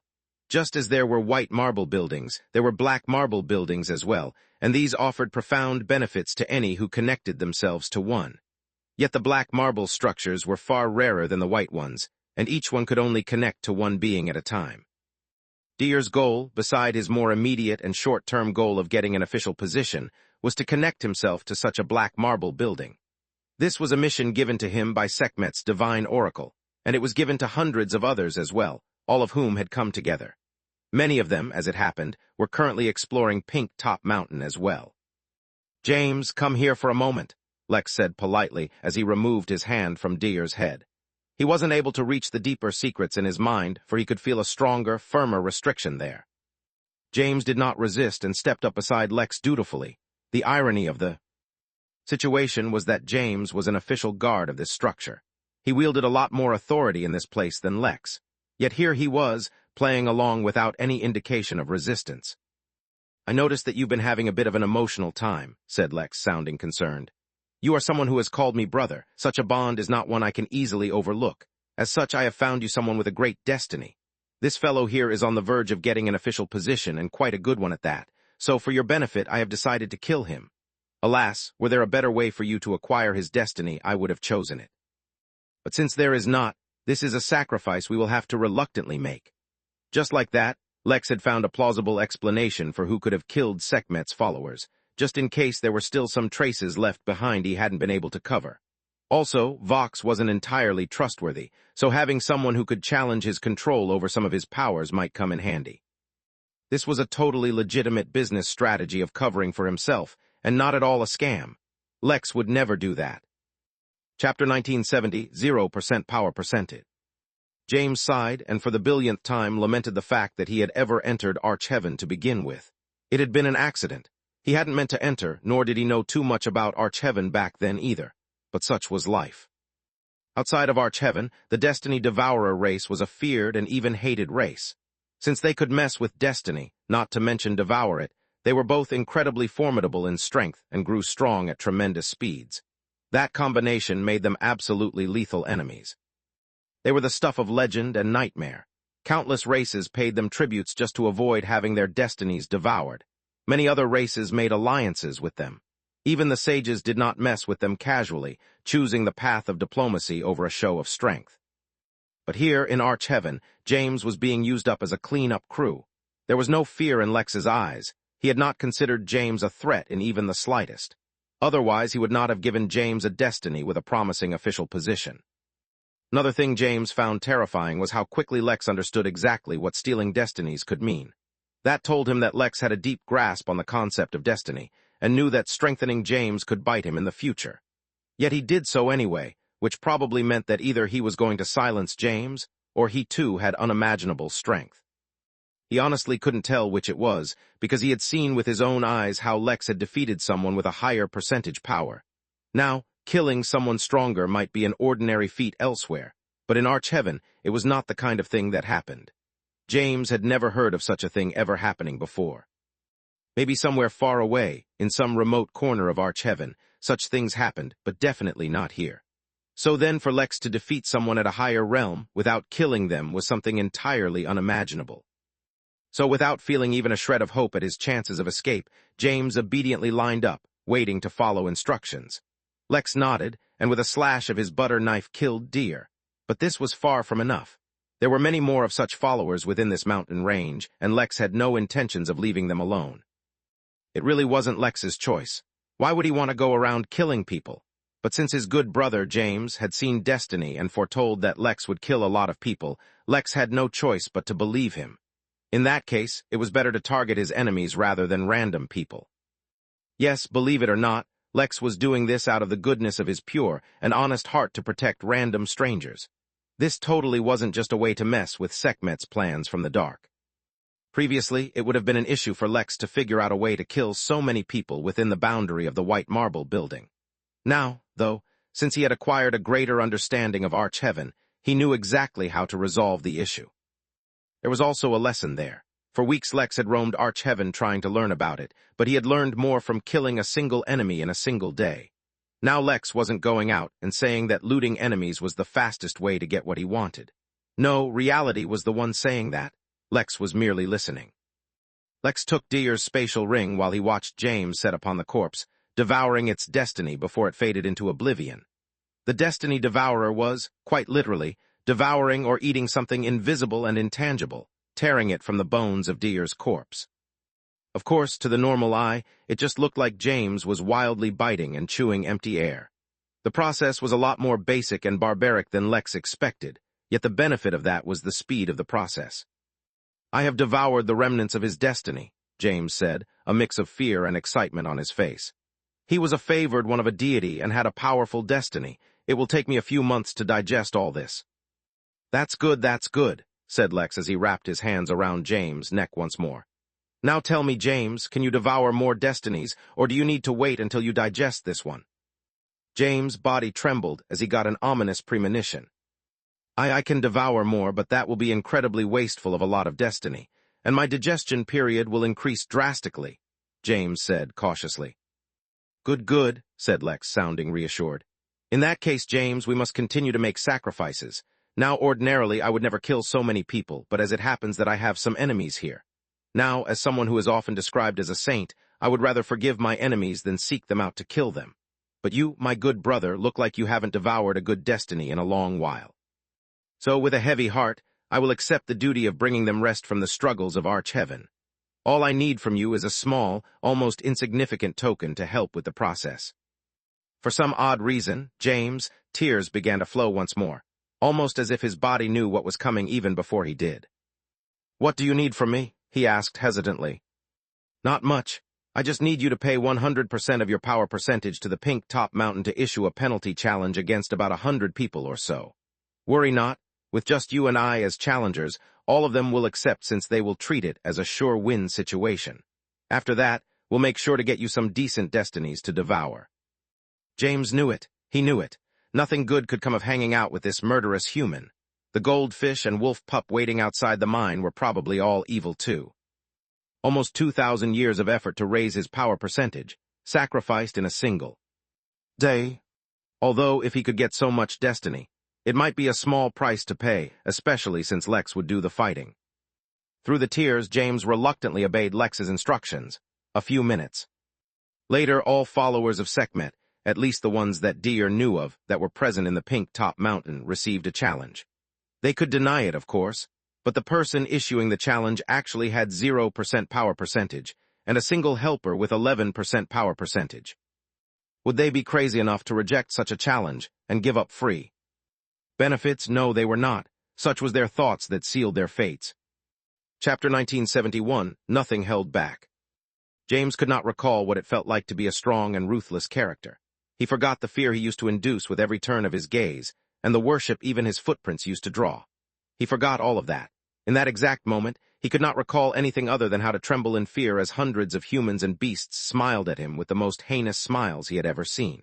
So many years of living in Arch-Heaven had rinsed all that arrogance out of his bones. Beside him, though, Lex was repeating some words, as if to hypnotize himself. James is my friend and I am saving him. James is my friend and I am saving him. James is my friend and I am saving him, he repeated again and again. His hope was to strengthen a bit of his paladin powers while he was working.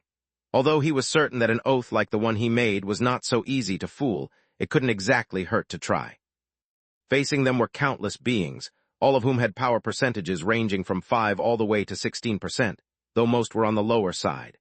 In truth, the fact that Sekhmet had so many followers, and so many of them had such high power percentages, gave Lex a very obvious hint as to how seriously she was treating this issue. The amount of investment, in terms of time and resources, must have been amazing. It would be a shame if someone were to come and ruin it at the last moment. While trying to hypnotize himself, Lex observed all those surrounding him. Many were humans, which was a shame. One would think that with all the countless races in the universe, Lex's enemies would be of a different race. But more often than not, such was not the case. More often than not, humans found incredible ways to make things difficult for him. Fortunately, Lex had no compunction about fighting those from his own race, or he would be in trouble. Fighting the beasts was even easier. Their very corpses could be counted as treasures. They could be processed and sold to earn a tremendous amount of money. Thus, while the newcomers who were being summoned into their surroundings within the mines, Lex prepared himself for the fight. Arch-Heaven had gotten the better of him a couple of times, but now that he knew all the rules and restrictions, Lex doubted he would face any more problems. James, be sure to keep up, Lex said as he began to walk forth. Don't waste a single drop of destiny, devour it all. I will deal with these people for you. Since he was the first to make a move, all eyes were attracted to him, though the watching crowd did not take his threats seriously. What could one man do against all of them? They were about to find out. With each one of his steps, green, ethereal crystals began to appear all around him, slowly beginning to form a see-through armor around Lex. Some of the crystals were absorbed into the surroundings, just as how Lotus used to absorb them off Lex's back. Yet this time it was not Lotus absorbing the crystals, it was Arch-Heaven itself. Yet the amount was so faint that Lex didn't really pay attention to it. He was focused on something else. All too often, when Lex got in a fight, he'd received a beating. This was happening so frequently that Lex almost forgot that he was actually quite strong. Normally, he wouldn't mind the minor details like that. After all, hardship built character. Today, that was not the case. The disgust Lex felt at being suppressed so severely by Arch-Heaven caused him to not be in the mood for games. "I do not know if there is life after death," Lex spoke faintly, the green armor completing itself around him. "But if there is, remember not to accept a challenge that seems too good to be true. It will hardly ever play out as you expect." Some heard his words, most did not. Yet before any could ponder over the wisdom imparted onto them, Lex attacked. There was no holding back this time, no saving strength for strategy, no testing waters. Although his paladin powers manifested as a result of his oath to save those close to him, they were equally effective even if he used them to avenge the crimes done against them as well.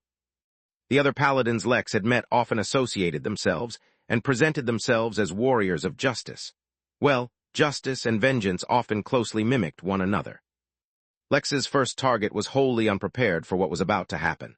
When the first green-armored fist smashed into him, he could not help but feel suppressed, as if his opponent had the perfect elemental affinity against him. Then he could not help but feel like he was dreaming, because Lex grabbed the man's limp body and used it like a sword. Inspired by the tale of David Paladin, who used a pillar as a spear, Lex used one random enemy as a sword. His body was not strong, nor was it entirely sharp, nor was it completely straight. But when Lex's sword intent covered his body, mixed in with Lex's green paladin energy, it was as if he became a cleaver that could sweep through armies of enemies. The man watched dumbstruck, unable to resist in the slightest, as his figure cut through one enemy after another. Some beasts could not endure Lex's attacks at all, not just dying, but having their entire bodies disintegrated by his raging. Sword intent. Behind Lex, James was running like a maniac, not only because he was so weak that a single random attack could kill him, but because Lex was killing too quickly. The entire mind became saturated in dissipating destinies, and he was forced to devour them like mad, stuffing everything down his throat without bothering to chew. Chapter 1972, obvious. The first second, everyone was shocked. The second second, they were horrified. In the third second, they finally remembered that they were supposed to be the ones with the advantage, so they tried to retaliate. They really tried. If only this were a children's competition, they would get a certificate consolation prize for trying. Unfortunately, this was not, so all they got was a reality check in the form of Lex's wrath, and their destinies devoured. In a way, they were far more suppressed than Lex. Many of them were celestial immortals. In the regular universe at large, celestial immortals were basically unkillable. A fight between celestials was more likely to end up in a withdrawal or a sealed opponent than in death of either one. Very special circumstances were required to kill a celestial, yet another reason why Jotun's feat of killing the fiery mammoth emperor drew such admiration, and their fight attracted such a crowd. These things did not normally happen. Of course, Lex was a walking, talking exception, so it was entirely possible that he might be able to kill a celestial if he really tried. But it would never be as easy as it was here. Over here, Lex knew not what their realm was. The humans were most likely earth or heaven immortals, but the beasts might have been celestial. Immortals, unfortunately with their lowered power percentages, their numerous advantages were equal to none. Perhaps if they were Tao Lords, the sheer gap in even smaller percentage power levels would have allowed them to easily rebuff Lex. But if they were Tao Lords, would they need to follow and worship Sekhmet? In the most brutal, straightforward, and merciless way, Lex killed all those who stood against him. This was far removed from how he normally behaved, but too many coincidences lined up, creating a situation where he really could not hold back at all. The sight was genuinely terrifying, as if to justify the tears James had been shedding from the moment he met Lex. Lex did not relish in the slaughter, nor did he feel particularly better after inflicting such a massive loss to Sekhmet. Killing like this really did not suit him. But killing all these Sekhmet worshippers also did not shake his resolve in the slightest, or fill him with regret. Even now, there were clones of Moon left in the Origin realm that he needed to take care of. Showing the people responsible for such atrocity any shred of mercy was akin to sin, not virtue. Lex's fight with Deer took hours and hours. Yet against hundreds of opponents gathered up against him, he finished up in less than a single hour. In the end, the makeshift sword he was using too was disintegrated by his own sword intent, leaving him using a sword made solely out of the green crystals of his paladin powers. It had worked well enough. Once he was done, Lex was about to clean up the place, wipe all evidence and grab all the spatial rings when he paused. Just as he had been offered a job as Heaven's augur, he now felt himself being offered another official position. Arch-Heaven had offered him the position of Divine Undertaker, and the offer came without strings. He needed to merely nod, and the position would be his, no trial or test needed. Based on the title alone, it seemed like this was a very senior post, though he was not sure how it compared to the position of minister that Vox had. It did not matter since Lex had no intentions of submitting himself to Arch-Heaven. Suddenly, Lex had a flashback. He recalled the scene of Marlowe rejecting his offer to become a valet. Back then, he too had said that he could not endure working underneath anyone else, even if his decision might be considered a foolish one. Similarly, if people found out Lex's decision to reject the job and the reasoning for it, they would call it foolish too. Yet the feeling of resistance, it could not be explained. It came from the very core of his being. He could not accept becoming the employee or worker of another. It seemed that for all the carefree and light-hearted attitude he displayed, deep down in his bones, he was also a little arrogant. Lex shook his head, rejecting the job, and cleared out the entire mine of any traces of the fight. Nearby, James lay limp on the ground, tears still shedding from his eyes, though this time it was because of gross overeating. His stomach had inflated to an incredible degree, leaving him seeming like he was more stomach than body. With a slight chuckle, Lex grabbed his leg and pulled him along. Within the countless spatial rings Lex had collected, there were more than enough blessing stones to repay Fenrir and Mango, and save some for himself. Now it was time to head back. Very unceremoniously, Lex got back on the ferry alongside Mango and Fenrir, as well as a very bloated James. "Don't blame me for bringing you along," said Lex, giving the guard an explanation. "As someone who called me brother, I cannot leave you laying on the ground so defenseless. What if someone attacked you? Since you have no more power percentage, you'll have to let me protect you. After all, what else are brothers for?" If James could have responded, he would have. Unfortunately, he felt like if he opened his mouth, or moved his spirit sense, he might vomit out all the destiny he had eaten. So, just like he had been doing since he met Lex, James silently shed countless tears while Lex looked down on him like some kind of savior. Mango looked down on the fat destiny devourer, and then on the human he was protecting, and felt like there was something wrong with the image. He felt like he was forgetting something very important, so he pulled out his scale once more. Yet since there was no mention of destiny devourers on it, he simply shrugged and dismissed the feeling. Mango did not even question how or why he knew how to identify a destiny devourer. It seemed obvious to him, and why would anyone question something obvious? Chapter 1973, Two Unexpected Figures. Lex did not pay much attention to James.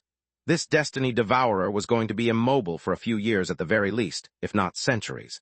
Although he knew very little about their race, he knew enough about destiny in general to understand that not even a race specially equipped to deal with it could do so easily. On top of that, James had his power percentage dropped to 0. Basically, he was as weak as he was at the moment of his birth. So for him to digest the destiny of hundreds of immortals, all associated with a deity, many of them probably harboring great secrets, was not going to be an easy endeavor. To his credit, Lex tried to give him some blessing stones to increase his power percentage to no avail. He had probably used some less than a century ago, so he would have to wait a long time before he could do so again. To be honest, Lex had no plans for James originally. He only even focused on him because of how curiously he reacted to Lex. However, later on, he had a few ideas about how James could be useful, not only in hiding his tracks, but as a contingency against Vox. It was only after everything was over, and he was on his way back to Roha's fort, that something occurred to Lex. During his spiritual tribulation, he was faced with an obelisk that was trying to warn him that someone was targeting the human race. Now Lex could not tell the nature of the harm, but he imagined it was something akin to the human race's destiny being stolen. Of course, this was mere speculation, and there was no evidence to prove that this was the nature of the threat plaguing that obelisk. But it was a possibility, and the first one he encountered. Furthermore, it wasn't just the humans. Even the fairies were being affected by some curse, and Lex could tell that once the curse plaguing them deepened to the point where all fairies cease to exist, they will essentially be replaced in the universe by whomever was cursing them. while such actions did not necessarily align with Lex's understanding of stealing destiny. He could see how a particularly powerful destiny devourer might be helpful in creating such a situation. James claimed that he could only steal the destiny of a dead being. So theoretically, if an entire race was killed, their destiny could be stolen too. Not to mention, there were probably other ways to steal destiny, he just wasn't aware of them yet. Perhaps even James himself didn't know. So for research purposes, he decided to keep James he decided to help James grow stronger. Through him, Lex intended on studying the race a little more and discovering what he could about them. Even if destiny devourers were not involved in these conspiracies, through them Lex might be able to learn a whole lot more. The universe was a complex place, and he needed to take every opportunity to improve and better equip himself. The journey back was just as smooth as their arrival, and Lex, fortunately, encountered none of the issues one might face on a ferry. Fenrir actually enjoyed the return more because he treated James' bloated body like a ball. Even at 0% power, he was more than durable enough to at least roll around without getting hurt, so that's when Fenrir did. Lex thought about stopping it, but then reconsidered when it occurred to him that the exercise might help with the indigestion. Also, he had only just won back Fenrir and Mango and didn't want to face their tantrums again. Speaking of, Fenrir and Mango both absorbed a tremendous amount of the blessing stones that Lex had gathered, making it even more obvious how absurd Lex was. Fenrir managed to raise his percentage by 0.25%, while Mango seemed to experience no tangible increase in strength at all despite the absurd amount of stones they used. After that, they lost interest in the concept entirely. Mango asked for a few more stories from Lex, and somehow managed to misinterpret all of them incredibly well. All in all, the return journey was quite calm, and when Lex returned to the fort, enough time had passed that he expected the Heaven's puppet to have arrived. Lex had full intentions of heading directly to Vox as soon as they returned, yet when the ferry landed back at the fort, Lex found two unexpected people waiting for him there. "What are you doing here?" Lex asked as he walked up to the figure. "You see, when someone enters the fort through official means, I get a proper notification," answered Vox with what Lex assumed was a smug smile. It was hard to tell with the absence of any and all facial features. "I'm glad to see you held up your end of the bargain completely. As you can see, so did I." Lex turned from Vox and looked at the figure standing beside him. Just as he remembered from his tribulation, this Heaven's puppet had 4 arms, 4 wings, and a halo made of pure light. His legs, during the tribulation, had been obscured by the tribulation clouds, but he could see them now, 2 normal legs. It was almost sad. Lex kind of expected 4 legs, making the Heaven's puppet into a centaur or some other tor. Regardless, more important than his appearance was the power he was giving off. It was none. It was as if standing in front of Lex was an empty shell. Its lack of eyes could not hide the fact that there seemed to be no sentience hidden within its body. "What's wrong with him?" Lex asked. "Was he injured during my tribulation?" Vox shook his head. "This is not a good place to talk. Come back to my office, I'll explain things." Lex raised an eyebrow but followed without protest, observing the Heaven's puppet as he did. Chapter 1974, Mysteries. While he followed Vox, Lex checked up on his parents' karma. He wasn't randomly curious, or maybe hoping that they had reached him. His instincts were warning him that there was something amiss about their karma. For this warning to come now, so suddenly, was unusual. More importantly, it was really strange that his instincts had picked up on some anomaly related to karma, yet he himself had not noticed anything even while using the karmic bead. Just to be sure, he used the bead again before checking on those strings. They still seemed to point at something moving quickly but far away. Beyond that, he could not discern anything of note. Lex frowned but dismissed the bead. Whatever the issue was, it wouldn't be his problem to care about. Now that he'd met the Heaven's puppet, he was going to leave Arch-Heaven as soon as possible. He was not so eager to come back. Unbeknownst to Lex, 2 figures stood side by side atop a distant house looking at him. The fact that they were observing him from such close proximity, yet that in itself did not automatically alert Lex of their presence, was incredibly unusual. But then again, perhaps this too was a result of Arch-Heaven's suppression. At least his instincts had somewhat warned him. Jorlem bloodline, dragon bloodline, phoenix atavism, Fenrir bonding, physique mutation, soul splitting. "What the hell have you been through?" Serene murmured as she watched her son from afar, shock and awe in her gaze. A mere glance from her was enough to unravel many of Lex's secrets, but only the ones related to his body.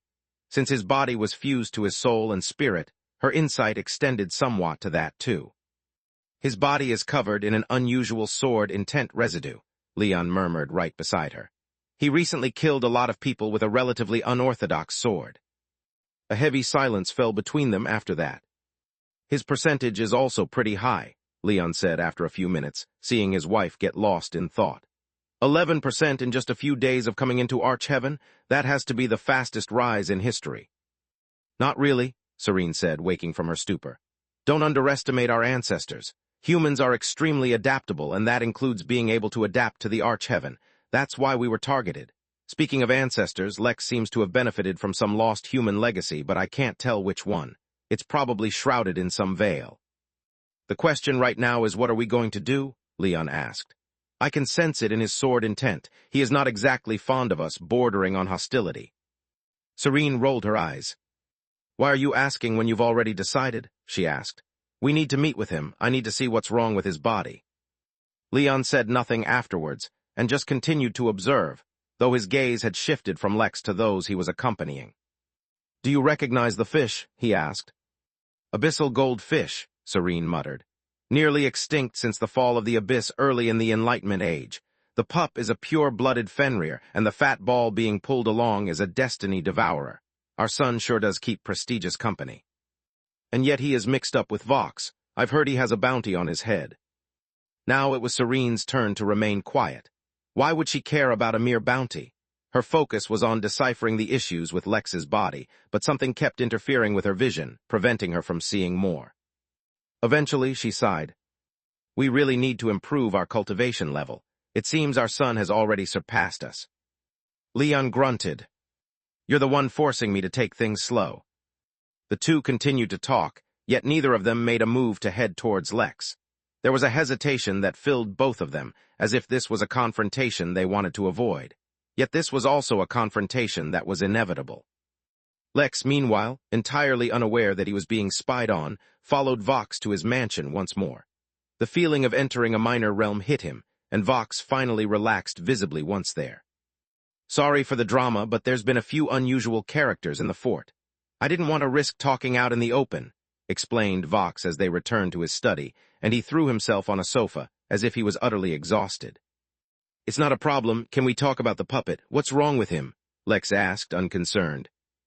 There is nothing wrong with him, Vox explained. He's a puppet. He's exactly as he should be. These guys are specially designed to accommodate certain laws and act under their instruction. Think of a heaven's puppet as a sword, except that instead of being used by people, they are used by the laws. You happen to see one in your tribulation, but they're equally as likely to appear under the control of other laws as well. Lex frowned. Although it was fairly obvious since it was in the name, this wasn't what Lex had been expecting at all. He'd never had a guest before who was, well, empty. But if it worked, it worked. So can I take him with me? Lex asked, unsure of how this would work. Now that is totally up to you, Vox said, looking at Lex with interest. This guy obeyed me because I happen to have some authority over him. Otherwise, these puppets can only be controlled by the laws themselves. If you can get him to follow you, you can do with him as you wish. Heck, you can stand him up on a trolley and push him out of here for all I care, but the moment my authority on him drops, he will continue to obey the instructions of the laws like he was before. Lex scratched his head, unsure of how to resolve this issue. It took him all of 5 seconds to come up with a solution. Chapter 1975, A Favor in Exchange for a Favor. Can you keep this puppet here and make sure it doesn't do anything? Lex asked. Then, when I trigger a tribulation, can you send it down to me through the tribulation? But you have to make sure it isn't the one attacking me. If the puppet was being controlled by the laws, then the chances of being able to send it to the inn would reduce. But if it was only entering the normal universe through his tribulation, then the chances of him being able to send the puppet to the inn would reduce drastically. Vox smiled, as if he had heard exactly what he was hoping for. Of course I can. It won't be easy, but for you I can make the effort, he said with a sleazy smile. Okay, without the existence of any lips, he couldn't really smile, but Lex imagined the simple just based on Vox's tone. But you know how this goes, a favor for a favor. This is exactly what Lex was expecting. It couldn't be avoided. Vox was a practical person. As someone whose survival was on the line, he really had to be. Sometimes, Lex found it hard to believe that he was a demi-Dao lord. He had never encountered anyone who had touched the Dao and yet felt so desperate. His situation seemed even worse than Sekhmet, who had simply been banished from her realm. "All right, what do you need?" Lex asked. "Don't get in the habit of sending me off to kill people. Even if your target is my enemy, I won't be used as a hitman." Actually, as long as the target deserved it, Lex did not mind so much. Yet he had to draw certain boundaries lest Vox begin to think he could use Lex any way he wished. Of course, I totally understand," Vox said, assuring Lex. "That was a special circumstance. Deer was about to infringe on my authority, and that made the situation more urgent. Stuff like that won't happen often. In fact, I can even give you an option. I have 3 tasks I can offer to you. I won't tell you the exact details, but I'll describe them generally. You can pick whichever one that suits you the most. As a show of trust, I won't even hold you to completing the favor first. As long as you accept it, I'll trust that you'll complete it." Lex did not trust that Vox was suddenly so generous towards him. It was more like he wanted to ensure that his relationship with Lex would continue smoothly. "The first task is here in Arch-Heaven, and involves a time-sensitive matter for which you will have to depart immediately." "Not that one," Lex cut him off. "I'm on a time limit myself." Vox nodded, as if it was perfectly understandable. "Yes, I suspected as much. The other 2, as it happens, are not within Arch-Heaven, though both of them are quite a bit more challenging. The first involves entering a special location, and the journey there will be quite difficult. It is not time-sensitive, but I would prefer it to happen sooner rather than later. The third one is even more challenging, but there is no urgency for it. It would require you to enter into a black hole.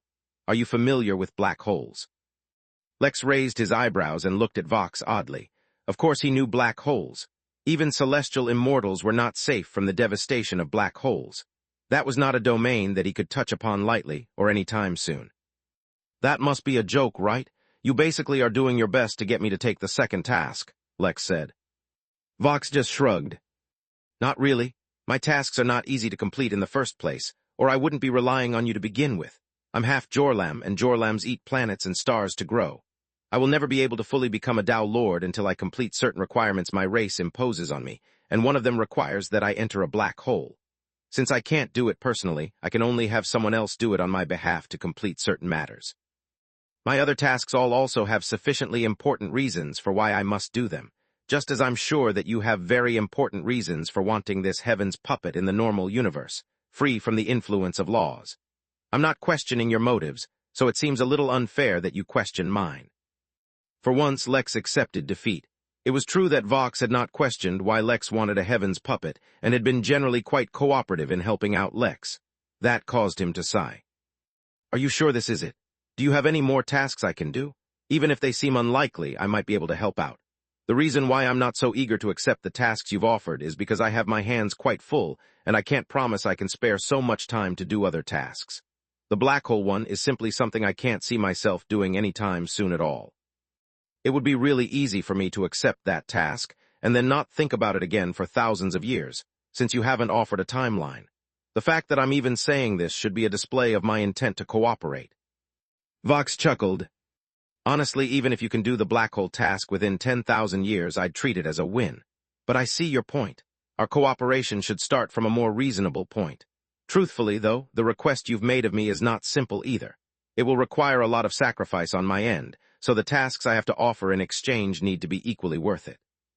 Any other task I can offer you will only be harder, not easier. For example, I need a letter of intent delivered to a senior Tao Lord of the Humanoid Alliance, but in secret. Or I need a seed to bloom, but the plant that seed belongs to has gone nearly extinct because of how difficult it is to grow. Or I need my bounty erased, but that would require the consent of a sage race, which they won't give. So you see, it's not that I'm purposefully trying to trick you or anything. It's just that the options are not great." Lex frowned and pretended to think things through deeply, while in reality he seemed to realize that Vox did not know as much about Lex as he had assumed. It seemed that either the system itself, or maybe the Destiny-level protective formation around the inn kept Vox from learning about what was happening inside. That was reassuring. "Can you tell me about the plant?" Lex asked. "I may have the means to make it happen." If possible, Lex wanted to avoid getting involved in matters relating to Tao, especially for other people, who knew what Vox had said within his letter of intent. Vox frowned at Lex's request, instead of feeling reassured. "This is not a light matter. The seed is one of a kind, and if it fails to sprout, I will suffer a considerable loss. If that is the task you wish to take on, then I will need some assurances from you that should you fail, you will have to make up for the value of the seed to me. I have waited countless lifetimes just because I don't dare to plant that seed lightly and risk losing it. Lex, of course, was entirely confident in the galactic sovereign turtle's ability to nurture any kind of plant. That is not something he would reveal so openly, though. I can't guarantee success, but I have reasonable faith in completing tasks related to vegetation. If you could tell me more about it, I'll be able to answer with greater surety. For example, if it is the kind of plant that causes great harm to its surroundings, then I might not risk my garden with that. It is not something like that, far from it in case, Vox said, appearing slightly worried. This plant was originally called the fairy dust dandelion, but the decline of the fairies made it become much harder to grow, since the flowers were nurtured using the fairy dust of the strongest fairies below Tao Lord level. After that, its name changed to Stardust Dandelion, for a suitable replacement was found in Stardust. Yet Stardust, actual, true Stardust, is extremely volatile and explosive in nature, making it almost impossible to actually use to nurture the plant. As a result, over the years, it has nearly gone extinct. Nowadays, it can only be found in the personal gardens of Tao Lords or extremely powerful entities. Lex was intrigued. So what do you need? Do you need the plant once it sprouts, or do you need something else? Chapter 1976, I'm here to see my son. Vox did not answer immediately. Instead, he studied Lex. Normally, after hearing about Stardust Dandelion, most would hesitate or give up. Even Vox himself, a demi-Tao Lord, had not had the confidence to properly plant it for various reasons. Sure, one of the reasons was that he could not stay in one place long enough to plant it, and that nothing could be planted in Arch-Heaven in the traditional sense. Basically, no life can be born within Arch-Heaven. All the plants being grown in the farm inside the fort were grown using special seeds from within Arch-Heaven. While the plants mimicked life, they weren't actually alive. The same was true for all the plants, vegetation, and even livestock within Arch-Heaven. This was another reason why, despite actual power being largely irrelevant within Arch-Heaven, normal mortals could not survive here long. As long as one depended on food to continue living, they would eventually die here, unless they took to hunting other residents of Arch-Heaven. But as a mortal with a small power percentage, such a thing was basically impossible. But even ignoring the fact that the plant couldn't be grown in Arch-Heaven, Vox would still not be confident in growing it. The extreme volatility of Stardust, the acute fragility of the seed, and the difficulty in growing it in general made it a task he dared not attempt without full confidence. The Stardust Dandelion is one of the most, if not the most, valuable space-related treasure one can find that's not at Tao level. Each seed of the dandelion, once it is grown, houses a minor realm, making it so that the entire dandelion has about 15,000 to 20,000 minor realms on it once it is grown.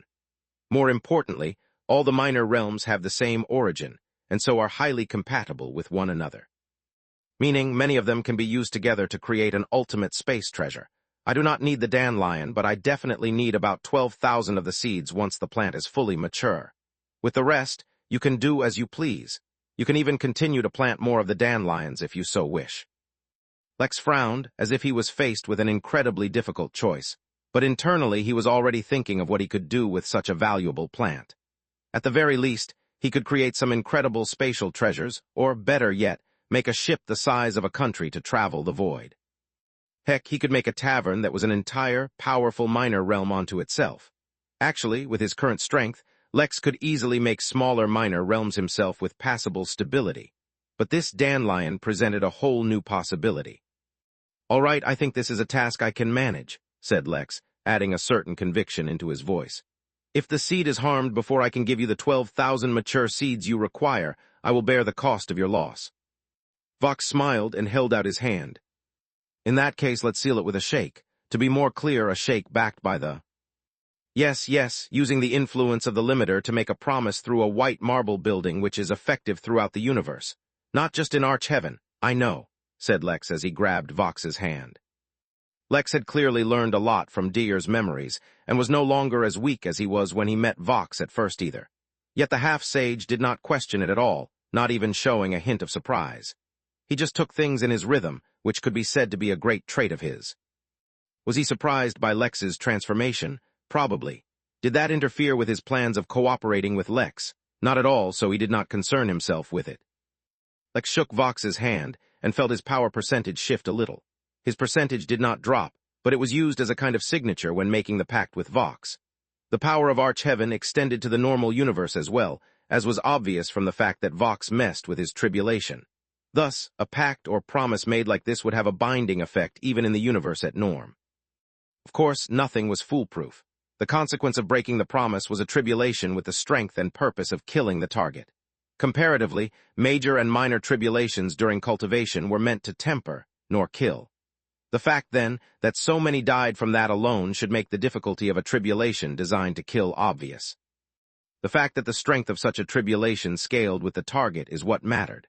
So, if someone was suicidal, or maybe had some way to resolve or survive such a tribulation, they could still break the pact. Lex no longer believed in anything foolproof. After all, Eclipse herself had told him so. With their simple handshake, a pact was formed, and so Vox withdrew a small stone box. The seed is sealed within. I'll give you all the information you need to know about Stardust Dandelion separately so you can review it before you begin. Feel free to do your own research as well. I have no time limit for this task either. I'd rather you do it right than in a rush. Since Lex's personal spatial ring was still healing, Lex used one of the many other rings he had acquired and put the box within, taking the numerous recording crystals Vox gave with information on the plant. It seemed like this was something he had put a lot of work into. For him to trust Lex with the seed so straightforwardly made Lex wonder exactly what secrets of the universe he had seen to make him behave so. In exchange, Lex merely handed the Heavens puppet a single, golden key. The puppet would keep the key on him until he would exit through Lex's tribulation. Just to be sure, Lex tried to get the puppet to break the key to see if he would be sent to the inn, but it didn't work. Entering and exiting Arch-Heaven could only be done through specific rules. Perhaps if the system was fully healed, it would have enough strength to allow teleportations even from here. At least at the moment, that wasn't true. The system's claim that the inn could be reached from anywhere in the universe was really being put to the test and failing, but Lex didn't complain. After all, its teleportation capabilities already somewhat surpassed ordinary Dao Lords. What more could he ask for? Now he needed to find a way to exit himself. There were two options available to him. First, he could sacrifice 10% of his power percentage for an opportunity to exit this place officially, just as the Jackal had claimed. This was doable, especially since Lex didn't want to come back here anytime soon. Once he was back, he could summon Fenrir back, since it seemed that the Arch-Heaven allowed for such reverse teleportation. But even though Lex didn't like Arch-Heaven, he thought it was best to preserve his power percentage if possible, so he first wanted to try the second option, which was finding the mermaid. "Vox, I need a few mounts," Lex said, which irritated Mango. "What do you need a mount for when I am available?" the fish questioned, feeling offended. "I can take you anywhere and everywhere you wish. What mount can compare with me?" "Haha, as our guardian, naturally we cannot rely on your effort to help us get around," said Lex, thankful that enough days had passed that Mango already forgot how he brought them to the fort. "HMPH, fine, that makes sense," he reluctantly said, though he still felt this was wrong. "That's not a problem at all. I'll even waive the fees. Come on, let me bring you to them," he said enthusiastically, not prying into where Lex wanted to go. That was one of the things Lex liked about this half-Jorlam. That was exactly why Lex himself didn't ask if it was his mother who was a Jorlam or his father, because how did that work? Yes, that was a question that Lex simply kept to himself. He was such a gentleman. As expected, once leaving, they started heading towards the ranch section of the fort. What Lex did not expect, however, was that halfway through, two figures appeared in their path, blocking their way. Lex frowned and checked his karma. The two karmic strings pointing towards his parents were still far away. Yet now, two people stood in his path, resembling those two good-for-nothing geezers quite a lot. "Who are you and what are you doing here?" Lex asked, his voice far deeper and much more solemn than it usually was. Leon smiled awkwardly. Ignoring the danger he suddenly started to sense emanating off his own son. "I am here to see my son, what else?" Chapter 1977, Why Should I? Lex stared at the human who looked like Leon, his own dad, and then checked his karma one more time. Then he turned to Vox and then Fenrir. One was a half-sage, half-Jorlam, and the other was a pure-blooded Fenrir, so these two couldn't be their parents, so. "You got anything you want to tell me?" Lex asked, looking at Mango. The goldfish was stunned, then looked at Lex, gravely offended. "No, I'm a pure-blooded goldfish through and through," he exclaimed, horrified. Lex nodded and turned back to the human who looked like his own dad. "Sorry, you must have the wrong group," Lex said seriously. Vox stifled his laughter and pretended as if he hadn't seen or heard anything, while Serene and Leon looked stumped. They had spent a long time imagining what their reunion would be like. It was not lost on them that they had wronged each of their children in highly specific ways, and that Lex, for being left out, would no doubt be pissed or angry or upset with them. They had imagined all scenarios from a physical fight to a huge shouting match, but the genuine sincerity with which he told them they had the wrong group was. Leon's lip twitched as he tried to contain his irritation. "It has been a long time, so maybe you are having trouble recognizing us, Lex. We are your parents," Leon said patiently. Lex rolled his eyes. "Look, buddy, I ain't got a single string's worth of karmic connection to you, so go peddle this scam to someone else. I have things I need to do," Lex said very seriously, and then walked past them, leaving the both of them stumped. Serene's jaw had even dropped. This highly anticipated, extremely suspense-filled reunion, for which she had waited so long, was not going the way she had expected. Then again, she couldn't really blame Lex either, who knew he would be so skilled in observing karma that he'd locked onto one of their precautionary measures. "Lex, please, can we talk?" Serene asked pleadingly. "We can explain things, including the karma strings, preferably in a private setting. Some details are sensitive." Lex paused and frowned. He was not so dumb that he could not determine his real parents, though he genuinely was wary of scams. This close, his instincts and bloodline both confirmed that the two standing before him were closely related to him at the very least. The thing was, his instincts could be fooled. Much more importantly, though now face to face with these two, all sorts of negative emotions had crawled back up. Away from them, he had somewhat become indifferent to them. Faced with them, however, Lex could not help but be filled with genuine anger. He didn't even care about whatever they had done to him. He had long since stopped caring about that entirely. But a million years would be too short to forget what happened to Moon. "Give me one good reason why I should listen to you, or why I should care," Lex said, not even turning towards them as he spoke. "I have built a fine life without you. Why should I include you in it now?" Serene began to speak, but Leon held up his hand to stop her as his expression slowly became solemn. "That is what you may think, Lex," he said. "That is what you think, but the truth is, you have built a fine life because of the sacrifices we made for you. But even if you don't care to understand or care to include us in your life, at least hear us out. At the very least, that will allow you to understand what dangers you and your sisters may face in the future, with or without us." Lex turned around and looked directly into Leon's eyes. This was not how he remembered his parents. They used to be normal archaeologists, working with different companies across the world.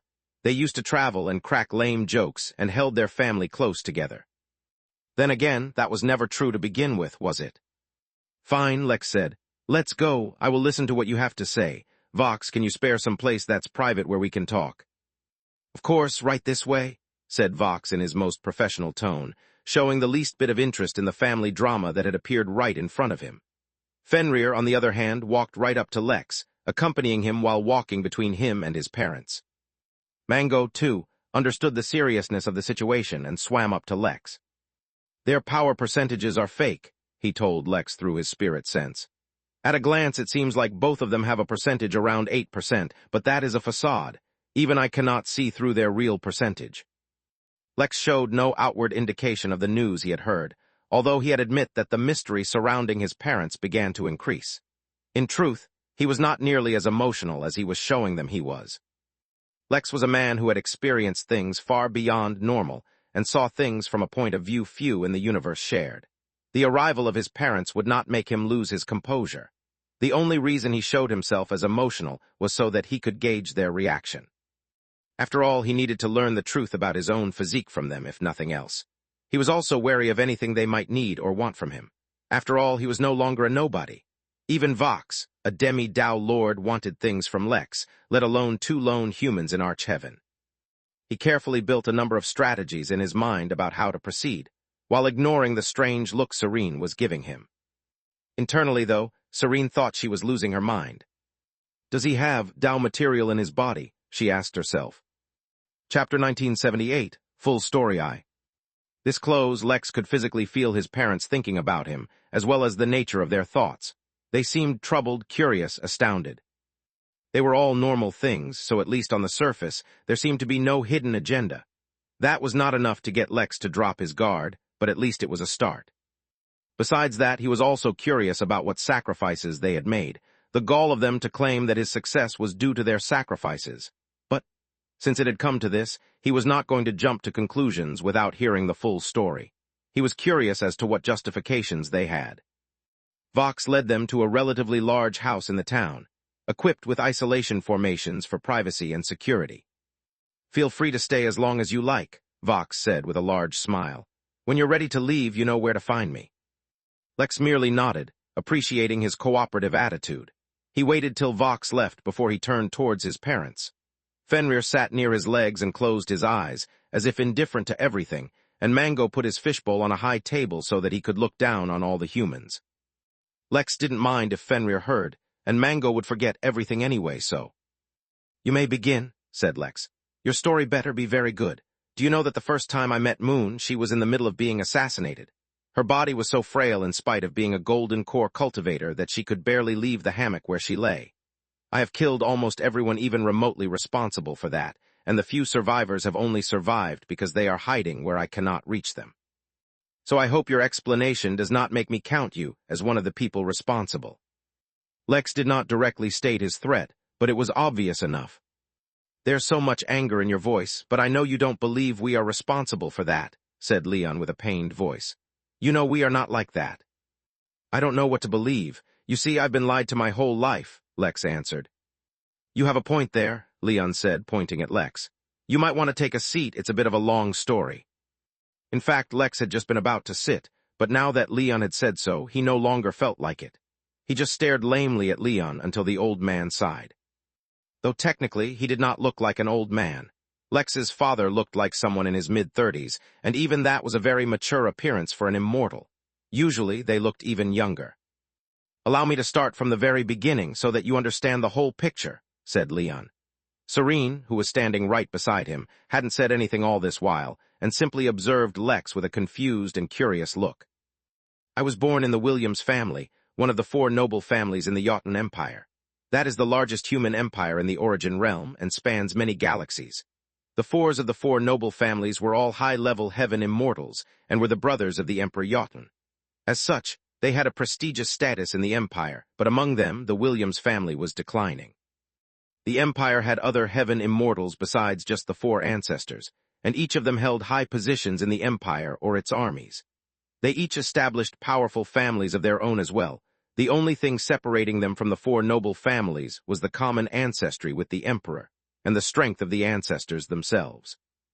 Yet while the Williams family ancestor was considered strong, his bloodline was too difficult to pass down. Unable to awaken our family bloodline, the Williams family produced the fewest number of immortals, and was the weakest among the nobility. Despite our glorious status on the outside, internally pressure was high and competition was ruthless. Resources were limited, and the fight for resources merciless. I do not know if you have much experience with many cultivator families, but they often tend to be like this. Due to longer lives, the immortal have many children, and so the strength of the bond fades. Or even if it doesn't fade initially, over centuries or millennia it diminishes. The irony is that higher-level cultivators often actually have fewer children, and lower-level cultivators have more, causing a huge imbalance in the family. My father, Damien Arbin William, was the descendant of 2 great families, the Arbin and the William family. His mother, my grandmother, was a highly ambitious person, and so from a young age she guided him with the aim of making him the family head. By the time I was born, he had already established himself somewhat in the family, but his advantage was not decisive. Competition was tough, and his chances of becoming family head were uncertain. That is why my birth, especially, brought about many changes. Although I did not awaken the family bloodline, I was born with the Sword Saint physique. Becoming an immortal was, more or less, basically guaranteed, and the chances of me becoming a heaven immortal were also high.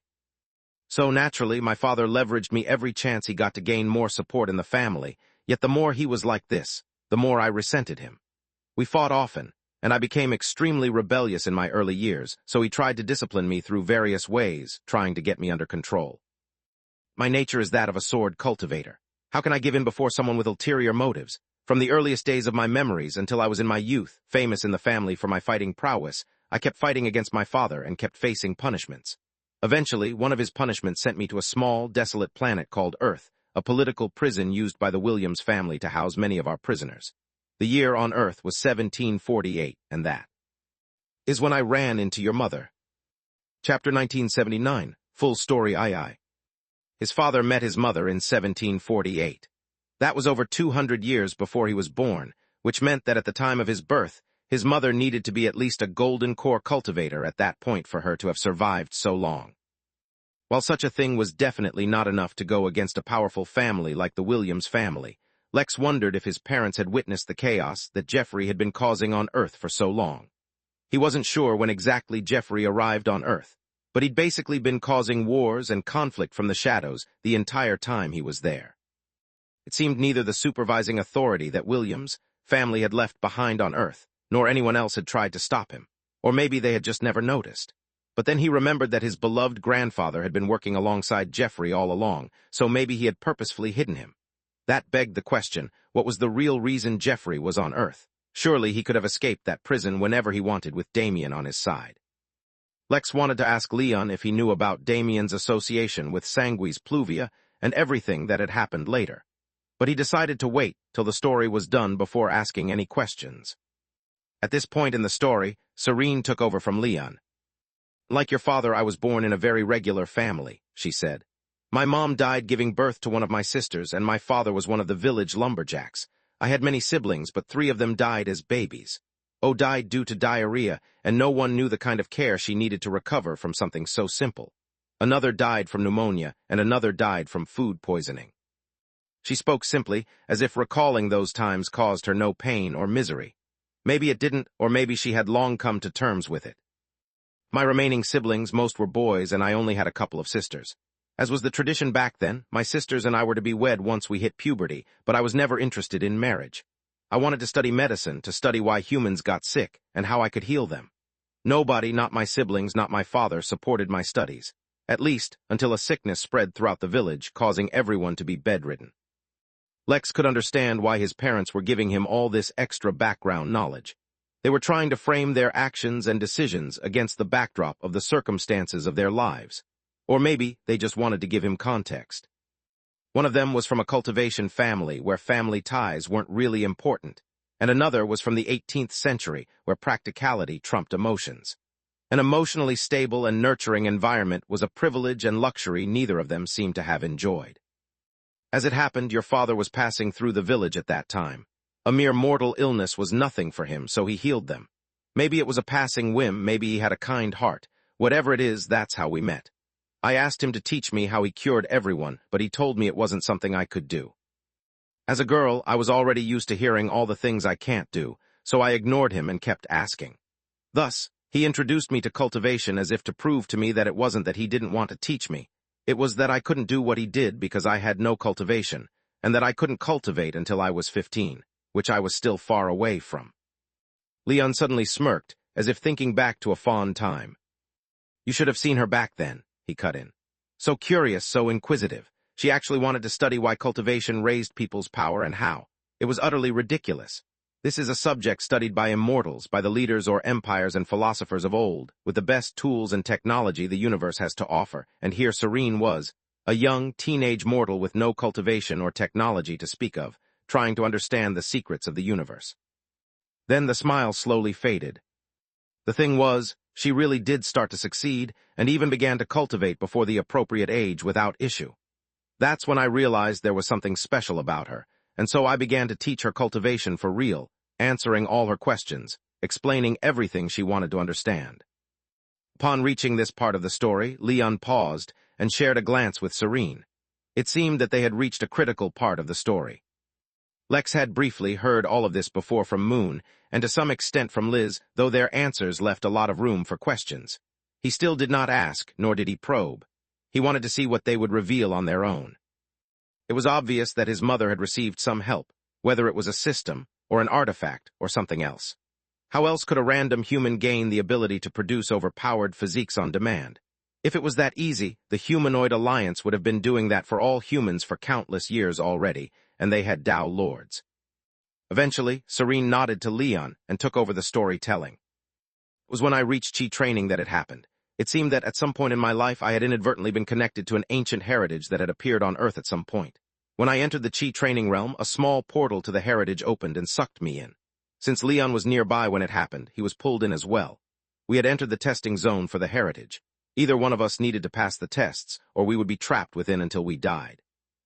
Chapter 1980, Full Story III. Finally, Lex gave a response to their stories. Unfortunately, that response was merely a raised eyebrow. Well, this much was an easy conclusion anyone could make. In fact, he was certain that even Damien had reached this conclusion, so regardless of whether Leon and Serene admitted or not, everyone would assume they'd encountered some kind of fortuitous event. The only question that remained was what exactly that fortuitous event was. Needing to pass through some kind of test did not sound like the systems he had heard of, but it was still possible that she had encountered some kind of special system. Up until this point, both Serene and Leon had a very vulnerable expression, as if they were opening up to Lex so that he could see their sincerity. Yet now that the topic had come to the heritage they encountered, Serene's expression slowly became focused, as if she was filled with great resolve. She glanced at Fenrir, and then Mango before turning to her son. Lex, I hope you do not ask me about the heritage we encountered. Even mentioning it outright to you is more than I've ever done since I've encountered it. You need to understand, it is not that I am greedy for it and want to monopolize it, or that I am wary that it will be stolen from me. It is simply because through this heritage I have accepted a mission, and the mission is too important to risk. It is not just my fate or the fate of our family that hangs in the balance. It is the weight of all of humanity that weighs on my shoulders. Serene paused as if waiting for Lex to respond, but he did not seem so impressed. Actually, he seemed dismissive, which was believable, but not for the reasons Serene would have expected. She would assume that normal people would find it hard to believe that such a mission could be casually bestowed upon random people like them. In truth, Lex seemed dismissive because he had seen too much of the universe and had his perspective shaped by the position of the Innkeeper. A single person affecting the fate of a whole race? It was entirely possible, especially since that is exactly what Jack was trying to do. The reason he was dismissive was because his parents' optimism seemed naive to him for more than one reason. Of course, it was entirely possible that they had genuinely received a real heritage of some super-duper expert, maybe even a Tao Lord, so from their perspective that was their mission. But not even a lone Tao Lord could change the fate of a race like humans in the face of the trend of the universe. Lex naturally didn't count Jack to be in the same league as them, though. That was different. So it is to keep this secret that you have sacrificed so much? Lex asked, though he kept the dismissiveness out of his voice. Yes and no, said Serene, shaking her head. Do not think I am mistaken or that I am exaggerating. Although the heritage did not give me formidable fighting power, it did grant me a lot of knowledge. I know exactly how difficult or unbelievable what I am saying sounds, but that is true. Which is why, once we returned from the heritage, our first and only priority was to protect ourselves. We needed to hide our traces, wipe any fluctuations in our destiny, erase all our accumulated karma, dissipate all our casualties, and remove our very existence from the memory of all living beings who knew us. For me, it was much easier than it was for your father. My whole family was dead. No one who remembered I even existed was alive, Serene said, and though she maintained a regular tone this time as well, Lex was extremely sensitive to emotions. He could sense the sorrow that she had suppressed. But that is where our troubles truly began. Neither your father nor I were strong enough to properly hide all our traces, not from the level of beings we were truly meant to be hiding from. Our only hope was to unlock the power of the heritage itself, but for that I would need to implement the knowledge imparted to me successfully. Moreover, we needed to unlock enough levels until the point where we gained a method to successfully hide. Upon each instance of successfully utilizing the knowledge imparted, my access to the heritage would deepen, so we began with your father. He purposefully dissipated his entire cultivation, and I designed from scratch a cultivation technique. It worked. I gained a deeper access to the heritage. Only, since I had helped your father create a cultivation technique for his physique, the subsequent knowledge that I gained from the heritage was about physiques. There was no way I could create a physique for someone who was already born, so the only option was to work on someone who was not yet born. A level of understanding dawned upon Lex. He had many theories about how or why his mother had made their physique, from offloading her own karma to basing them off beasts and other races. He had also wondered why they kept having children, so this was it. After spending so many years together, your father and I naturally grew fond of each other, Serene continued. Our union seemed only natural, and the plan was sound. We would continue to hide on Earth, this small, forgotten part of the universe, until we gained enough power to hide. Then we would leave forever. Our family, our children, would be safe, hidden by the very means I intended to use to hide us, and we could slowly grow in strength, away from the center stage of the universe. Unfortunately, we do not live in an isolated realm. Though we did our best the moment I gained the heritage, the destiny of the human race was already altered, and thus the destiny of the universe itself. The thing about such big fluctuations in destiny is that it naturally attracts other people, other beings, other items that can influence destiny, and so, one after another, Earth began to attract attention it would have otherwise avoided. That included, among many others, your grandfather. As she uttered the last word, Serene made no attempt to hide the venom in her tone. It seemed her hate for Damien far surpassed anything else. Lex suddenly got the feeling that there was a whole lot more to the story than what even his sisters had known. Chapter 1981, Full Story IV. If the heritage Serene received had caused immense destiny fluctuations, which somehow ended up attracting significant attention and events, that would kind of make sense. Lex's own system, for one, was not a simple thing. The AI invasion was also pretty random, as far as Lex could tell. Then Earth became a battlefield between deities and AI, and from what Lex remembered, the dead zone that used to encompass Earth had disappeared, causing many changes in the area. If one looked even further back, it was entirely possible that the very presence of the heritage, to begin with, is what caused Earth to have such extraordinary events. Bastist, for example, was no simple prisoner. The fact that she, as a demi-Dao lord, had been so depleted of energy before being trapped there, preventing her from leaving, was not a small matter. Who knows what other secrets the planet still might hold. Lex hadn't been back there in a while, and hadn't really bothered to investigate it properly either. Belle had already been born by the time Damien came, yet because it was my first proper attempt, I failed to give her a proper physique. Instead of getting the divinity physique I planned on giving her, she attained incredible affinity for angel bloodlines. Using that as a basis, we replaced her normal human heart with the heart of a Valkyrie. Since she was a newborn, and her body had not gone through any growing stages yet, I was able to make the replacement seamless, allowing her to adopt the heart as if it were her own. With that, plus the experience I had from before, I was confident that I could give my next child a physique. We began our preparations, meanwhile living in our fantasy of having a small, close family. But problems soon found us. Since your father's cultivation had dropped, he was unable to hide from his family. Damien showed up, incredibly angry over Leon's disappearance. It was as if his disappearance had caused Damien some loss, which it probably had based on how he used his kids. When he saw that Leon had dissipated his cultivation, his fury reached a whole new level. The problem was, now with Leon weakened and me weak to begin with, we had no way of resisting anything at all. Just as Damien was about to kill me and severely punish your father, he noticed Belle. Sweet, pure little Belle, who even as a baby had traces of divinity about her due to her heart. In her, he saw a whole new world of possibility. He told us that he would return when Belle was 8 to take her away and raise her with the Williams family so that she could be properly trained. We were fooled. We were genuinely fooled. We really believed that was all he had done. Or to be more specific, Leon suspected that Damien had us under strict supervision, but that was all. Even he, despite having a poor relationship with his father, could not have imagined what Damien had truly done. Unbeknownst to us, he left dormant spiritual cues in Belle's mind, akin to laying the groundwork for brainwashing her. His purpose was twofold. He wanted to ensure that Belle would be completely obedient to him, a lesson he had learned from Leon's rebellious behavior. Secondly, he wanted to use her to spy on us. The reason he gave us 8 years was not because he had mercy on us or wanted us to be able to spend some time with our kids. Instead, it was because he was giving us an opportunity to act behind his back. He was baiting us to act behind him so that he could learn exactly how it was that we managed to ensure Belle had such a unique body. You see, the chances for someone with a physique to pass down a physique naturally exists. It can be sort of like bloodline.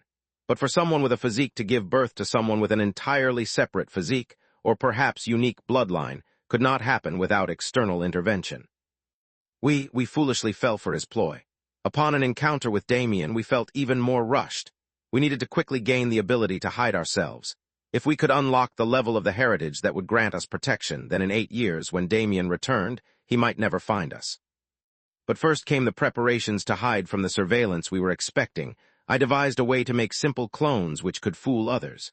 Like that, we escaped the sight of those on Earth watching over us, and yet with Belle right beside us, we did not. That led us to our second attempt at a child. Since I had more experience in bloodlines already due to Belle, I decided to give you a special physique, one which resonates with bloodlines. I succeeded eventually, but I succeeded a little too well. Serene paused to sigh as she thought back to that regretful time. Lex kept a plain expression, focusing a tremendous amount of his power on scanning for any lies his parents might want to tell. Up until now, he had not managed to detect any, which only proved just how scummy Damien really was. Then again, Lex already knew that. Eventually, she continued. By the time you were born, Belle was already 3 years old. For 3 years, we were incredibly focused on my study and research, so we were not able to give your sister the time and attention she truly deserved. She began displaying random mood swings and an abnormally aggressive personality at times. We tried to see if there was anything wrong. I checked her body again and again, but discovered nothing wrong. I was a mere early-stage nascent soul cultivator then, so there was no way for me to detect the traces of Damien's cues. Even the physiques you developed were done through resources we got from the heritage. So we just thought that is how she was, right up until you were born and you resonated with her bloodline, enhancing it. That is when Belle went mad and her psyche fractured. That is when we realized that there was something terribly wrong going on, but to a degree, it was already too late. Chapter 1982, Full Story V. Lex had a tremendous amount of experience keeping his expression neutral, so even now, it wasn't really hard for him if he wished. But he did not wish.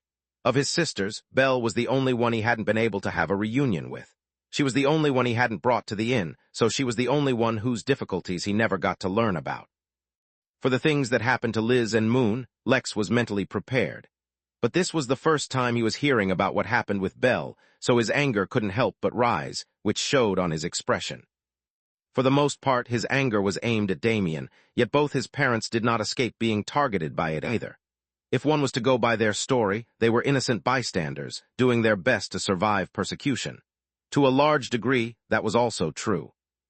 But it was also that the priority from the very get-go was the heritage, or whatever mission it gave to them. They had such an incredible heritage, one that allowed Serene to give birth to babies with legendary physiques as a nascent soul cultivator, yet it could not give them a way to check their own baby thoroughly, to check their baby's spirit despite the tantrums and mood swings she was displaying. Maybe Lex was accusing them wrongly. Clearly, they had tried their best in their circumstances. To him, it just wasn't enough, though, not when their intentions were never entirely focused on them to begin with. After all, Serene had said it herself. The kids were born so that she could unlock deeper levels of the heritage. "You're going down a spiral," Leon said, looking at Lex, interrupting his thoughts. "You're finding ways to blame us because you haven't forgiven us for what happened to you." Lex raised an eyebrow. "Do I even need to find reasons to blame you? You said it yourself. I was merely born so that you could unlock deeper levels of the heritage. More like extra baggage that came with what you truly wanted," Lex said evenly, not letting much emotion into his voice. Leon shook his head. "You're saying you're not angry, but you're holding on to it tightly. You were always like that since you were a kid. Back then you used to pout but pretend like you weren't pouting," Leon said, smirking a bit as if he was thinking back to those times. "Yes, we were focused on the heritage, but for good reason. It was about the mission, the fate of the entire human race, yes. But it was also to protect you all. It was also so that we could have a happy, homely family life. That was something neither your mother nor I ever had. It was just that. Fate had other intentions." Serene placed a hand on Leon's shoulder and continued the story. Belle was very young, her spirit was very fragile. The cues left behind by Damien were mostly dormant, but over the years they had begun to slowly affect her. But she also had the heart of a Valkyrie, and they are the strongest of the angels, the bravest, the most dedicated. Her own heart had begun to influence the rest of her body, and so it had also begun to resist the external influence of the cues left behind by Damien. Yet because Belle was so weak, the heart did not have enough strength to counter the influence of an immortal. Yet when you were born and you caused a bloodline resonance with Belle, you allowed her body to fuse with her heart on a deeper level, skipping years of growth, and allowing the heart to activate its ability. Her body was washed in divine energy, suppressing the cues since they could not be removed. It was that suppression that put an immense strain on her spirit, causing her psyche to break. When that happened, we finally realized what the issue was, and I treated her immediately. Back then, my skills were not as they are now, but since my original interest had always been treating people, I had learned a lot about how to treat all kinds of issues. But that left us with two problems now. The first was that Damien.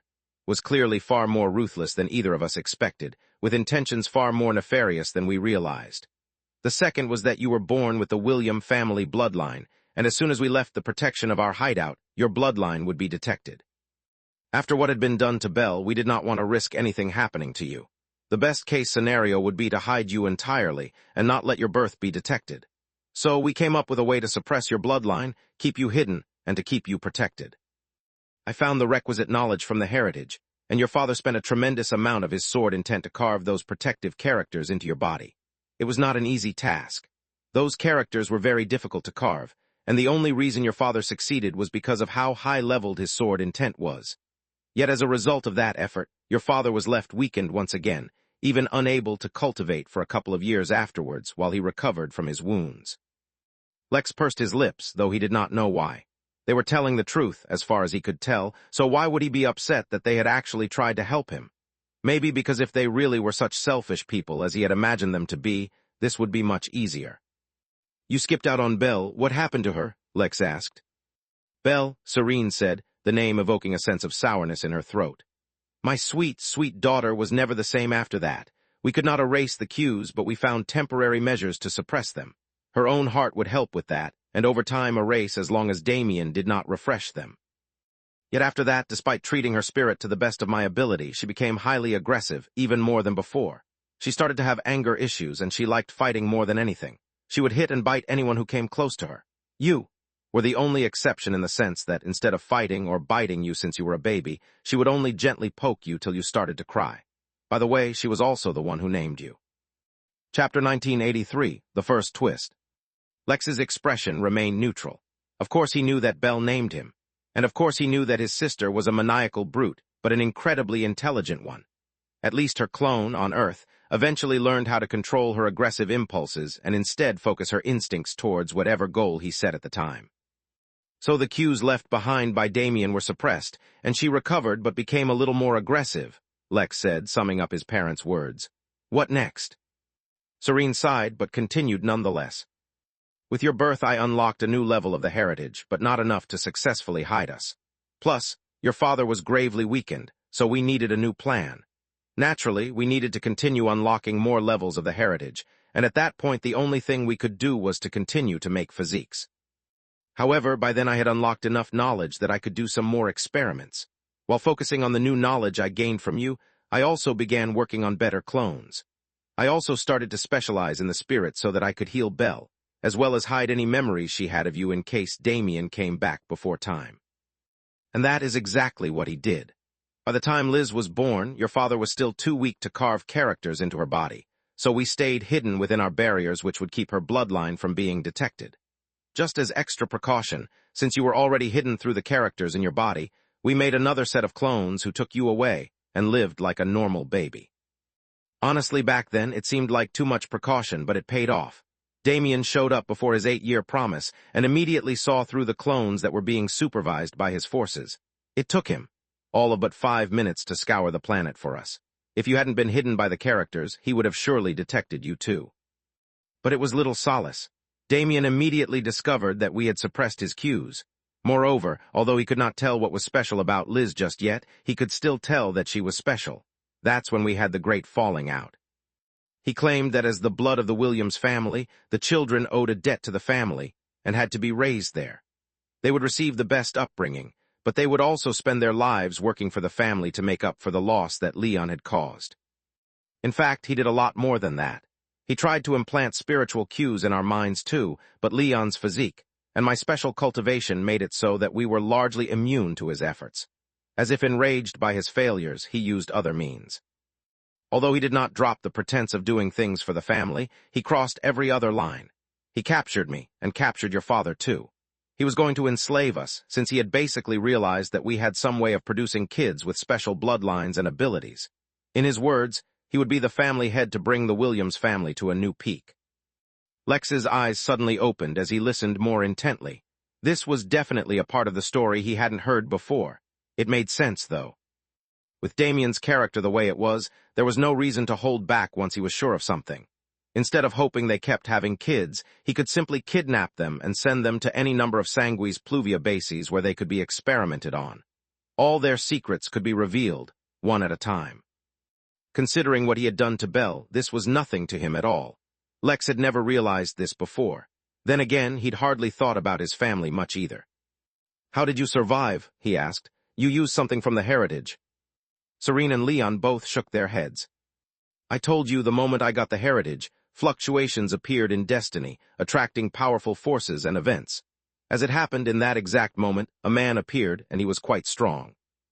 He proclaimed himself my teacher and beat up Damien until he was forced to retreat. In a single clash, the mysterious man had the advantage, but Damien still had Belle and Liz, so the mysterious man was forced to hold back. He continued pretending to be my master and tried to get Damien to back down, yet Damien was no fool either. With the backing of the entire Williams family, and possibly even the Jotun Empire, Damien had a lot of leverage. But since the mysterious man seemed to be a heaven immortal, he compromised. He agreed to stick to the original deal, taking Belle away for now, and said that he would allow each of our children to spend the first few lives with us so they can develop a bond. Then he would take them to the Williams family to be trained, and would allow them to return to us once they reached the peak of the nascent soul realm. The deal was far from perfect, but there was nothing we could do about it, especially since that mysterious man had no actual relation with us. A threat of a heaven immortal was not a light one, and especially not one that the Williams family could have taken lightly. But in reality, Damien had the backing of Sanguis Pluvia, so he was not afraid to negotiate and make a deal, temporarily causing the situation to remain as it was. That was the conclusion Lex reached about Damien's mindset at the time. It was the only thing he could think of that explained why he didn't have his parents kidnapped outright. It was because it was not yet time for Sanguis Pluvia to come to light. Having to deal with a heaven immortal would definitely bring them out of the shadows.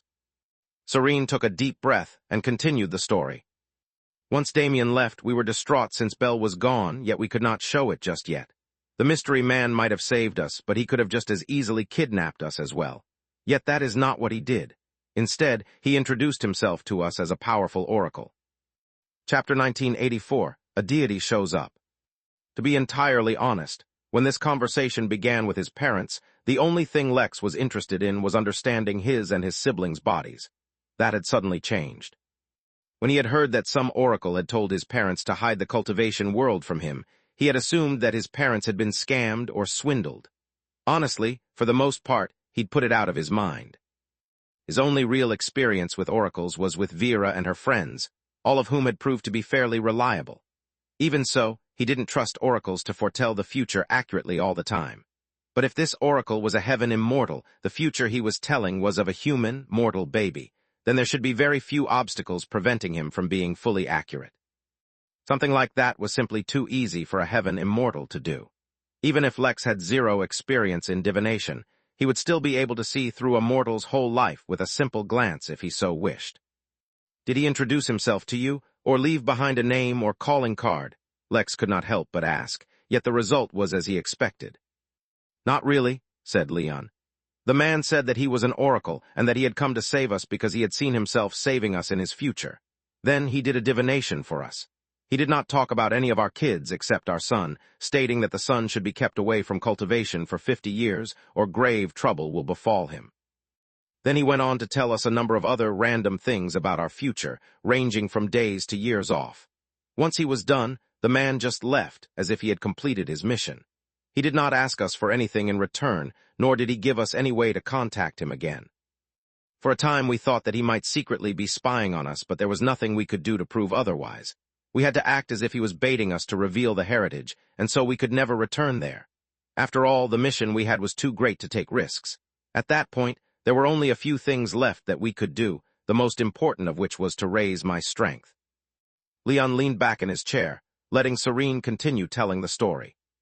That was a very hard time for us, not only because we were stuck unable to enter the heritage, but because Belle was gone and we had to keep you away as well. Although we had no way of being sure the oracle was telling the truth, it was not a chance we could take. I'm not sure if you've realized, but your physique was. Yes, improving other humans, said Lex dismissively, not mentioning that now he could improve all humanoid beings, or that he had acquired other physiques. I understand my body well enough, though if you could tell me what you did to me, I wouldn't stop you. There have been times where I felt like my ability or my body might have traits of certain powerful races. At this point, Serene smirked, as if she could see through Lex's intentions. How about we finish the story before getting to the topic of your body? I feel like that will be an entire discussion on its own. Lex did not react to her hint, but simply nodded, as if acquiescing to that conversation getting delayed. In short, that was a tough time for us. We were too weak and had too much to hide. The arrival of the mysterious oracle also let us know that time was running short before other powerful forces were attracted towards Earth. So, while we made many contingencies, such as making clones that could connect to all our children as long as they were on Earth, and focusing on Leon's recovery, we had to do something a little desperate. I decided to go all out one more time. If I could do something really incredible, our access to the heritage could increase exponentially, and then we could escape once and for all. Then we could come back for Belle when we were strong enough. That's what I was thinking at the time. So I decided to have one more child, and this time with a physique that challenged all limits. I used some valuable resources that I had got from the heritage, the kind that are rare across the universe. We spent years preparing.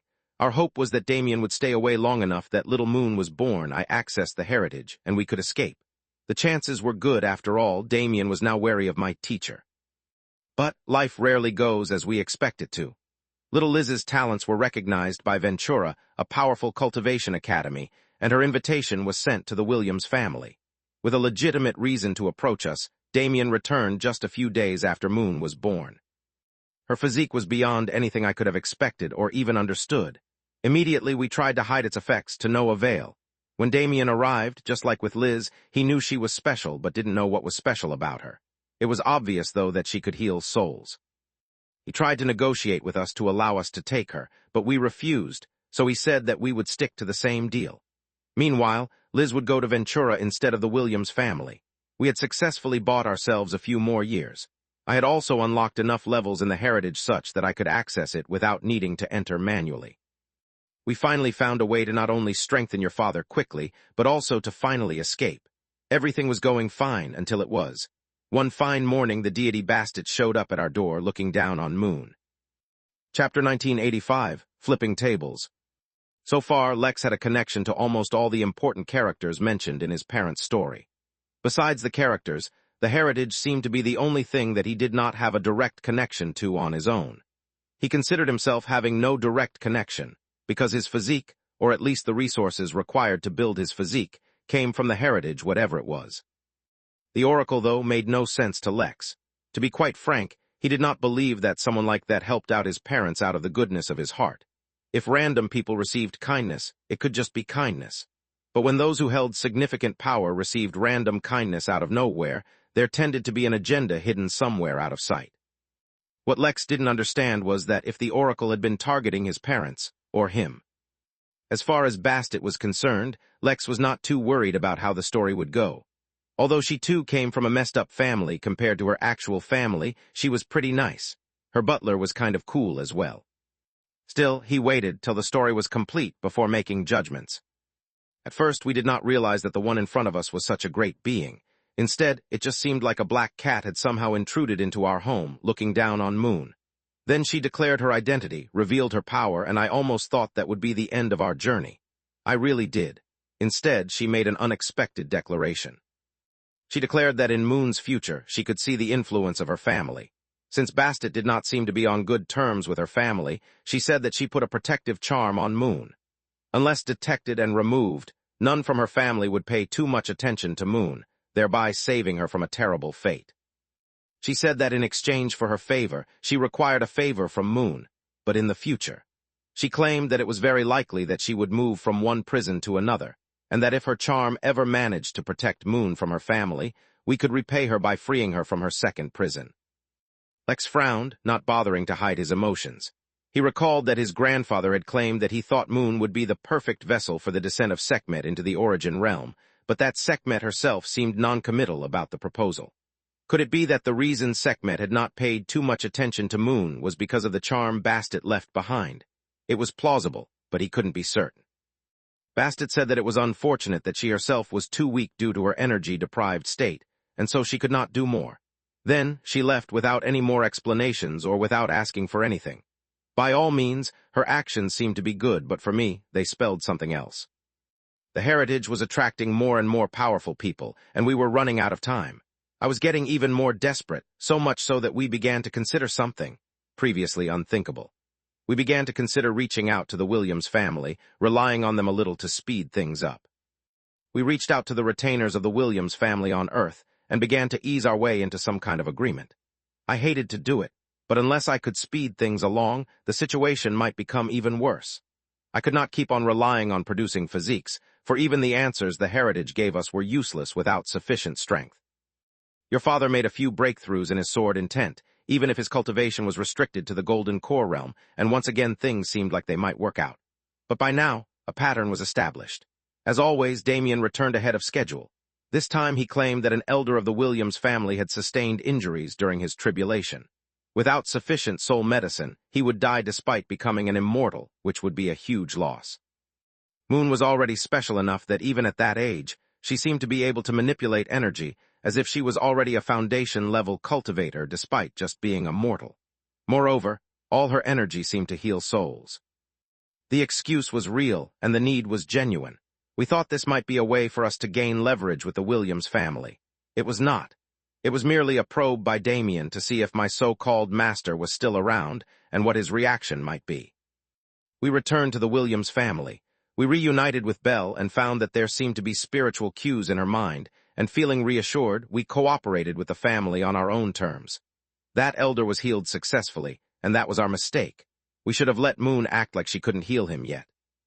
Word about Moon spread, and the 3 other noble families of Jotun became involved.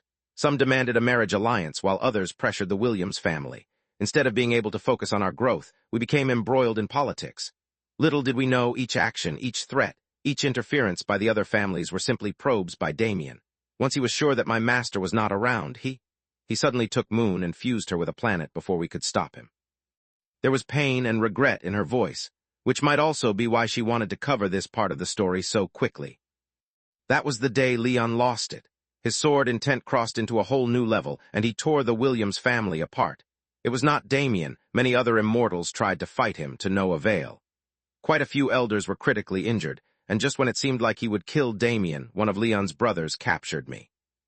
By then, even though I was a nascent soul cultivator, fighting was not my expertise at all. There was nothing I could do, and your father was forced to stop. Lex felt like flipping a table. Where the hell did this new uncle come from? Was his entire family demented? He had half a mind to go back and do a thorough inspection of the William family. Who was this uncle of mine? Lex asked, his voice just a little colder than it was a few moments ago.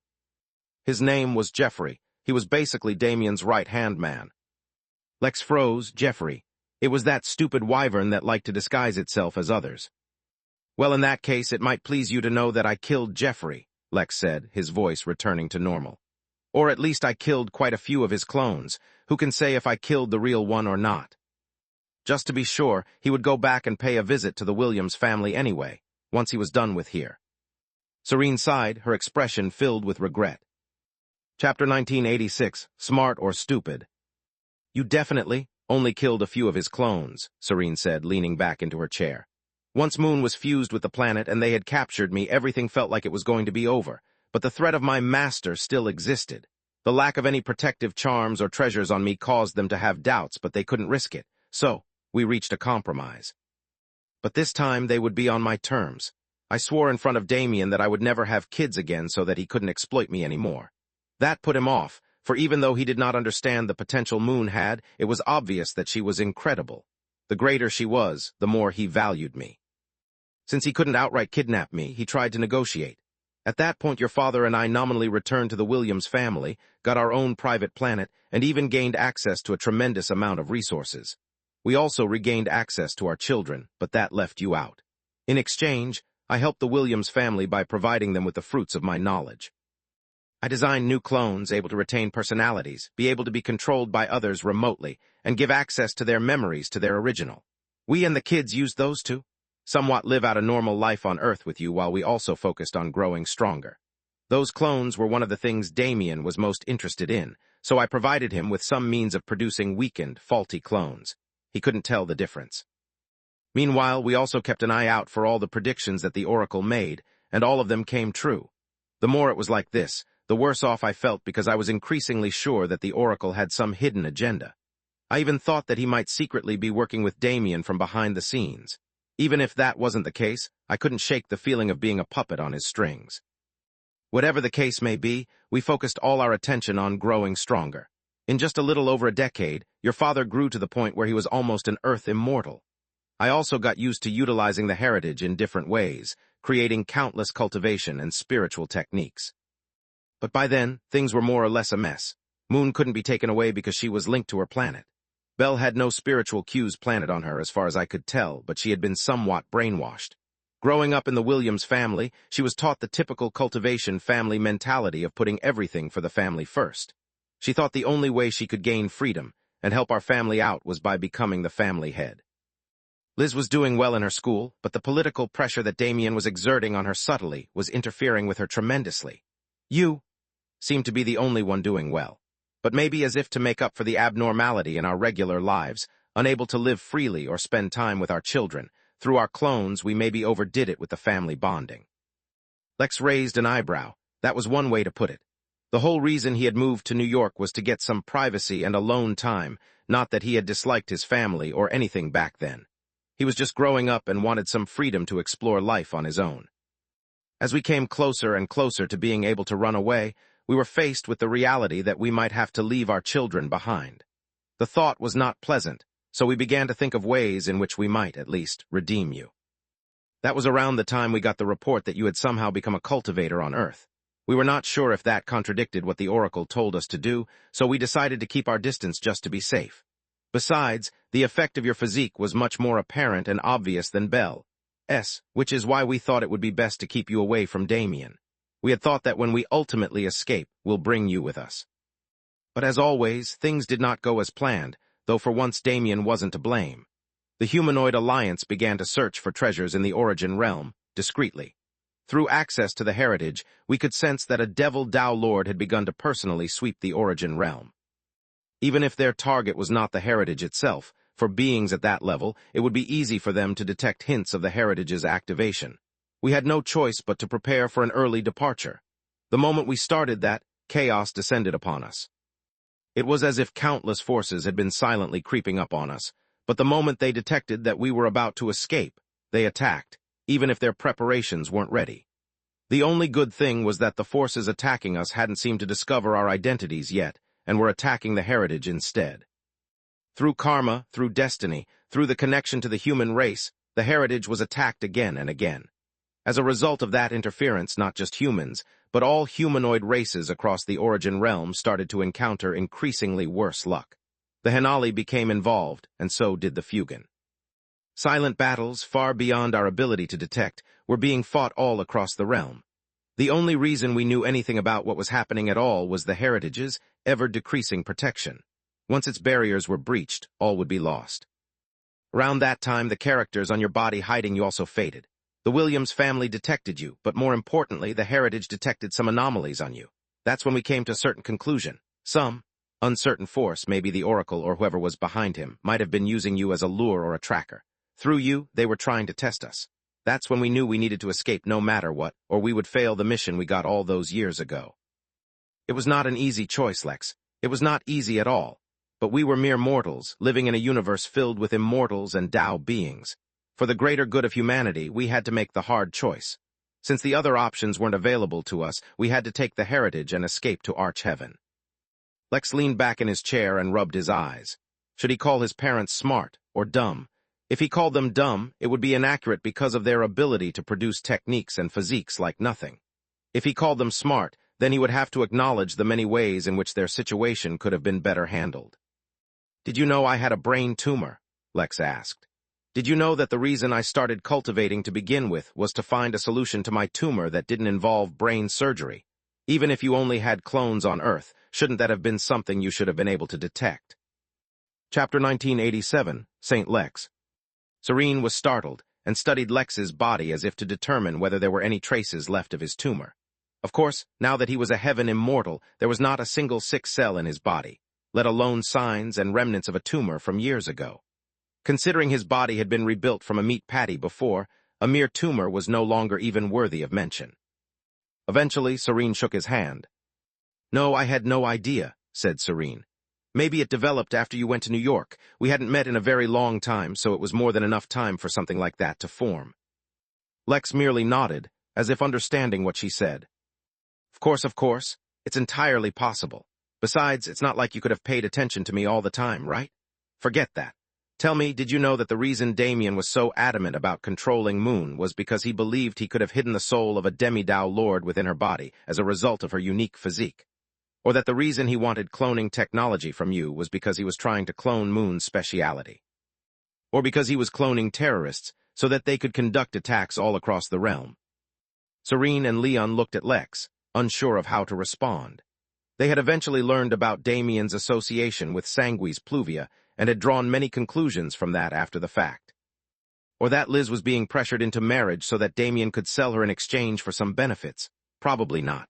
You already admit you were kind of overwhelmed yourselves. Besides, when you depart on such a noble mission that might benefit an entire race, certain sacrifices have to be made. It was actually quite selfless and noble of you to choose this higher calling over your own personal gains, Lex said. The words he spoke, he said with complete sincerity and without any intention to mock his parents. Yet despite his praise, they got the feeling that he was not actually pleased with their decisions.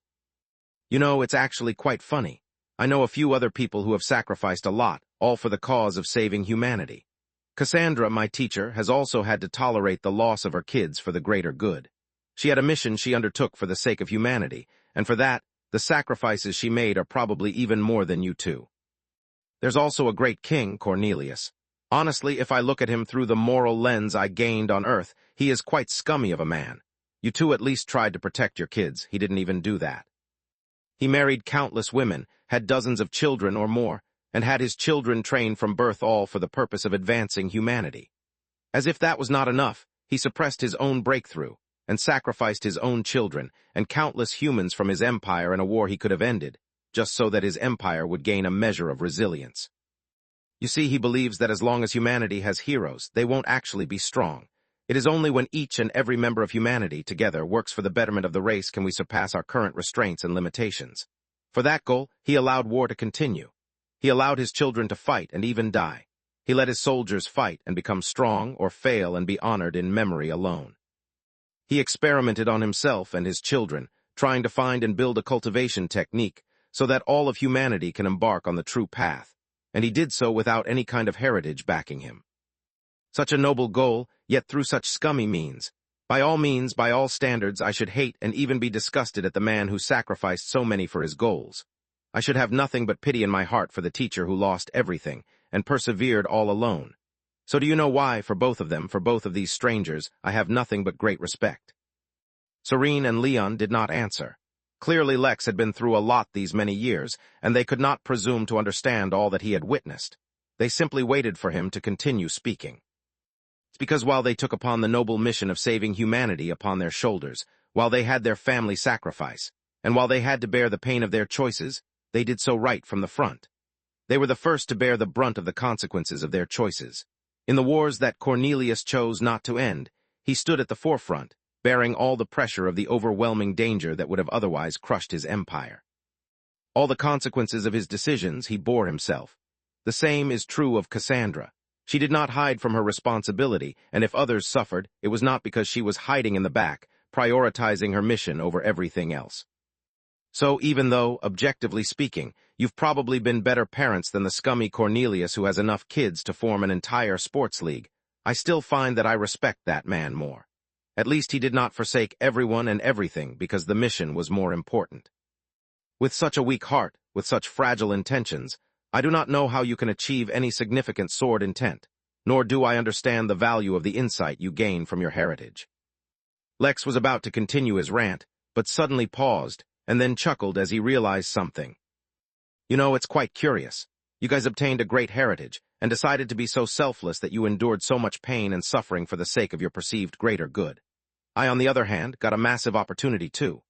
I was welcomed into the Midnight Inn backed by the Innkeeper, and even though I was your son, even though I was raised by your clones, supposedly having the same values that you probably wished to imbue in me, the choice I made was entirely different.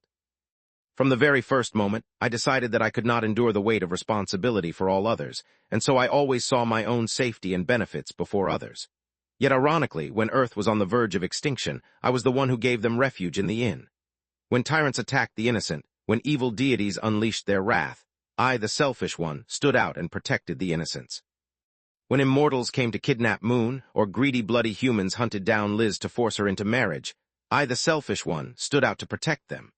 When the Origin realm was under attack by the clones, for terrorists I might add, that you helped create, for your noble purposes, I was the one who stood out and foiled their plans. Lex was not bragging, he was actually experiencing a realization. He used to think that he was nothing but a selfish capitalist. As it turned out, he was actually a selfless saint of noble deeds and self-sacrifice. How ironic. Then again, it made sense. How could someone as good-looking as him be anything other than a slim, lightweight saint who was not fat at all? He actually chuckled, and then shook his head. Why was he even bothering to explain all this to his parents? All right, I acknowledge that you guys made great efforts to protect me and your other kids, and your intentions were always good.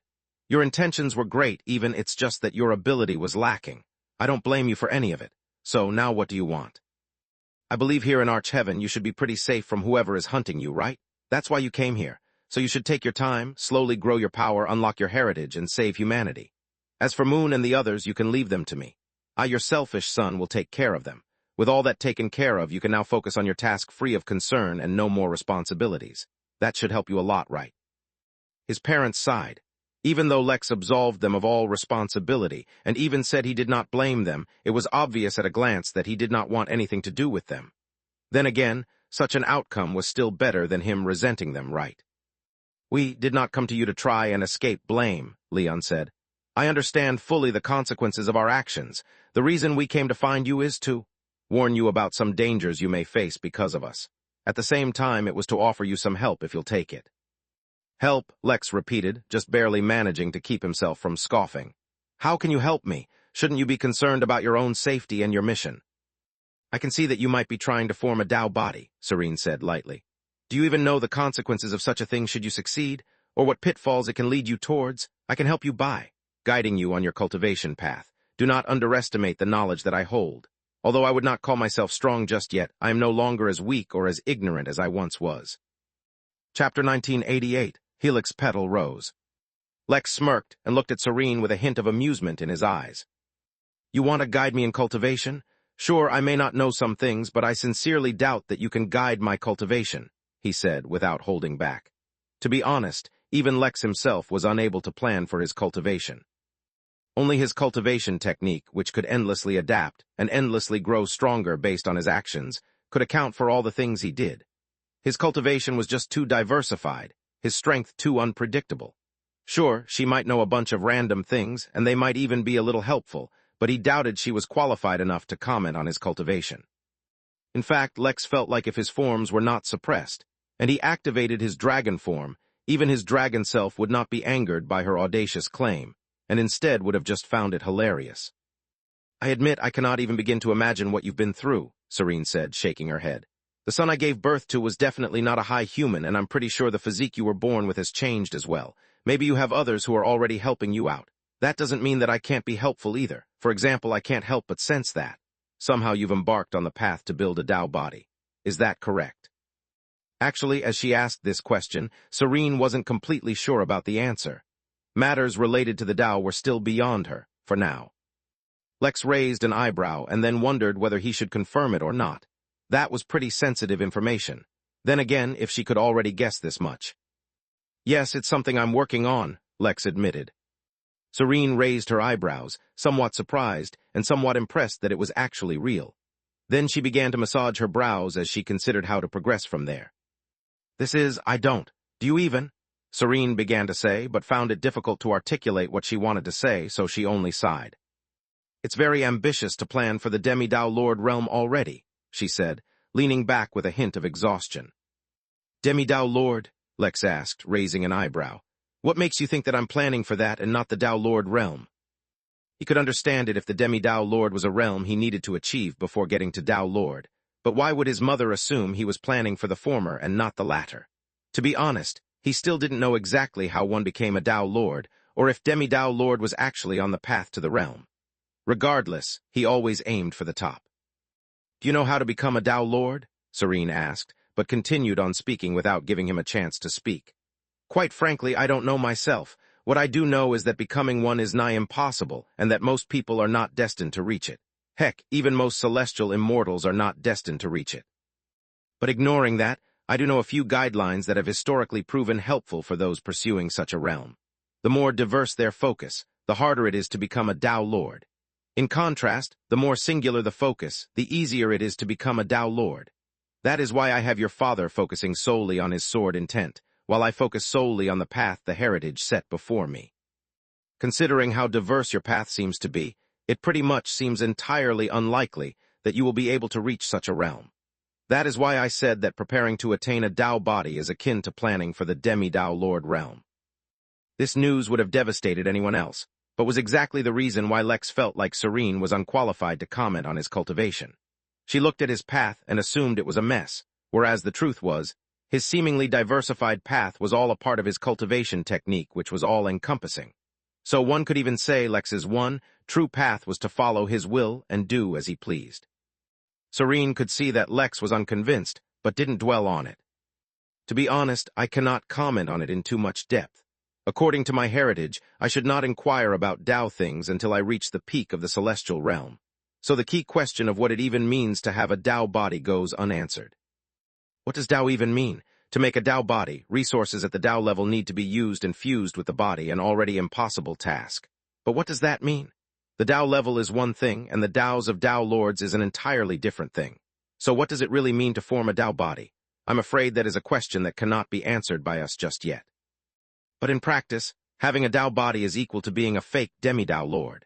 In this case, the Tao is not referring to the Tao of a Tao Lord, but resources at the Tao level, which basically means that because of the resources you used, your body has gained the ability to tolerate and withstand the aura of the Tao of a Tao Lord.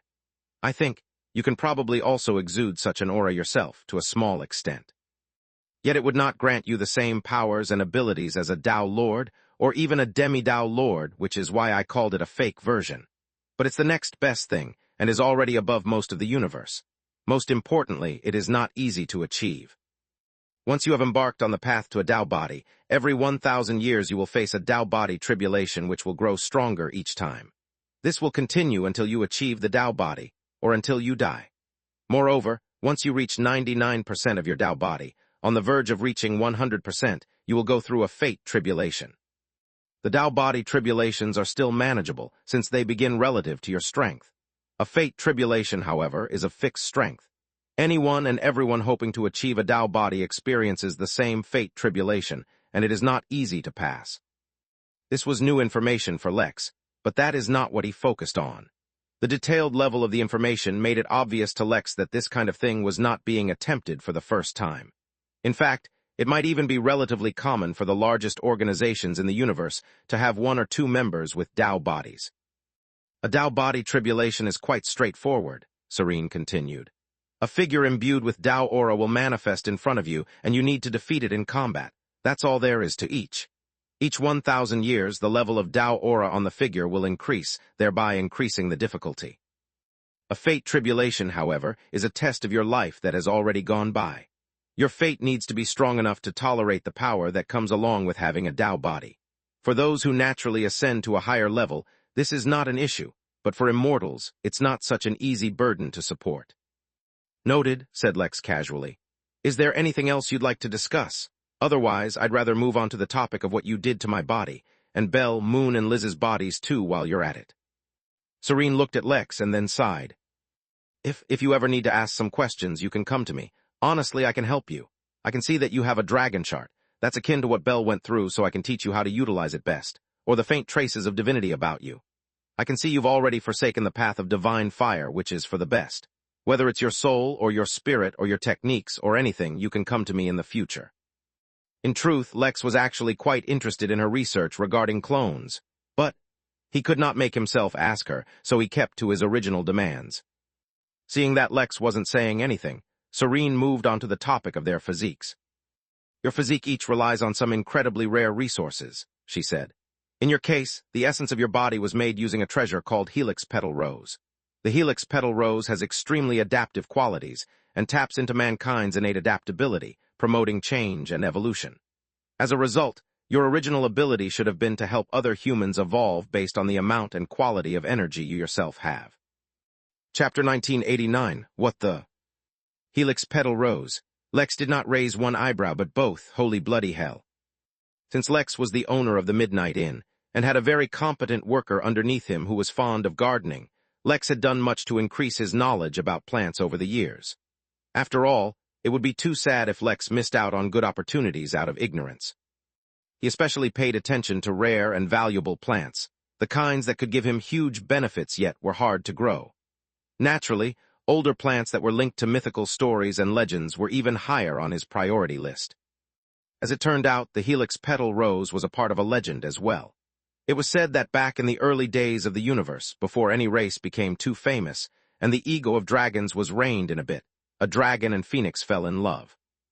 The helix petal rose supposedly grew only in their nest, marinating in their auras, intertwining both their powers into becoming something greater. This flower was said to be extinct, for dragons and phoenixes now had a rivalry that went back to the beginning of the universe, so naturally they would not cohabitate. Lex was not shocked because of the rarity of the flower, although that in itself was amazing. The flower was something even peak celestial immortals would covet, and yet his mother seemed to have used it to nurture Lex's physique. Comparatively speaking, Lex felt like she had just brute-forced Lex's physique to get minimal results, because the flower should have been able to give him many more abilities than just help improve others. Then again, that ability was also pretty powerful if used properly. The actual reason Lex was shocked was because he had previously thought that his physique was born as a result of copying phoenixes, or something because of the healing and evolving properties of his blood. Now it seemed that, while he wasn't exactly right, he also wasn't exactly wrong. Hidden deep within his body must be traces of a phoenix's power, which is why his blood could heal. Moreover, that also explained why his body took to his dragon form so easily. Yes, his cultivation technique played a role, but if it was that simple, then he wouldn't need a drop of Jorlem blood to transform every time he wanted to enter that form. There was no such restriction for his dragon form. That could also possibly explain why dragons were not so averse to him and accepted him so easily. Maybe the dragon aura he displayed was not entirely something he stole, but something he had all along. Although the news hadn't fundamentally changed Lex's life in any way, having a deeper understanding of oneself was critical on the path of cultivation. This explained a few things that could prove very useful in the future, especially since he still planned on cooperating with Vina in the future. Serene and Leon could both see that news of the helix petal rose had surprised Lex, and that actually relieved them both. Everything in their lives was dramatic enough to write a dozen novels and even shoot some films on, but Lex treated it all as if it were nothing.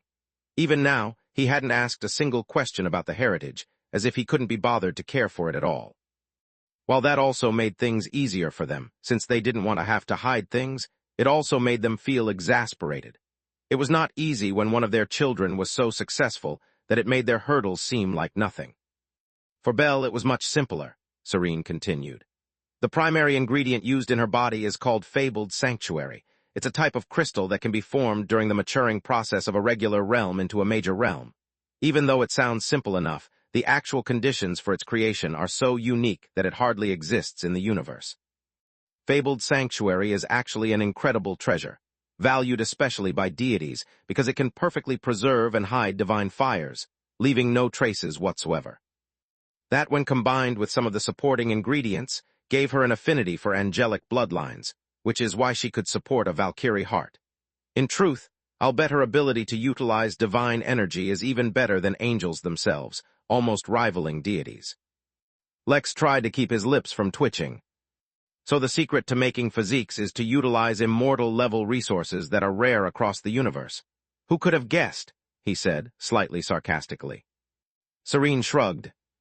Do you think that as a mere mortal, it was easy for me to make physiques out of thin air? Now, as an immortal, I wouldn't necessarily need such valuable resources, but back then, my means and abilities were limited. I could only make use of whatever I had on hand. Oh, so she just happened to have a helix petal rose and a fabled sanctuary on hand. That was perfectly normal. On a serious note, he couldn't help but wonder about the heritage. He was able to guess that it was easily a Tao-level heritage. Even though these ingredients weren't Tao-level ingredients themselves, their rarity made it so that only a Tao Lord could accumulate all of them. Liz was a little complicated, Serene continued.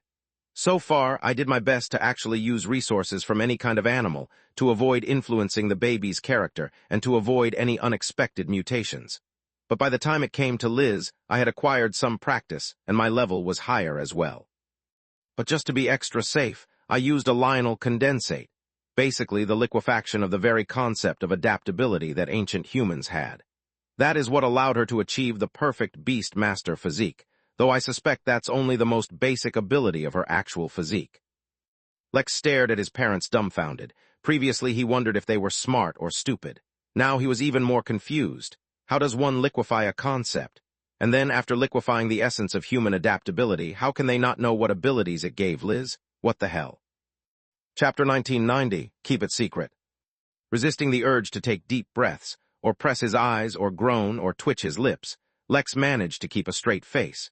So it seemed that both Belle and Liz had a lot more potential than they may have realized. Lex, because of the sheer vastness of his experiences, had more or less narrowed down what other possible abilities he might have. He had an extremely strong affinity for both dragons and phoenixes, and as a result, it seemed like dragons and phoenixes were partial towards him. That would explain why Vina was so amiable with him, when in reality they had no connection, and why the Golden Dragon King in the Origin realm favored him. If he had to rely on his own speculation, Lex would say that not only did Liz have the perfect physique to be a beast master, but she might even be able to cultivate a few techniques that were specifically designed for other races. After all, the essence of adaptability should allow her to adapt to any situation and technique. No wonder she was able to stay on the run, all alone for so many years. So what about Moon? Lex asked. Out of all of them, it was obvious to anyone and everyone that Moon was the most special. Serene herself had said she had gone all out for Moon. Lex almost expected Serene to continue as she had, revealing everything instantly. But this one time, she did not. Instead, it was her turn to scrutinize Lex closely. Moon's been through a lot, I know, she said slowly after a while. But as much as it doesn't seem like it, things can always get worse. Sometimes the best way to keep someone safe is to not delve into certain matters before time. I think it's best if we let Moon's matter be for now. No one besides me, not even Leon, knows the details of how exactly I developed her physique. I think the best thing for her would be if we let it stay like that. Lex did not get angry at the refusal, even if Serene and Leon were a bit. Aloof was the nicest word he could think of. Even if they were somewhat aloof of the consequences of their actions and had made numerous mistakes along the way, they had at least looked out for their children to the best of their abilities. For Serene to now wish to keep Moon's matters secret was a blatant testament to just how valuable the resources she used were while working on her physique. Moreover, Lex himself knew that some secrets were better left unsaid. Fine, it doesn't matter much anyway, said Lex. Moon and Liz will stay with me, and I doubt we'll need this information anyway. If for any reason we do need it, we'll figure things out on our own. I doubt you'll need it, Serene said, shaking her head. But there is something else you all need to be on the lookout for. We spent too many years outside before arriving in Arch Heaven, and even over here we are not entirely safe from pursuit. Although I have no evidence of this, I believe that certain forces have already started searching for us. To make it harder to be located, I devised a technique to make karmic clones which point away from the real body to protect us. That is just one thing I've done. The precautions I've taken are many. You all, however, are at grave risk of getting caught in this mess. Although I've done my best to erase links between us so that you all can't be used to trace us, and vice versa, you are not all completely safe. As a result, I've prepared a number of techniques for you all. Once used, they will remove any traces between us, and can even be used by you all for your stealth purposes if you wish. Besides that, I would like to give you all a sincere piece of advice. Avoid the humanoid alliance at all costs. They cannot be trusted. That was entirely unexpected.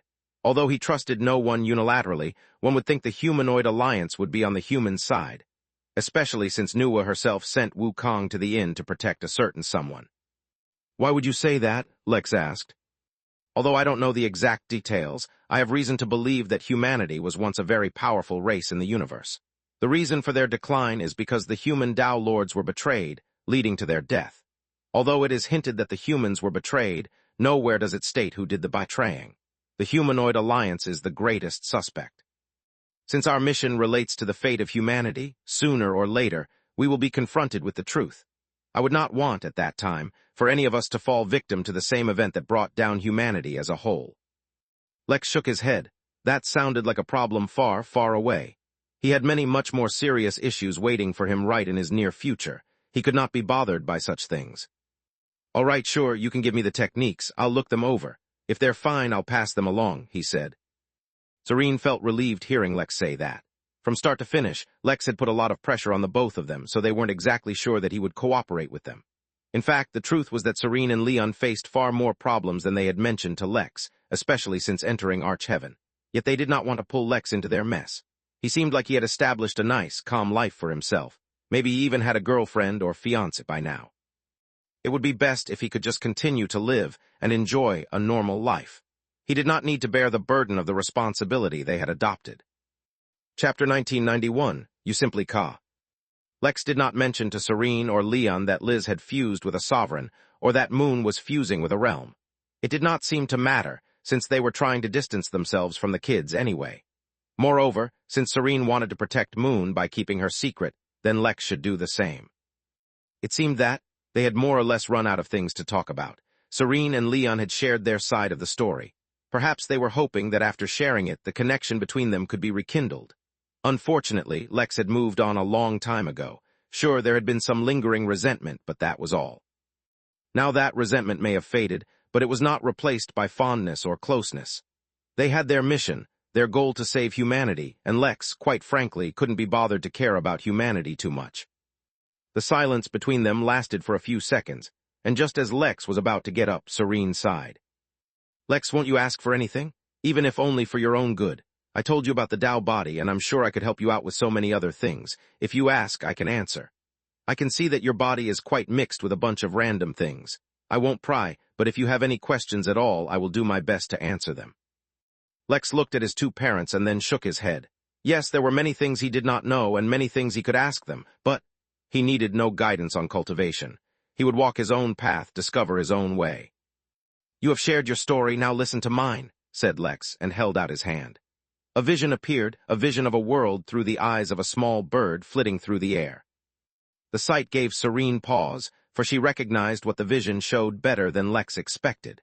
It was a primordial landscape, so naturally the vision was from the primordial garden. The small bird flew through the air, seemingly unaffected by the surroundings, because the bird was, in fact, traveling through a string of karma connecting Lex and one other. Though they knew him by name, when the vision showed Cornelius, Serene and Leon naturally did not recognize him. Yet that was never the focus. The vision changed, showing the small bird appearing before Cornelius, before dissolving into his body, turning into information.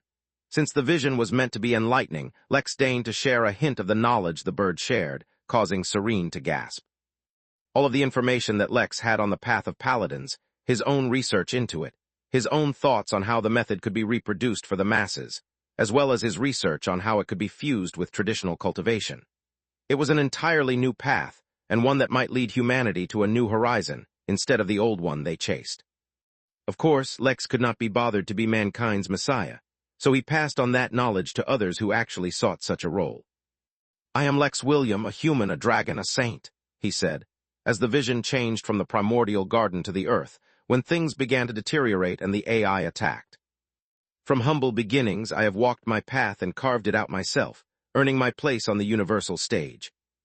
The vision changed, showing glimpses of Lex's adventures. It started from when he was started in the Crystal Realm and quickly transitioned to the terrorist attack on Polbitvi and corrosive liquid that he survived. It showed the corpse of Pelvelane that Lex climbed, and the ancient curse that corroded Lex's skin off.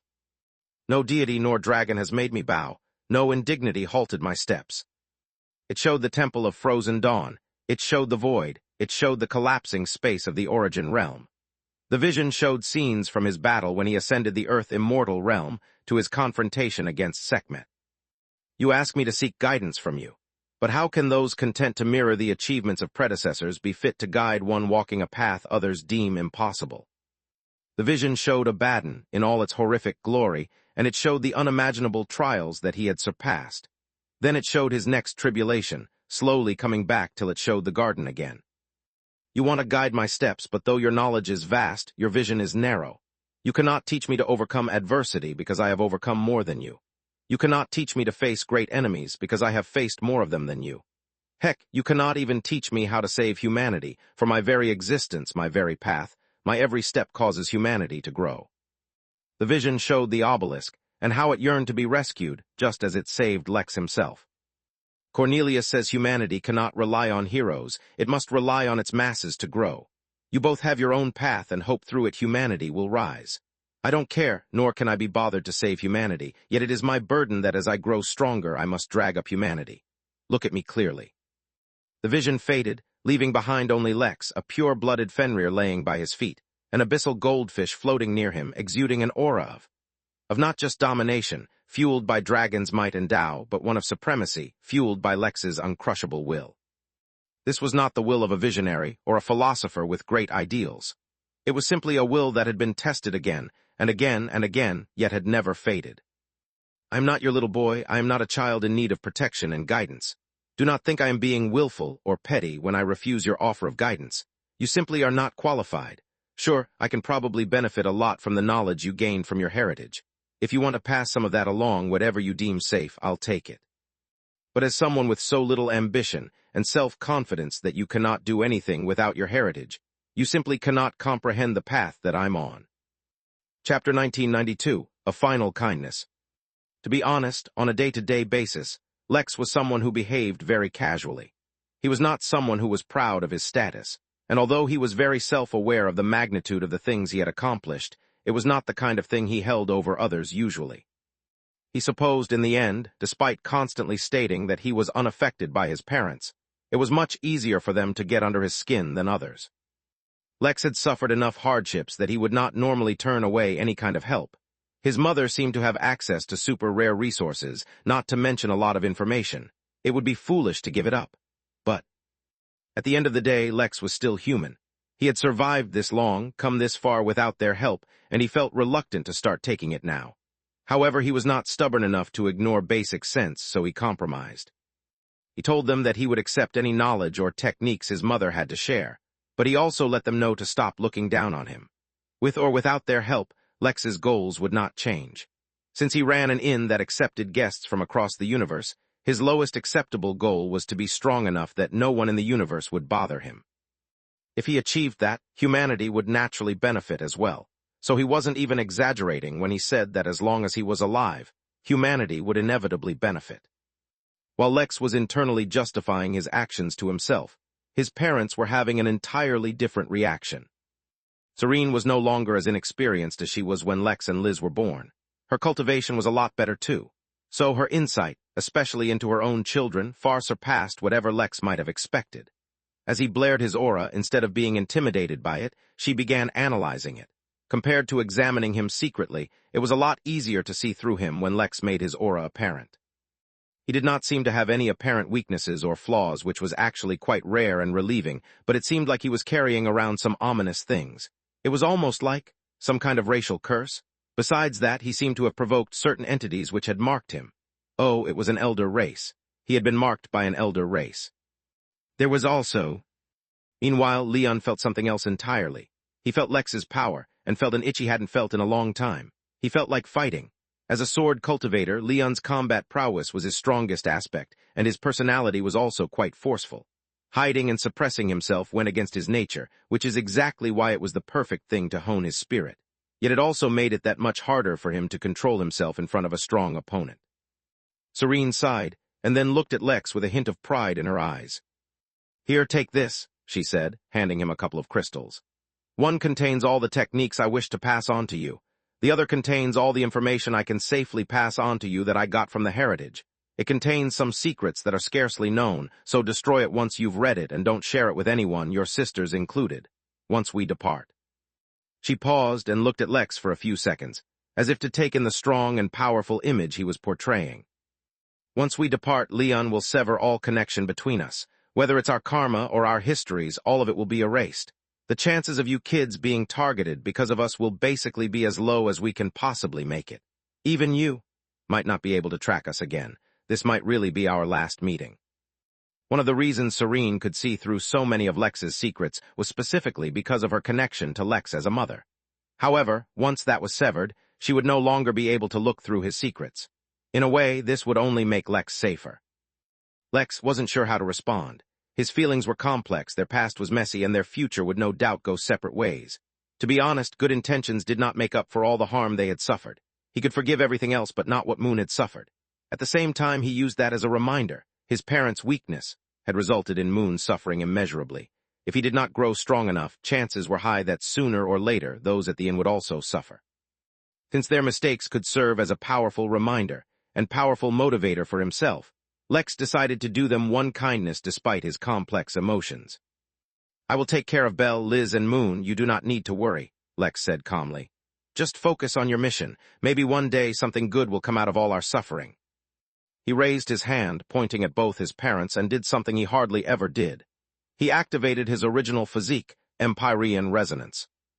Before either of them could react or resist, they were struck by the beam of crimson light that shot out of Lex's hands, pushing them into a state of evolution that they could not resist. Lex studied Serene and Leon for a moment, finding that he felt more at peace than before, and turned around. He hadn't known what to expect when Serene and Leon had shown up in front of him, but this was probably the best possible resolution he could think of. Good intentions or not, he would not have been comfortable with them trying to enter his life now after all this time and all this neglect. An amicable parting, while knowing that they hadn't purposefully tried to ignore him or cause him harm, was a decent enough ending. What's more, he could tell that his parents might not have revealed everything about the troubles they were facing, and they certainly hadn't been entirely forthcoming about that oracle either. Even if they were pressured by circumstances, they were not so gullible or naive that they would so easily allow any random oracle to make such important or significant decisions for them, even if he was a heaven immortal. Lex could sense that there was much going on behind the scenes, hidden from his parents as well as from himself. No matter, Lex was no longer some insignificant immortal. Considering his upcoming plans, he could be counted as a big player on the universal stage. He wanted to see just who had dared to plot against him from when he was a baby.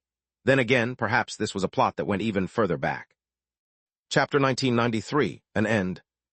Part of Lex wondered if he should have given them both a couple of slaps instead of an evolution. He was sure that would have been just as satisfying, but whatever. He was now done with them.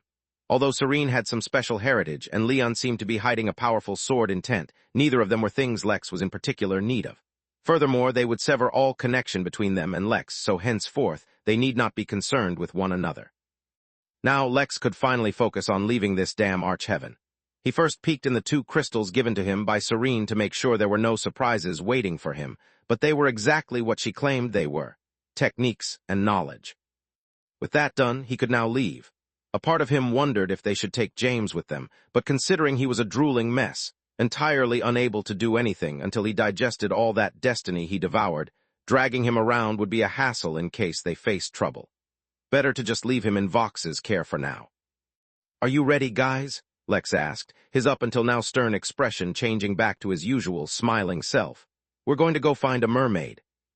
He was expecting both Fenrir and Mango to respond with some hint of excitement, but that's not what he got. Fenrir was feeling low. How could Lex find his parents when he wasn't even looking for them, but Fenrir couldn't find his sister? Mango, too, was feeling low, but at least he was vocal about the reason why. "First you replace my excellent swimming skills by wanting to get a mount. Then you want to find someone else with a fin? Well, let me tell you, human, that my fin is the most fabulous fin you will find anywhere. No mermaid will have a better fin than mine." Then, as if he was throwing a tantrum, Mango turned around as if showing Lex his back. Lex felt the urge to laugh, but he managed to restrain himself lest the fabulous goldfish get even more upset. "You misunderstand me, oh fabulous and amazing Sir Mango," Lex said as he began to placate the fish.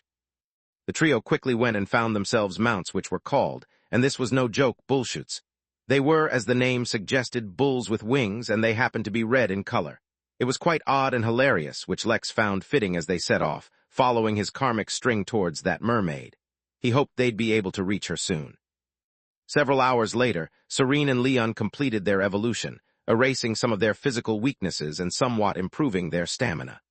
The change was not overwhelming, but here in Arch-Heaven, where base strength mattered a lot, it would be of great help. But instead of appreciating or admiring their changes, both of them looked at each other bewildered. Lex was much stronger than they had expected. Both of them actually had a much higher power percentage than Lex. While they were not as high as Mango, they used special privileges from certain secrets they learned from the heritage to disguise their actual percentage from others. So the fact that Lex still took them by surprise said a lot about how strong he actually was. Serene, being weak, could understand how she was taken by surprise. But how exactly had Leon not seen it coming? "He is very smart," Leon said after a moment of thinking. "He was able to determine that I was sensing him through my intent, and you through your connection as humans. He did not make it obvious, but he used that connection to show us whatever he wanted us to see. I'm afraid we have not properly gauged the depth of his strength." Serene was taken by surprise hearing her husband's words. "I know it must be tough for you to stay so restrained," she said, looking at Leon gently. "But you must stay like this. This is the best form of practice for self-control. Only once your control is perfect can we move on to other aspects. Remember, nothing below the Tao realm matters. Becoming Tao Lords will only be the most basic qualification to step onto the universal stage. For now, we must endure. A time will come for us to be unrestrained, but it is not now." But Leon seemed to not be listening, as his thoughts were still lingering on Lex. "I get the feeling that he could probably take the full strength of my sword intent without much harm," he said in almost a whisper. "Your sword intent can harm Celestials. How can a heaven immortal bear it? And even if he really can, then I'm glad for him. His path may have been difficult, but it has also made him strong," she said, shaking her head.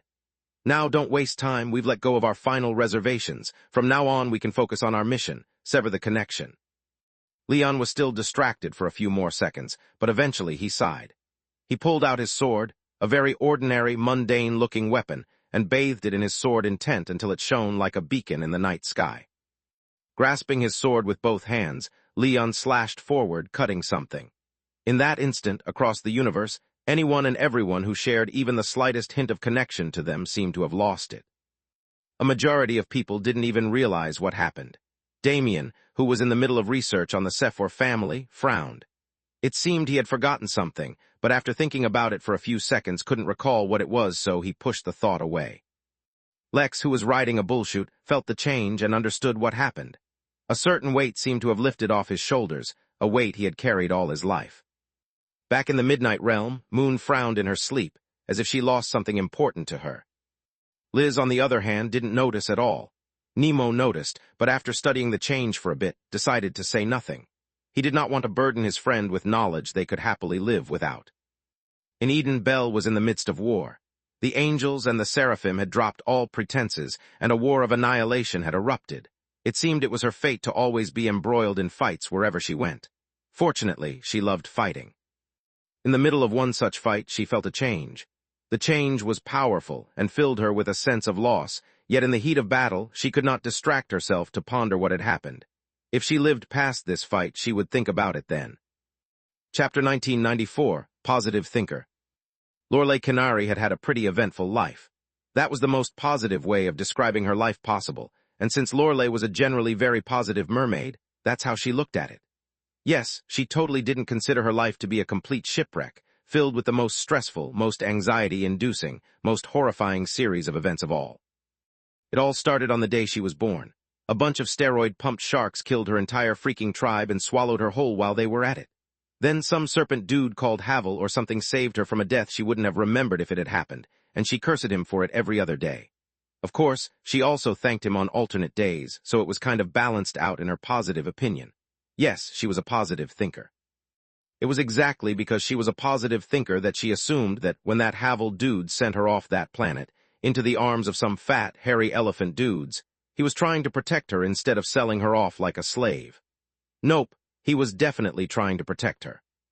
All sarcasm aside, Havel was a pretty solid snake, since he had even sent his own daughter alongside Lorelei. They were supposed to grow up together, as friends, protected, and that's what happened for a while. To be specific, they enjoyed 7 whole days before getting embroiled in some pretty spicy politics.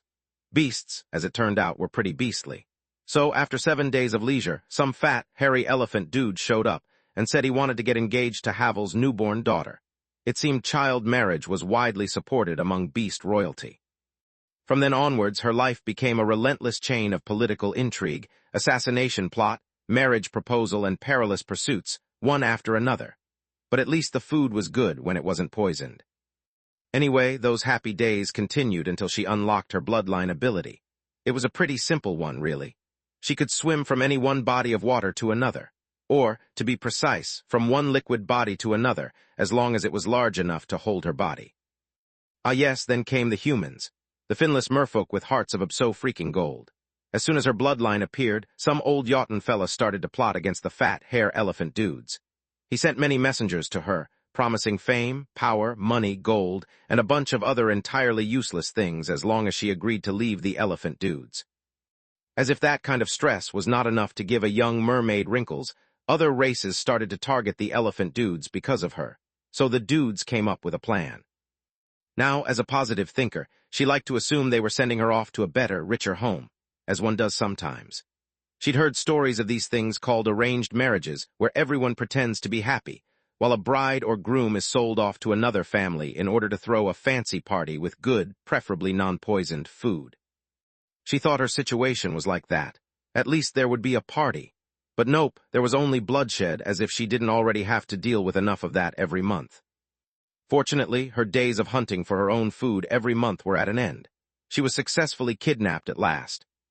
But she was a positive thinker, so she looked at that as a sort of opportunity for growth, and growth she had. Some might say that she had a stress-induced panic attack. She preferred to think that it was, in that moment, she gained full control over her bloodline, so she swam away into a new ocean. Except the new ocean was made of mercury. She had no idea where she was, and mercury was not good for her complexion, so she escaped again. Turns out she fell into the water tank of a restaurant where they cooked living fish, or something like that. The best part was that she was out of energy, so she could not escape anymore. But the positive thinker that she was took that as an opportunity to get some blood tests done, to see if she had any parasites or anything. The restaurant owners did it to see if she was edible, but at least she learned that her blood type was S+, short for stress positive. Long story short, she escaped a bunch of times.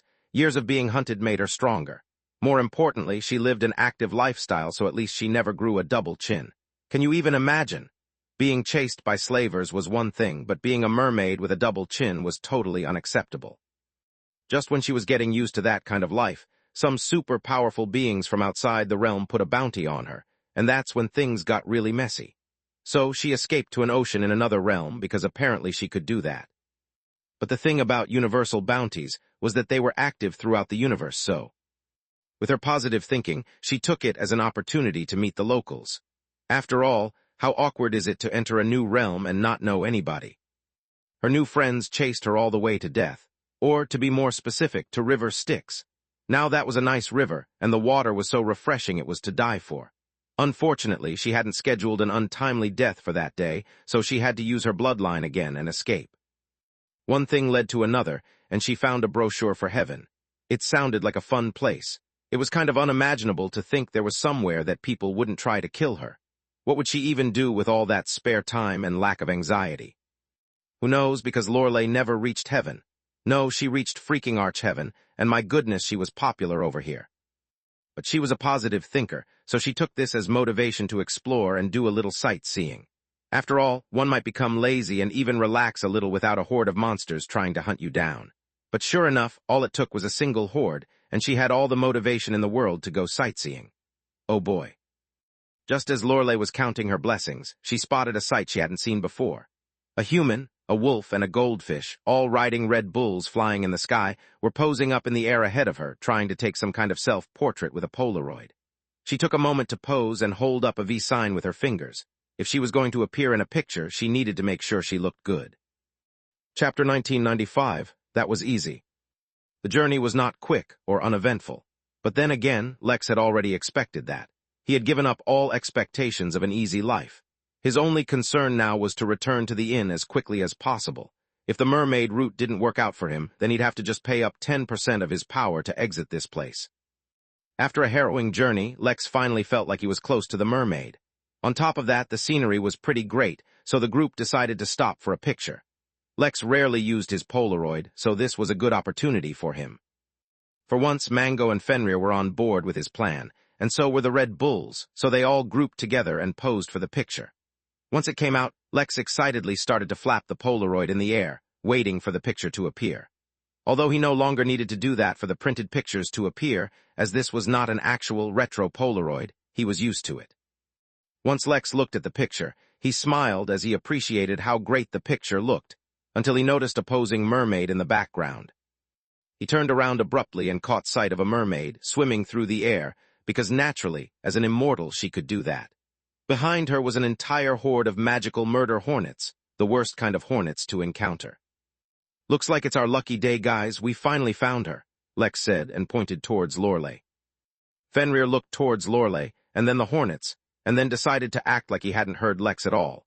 Mango, too, did not seem to show any enthusiasm. It seemed that even now he was holding a grudge against Lex for finding someone else with a fin, as if he was being replaced. Lex rolled his eyes and then controlled the bulls to head towards the mermaid. Lorelei, being extremely aware of anyone approaching her that she was, immediately noticed and thought they too were after her bounty. Why wouldn't they be? She had a bountiful bounty, far greater than all the other girls. That's why she was always the most popular assassination target. Not only was she incredibly skilled in being aware of anyone targeting her, she could also extremely accurately judge how big of a threat they were to her, which is what she used to determine how much of an effort she needed to make to run away. No use in displaying all her powers all the time, right? As it turned out, she felt no threat from Lex and the gang, so she mistook that to mean that they were not strong at all, which was pretty great because she hadn't done any 10-step skin routines lately, and if she got any more pressure, she might start developing wrinkles. Lex, entirely unaware of Lorelei's thoughts, didn't wait until he closed in to talk to her. With their close proximity and their karmic connection, he directly sent her a message. "Excuse me, I hope I'm not disturbing you," Lex said softly, his voice carrying over to her directly. "I was wondering if I could talk to you for a moment." Lorelei was startled for a moment, but she quickly figured that it was the human talking. Since he couldn't reach her, he decided to send his voice over. Very clever. "Yeah, sure, why not?" Lorelei asked. "We need to have a positive outlook on life, am I right? Never know when a conversation might change your life, so let's have a conversation. What do you want to talk about?" Lex was taken aback by how chipper the mermaid was and how energetic her voice seemed. For a moment, he had actually thought she was genuinely running for her life. Now, he thought that she was probably just enjoying herself. "You're absolutely right. A positive outlook is super important," Lex agreed, feeling like he was already beginning to like this mermaid. "It's a bit presumptuous of me to ask this so directly, but I was wondering if you might have a way out of Archeheaven. I've heard that some merfolk have a special bloodline ability that lets them travel across the universe, and I was wondering if such an ability might let us leave this place." Lorelei laughed, as if she had been told a grand joke. Yes, that would be lovely, wouldn't it? I wish we could talk about this in detail, but it's a tad bit inconvenient with all these admirers," Lorelei was saying, but a loud snort reverberated across the land as a goldfish looked down on them all. "Behold the might of my fin," he exclaimed before jumping out of his fishing bowl, flipping once in the air, and then flicking his fin towards the hornets. A tornado, as if summoned on demand, appeared in front of him and tore through the hornets in the blink of an eye, as if they were absolutely nothing. Not only was Lorelei stunned, even Lex was stunned. It was not often that Mango displayed his own power rather than the power of his official position. That move was absolutely not weak. Good thing he was their guardian. "Right, like I was saying," said Lex as he approached the stunned mermaid. "I would greatly appreciate it if we can talk about how to exit this place. If you have the power to take us out of here, I can pay you for it. Have you heard of the Midnight Inn? It's a great, relaxing place to rest and enjoy yourself. I work there, so if you ever come around, I would love to be your host." Lorelei was not skeptical of Lex's claim at all. After all, she had to think positively. If what he said was true, then she could get a free vacation, and if it wasn't, this wouldn't be the first time she'd been kidnapped. At least they'd gotten rid of the hornets for her. "Who all would like to leave?" she asked, looking at Lex. "First, I need to somehow raise my power percentage just a bit so I can fuel my bloodline properly. The more people who I have to take, the more energy I'll need." "Just me," said Lex, raising his hand. He could summon Fenrir back once he returned, and Mango did not want to leave Archeheaven until he was certain he was off the Dow bounty list, which was fair. He summoned some blessing stones and handed them to her for Lorelei to use. The mermaid was extremely confused at how easily everything seemed to be going, but she didn't question her luck as she used the stone to increase her power percentage, and then left Archeheaven while holding Lex's hand. Abandoned, although not really, Fenrir and Mango left on the Red Bulls, intending on returning to Mango's white hut. For once, everything really did go just fine, positive thinking all the way. A few days later, a figure bearing a golden cloak, emanating a powerful aura, appeared in the location where Lex had disappeared from. "Signal lost," he muttered as he sniffed around. "No, I can't just give up. That was the strongest system I've ever sensed. I have to find it. System, activate the time replay token. I must see what happened here. We have to find the target. With this, you can finally enter into the SS ranking. Chapter 1996. Everything is going great. Lex was feeling great.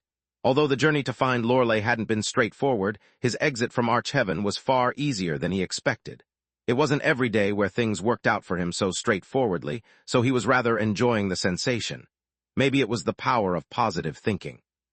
He looked at Lorelei and grinned, slowly taking in the feeling of being able to use his full strength. The mermaid, however, was looking all around them, trying to identify their location. "What is this place?" she could not help but ask as she looked at the thick black liquid all around them.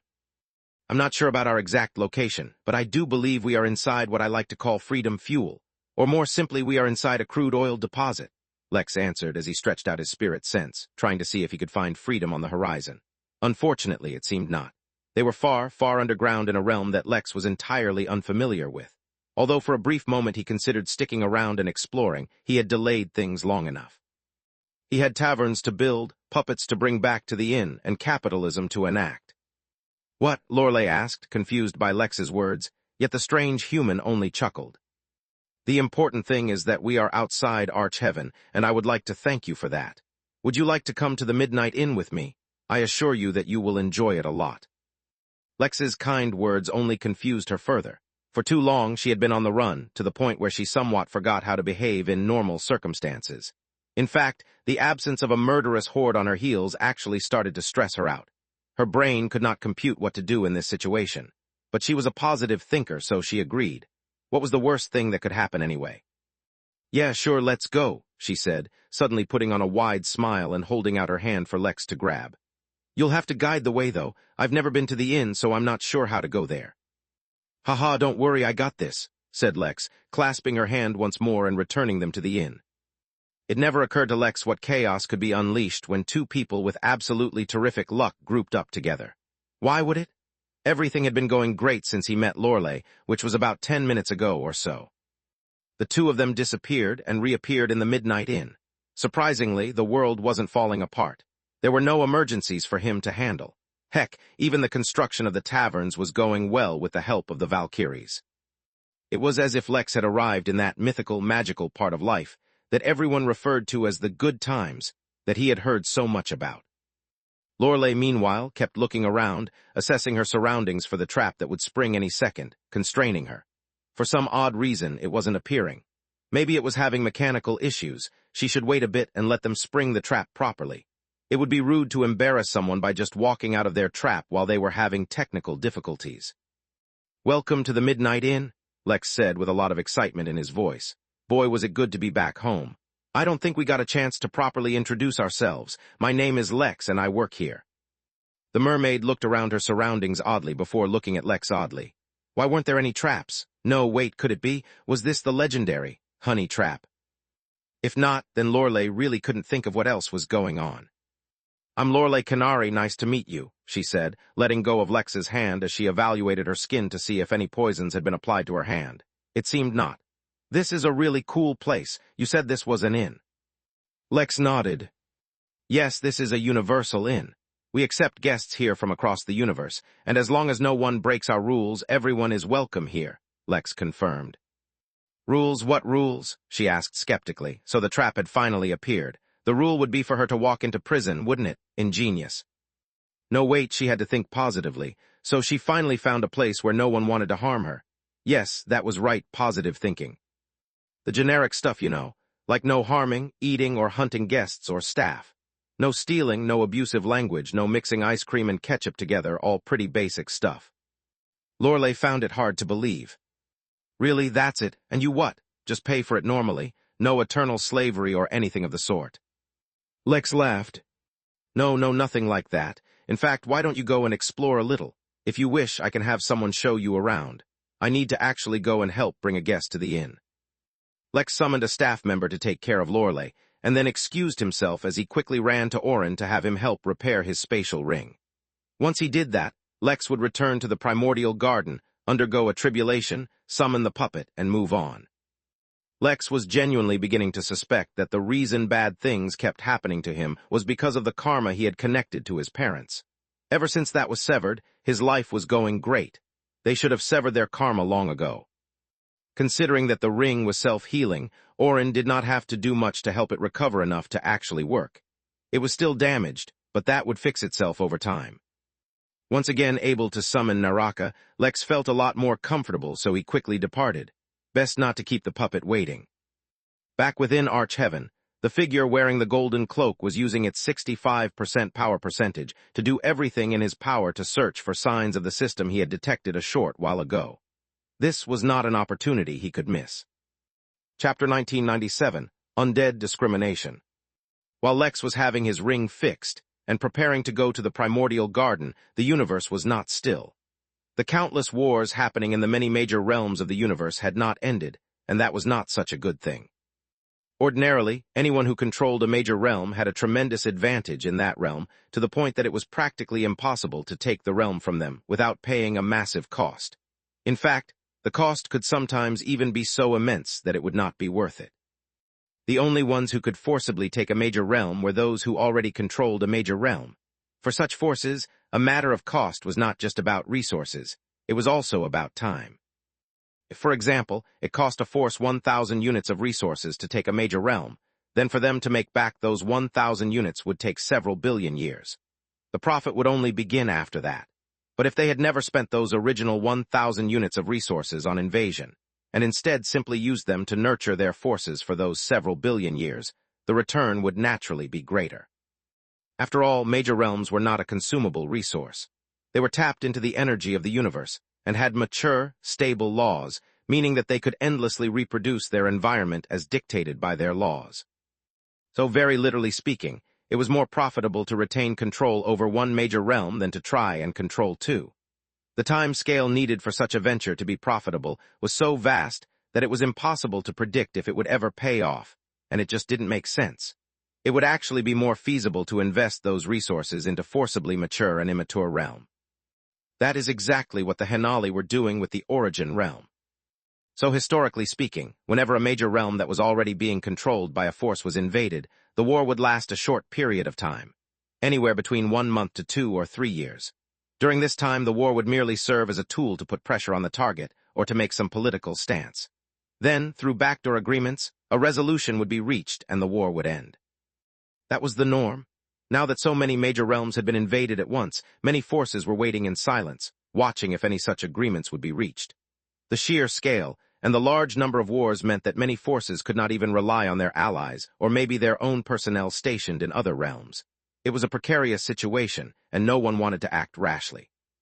Some forces had already taken advantage of the chaos to unleash their own long-brewing plans, such as the war between the angels and the seraphim in Eden.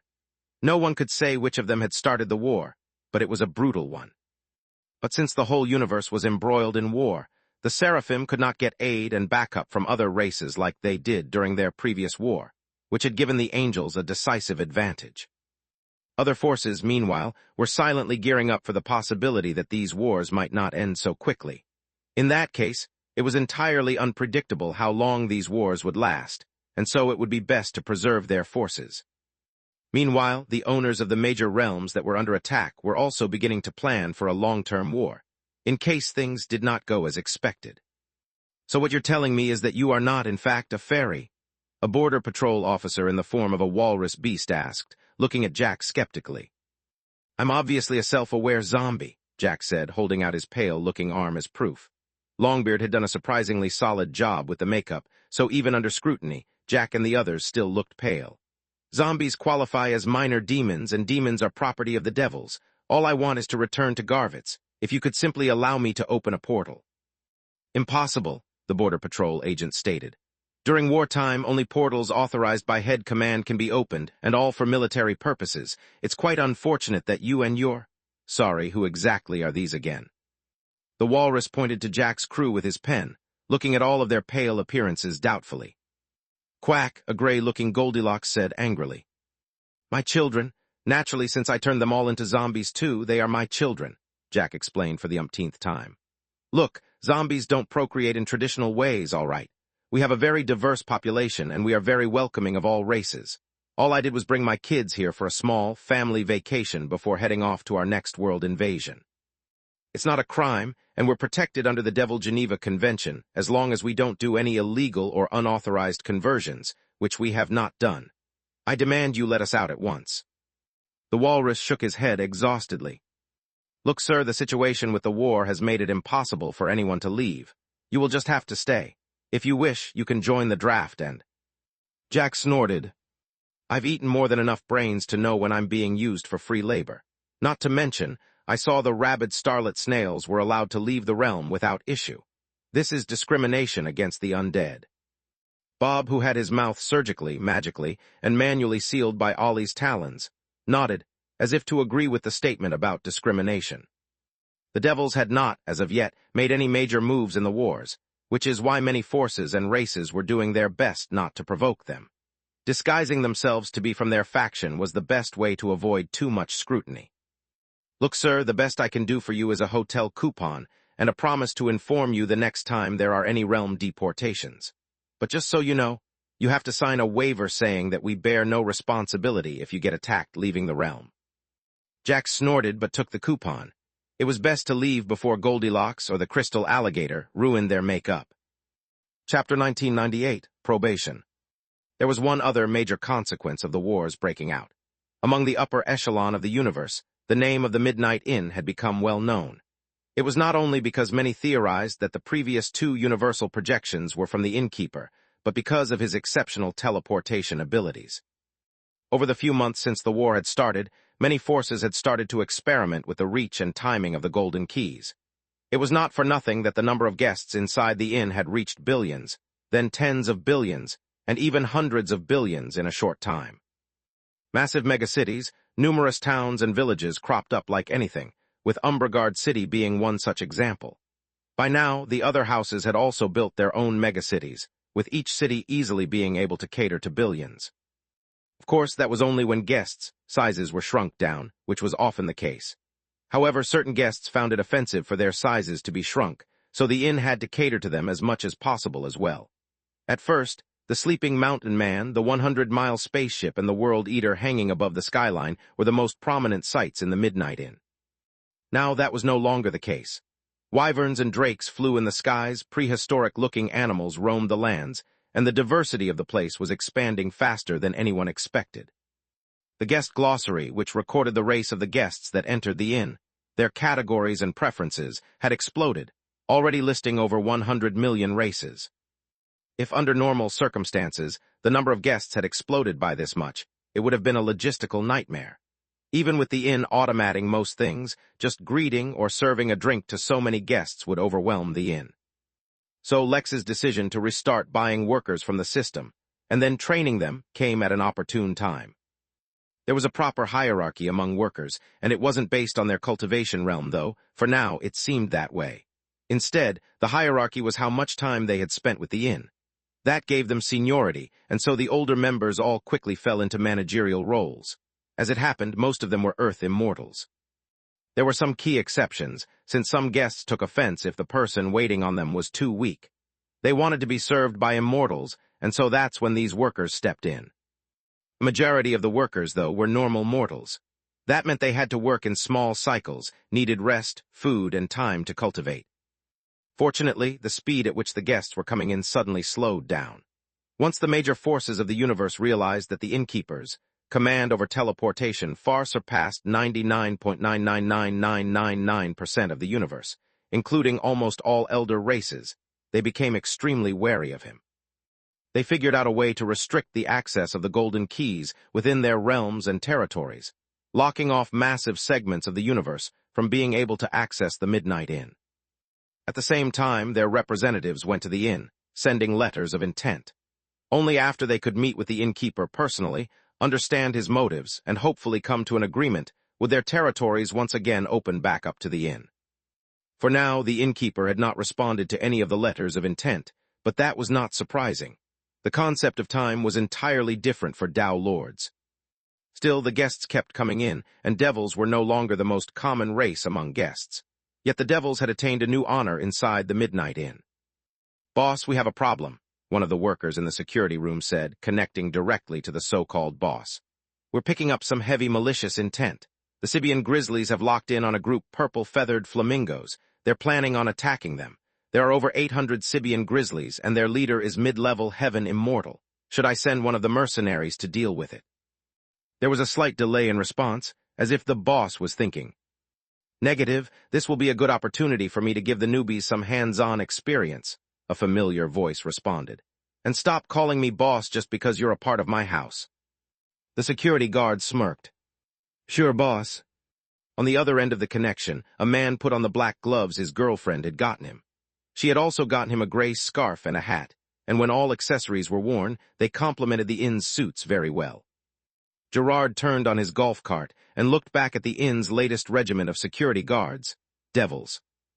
All right, even though you have not completed your etiquette training for how to behave with guests, I'm going to give you a crash course on how to deal with delinquents. For many years already, devils had been trying to join the inn, but were repeatedly the most rejected race out of all applicants. That is because most of them had the intention of using the inn to break free from the control of devil royalty, and then to use the inn to further their scams their businesses. These few had originally been no different. The only exception was that they requested Lilith to speak on their behalf, hoping to get preferential treatment and acceptance at the inn. What they got instead was a lesson on manners and discipline. To be more specific, Gerard first personally beat all their negative intentions out of them in fair one-on-one matches. Then, he realigned the concept of what a true devil is in their minds by sending them to train under Luther. What followed was a nightmare straight out of hell, to be more specific.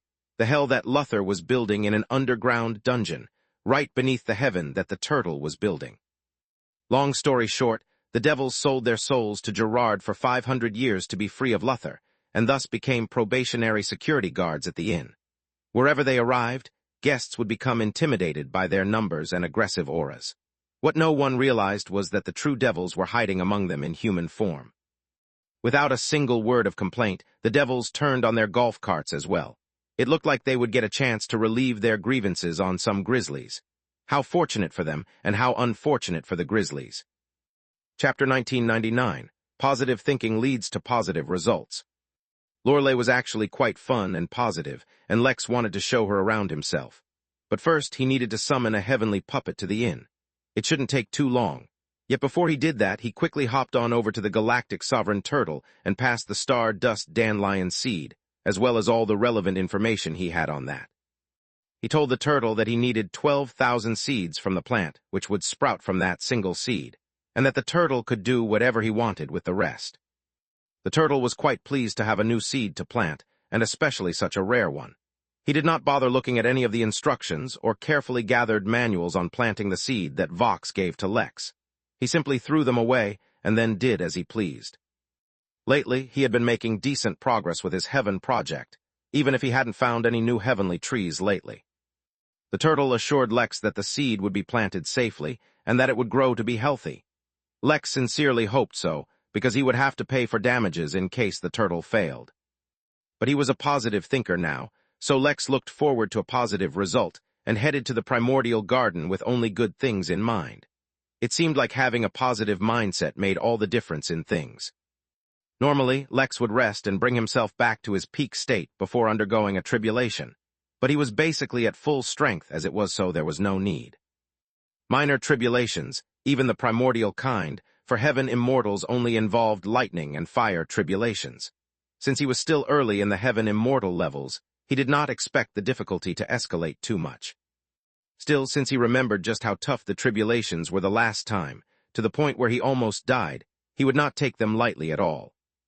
In fact, Lex had even done research into this new primordial tribulation. The actual tribulation, despite the name, had nothing to do with primordial energy itself, although that was also a prerequisite for its occurrence.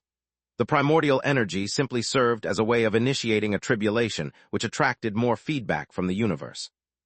When Lex became an immortal, it was the lightning from the tribulation which slowly transformed his body, soul, and spirit, allowing him to bear the weight of laws. A similar kind of feedback happened in the heaven immortal tribulation as well, which allowed the cultivator to access deeper, stronger laws. Well, the primordial tribulation, in essence, was just a way to get a whole lot more of that feedback. The cost, on the other hand, was the increased difficulty of the tribulation.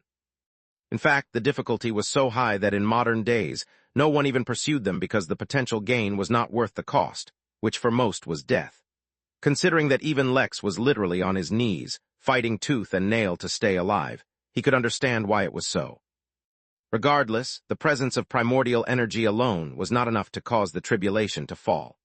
The target of the tribulation itself needed to attract such a level of tribulation, which may be why so many beasts and creatures within the primordial garden too only had ordinary tribulations. But while others avoided it, Lex was not willing to give it up now that he had experienced it. For one, if others in the past had survived it, then Lex saw no reason why he, with all his advantages, could not. Secondly, that's what he needed to summon a heaven's puppet. Once Lex arrived back in the primordial garden, the abundance of primordial energy once again put tremendous pressure on Lex. He did not mind. In fact, he enjoyed the pressure, and even more, he enjoyed being able to resist it properly with his full strength. Arch-Heaven really was the bane of his existence. He searched around the area he arrived in, intending to find an isolated or at least somewhat secluded area wherein to have his tribulation. To his surprise, although he arrived in what looked like the middle of the forest, all the nearby animals and beasts seemed to be heading away, giving him all the privacy and safety he needed. It seemed like a positive attitude had more than just a few simple benefits. Of course, Lex did not blindly just begin his tribulation. A positive attitude wasn't going to block lightning for him. Instead, he began to set up a formation around him, intending to use it to help him pass the tribulation. This was the first thing Lex had ever done regarding tribulations which could even remotely be considered normal. Not only did Lex do that, he made a few additional preparations in his surroundings to help him overcome the tribulation. Once everything was ready, Lex looked up in the sky. He suppressed his excitement and calmed himself down. He was not yet at the level where he could easily dismiss the primordial tribulation. Black clouds began to gather above him, indicating that the tribulation had begun to gather power. In this tribulation, Lex expected to face 27 lightning strikes, and he had no intentions of letting any more tribulations stack or happen concurrently, or anything of the sort. Eclipse, naturally, could tell that Lex was back simply because of the primordial tribulation that was visibly brewing. Since she had sealed all her powers, she could exactly sense his arrival or departure. Yet she could not go out to meet him, for she was busy using the energy from Lex's previous tribulation to further adapt her garden. This was her art, and she could not treat it lightly. Eventually, after a few hours, the clouds began to part, revealing a sea of lightning. Yet instead of raining down upon him, the lightning began to change form, slowly turning into an arrow. A hand appeared from within the clouds, and out walked a heaven's puppet, one that Lex was not familiar with. Lex smiled. Now all he needed to do was wait for Vox to send down the puppet he had given the key to and send it to the inn, all while undergoing a life-threatening tribulation. Should be fun. With narration in hand, he looked up at the clouds challengingly, waiting for the arrow. The puppet smirked, as if mocking Lex before pulling the lightning arrow. "Why is the aura so much more dangerous than I remember?" Lex could not help but mutter out loud. No, he must be imagining things, positive thoughts. It couldn't possibly be. His instincts said otherwise, and Lex listened. Even before the arrow was launched, Lex activated the formation around him and entered into his dragon form, sword still in hand. When the arrow fell, it did so with unfathomable speed. Fortunately, Lex had begun to resist even before the arrow fell, so what awaited its descent was not a defensive formation. Nay, for once, Lex had opted for another route. The formation was meant to augment and enhance his attacks, not help him defend. Dragon Lex unleashed his golden inferno, channeling the full depth of his power, not holding anything back. What was unleashed as a torrent of flames passed through the formation and turned into a flaming sword. Naraka trembled, as if resonating with that flaming sword, and Dragon Lex slashed forward. A fiery sword and an arrow of lightning crashed, resulting in a massive explosion, or at least that's what it felt like to Lex. As always, the primordial garden had a way of suppressing things, so the ultimate clash between mighty powers was akin to no more than a loud firecracker in the forest. Not even the leaves of the nearby trees burned. The lightning bolt, or rather, the benefits of the bolt landed on Lex's body, leaving him feeling like there was something burning inside of him. Within Arch-Heaven, Vox was still musing on Lex's visit, hoping that he would be able to properly plant the star-dust dandelion when he sensed something. Had Lex already begun his tribulation? That was much quicker than he had expected. He turned towards the puppet, sitting in his room, and sent it a simple command. "Well, I guess it's time for you to go," he said, and activated the powers he had as a minister, sending the puppet away. He wasn't sure what Lex's purpose was, nor could he begin to understand. All he really cared about was that his dandelion was planted properly. Elsewhere in Arch-Heaven, the man in the golden cloak continued to search without rest, doing his utmost to find the previous system user he had encountered, when he suddenly picked up a hint of that system's aura.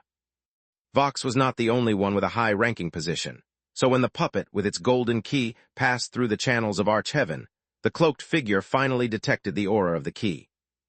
Chapter 2000, Seraph of Calamity. Lex looked like a piece of overly charred barbecue when the puppet with the golden key appeared, meaning his entire body was blackened from being burned by the lightning bolts. Of course, the damage was only skin deep. Ever since Lex discovered that the origin of his body was closely linked to dragons as well as phoenixes, he had changed the direction of the lawcrafts he was creating. Instead of external powers and abilities, he targeted his body itself.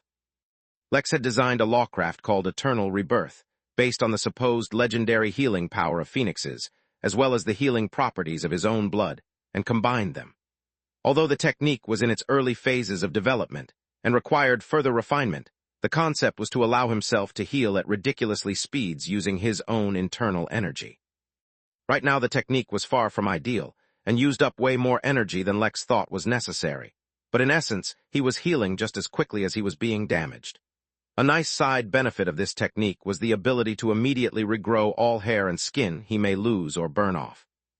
He could also use this technique to heal others, but since it would require using his blood as a medium, he didn't see himself using it often. Just this one technique alone had drastically reduced the actual difficulty of crossing his tribulation. Once Lex figured out how to turn domination, which was just a fancy name for his own aura, into a lawcraft, Lex imagined that he would be able to weaponize his mere presence. How awesome would that be? The answer was obviously very awesome, but that didn't matter for now. The moment the puppet with the golden key appeared, Lex sensed its presence. Alongside it, however, Lex sensed a near-fatal danger. It appeared like a flash of lightning in a clear sky, swift and unexpectedly.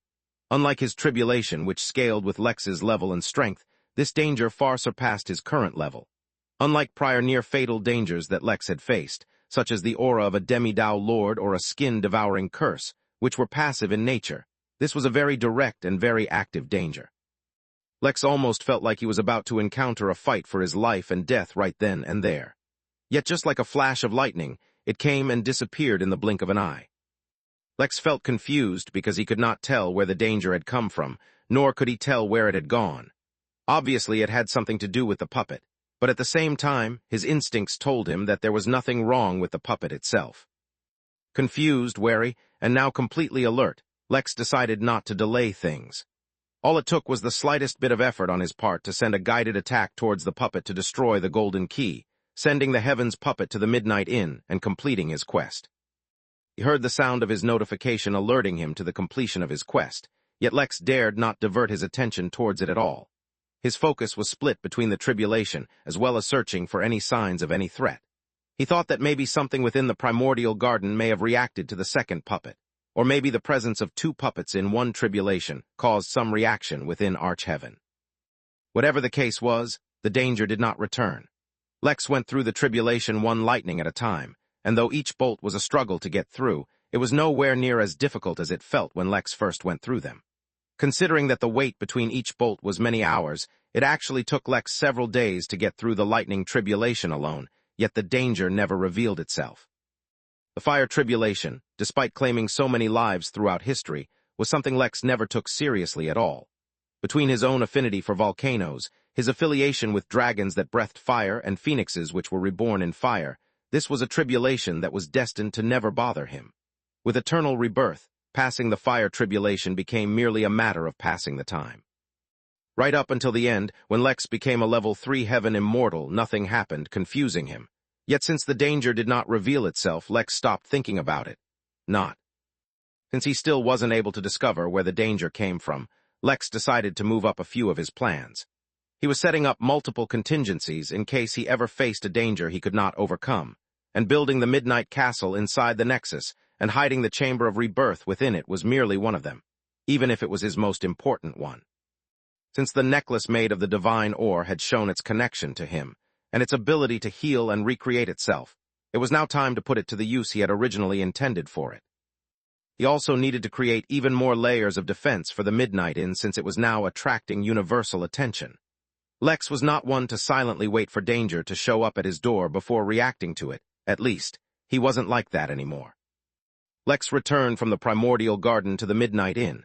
It was time to finalize his taverns, and it was time for the Innkeeper to make his greatest appearance yet. Space. Within Arch-Heaven, a figure wrapped in a golden cloak stood upon the terrace of his sanctuary, looking down upon his domain, lost in deep thought. There were few things which could cause Dekal, Lord of Pathways within Arch-Heaven, Seraph of Calamity, chosen of the path of chaos, natural-born sovereign of the universe, to be lost in thought. An unexpected obstruction in his hunt for his targeted system wielder was one of them. Yet this obstruction had merely caused him to be lost in thought, not seriously troubled. After some time pondering, the answer came to him. The reason he was able to sense the aura of the powerful system was as a result of a combination of a few things. Firstly, as a sovereign, he had a natural affinity for all things that could touch upon the deepest laws of the universe, and that included systems. Yet not all systems were the same, and more powerful systems could hide themselves even from sovereigns. Then came into play his status as a minor lord in Arch-Heaven. Despite the name, a minor lord was one of the most powerful posts which could be achieved in Arch-Heaven as it was now, with only a judge superior to them. Even positions such as minister were beneath him.